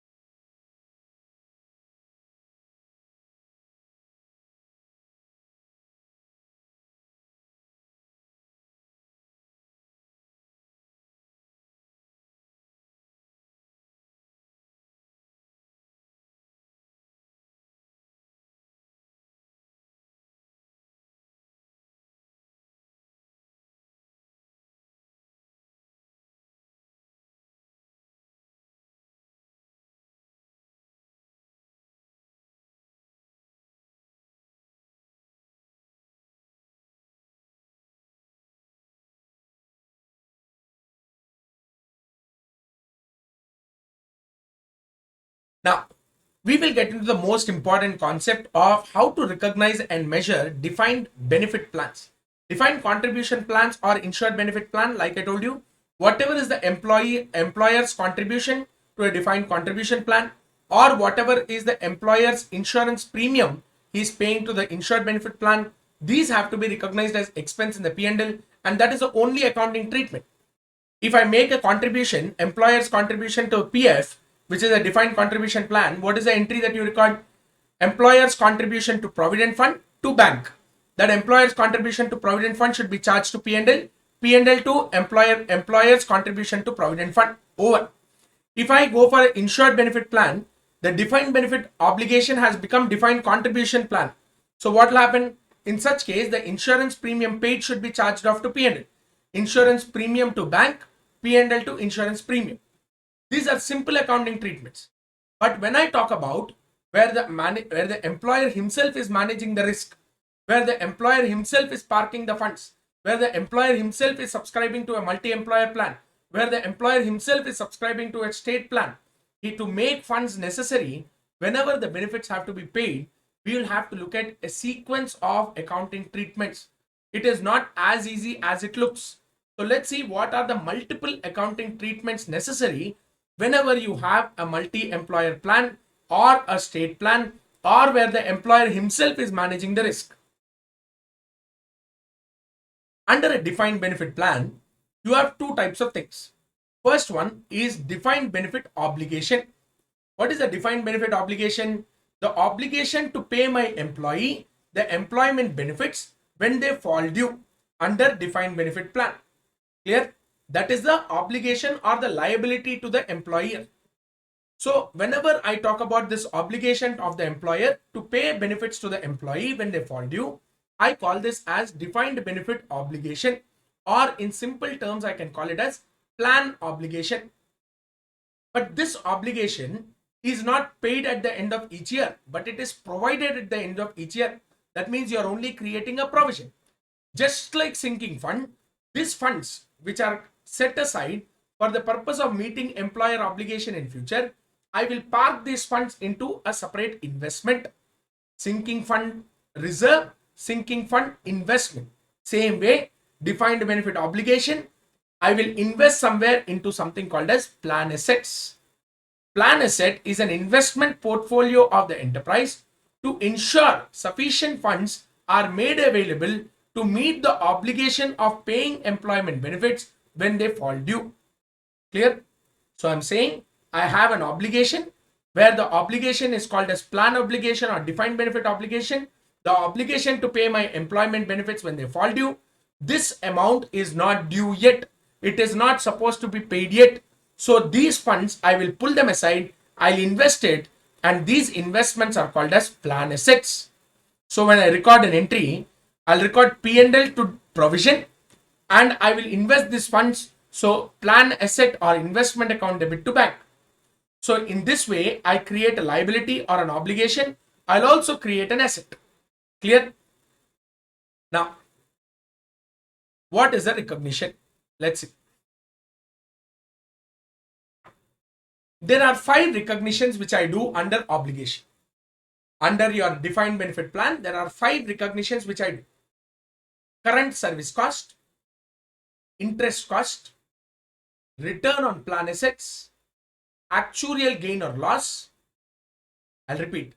Current service cost, interest cost, return on plan assets, actuarial gain or loss, and the last one is called as curtailments, settlements, and past service cost. There are 3 different things, but I will deal them separately. So I'm leaving this 5th part aside. I'm first concentrating on the first 4. Current service cost, interest cost, return on plan assets, and actuarial gain or loss. What are these 4 components first? First one, current service cost is an increase in present value of defined benefit obligation arising from employee service in the current reporting period. What is interest cost?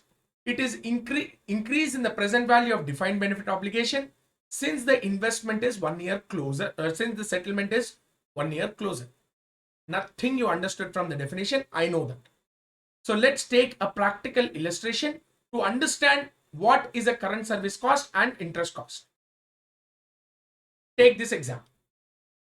Let's say the defined benefit to an employee is number of years of service into last drawn salary per month.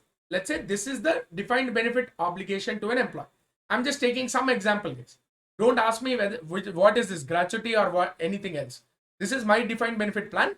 I'm taking number of years of service into last drawn salary per month is the defined benefit plan to employee. Let's say the employee's salary today per month is 10,000. And every year it is expected to increase by 5%. Let's say the number of years of service of the employee is 5. I don't know whether it is 5 or it could be 30 also. But for the purpose of Illustration or example, I'm taking it as 5 years. And let's say the discount rate is 10%. So that means the benefits payable to the employee are falling due at the end of the 5th year based on his last drawn salary into number of years of service, that is 5 years. So what is his last drawn salary? Each year it will increase by 5%. Current it is 10,000. Next year it will be 10,000 plus 5%. That next year it will be 10,000 plus 5% plus 5%. Like this, 5% will increase over 4 years. At the end of the 5th year, I'll calculate a salary as 12,155. Increasing it by 5% every year. You use your calculator and get it. 10,000 now. Next year, how much it will be? Into 1.05. Next year, it will become 10,500. That is year 2 salary. Year 3 salary, 1.05 again multiply. Third year salary will become 11,025. Fourth year salary will become 11,576. Fifth year salary will become 12,155.0625, rounded off to 12,155. That will be the last drawn salary per month of the employee. Clear? How much of benefit is payable? Last drawn salary multiplied by 5.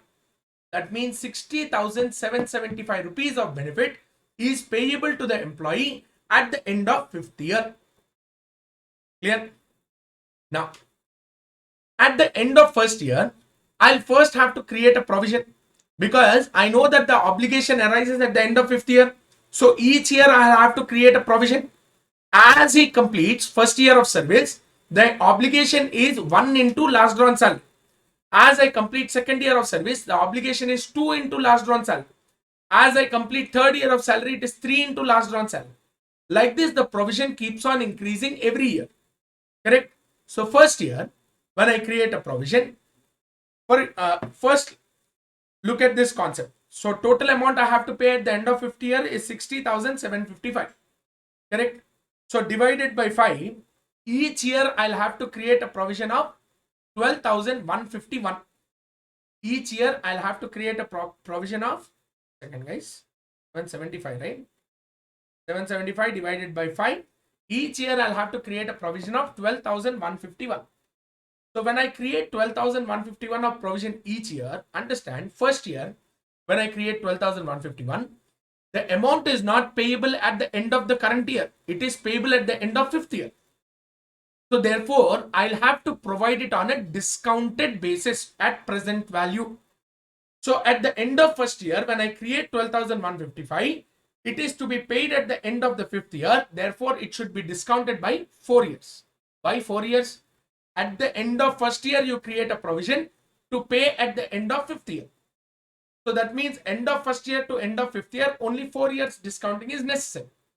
So since discount factor is 10%, so present value factor of 10, 4 into 12,155, look at the current service cost. Current service cost is 8,302 at the end of 1st year. 2nd year, again I'll create 12,155 provision at the end of 2nd year. But since this amount is payable at the end of 5th year, I'll discount it by 3 years. Amount came up to 9,128. 3rd year, when I create a provision for 12,155, discount it by 2 years. Amount will come down to 10,045. 4th year provision will come down to 11,050. Last year, 12,155, because there is no discounting, the amount falls due at the end of 5th year. Clear? Now, look at what is the interest cost then. Interest cost is because, look at 8,302 1st year current service cost.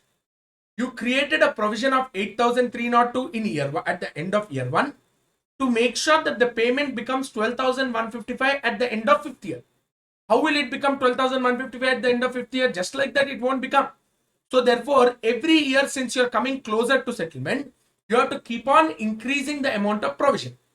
So 1st year, when I created 8,302, 2nd year, I have to create an interest cost of 8,330 on that. 2nd year, again, I'll create a current service cost of 9,128 and my closing provision will become 18,260. That is the present value of the obligation at the end of year 2. When you come to year 3, again interest cost should be calculated on the opening provision, becomes 1826. Third year, current service cost is 10,045. Therefore, it becomes 30,131 at the end of third year. Like this, if you keep on repeating your calculations, at the end of fifth year, your obligation of 60,755 should arise. It became 60,768 because of approximation 7 rupees short. Okay. But otherwise, this is a simple calculation which shows interest cost as well as your current service cost. Now you look at the definition. What is current service cost? The increase in present value of defined benefit obligation. Every year your obligation towards payment of post-employment benefit to employee increases. So the increase is not in current terms, but it should be in present value terms, because the obligation is to be settled at a future date. So increase in present value of defined benefit obligation arising from the employee's service in the current reporting period. Since he completed the first year, I created a provision of 8,302. Since he completed next year, again I create 9,128. Since he completed third year, I created 10,045. These are increase in present value of defined benefit obligation because the employee has completed his service in the current reporting period.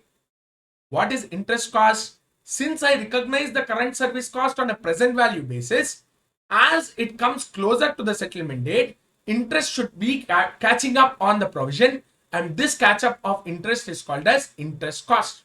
It is the increase in present value of defined benefit obligation since the settlement is 1 year closer. Remember, even under Ind AS 16, when we discuss about present value of estimated dismantling cost, every year I keep increasing the provision, not because the amount estimated change, because as it keeps on coming closer to the day on which it has to be met, I have to keep on increasing the interest.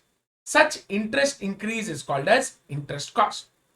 So 4 aspects I told you under defined benefit plan: current service cost, interest cost, return on plan asset, and actuarial gain or loss. Out of these 4, first 2 I covered, and I'm saying it is current service cost and interest cost. Increase in present value of defined benefit obligation arising from employee service in the current reporting period is called as current service cost. The increase in obligation arising due to the settlement coming 1 year closer is called as interest cost. These are the first 2 aspects which I helped you with which I gave you with the help of an example I illustrated. Clear? Guys, in general sense, these calculations are more complex because here I took it as only 5 years, it became easy. If I take 25 years, then obviously you have to use an Excel sheet to get this answer. It is not possible to use your calculator to get the answer. Clear? What is this return on plan asset? A return on plan asset is called as expected return on plan asset. What is expected return? Expected return is nothing but the interest and dividend on plan assets, because plan assets are investments. These investments can yield return in the form of interest or dividend, can also yield in the form of capital appreciation. So that's why unrealized gain or loss on plan assets minus fund administration cost. What is this fund administration cost? There's a fund manager. The fund manager requires to have some percentage or his commission or his salary. That is called as fund administration cost. So interest plus interest or dividend on plan asset plus increase in the value of that plan asset minus fund administration cost is equal to expected return. Always calculate expected return as a percentage, apply it on the plan asset, and that is called as return on plan assets. This return on plan asset should be credited to P&L. The first 2 which I discussed about, interest cost and current service cost, should be debited to P&L, while your return on plan asset should be credited to P&L. What is to be credited to P&L is called as expected return on plan asset. It is not actual return, it is only expected return. Clear? 3 things are covered. Now I'll bring up the most important concept called as actuarial gain or loss. What is this actuarial gain or loss? and why does this arise?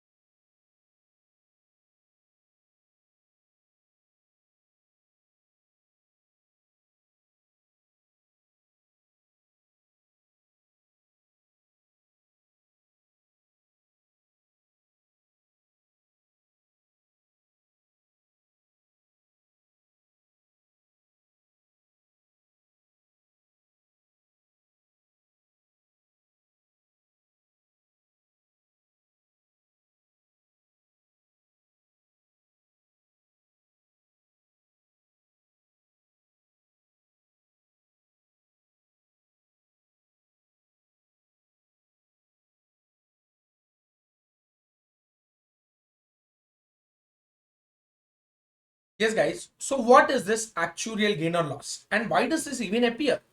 Now, this is the only standard where we talk about actuarial valuation. Now, what is actuarial valuation? Why is it necessary in this case? Guys, if you remember till now where we were discussing about your interest costs, current service costs, it requires complicated calculation. It might have appeared easy to you because in the example or the illustration which I've taken, I've just taken 5 years of life. But imagine the employee has entered the organization at the age of 25 and he has another 35 years until retirement age. So that means for 35 discount factors have to be applied. You need to understand that the complicated calculations get involved when we have too many employees. So that is the reason why instead of believing in what the management estimate says, here we will start depending on the work of another expert. We have an auditing standard on that, standards on auditing, where we talk about work of another expert. So this expert here is called as an actuary.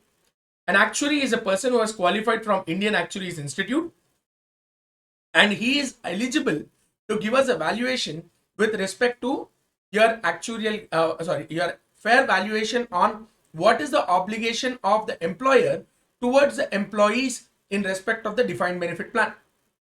So what does the actuary do and how is it so different from what the management does? Because your management estimate is purely based on the management judgment, which may not be right. There's always a case where there's a management judgment which can utterly go wrong. Absolutely, right? So what we try to do here is we bring in a professional value. Now, let's say for example, you write an assessment test or a mock test. So in the mock test, when I asked you to estimate what could be your score, you said, sir, I would be scoring something between 65 to 70 marks. That is your estimate of the exam that you have written. But what is a fair estimate of what you have of what is the marks that you're going to secure? So I'll have to bring in a mock examiner. The mock examiner is going to reevaluate your paper, and based on his evaluation of paper, he will come up and say that this paper is eligible to get about 62 to 65 marks. So he is coming up with a much better estimate, or I would put it like this, that he is in a much better position to give an estimate than what you are. Same thing. Management is trying to identify their obligation, but their assessment might be significantly different from a professional assessment by a qualified person. That is the reason why, since these involve significant amount of management estimates, I will try to rely on the work of another expert who has technical knowledge in making such fair value assessment, and that person in this case is called as Indian actuary. This actuary has multiple valuation models, but the one model which is prescribed by your Ind AS 19 and also was prescribed under your AS 15 as far as your IGAP was concerned is called as PUCM model, which is called as projected unit cost model. So what is happening under PUCM model is very simple. The Indian Actuaries Institute has identified a person called as actuary who is qualified, and this qualified actuary is trying to make an assessment of fair value. Does he also believe in certain assumptions? Yes, he does. He also believes in some judgments. He'll also believe in certain assumptions. But they are more reliable. Why are they more reliable? Because he's a qualified person to make an estimate. Therefore, it is more reliable than what the management simply assesses. So, what does the actually do, or what is the actuarial valuation actually happen? This actually is going to give us a fair value of the obligation, that is your liability, and also the fair value of your assets, that is your investment portfolio. Or if I talk about the language of Ind AS 19, he will give you an assessment of a fair value of your present value obligation deriving from defined benefit plan, that is nothing but your defined benefit obligation, and also he'll give you a fair assessment of your investment portfolio called as your plan assets. So plan obligation and plan assets are valued by the Indian actuary based on certain parameters using a model called as PUCM. Based on the model, he's going to arrive at a valuation which will be observed as the appropriate value at which the obligation or the asset should be recognized. But the management has already recognized, right? The management, whatever it has recognized, we will have to adjust it so that the value of the obligation and also the value of the asset will come down to their fair valuation as ascertained by the Indian actuary. Clear? Now, so there are things which we recognize under actuarial gain or loss.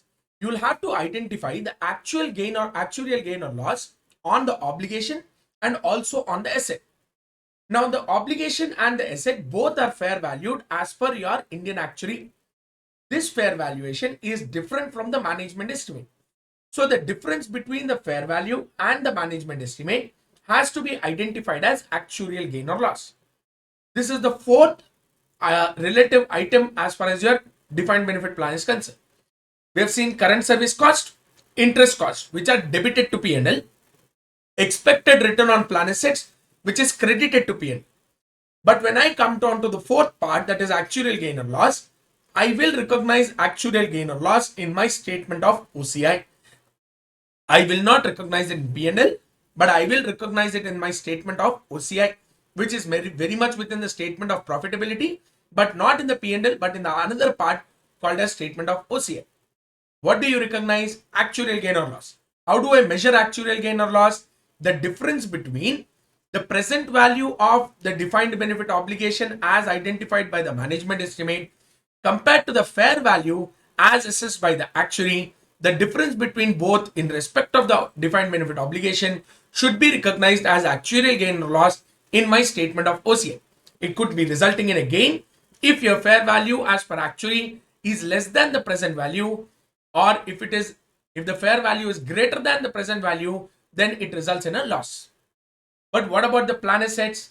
In case of the plan assets which are fair valued as per the actuary, you will try to determine actuarial gain or loss by comparing two items, which is your actual return on plan assets compared with expected return on plan assets. What is expected return? We've already seen expected return on plan assets in the earlier slide, where we said expected return is nothing but the interest plus unrealized gain or loss on plan asset minus the fund administration cost, which is identified as expected return as a percentage applied on plan assets. So the difference between the expected return and actual return will be considered as my actual gain or loss on plan assets. So first of all, what is this actual return on plan assets? My actual return on plan assets, I think I missed that slide. So I'll tell you how to calculate actual return on plan assets, guys. So if I have an actual return on plan assets, I will measure it in this manner.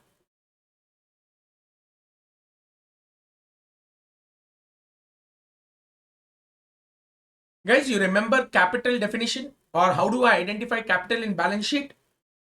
Opening capital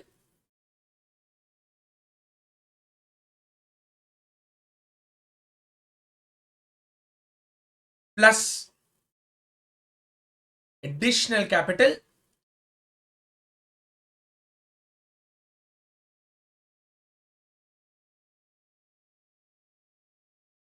minus drawings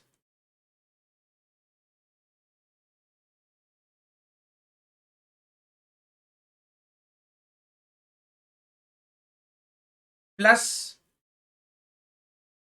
profit during the current period, net profit of current year.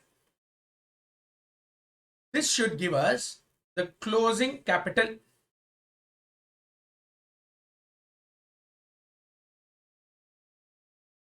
Our discussion point was actual return on plan assets. No, why did capital come into picture? I'll tell you. Similar is your cycle even for your fair value of plan assets as well. Go like this. Opening fair value of plan assets,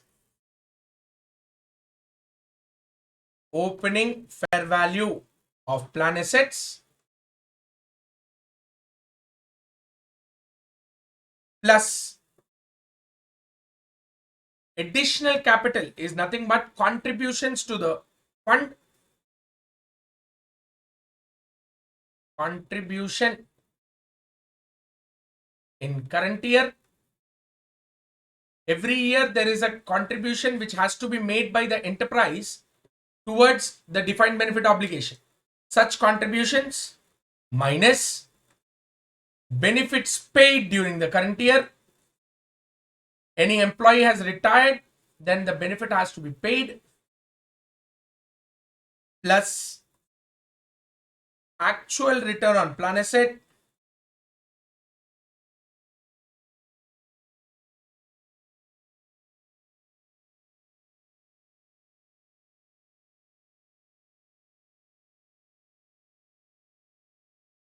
which is nothing but similar to our current year profit or loss, should result in closing fair value of plan assets, should result in closing fair value of plan assets.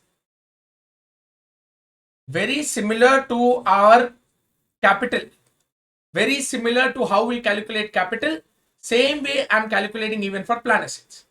But the entire point is to calculate what is actual return. So how do I get actual return? Use the same formula and calculate actual return. Actual return on plan assets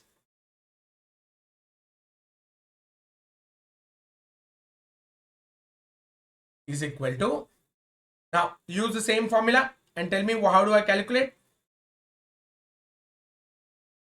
Closing fair value of plan assets, closing fair value of plan assets. Who will do the fair valuation? The actuary does the fair valuation minus opening fair value of plan assets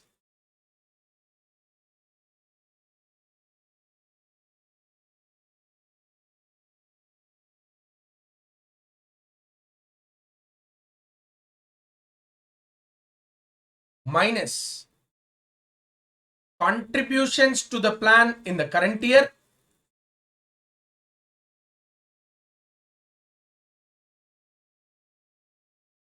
each year the enterprise has to contribute to the plan, defined benefit plan, plus drawings are nothing but benefits paid during the current year, benefits paid to employee in the current year,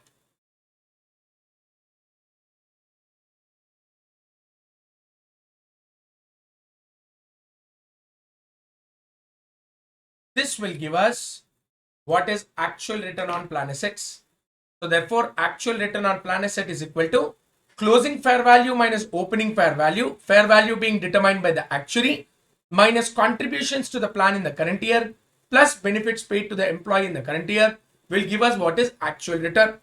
This actual return on plan assets, when compared with the expected return which was already credited to P&L, the difference between these two returns shall be considered as actuarial gain or loss.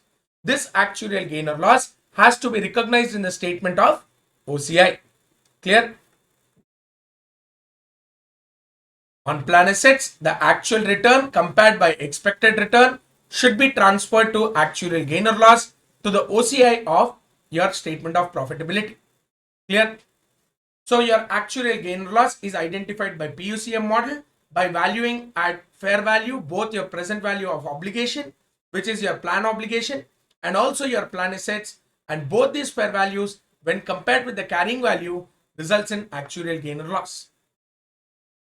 Guys, then what is this PUCM model and what assumptions do they make? Is it important for us to know? Because if you look at the standard, it describes the entire PUCM model, assumptions that the actuary take, the valuation technique that he applies. So many things are there in the standard, but I am not going to talk about those things.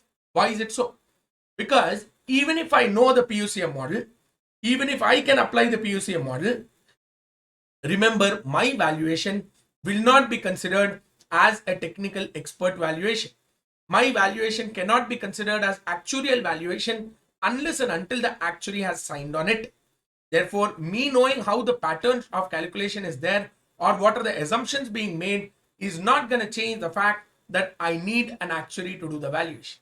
Clear? That is the reason why I'm ignoring those steps of how to calculate your fair value of defined benefit obligation and the fair value of plan assets by applying your PUCM model under Ind AS 19. Clear? But in general sense, what are the assumptions that he makes? He'll make an assumption as to what is the expected life of my employee. Because immediately if there is a demise of the employee or deceased of the employee, then automatically the employee benefits get payable. Number two, what is the employee turnover? How quickly is the employee expected to change the organization? Because if the enterprise has a high employee turnover, that means the employer is leaving the organization, then the obligation will not be discounted for so long because I'm expecting that the employee will leave in near future itself. So that will also determine what is the expected growth rate of the salary each year. What is the discount factor to be applied? All these are assumptions made by the actuary in determining what is the fair value of the defined benefit obligation and also the fair value of your plan assets. Clear? Finally, once we're done with this, we go into the next step. The three things which we have to discuss after this, we have already discussed 4 parts: current service cost, interest cost, return on plan assets, and actual gain or loss. These 4 have to be considered in P&L every year. While the first 3 items, current service cost, interest cost, and expected return on plan assets, should be debited or credited in the P&L, your actual gain or loss will be debited or credited in the OCI. These 4 items should happen every year. But there are 3 things which can emerge subsequently on a particular event: past service cost, curtailments, settlements. Past service cost and curtailments are exact opposite to each other. I'll tell you what is past service cost, then I'll explain you what is curtailment. A past service cost is an increase in the present value of defined benefit obligation. It is an increase in the present value of defined benefit obligation. Why did your obligation increase? It can increase due to 2 reasons. One, the benefits payable to the employee under the plan have increased, or the number of employees eligible to receive the benefits under the plan have increased. I'll tell you. Let's say I've announced a defined benefit plan and I said the benefits under this plan are only eligible to be received by managers or above hierarchy if they finish at least 5 years of service in the organization. And I'm saying the benefits will accrue to them and they will be paid only if they complete the next 5 years in the organization. And the benefits under the plan are only available to manager and above category. That's it. 2 years have passed by. I observed that all the people below the manager cadre started leaving the organization. When I identified the reason, they said, sir, the plan benefits are only applicable to manager and above. Therefore, those people who are managers and above, they are continuing in the service of the company. But all those people below the hierarchy are more inclined towards leaving the organization. So management said, okay, fine. 2 years are over.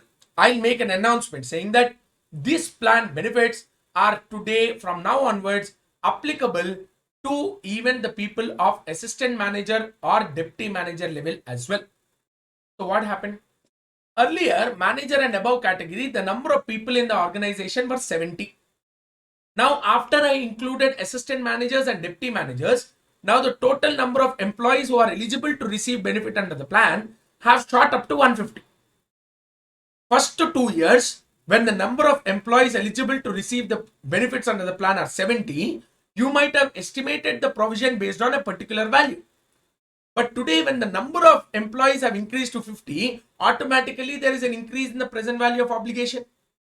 Such increase in the present value of obligation arising due to the increase in number of employees who are entitled to receive the benefits under the plan is called as past service cost. One more thing, one more example. Let's say the benefits under the plan are payable at as 20 days of salary for every completed year of service. 2 years are over. I find that the managers are not happy. When I ask them, sir, what happened? That's at 20 days, we find it too less, sir. 20 days is too less. I said, fine. 2 years later, the management came up with a rectification and they said, yes, 20 days looks less to us. So we are increasing the benefits under the plan to, instead of 20 days per completed year of service, to 30 days for every completed year of service. So what happened? The benefit is still available to those 70 employees itself. But the benefits payable under the plan, instead of 20 days for every completed year of service, became 30 days. Automatically, the obligation increased. So such increase in the present value of defined benefit obligation arising due to the increase in benefits eligible to the employees under the plan is also called as past service cost. So it could arise due to increase in number of employees entitled to the plan or number of benefits which are available to each employee under the plan. Clear? This is called as past service cost. What happened in the case of past service cost? Your obligation has increased. If your obligation increases, then automatically it is a expense to us. It is increasing my cost. It is increasing my obligation. Therefore, it has to be debited to P&L. Now the question comes up, should I debit the P&L immediately when the modification is done, or can I spread it over the period? In the example which I gave you, I said the benefits of the plan will be paid after 5 years. When did I make a modification to the plan? After 2 years. Are the benefits payable under the plan already due? No. They will fall due after another 3 years. Therefore, such items or such plans are called as unvested plans. If the benefits under the plan are unvested, then the increase in the present value should be charged to P&L or should be debited to P&L over the remaining vesting period, in the example 3 more years. Let's say the modification was done in year 5 itself. Year 5, the benefits under the plan are due. On that day, I did a modification and there is an increase in the obligation value. Then what you do? Then these benefits payable under the plan are already vested. They are already due. In such case, whatever is the increase in the past service cost or whatever is the increase in the present value of obligation should be directly charged to P&L. It cannot be allocated over a period of time. Only if the benefits are not due, then the benefits are unvested. In such case, the increase in the present value of defined benefit obligation or the past service cost should be spread over the remaining vesting period.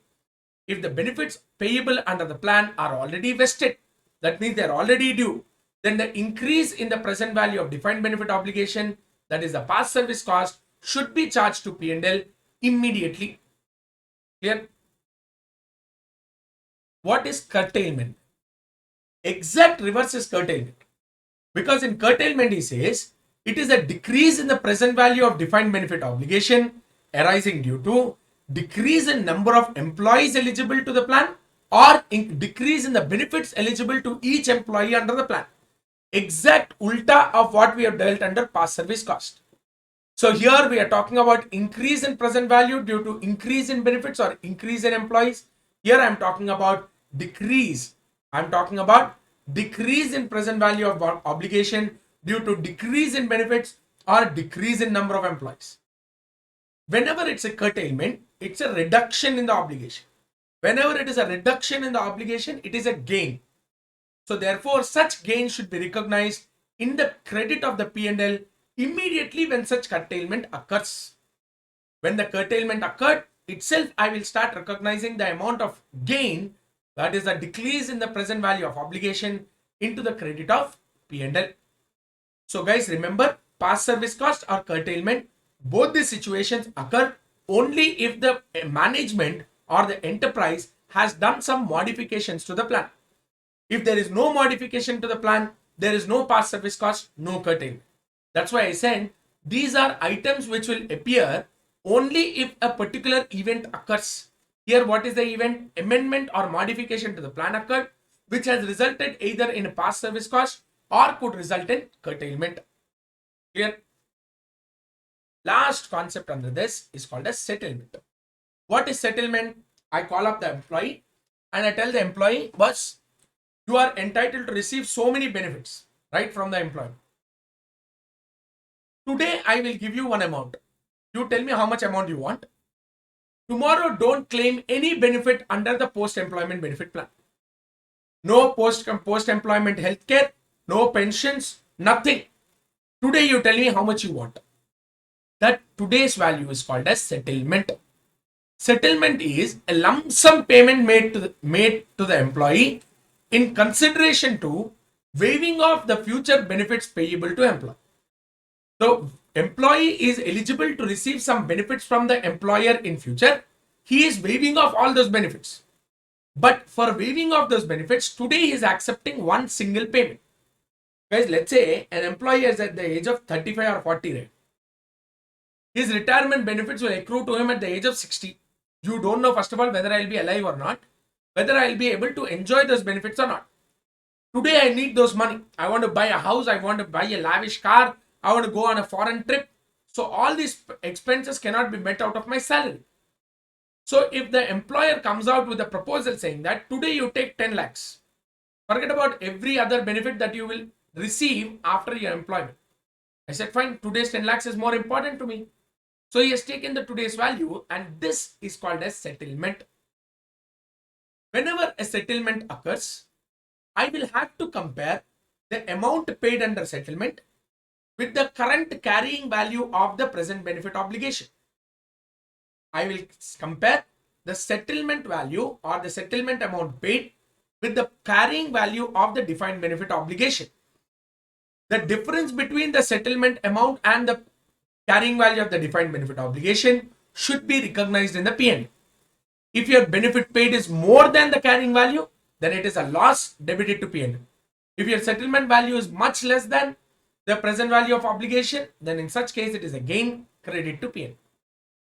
These are the three things which we have to discuss apart from the four items which occur every year.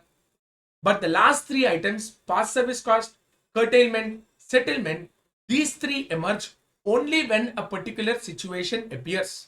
Only when there is an event which occurs. An event of increase in the benefits of the plan have arisen. An event of decrease in the number of employees eligible to the plan have arisen. An event of settlement has occurred. Only in such cases, these three items will appear and will be given effect to in the P&L. Clear? Concept clear so far?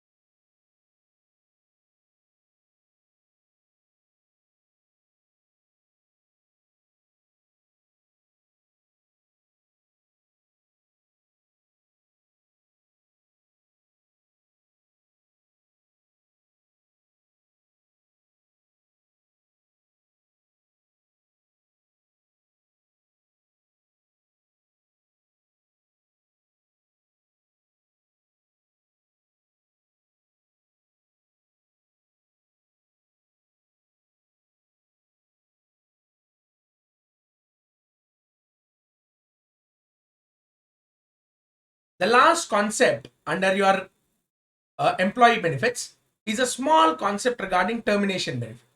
What is a termination benefit and when does it arise? These termination benefits arise when the employer-employee or relationship is terminated. That means you basically end the employer-employee relationship, which results in certain benefits being paid by the employer to the employee. Pink slip, 3 months salary in advance, termination benefit. Golden handshake offered to bankers. In your banking profession, when golden handshake was offered, let's say an employee has another 10 years of service, he is coming up to you and saying that, sir, I leave, I can't do this computer work. Today the banking has become more a computer duty. I don't know how many of you been to bank audits. You find the core banking softwares. So whenever you look at those core banking softwares, you need to understand that India earlier in our banking system, we never had this core banking software. There was no centralized bankings. So we had particular home branches in which we bank. So from there, when it transformed, so these employees who could not transfer or who could not learn the computer core banking software, they left the organization. To leave the organization, they were incentivized. 10 years of salary, if you would have served, I would have paid you so much. But today, since you're leaving, I'll pay you a fraction of that. You get out of the organization. Don't come from tomorrow. Whatever money you got, you can do some business or you can do any other activity. This is a general thing which has applied to everyone. So that is called as golden handshake. So either a VRS scheme which was given to government employees. All these are concepts which are emerging out of termination benefit. So what is a termination benefit? How do I account for it? A termination benefit, an entity is required to recognize a liability and an expense for termination benefit at the earlier of the date on which the entity has no longer an option to withdraw from the benefits of the plan. I've announced a plan and the entity does not have an option to withdraw from the plan. I've already told the employees at the age of 45 or above are eligible to apply for the plan before 31st March and I have no option to withdraw. If the employee comes up, I'll have to pay him that benefit. It is called as a termination benefit to be recognized as a liability and an expense. And the entity recognizes cost for restructuring within the scope of Ind AS 37 and involves a payment of termination benefit. Guys, let's say, for example, now you see bank mergers which are happening, right? You find that basically Andhra Bank got merged with some other bank. You find that some other bank got merged with another bank. When these mergers happen, then the banking has got restricted because you find two banks having branches right beside each other. Now, once the bank merger happened, then some branches will be eliminated. When the elimination of branches happen, then certain number of employees also have to be removed from service because two branches will have two branch managers. Now, if one of the branches is eliminated, I need only one branch manager. So in that case, those are called as restructuring costs. Whenever you recognize a restructuring which is occurring, then it involves termination benefits. In such cases, I'll have to recognize a liability and an expense for termination benefit. Now, I'll have to make sure that the entire termination benefit is recognized in the statement of P&L when either of these two events occur. When I have already announced a plan, I have no option to withdraw from the plan. And I have already identified recognition of restructuring costs and this involves the payment of termination benefit. In such cases, the termination benefits payable to an employee should be recognized on the date on which the termination benefits are payable. When they become due, that is sufficient for you to recognize these termination benefits as expense in the statement of your P&L. Clear? And that will bring us to the end of discussion on this concepts of Ind AS 19, that is accounting for employee benefits. Clear?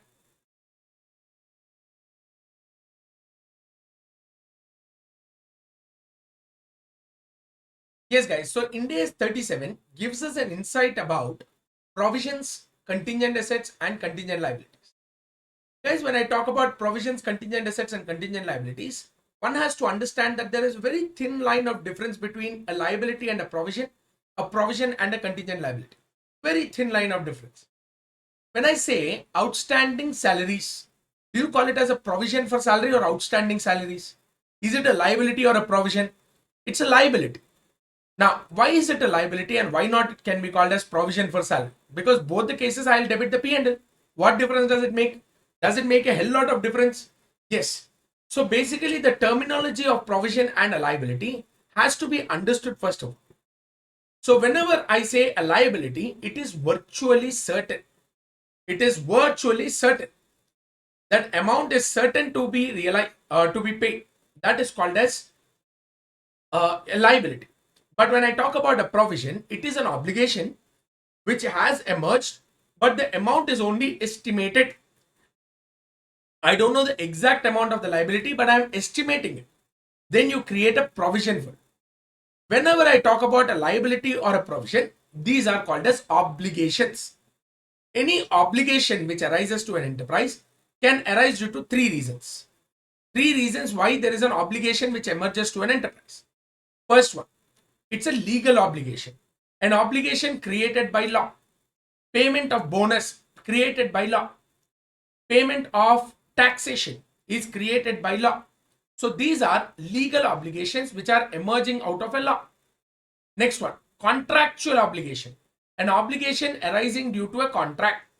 I gave you a contract to complete the construction of a building within 12 months. If you exceed beyond 12 months, then the construction company is supposed to pay a penalty of a certain price. These obligations arising to a construction company are not legal obligations, but they are contractual obligations. Third is called as your constructive obligation. What is a constructive obligation? Constructive obligations normally emerge due to industry's best practices. For example, you go to a McDonald's showroom, okay, or McDonald's outlet. You ordered for a Coke, okay. He gave you in that big jar a Coke. While you're picking up the tray, the Coke fell down. You looked at him, he immediately filled one more Coke and he gave it to you. He can very well say, sir, I've already given you the Coke. It was your responsibility to take it to the table. When you spilled it, it is your obligation and it is not mine. So if you want one more Coke, you will have to pay me again. Now, these kind of arguments are not done.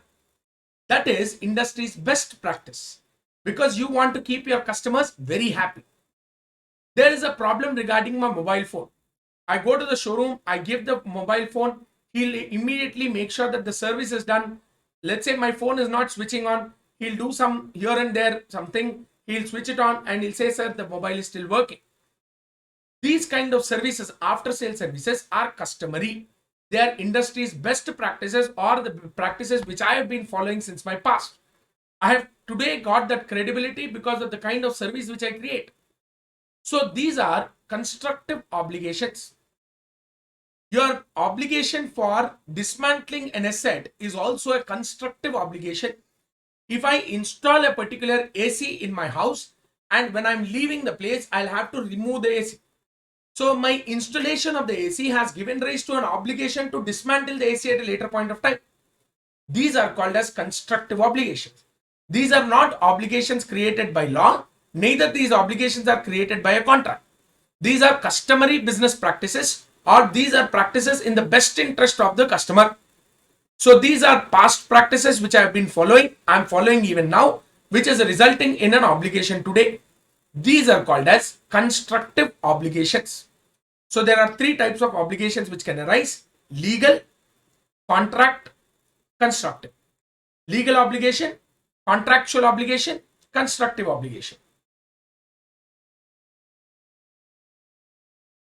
Legal obligations, contractual obligations are also legal obligations is what he believed. So as per law or regulating statute, when you create, constructive obligation is a commitment which I create or it is a customary business practice. These are obligations which emerge. Out of these obligations, let us understand provisions, contingent assets and contingent liabilities. Any obligation results in an outflow of enterprise resources. Enterprise resources in the form of any part being replaced or sometimes in the form of labor or sometimes in the form of cash. Whenever there's an outflow of enterprise resources, you need to measure what is the degree of certainty. What is the certainty with which the obligation actually should be discharged or repaid? if it is a present obligation or is it a possible obligation.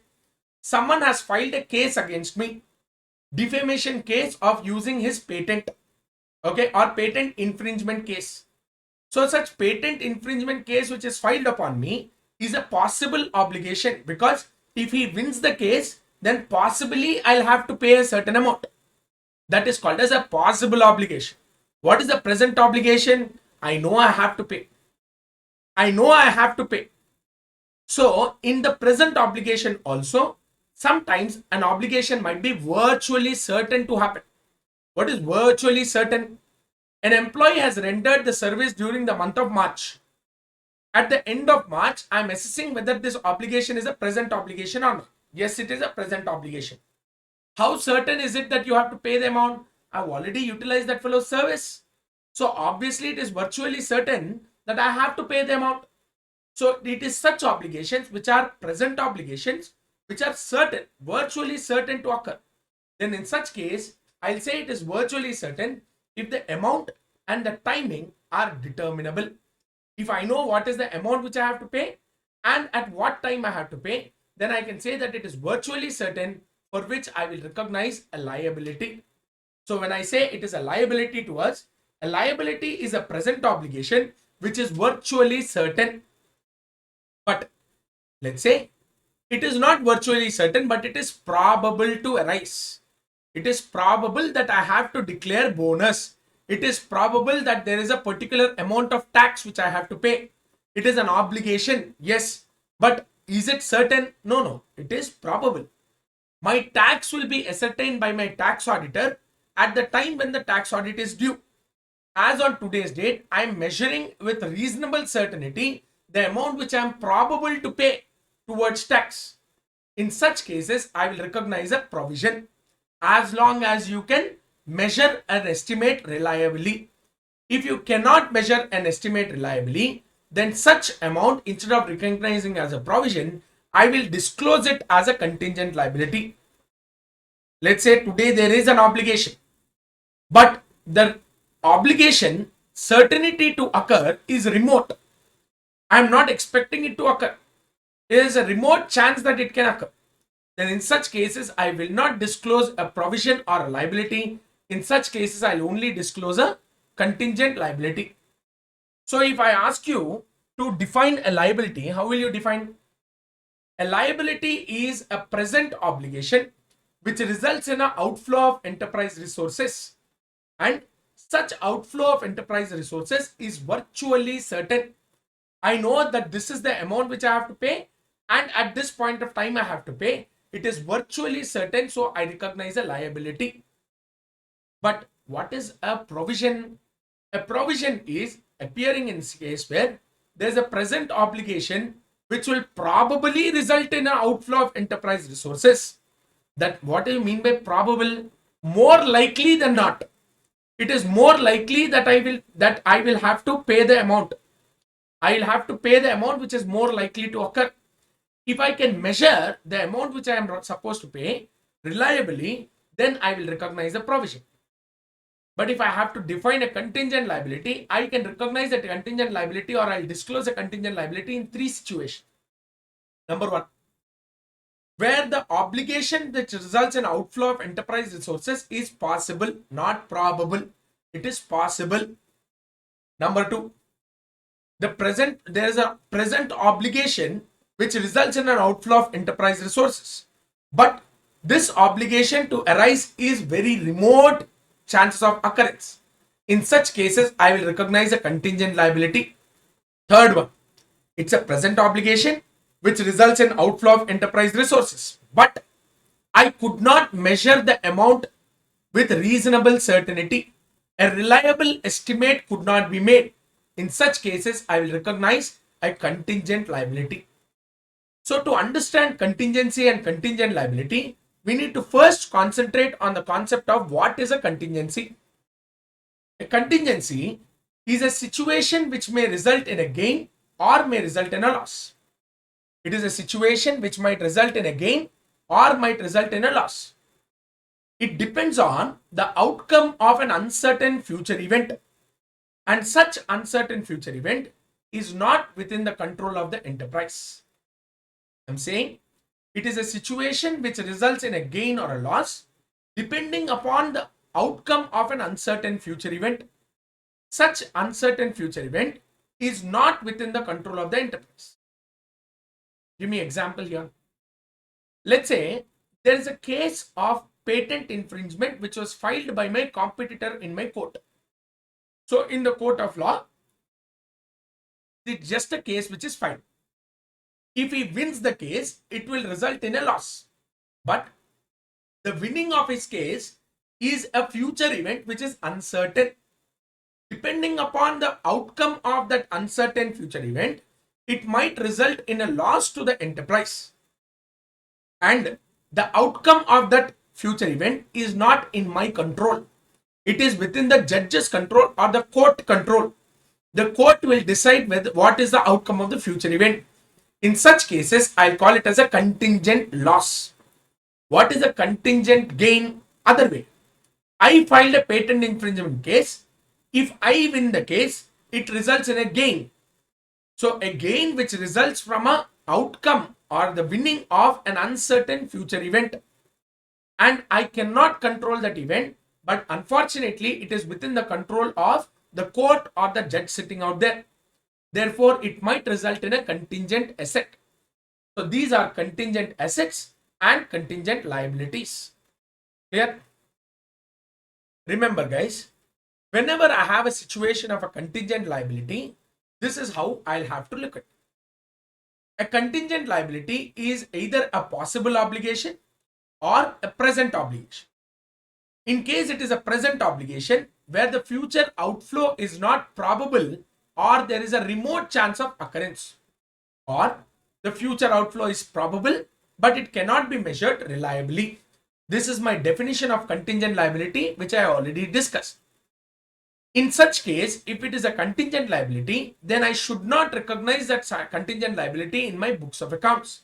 It is not a liability to be recognized, but instead it should be disclosed in footnotes. What is a footnote? How is it different from notes to accounts? Guys, footnote to balance sheet has much more greater emphasis than a notes to accounts. Notes to accounts run into pages and pages. People might read, might not read. But there will be a larger focus on my financial statements drafted in the form of balance sheets and P&L. So right below the balance sheet, when I present a contingent liability, this is the most prominent disclosure compared to my disclosure in my notes to accounts. Therefore, contingent liabilities should have a prominent disclosure as a footnote and should not be disclosed in my notes to accounts. Clear? If it is a contingent asset, that means it results in a future gain resulting from an outcome of an uncertain future event. In such case, if it is virtually certain to occur, it is virtually certain that definitely there will be some gain. In such cases, I'll recognize an asset. But if it is probable, and I'm not saying that it is compulsory that it will come up, but there is a chance that I might get a gain because of an outcome of a future event. In such cases, my disclosure is not in the footnote. Contingent liability footnote. Contingent asset, not footnote. Notes to accounts, no. He says report of board of directors. That means even in my notes to accounts also, this cannot be disclosed. If I talk about prominence of disclosure, most prominent disclosure is footnote. Second, notes to accounts. Third is board of directors report. Very rarely do people read board of directors report and auditors report. Therefore, contingent asset being recognized or being disclosed in board of directors report gives it the least significance. It's a contingent asset, but it is not probable. I put a patent infringement case on someone else. It might result in a gain if the court rules it in my favor. But the chances of that result is very remote. Therefore, in such situation, I should not recognize, I should not disclose. No requirement to disclose, no requirement to recognize. Clear? What is a provision? It's a present obligation arising from a past event. It results in a future outflow of enterprise resources, and such outflow can be reliably measured. And reliable measurement requires the best estimate of the management. So therefore, the management should consider all risks and uncertainties in trying to give out the best estimate in measuring the amount of provision. If the provision is payable within 12 months or it will crystallize into a liability which is due within 12 months, then no discounting is necessary. But if the amount under the provision is payable beyond 12 months, then I have to discount it. Then I'll have to discount and recognize the provision, just like we have done in the case of provision for dismantling. It was beyond 12 months, so I've discounted it and I presented the provision in my financial statements. Clear? Now that we are done with the concept of contingent liability, contingent assets, and provisions, we come across a very interesting discussion called as executory contracts. What are executory contracts? Let's say, for example, I enter into a contract to supply 100 units of a particular material A. And in consideration, for every unit, he pays me 1000 rupees. For 100 units, the contract value is 100 into 1000, 1 lakh. I supplied 50 units. He already paid me 50,000. These contracts are executory because both the parties to the contract have performed equal obligation.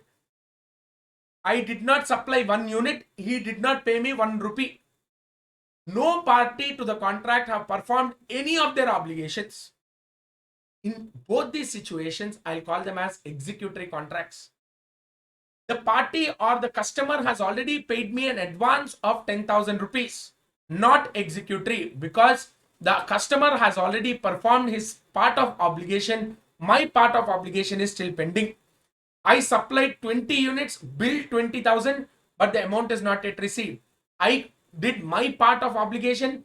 He is supposed to do his part of obligation, not execute. So executory contracts only emerge when both the parties to the contract have not performed any of their obligations, or both the parties to the contract have performed equal obligation.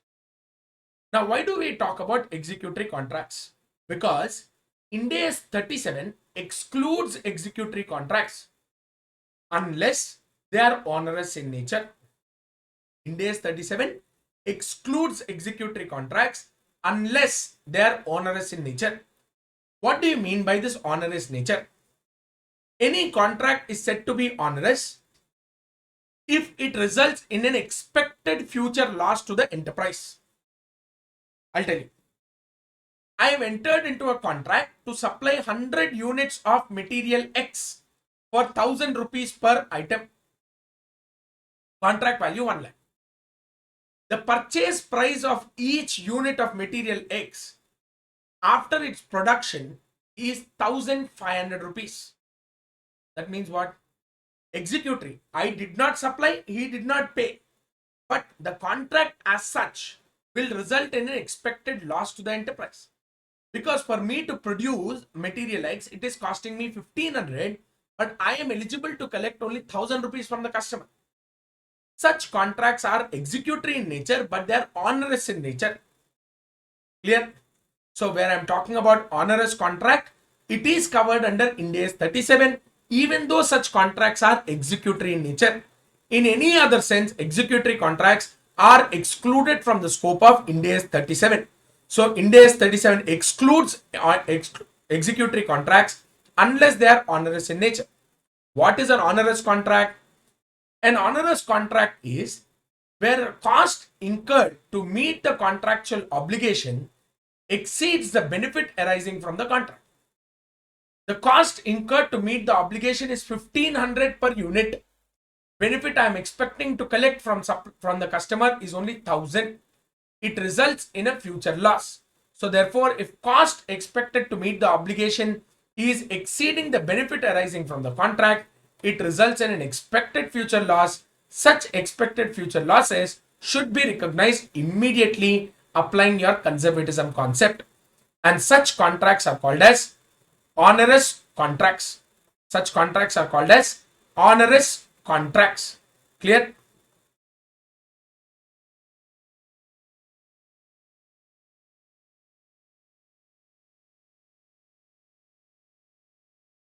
And that will bring us to the discussion on Ind AS 37 dealing with provisions, contingent assets, and contingent liabilities.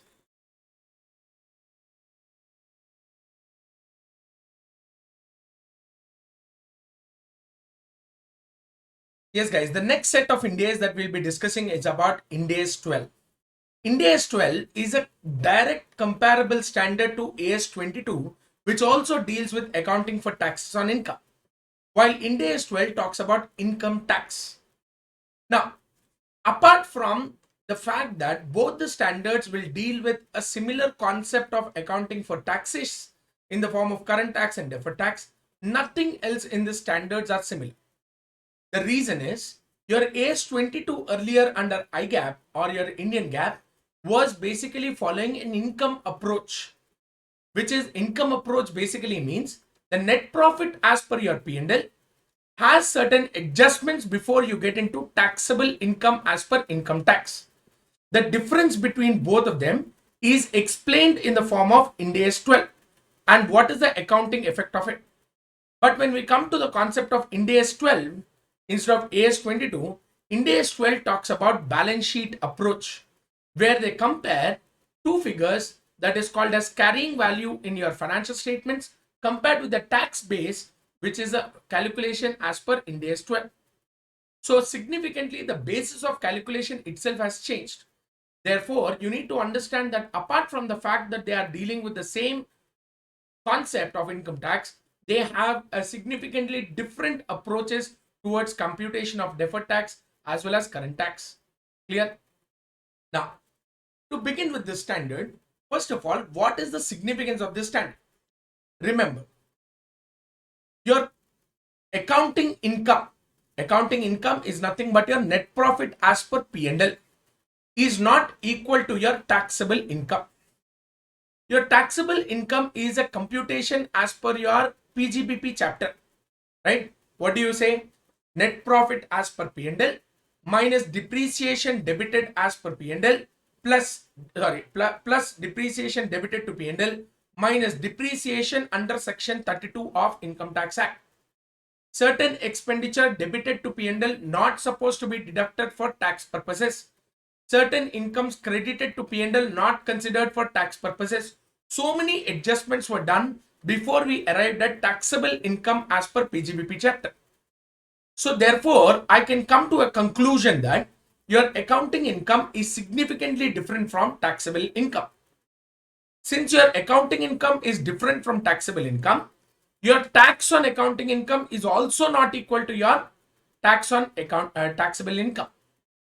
Your tax on accounting income is called as tax expense. Your tax on accounting income is called as tax expense. Your tax on taxable income, which is your obligation to pay tax, is called as current tax. Current tax is the amount of tax which we pay to the department or which we pay during a particular financial year. Clear? So that means there is a difference between the tax expense and current tax. The difference between both accounting income, tax expense and current tax is given as deferred tax. So deferred tax is a difference between current tax and tax expense. In simple sense, he gives a formula like this. Tax expense is equal to current tax plus or minus deferred tax. If your current tax is greater than your tax expense, then it should be minus deferred tax. A minus figure signifies a current deferred tax asset. If your current tax is less than tax expense, then tax expense is equal to current tax plus deferred tax. Whenever I have a plus deferred tax, it is always a deferred tax liability. Clear? So this is where the concept of deferred tax and current tax emerge. Tax levied, the standard deals with taxes on income. Such taxes on income could either be levied in India or could be levied outside India. Taxable income is not equal to accounting income. Your tax on taxable income is also not equal to tax on accounting income. So current tax is not equal to tax expense. Tax expense is debited to P&L, while current tax is your provision for tax which is paid to the department. So I can give a formula as Current tax expense is equal to current tax plus or minus deferred tax. Whenever it is a plus symbol, it signifies deferred tax liability, and whenever it is a minus symbol, it signifies deferred tax asset. This is your underlying principle of why the standard emerges. Underlying principle. From here, we'll start discussing what is current tax, what is deferred tax, but understand that this underlying principle is the crux of the standard. Why does this standard even is required? Is because of this particular slide which I played right now. Clear?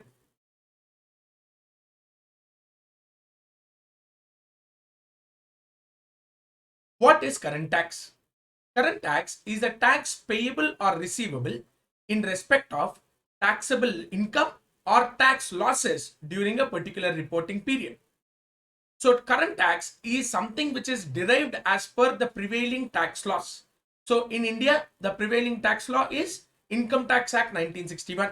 According to Income Tax 1961, whatever is the tax payable or a tax refund in respect of taxable income, that is nothing but your taxable profits or tax losses during a period, is called as current tax. Remember, current tax is always measured as per prevailing tax laws. In India, the prevailing tax law is Income Tax Act 1961. So according to Income Tax 1961, any tax payable or receivable in respect of taxable income and losses during the period should be considered as current tax. Clear? A current tax can be reported either as an asset or a liability depending upon the tax paid and tax payable. If the amount payable as per the department or as per your Income Tax Act is less than the amount of tax already paid in the form of advance tax or TDS, you report it as an asset. If your amount of advance tax or TDS is less than the amount payable as per Income Tax Act, you report it as a liability. So current tax can either be reported as an asset or can be reported as a liability. So generally we have an asset, these current tax reported in the form of provision for tax. Provision for tax is a current tax item. It is a tax payable or receivable on taxable income and tax losses computed as per prevailing tax laws. Clear? I measure current tax, which is current tax asset or a liability, based on tax expected to be recovered from the department or tax expected to be paid to the tax authorities using a tax rate which is enacted or substantively enacted on reporting date. What do you mean by tax rates which are enacted or substantively enacted? Guys, let's say, for example, the finance commission or the finance ministry has given me has called upon a particular press conference, and they said the current tax is being reduced from 30% to 22%. This is what happened earlier, right? To 25%, let's say 5% cut in current tax. In such cases, let's say it happened in March, but as on 31st March, the law is not yet enacted for. Then in such cases, since the announcement is already made, though the tax rate is not enacted, I can say that it is substantively enacted because it was already declared in the press conference. It is only the government order which was pending. So these are future tax rates which are virtually certain to apply. If not today, I will get the GO tomorrow. But they are virtually certain to apply since the appropriate authority of the government has already declared on cutting the tax rate. So therefore, your current tax should always be measured using tax rates which are enacted or substantively enacted on a reporting date. How do I present this concept of current tax? Current tax should be presented in the statement of P&L as well as in balance sheet. In the statement of P&L, I'll have to report tax expense as a combination of current tax and deferred tax. This is what we have seen here. The tax expense is debited to P&L. What is tax expense? Current tax plus or minus deferred tax. So the current tax should be presented in the face of P&L or for the impact of all the items which are debited or credited in the P&L. However, certain items which are presented in the OCI or certain items which are presented in statement of changes in equity, I will recognize current tax within OCI or within other equity. Clear? Current tax asset and liability should be presented under current assets and current liabilities based on their nature, and should always be non-financial in nature. They are not financial assets and financial liability. They should always be presented as non-financial assets and non-financial liabilities. Clear? So I'm saying for all the items which are debited and credited in P&L, the amount of current tax should be presented in the statement of P&L. For certain items which are not recognized in P&L but are recognized in OCI, then I will recognize the current tax on each item of OCI independently. For certain effect which is given in statement of changes in equity directly, not reported in either P&L or OCI, current tax also should be reported only in other equity. Clear? Now comes the concept of deferred tax. So remember guys, we don't have significant discussion on current tax. If you observe, we only said current tax is tax payable as per the prevailing statute. We just said that there is current tax asset or current tax liability, depending upon whether the tax payable is greater or less than the tax already paid in the form of advance tax or TDS.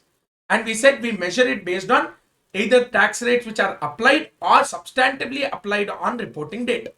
That's all we discussed. Why are we not discussing further on current tax? We are not discussing any further on current tax because determination of current tax is based on the prevailing statute.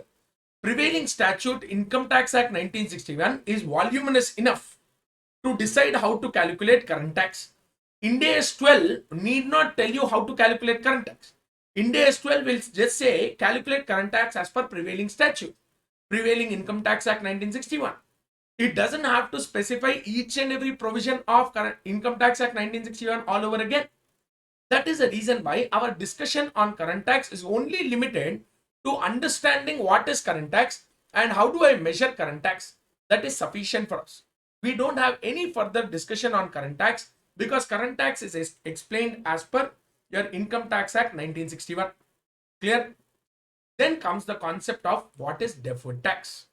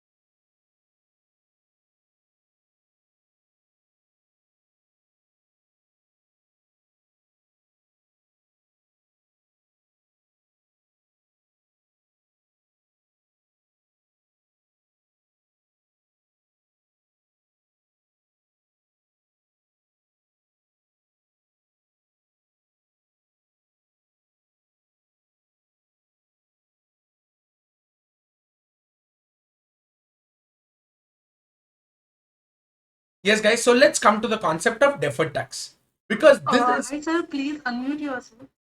Yeah, 1 second.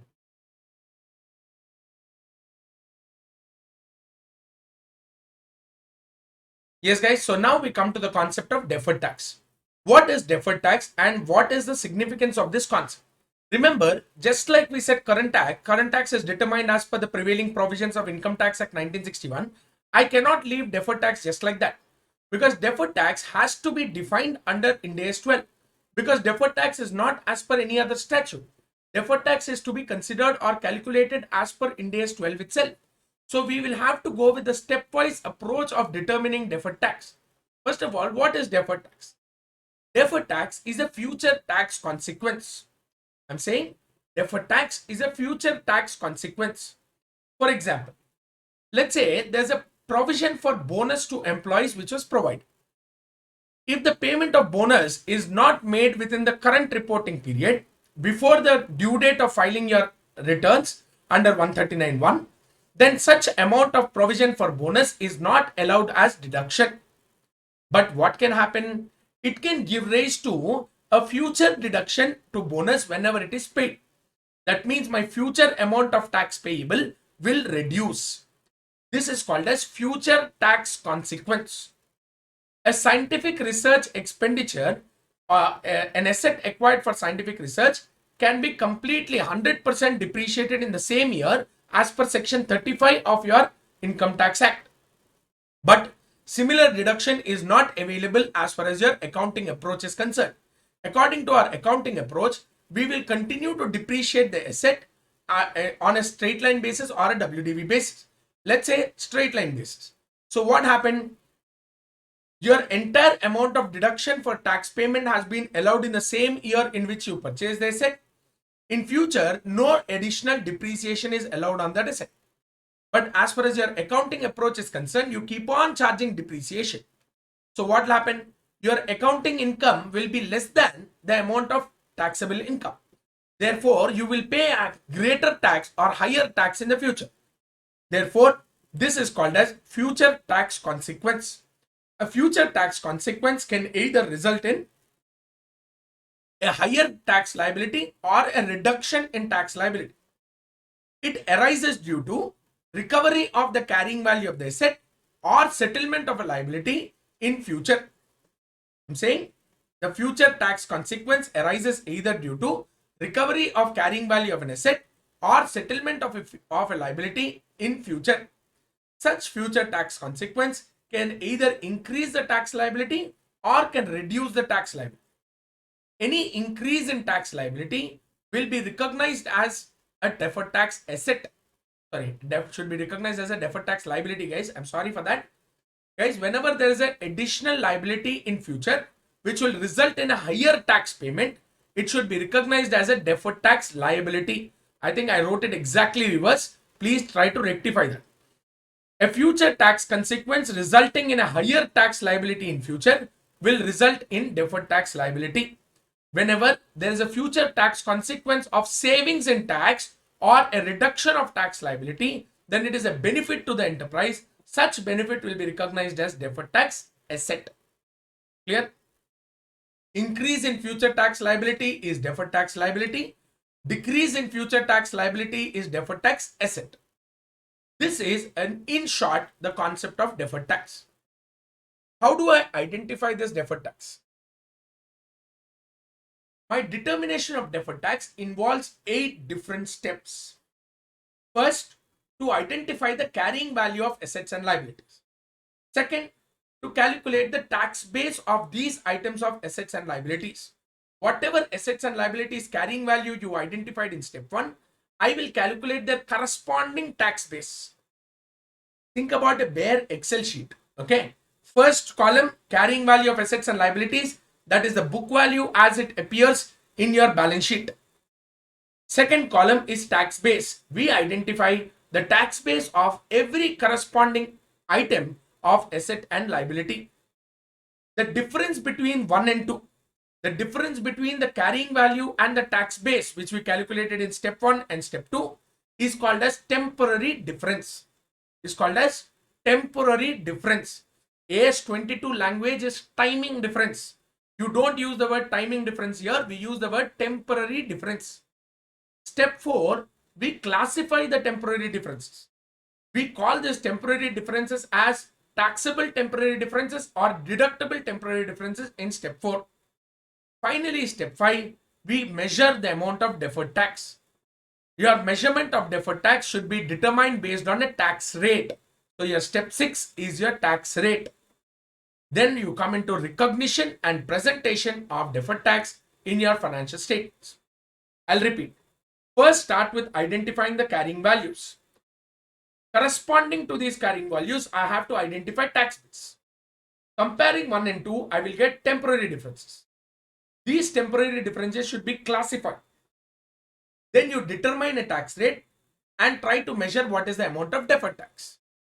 After you determine the amount of tax rate and deferred tax, recognize the deferred taxes asset or liability and present the deferred tax asset or liability in your financial statements. This is my stepwise approach as far as your determination of deferred tax is concerned. Clear? Let's try to break down each step and understand. First step, I will not explain any further because first step is only about carrying value of assets and liabilities, which is nothing but your book values. After depreciation, after impairment, whatever value of asset and liability is appearing in the balance sheet, the same value will be considered as step 1, carrying value of asset and liability. Step 2 onwards, we will have to take up the discussion. What is computation of tax base? My computation of tax base can be broken down into 3 parts. Tax base of assets, tax base of liabilities. For all those assets and liabilities where under step 1 you identified carrying value, we have to find out their corresponding tax base of assets and liabilities. But there are also tax base of items for which there is no carrying value in the balance sheet. There is no carrying value in the balance sheet, but there is a tax base for these items. So this third one is a very peculiar nature. Very peculiar in nature because that item is not there in the balance sheet only. When you presented your balance sheets of assets and liabilities, there is no such item in the assets and liabilities in the balance sheet. But there is a tax base for such item. We will discuss about this concept separately. But first think about whenever in your step 1 where we have taken carrying value of assets and liabilities, tax base is the corresponding value of assets and liabilities has to be identified in step 2. How do I determine tax base of assets and tax base of liabilities? First, start with tax base of an asset. A tax base of an asset is an amount which is deducted for tax purposes against taxable economic benefits arising from the recovery of carrying value of the asset. I'll repeat. I said an amount that will be deducted for tax purposes against taxable economic benefits arising from the recovery of carrying value of asset. What does this mean? Let's say, put it like this. If for suppose I have an inventory which is valued at 2 lakhs at cost in my books of accounts. How do I recover the value from inventory? By sale of inventory. I sold the inventory at 2,50,000 rupees. What is the amount of economic benefit derived from sale? 2,50,000. What is the amount of tax which I have to pay on that? 2,50,000 minus 2 lakhs. So therefore 2 lakhs is reduced from the value of 2,50,000.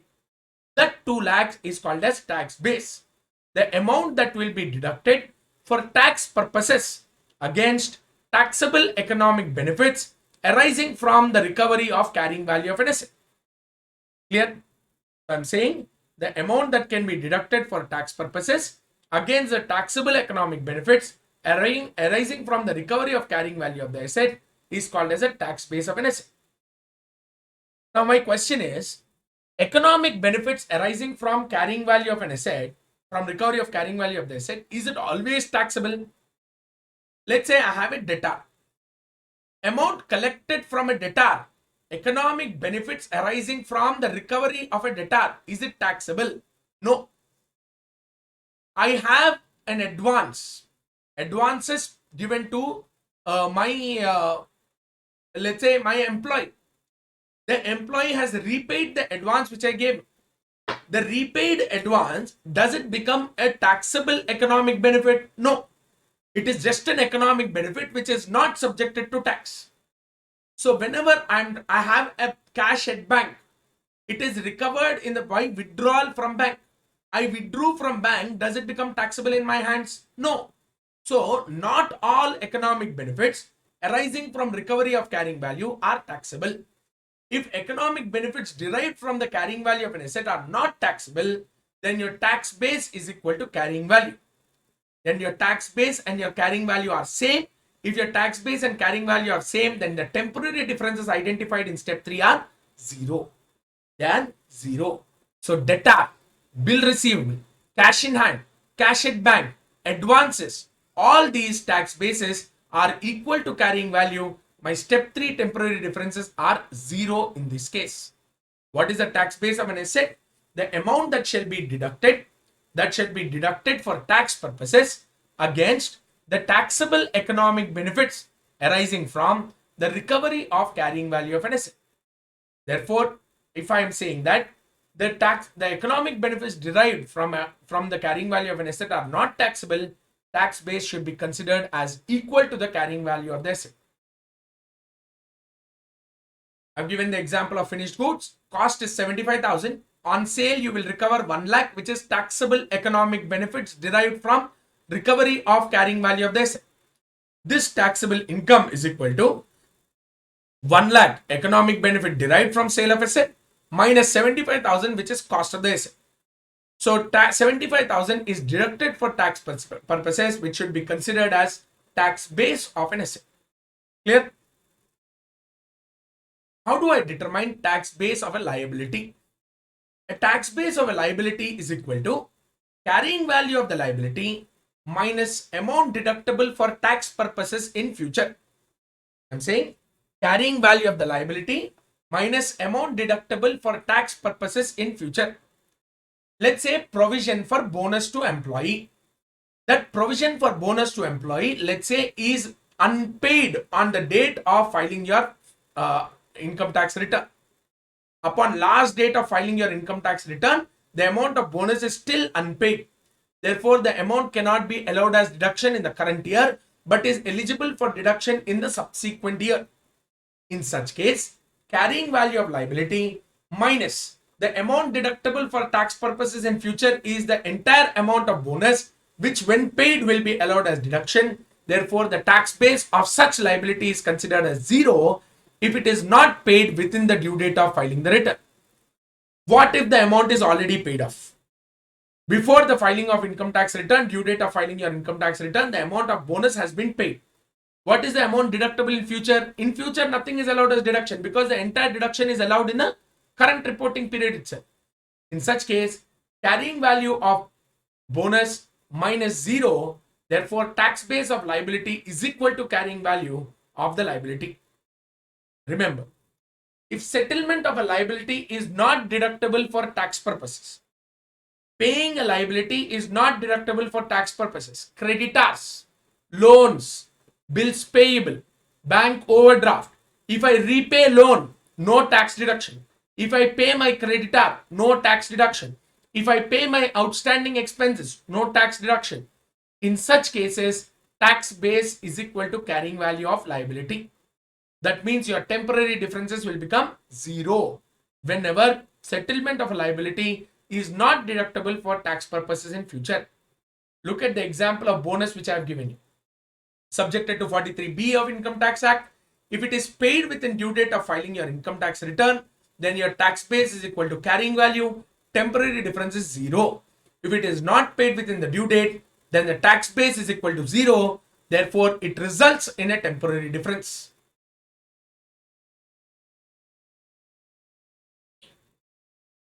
Tax base of items where there is no carrying value. I'll give you an example. I'll tell you. Let's say I have preliminary expenses. According to your Income Tax Act, your preliminary expenses are allocated to P&L over 5 years period. But according to your accounting knowledge, you can eliminate the preliminary expenses against securities premium if available. So let's say they were adjusted against securities premium for your accounting purposes. There is no carrying value of preliminary expenses existing in the balance sheet anymore. But is there a tax base? Yes. Because this amount will give a tax deduction in future or reduces the tax liability in future. Therefore, there is a tax base for that item. Certain items are charged off to P&L or adjusted to reserves of accounting purposes. As against, for tax purposes, they are deferred and amortized. In such cases, where you have a tax base, you have to determine the tax base, even though there is no carrying value of the item. So carrying value is zero, but a tax base should be identified. It results in temporary difference as per step 3. Preliminary expenses, I have given you the example. Accounting treatment, charge it off to P&L or adjusted against free reserves or securities premium. But for tax treatment, it should be deferred and amortized over 5 years period. So therefore, in certain cases, you will find that the items have no carrying value, but they do have a tax base. Circumstances where a tax base cannot be measured reliably. Sometimes a land and building can have economic benefits derived from the use of the asset, or can be derived from the sale of the asset, or can be derived from rent of the premises. If I am deriving rental income, then income is chargeable under the head of house property. If I am deriving income by use of the asset, then I will deduct amount in the form of depreciation. If I am selling the asset, then it should be under capital gains. Now, how should I determine a tax base when the asset by itself can be used for multiple purposes? In such cases, the tax base should be based on the entity's expectation of recovery of economic benefits from the asset or from the settlement of liability. How do you expect to recover the benefit from the asset? I expect to recover the benefit from the asset from the sale of the asset. Then tax base should be computed based on what would be the tax deductible amount when they sell the asset. Let's say I expect to derive income from the asset from use of the asset. In such cases, the tax base should be based on the WDV or written down value as per income tax purpose. So this way, it should be the tax base on such items should be computed based on the entity's expectation to derive benefits from the use of the particular asset. So this is the second step that we have covered. The second step is regarding computation of tax base. What is the tax base of an asset? Amount deductible for tax purposes against the taxable economic benefit arising from the recovery of the carrying value of the asset. Tax base of a liability is equal to carrying value then minus amount deductible for tax purposes in future. Sometimes there might not be a carrying value, but we still have to determine the tax base of an asset. Sometimes you may not be able to identify the tax base because the asset can be deriving income in multiple ways. You can derive income from a property from rent, from sale, or from use. In such cases, tax base should be measured based on or should be identified based on the expected use of the enterprise. Clear? These are the four parts that we have discussed: tax base of an asset, tax base of a liability, tax base where there is no carrying value, circumstances where tax base cannot be reliably measured. And that will bring us to the end of discussion on step 2. What is your step 1? Carrying value. Step 2, computation of tax base. Once we got these two steps, we in Excel sheet think about an Excel carrying values were placed. Beside the tax base is identified and placed. Third step is identifying or determining temporary differences. How do you determine temporary differences? Carrying value minus tax base.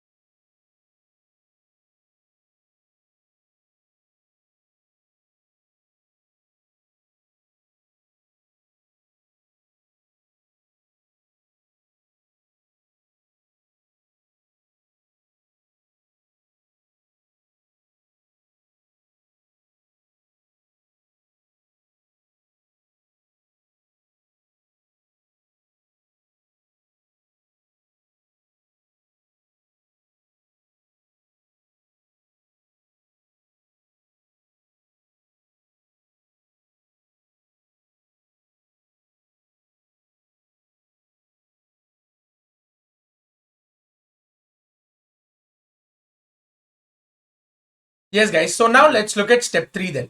Step 3 is about determining temporary differences by comparing your step 1 and step 2. So, what is a temporary difference and how is it different from timing difference? Temporary difference computation is very simple. Compare step 1 and step 2. you will get temporary differences. Step 1 minus step 2. Temporary differences are different from timing differences which are mentioned under AS12. Sorry, AS22. Or in AS 12 only talks about temporary differences. Temporary difference includes timing differences. What is a timing difference? Let me tell you. A bonus to employees which is created as a provision, if it is unpaid until the due date of filing your income tax return, it is eligible for deduction in the subsequent year. For your accounting purposes, I have already given a provision in the P&L. So my accounting income is already low in the current year, but my taxable income is high because the deduction is not allowed in the current year. This difference which arises due to accounting income and taxable income due to provision of bonus will be allowed as deduction for tax purposes in subsequent year when the amount is paid. So what will happen in the next year? When the provision of bonus is paid, then automatically my taxable income will reduce in the next year. But my accounting income, again, I don't allow provision for bonus because that provision of bonus has already been provided in the previous year. So in the next year, the accounting income will be higher, taxable income will be lower. So therefore, in such cases where you come across, you will understand that a difference between accounting income and taxable income which arose in the current year will reverse in the subsequent year. Such cases, you call them as timing differences. Depreciation, classic example of timing difference. Because depreciation should be calculated to the extent of the carrying value of the asset. Now, your rate of depreciation might be different for accounting purposes, might be different for tax purposes. Because tax purposes, it is block of assets basis, we have a particular percentage. But as far as accounting purpose is concerned, schedule 2 depreciation gives you useful life and residual value. So the depreciation as per tax purpose is different and accounting purpose is different. But ultimately, how much can you depreciate? Maximum my depreciation will be to the extent of the value of the asset. Therefore, such kind of difference in depreciation is a timing difference which can either increase the accounting income or taxable income in 1 year, but compensate it in the subsequent years. Clear? But I'm saying temporary differences can also be there, can also be include other than timing differences as well. What are these? Let's say there is a revaluation of an asset. There is an upward revaluation of asset. What happened due to upward revaluation? The carrying value of asset according to your accounting records has increased. When your value of the asset in accounting records has increased, subsequent depreciation is also higher. But such revaluation is not allowed for tax purposes. So tax will still be providing the same amount of depreciation as it was providing earlier.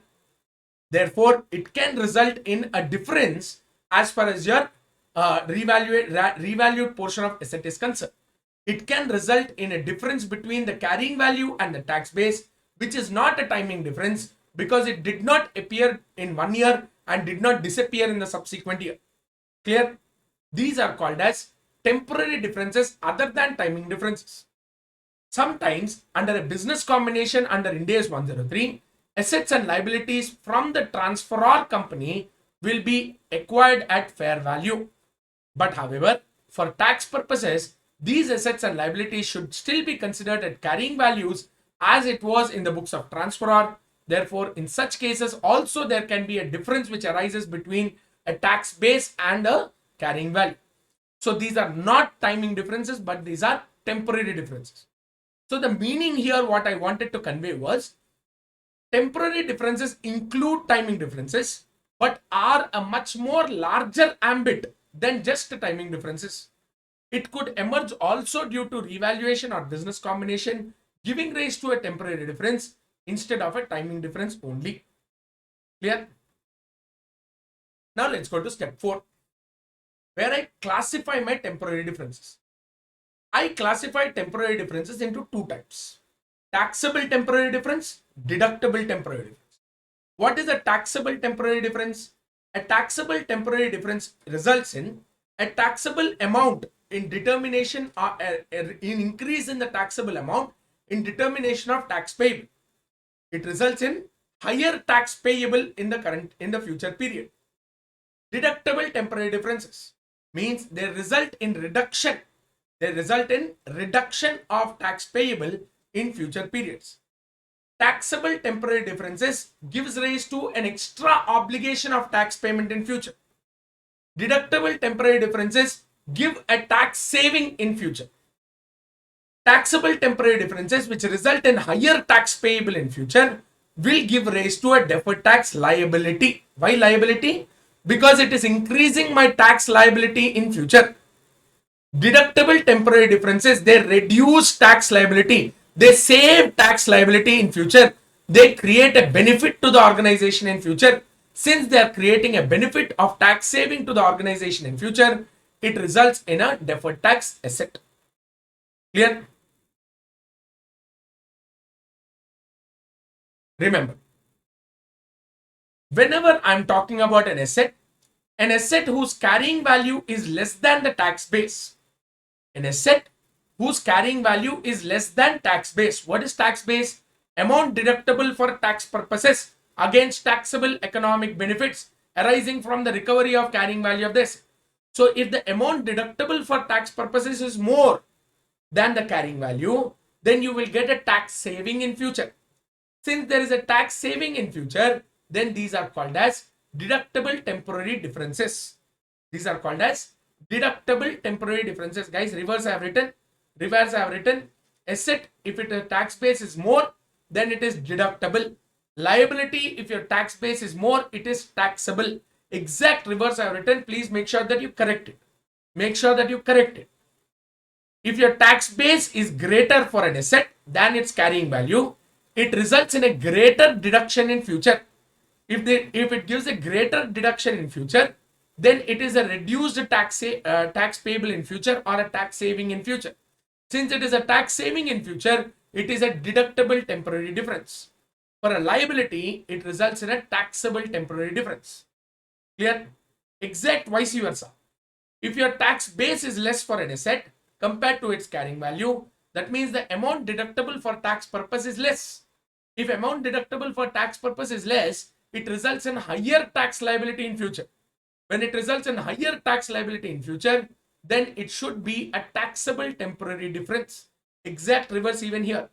This should be a taxable temporary difference for an asset and deductible temporary difference for a liability. If your carrying value is exactly equal to your tax base, there is no temporary difference. There is no deductible or taxable temporary differences which arise. Clear? How do I measure deferred tax? Deferred tax should be measured as your tax rate multiplied by temporary differences which we measured in step 3. Step 3 temporary differences are nothing but carrying value minus tax base. This carrying value minus tax base called as temporary difference. If I multiply it with the tax rate, it gives me a measurement of deferred tax. What is tax rate? Determination of tax rate for computation of deferred tax. It is a reliable estimate. What is a deferred tax? Future tax consequence. For what is the tax rate applicable for measuring deferred tax? Since it is a future tax consequence, it should be a future tax rate. I don't know future tax rate, sir. How do I know? Am I predicting what is the future tax rate? Can I read what is going through the finance manager's mind? Not possible. That's why he says it should be a reliable estimate of future tax rate in the year in which these temporary differences are expected to reverse. The year in which I expect these temporary differences to reverse. Let's say there's a scientific research expenditure, an asset which was acquired. According to the useful life, it has a 10 years useful life, 10 years depreciation I will charge. Tax purposes, 100% is allowed as deduction in the same year. So it results in a temporary difference, and such temporary difference will reverse over 10 years period. At the end of the 10th year, what is the tax rate? I don't know. I cannot determine. Reliable estimate of future tax rate I cannot make. Then what is the tax rate I should take? Since the future tax rate cannot be determined with reasonable certainty, use tax rates which are enacted or substantively enacted on balance sheet date. The same rate which I applied for current tax in measuring current tax, the same rate I will apply even for measurement of deferred tax. Sometimes there could appear a situation where slab rate of tax exists. We don't have slab rate of tax because we are talking about companies. But if there is a slab rate of tax which exists, that means for an individual, when the Ind AS becomes applicable, as on today's date, it is still not applicable. But if it becomes applicable, if there is a slab rate of tax, then I will use the formula of average rate of tax to determine the tax rate as per step 6. What is average rate of tax? Average rate of tax is equal to total estimated tax divided by total estimated taxable income into 100. That is called as average rate of tax. Recognition of deferred tax. Guys, taxable temporary differences should be recognized as deferred tax liability. Deductible temporary differences should be recognized as deferred tax asset. Taxable temporary differences recognized as deferred tax liability have no restriction as per the standard. There is no restriction. But for deductible temporary differences, which are recognized as deferred tax asset, I should test for prudence. What is this test for prudence? Why should I restrict the recognition of deferred tax asset? Why such similar restriction is not allowed for deferred tax liability? Because deferred tax liability means you are debiting the P&L. When you debit a P&L, there is no restriction. You can debit the P&L as and when you want. You can create a provision whenever you want. But when I credit the P&L, conservatism concept will come off in picture. Because it is an income, future deduction of tax liability. Future reduction of tax liability today is called as deferred tax asset. Future reduction of tax liability. Who told you tomorrow that I'll have a tax liability first of all? What if future tax liability was 0? From where will you get deduction of tax liability or reduction of tax liability? From where did you get a deductible temporary difference?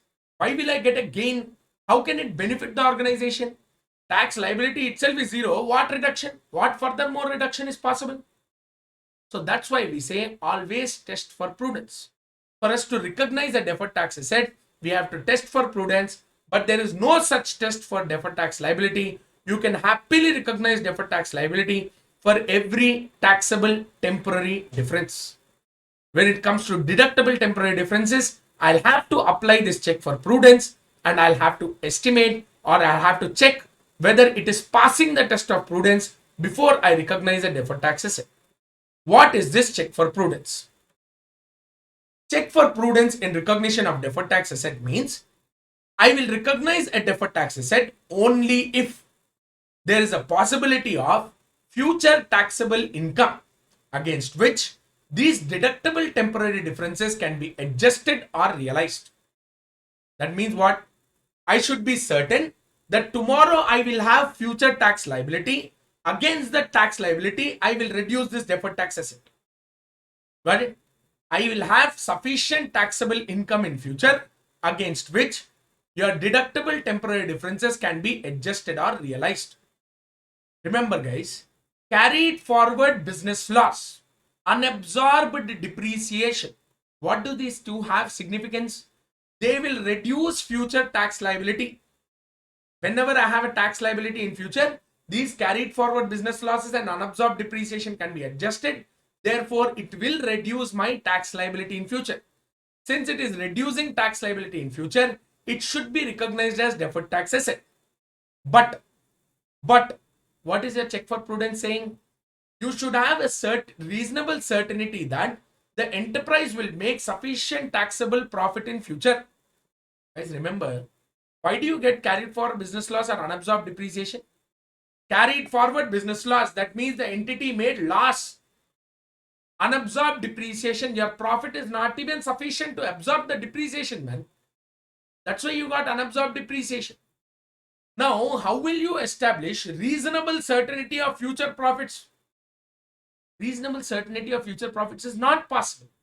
Therefore, it is very difficult for us to measure a deferred tax asset in case of carried forward business losses and unabsorbed depreciation.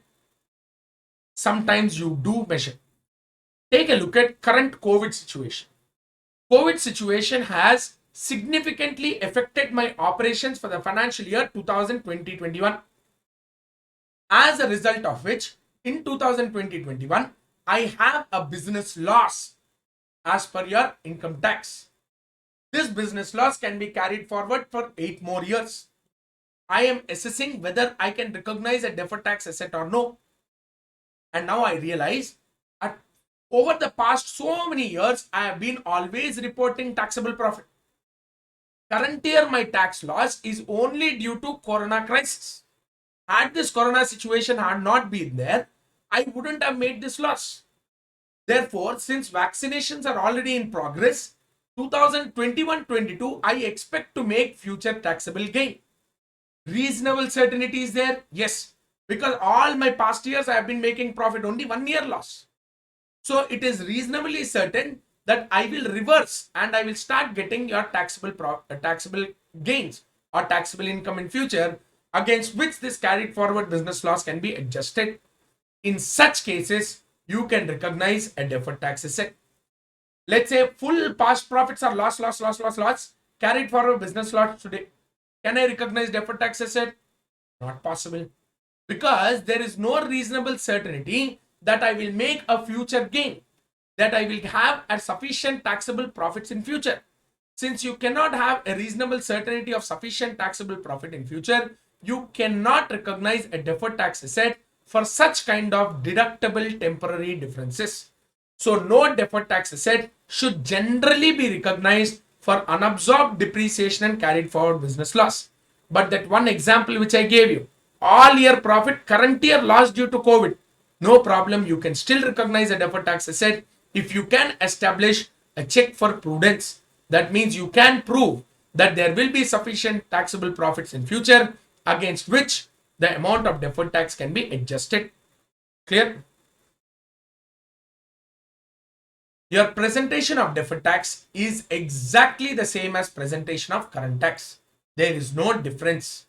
In P&L, I will present deferred tax for the items which are presented either to the debit or credit of P&L. For the items which are not recognized in P&L but are recognized in OCI or in statement of changes in equity, I'll present deferred tax individually for each item in OCI and statement of changes in equity. In balance sheet, these should be presented as either presented under current or non-current, depending on when they are expected to reverse. If they are expected to reverse in next 12 months, I'll classify them as current. If they are expected to reverse beyond 12 months, I'll classify them as non-current. Clear? But remember, they should only be classified as non-financial. They are not financial in nature. Just like your current tax, even your deferred tax also is non-financial in nature. Let's come across some typical situations, guys. Share-based payment to employees. Ind AS 102 applies. According to your Ind AS 102, expenditure on share-based payments should be recognized over the period of vesting on a straight line basis. On a straight line basis, I will recognize in the P&L over the period of vesting. But according to your tax purposes in measurement of taxable income, it is only allowed as deduction when the option is exercised by the employee. Therefore, 100% there is a timing difference which arises. You are creating a provision in accounting records. You are not creating the provision in tax records. Therefore, how do I calculate tax base? Carrying value of the liability minus amount deductible for tax purpose in future. Carrying value of liability I can calculate, because carrying value of liability is the value which is already existing in my books to the extent of the provision which I already created. What is the amount deductible for tax purpose? The amount deductible for tax purpose should be computed based on the estimated number of employees who are expected to exercise. So therefore, tax base should be measured based on market price per share on each reporting date. Market price per share on each reporting date. So let's say I have 100 employees. The market price is 100. They can exercise it at 60. Fair value is 40. 2 years vesting period. So every year 20. 100 employees. So 2000. 2000 first year, 2000 second year, I debit it. But let's say when I'm talking about tax base, it is carrying value of the liability minus amount deductible for tax purpose in future. What is the amount deductible for tax purpose in future? To the extent it will be, to the extent the options will be exercised by the employee. I'm expecting 80 employees to exercise the option, and the current market price on today's date is 98. So basically 60 minus 98 is 38 rupees. I will recognize that difference as a tax base. This is regarding share-based payments of employees where a typical situation emerges. What is this concept of carrying backward of losses? Have you ever come across this concept of carrying backward of losses? In India, this is not there. But let's say carrying backward of losses is a simple situation like this. I had taxable income in current year. I paid tax. Future period when I make a loss, I can claim a refund of the tax paid for the previous years. India not available. But outside India, there are certain countries where carrying backward of losses is applicable. Therefore, in such cases, I can recognize a deferred tax asset if the enterprise has paid a tax liability in the current year, provided there is a reasonable certainty to believe that the enterprise will incur tax loss in future. Clear? So whenever there is a carrying backward of losses, I can recognize a deferred tax asset if I have paid tax in the current period, but I am expecting to have a tax loss in the future periods. In such cases, I can recognize deferred tax asset. India, not applicable. Not applicable. Withholding tax on dividends or corporate dividend tax, which recently got abolished. These cases, always remember, CDT should be always an adjustment in your statement of changes in equity. You don't recognize proposed dividend as a liability. Therefore, never recognize CDT also as a liability. CDT will directly be recognized as an adjustment from other equity. It will only be recognized when a valid resolution is passed in the AGM, and even if the valid resolution is passed, will never appear in the P&L. It should only be adjusted within equity. What is this indexation benefit on asset? Remember, whenever I have a fixed asset, let's say a land or a building, as years pass by from the date of acquisition, if it is not a depreciable asset, I'm restricting myself to land, let's say. If it is a depreciable asset, it will be a different logic, guys. Let's take land. Carrying value of the land is a particular cost. There's no revaluation which is done. As years progress by, the amount deductible for tax purposes in future. What is the amount deductible for tax purposes in future? Upon sale, I will have an increased cost or indexed cost which is adjusted. Therefore, if you take a logic like this, let's say the carrying value is 100, indexed cost is 200. Then in such cases, it results in a deductible temporary difference. What is the deductible temporary difference? The amount adjusted for tax purposes in future. Guys, I'm sorry guys, I should have actually reduced the index cost. Deductible temporary differences are 100, 120, 140, 154, 164, 172 and 180. Therefore, in this case, what is happening? I have an indexed cost. I'll have to recognize the deferred tax asset. Why deferred tax asset? Because your tax base is nothing but the indexed cost. Your carrying value is the same throughout. Your tax base keeps on increasing. So there is a temporary deductible temporary differences which will emerge because of that. So to that extent, deferred tax asset can be recognized. It can be recognized only if I expect that the land will be sold in near future. Let's say the land is being used as my factory premises. I have established a factory shed on the top of it, and I have been utilizing that land. Is it probable to generate economic benefits by sale of the land? No, going concern. I don't expect that land to be sold. Therefore, in such cases, I should not recognize a deferred tax asset. So look at what he's saying. Recognize deferred tax asset to the extent of indexation benefit available on certain assets. If the enterprise intends to generate future tax benefits from sale of the asset rather than from continuing use. So I will recognize deferred tax asset to the indexation benefit only if I expect to recover the carrying value of the asset from sale rather than from continuing use. If the enterprise intends to generate taxable economic benefits from continuing use of the asset rather than from sale of the asset, then the enterprise should not recognize deferred tax asset even though indexation benefit is available. Guys, deductible temporary differences should be a difference of indexed cost and carrying value. Carrying value and index cost is the tax base. That's it, guys. With that, we come to the end of discussion on this concept of Ind AS 12.